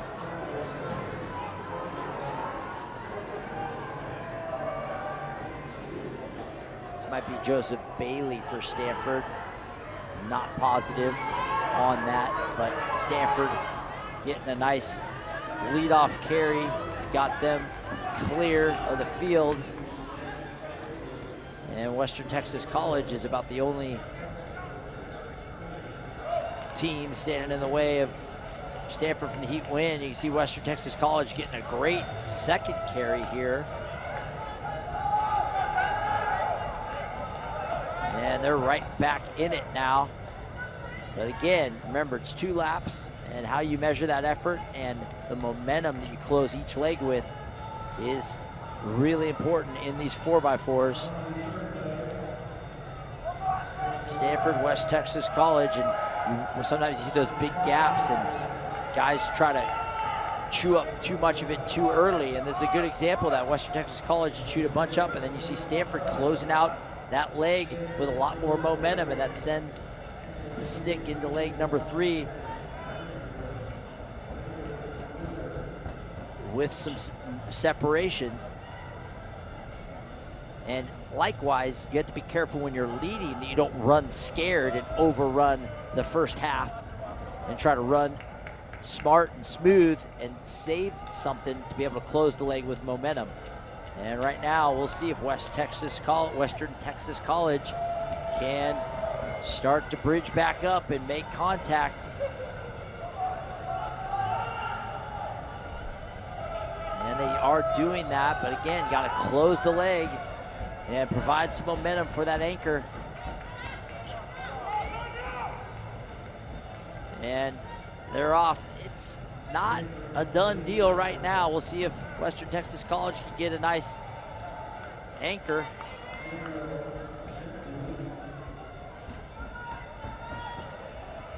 It's Stanford and Western Texas College battling here.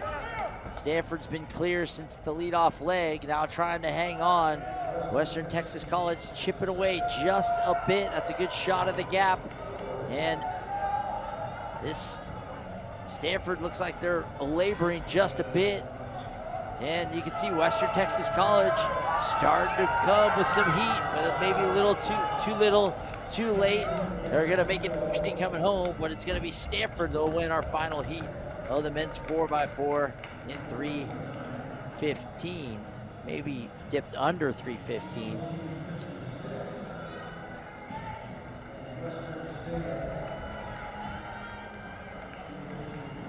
And there they are giving their baton. Looks like Stanford only traveled with 1 baton, so they'll pass their baton to the women who are up next. Stanford getting the heat win there.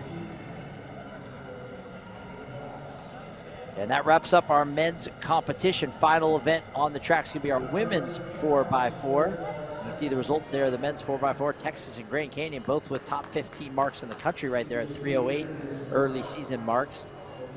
And there's a good chance to maybe look at upcoming competition on FloTrack. We got so much great track and field scheduled over the next few weeks, indoors, outdoors, and then ultimately crescendoing to the best of the best in the world at the Diamond League. And there you can see the Diamond League competitions. And I'm so excited to bring that to you on FloTrack. You can't do much better than that. All of those are big time meets where you see some of the very best in the world. There'll be world record attempts, a lot of money on the line in the Diamond League. For those of you guys that don't follow the sport of track and field, the Diamond League is like the premier league in soccer. It is the NBA in basketball. It's the very best league in the world, and that takes place in all over the world. Most of the meets in Europe, a few outside of Europe, including that one in Eugene, the Prefontaine Classic.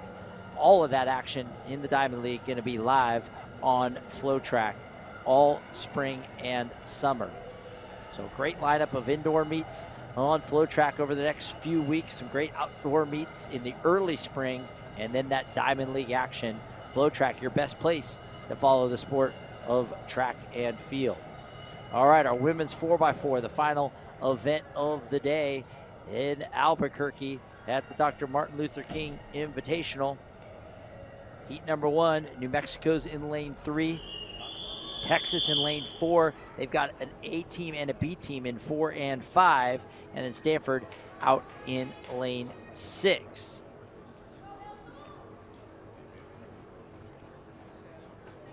I believe Texas is just going to run the 1 squad, so they're scheduled to have 2 teams in here. So again, long weekend, a lot of different races. Now they're going to kind of consolidate, put together their 4 best, at least the 4 best they still have available, to lock horns here with New Mexico and Stanford in section number 1.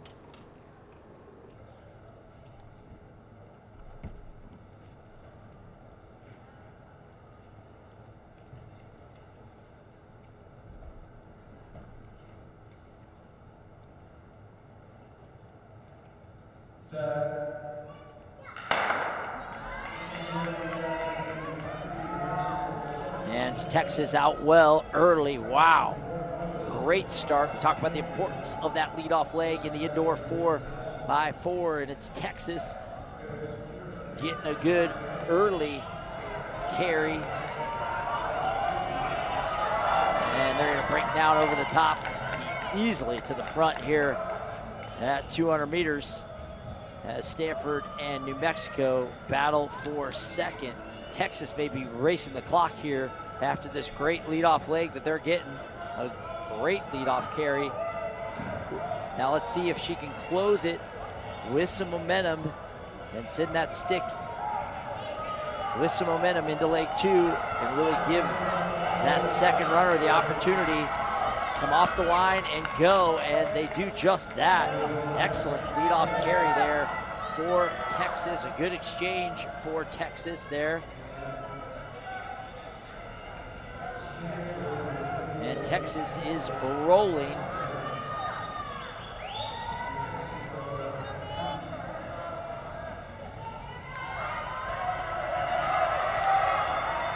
And there's the battle for second between Stanford and Nevada. That's a great battle for second. That's going to end up being, they still could run some pretty good times. So Texas is going to be one of the top teams in the country this year in the 4x4. We're going to see what a mark they put out there. It's going to be tough. They're running against the clock right now, but you can see the gap. I mean, that's about as wide a shot as you can get, and you can't even see anybody in there. And we're only on leg 2. Texas is on a roll right now. And a good handoff there to leg 3.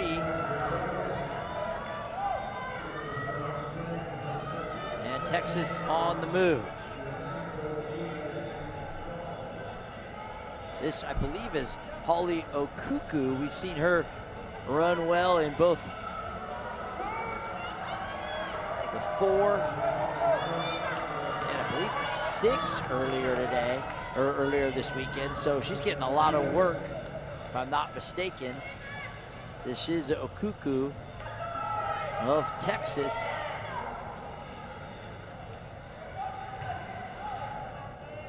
Head falling back just a bit there, which is always troublesome at the end of a 400, but she's going to set up her anchor very nicely. I believe this is Garrett on the anchor, and that is a big time anchor for Texas.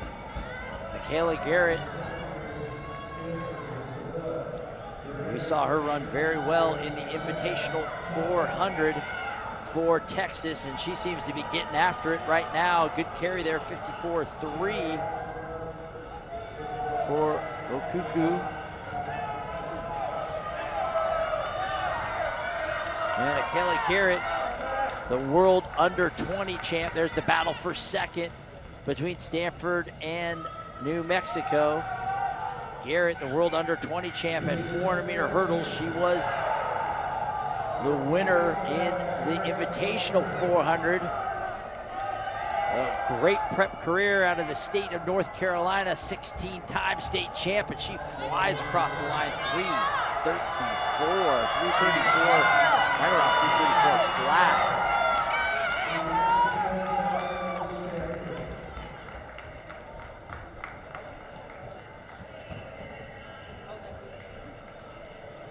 That's going to be a top 10 national mark for Texas. I mean, they've already run 3:32 this year, already at number 4, but they do register BT marks. 52.18 on the anchor for Garrett, 3:33.94. So they weren't messing around there. That's a top 10 national mark. Maybe even as high as number 6 or 7 behind. And one of those marks ahead of them is their own mark from the Arkansas Invitational last weekend. New Mexico gets the better of Stanford in that battle for second. So Texas not messing around.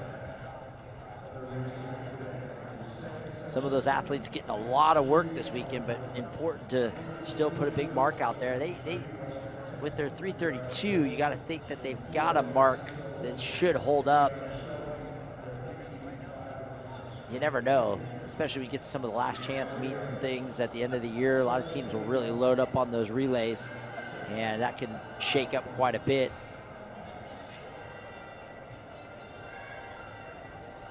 But anything in that low 330 range is usually close to good enough to get to that national championships.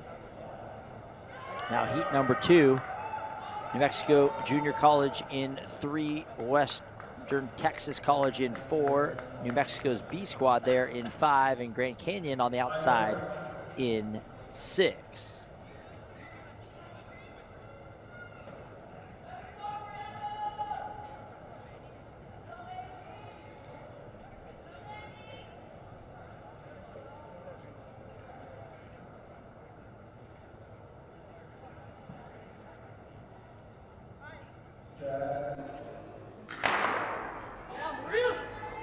And we're off here in heat 2. She looks like Western Texas College getting a nice carry early there in lane 4. And also New Mexico Junior College on the inside in 3. And they're going to be first with the all-important break. New Mexico Junior College going to be the first to the rail. And this will set up most likely what appears to be a little bit more of a congested exchange we can expect.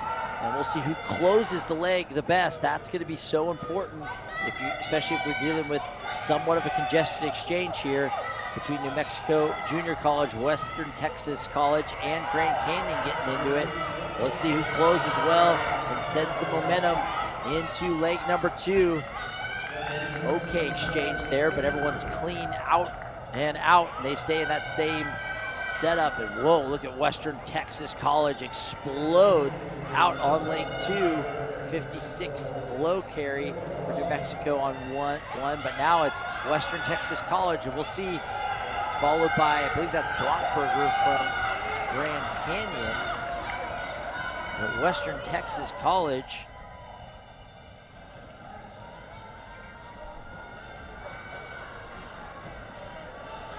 getting a monster carry here, starting to separate in leg 2.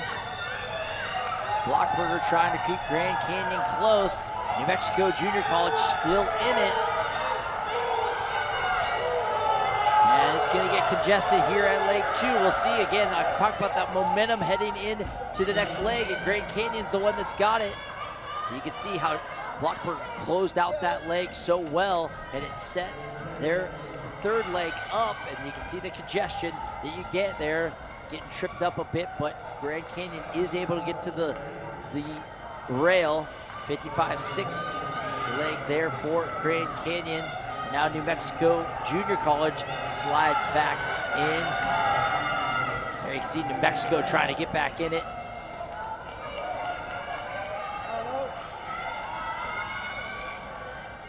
And it's Grand Canyon, New Mexico Junior College, and Western Texas College, and it's Grand Canyon beginning to separate.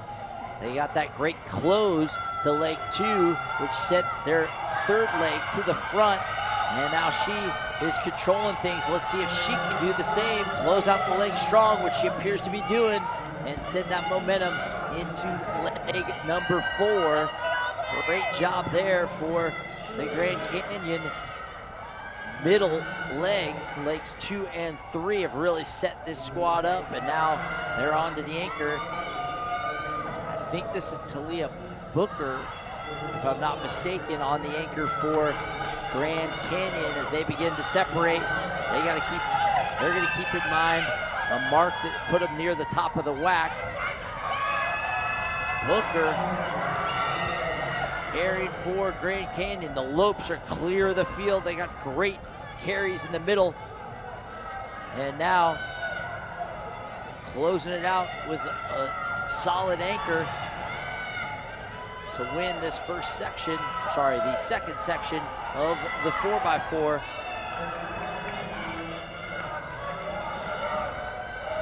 2:46, a good run for Grand Canyon. Early season.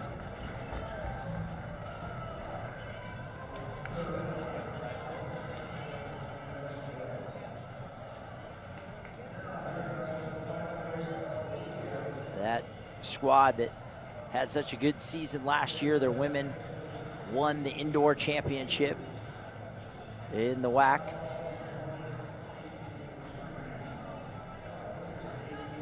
They are, since they joined the WAC maybe 6-7 years ago, they have been the premier program in that conference on both the men's and the women's side.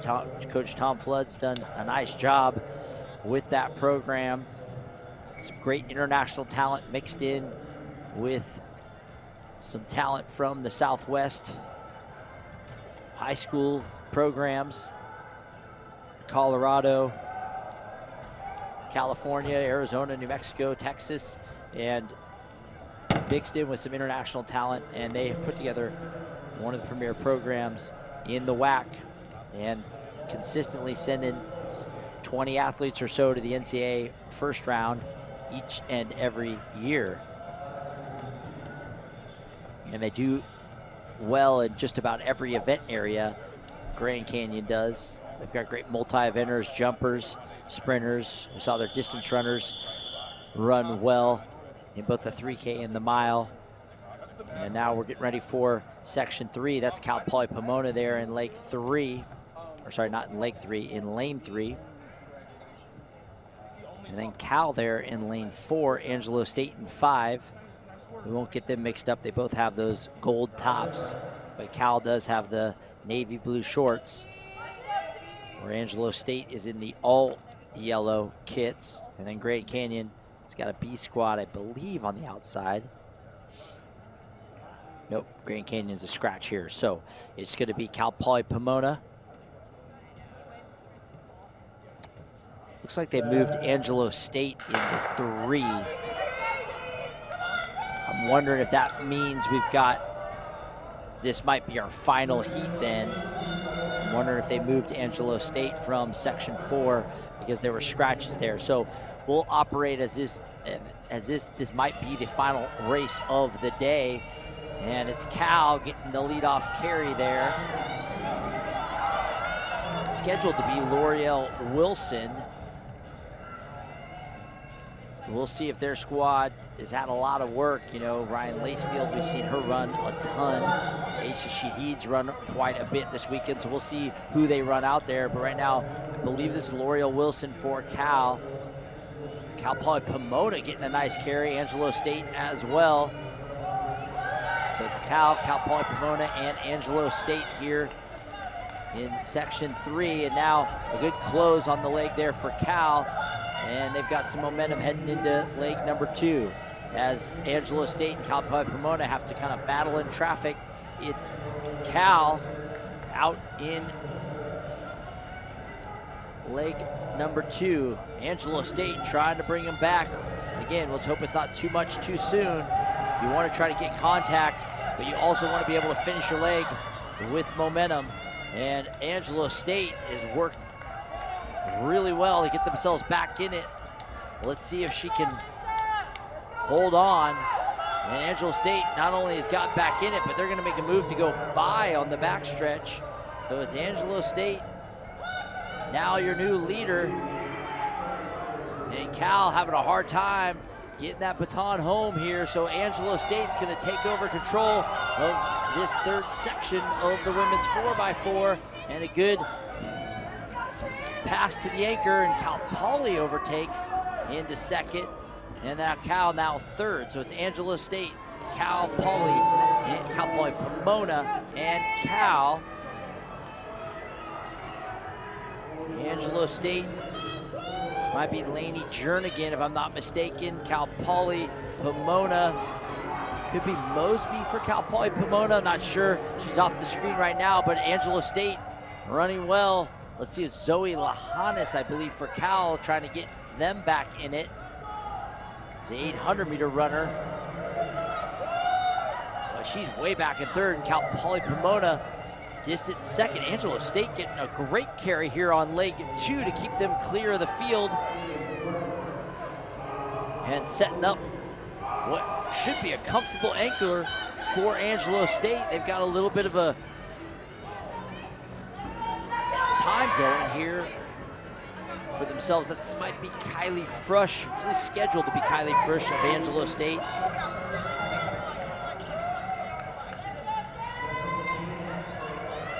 So Angelo State, Cal Poly Pomona, and Cal, they all got about 58 legs there. It kept everybody kind of evenly balanced. But that big third leg of Angelo State got them back to the lead, and now they're halfway home on this anchor leg. Cal Poly Pomona starting to chip away just a bit, but it might be too little, too late, too big of a gap to close, and it's Angelo State. But look at Cal Poly Pomona. This might be Jessica James, who's had a really nice meet. Look at the anchor from Cal. Big, it's going to be too much of a gap, but Cal gets a great anchor. They may get up for second, and Angelo State is going to hold on. And nice job for Angelo State. Take it over on leg number 2 and rides it all the way to the finish. And we'll see if they bring another heat out, but my guess by adding Angelo State there that is the final heat of the day. And that will wrap up competition here at the Martin Luther King Jr. Invitational. We've had such a great competition over the last 2 days. Many national marks, national leaders, school record. We got a facility record in the women's mile. And the stars shine really bright here on the biggest stage in indoor track and field, or one of the biggest stage here at the Albuquerque Convention Center that's hosted so many great meets. You can see Angelo State there with that time of 3:50 winning that final heat. We'd like to thank you for joining us live on FloTrack. My name is Scott Abbott. I brought you the action the last 2 days. We look forward to seeing you all indoor season as a part of the meets on the schedule here on FloTrack. Number of meets on FloTrack throughout the indoor season into the outdoor season. There you can see the upcoming meets. We got some international meets this weekend, and the John Terrier Classic. We're right back here in New Mexico for the Team Open next weekend. So many great indoor meets, outdoor meets, and you can see the meets there in February coming up. Those great. Don Kirby is another one here in New Mexico, as is the New Mexico Collegiate Classic. Some great meets internationally. And also the Boston University, the great track there in Boston University. You got the Terrier DMR Challenge and then last chance qualifier there in late February, early March, as athletes try to work their way to the national championships. International meet there in Madrid. And then that will kick into our outdoor season. And there you can see those outdoor, a lot of great events there, including some top marathons like the London Marathon, the Rotterdam Marathon. We should see some world record attempts potentially there. And then some great outdoor track, the Penn Relays, the legendary Penn Relays, the Brian Clay Invitational, the best track meet on the West Coast, one of them for the collegiate scene outdoors. And then that will give way to what we told you about earlier this year, or earlier on this broadcast, the Wanda Diamond League. It'll take place this spring and summer right here live on FloTrack. Your best place to follow the sport of track and field, FloTrack. We look forward to having you join us. Thank you for joining us the last 2 days. Clearance there in the pole vault is a great way to capstone this great meet. And we look forward to having you join us on a number of meets coming up. And so we are signing off here from Albuquerque, New Mexico. We're wrapping up the 2025 Dr. Martin Luther King Jr. Invitational. Thank you for joining us, and we'll see you next time.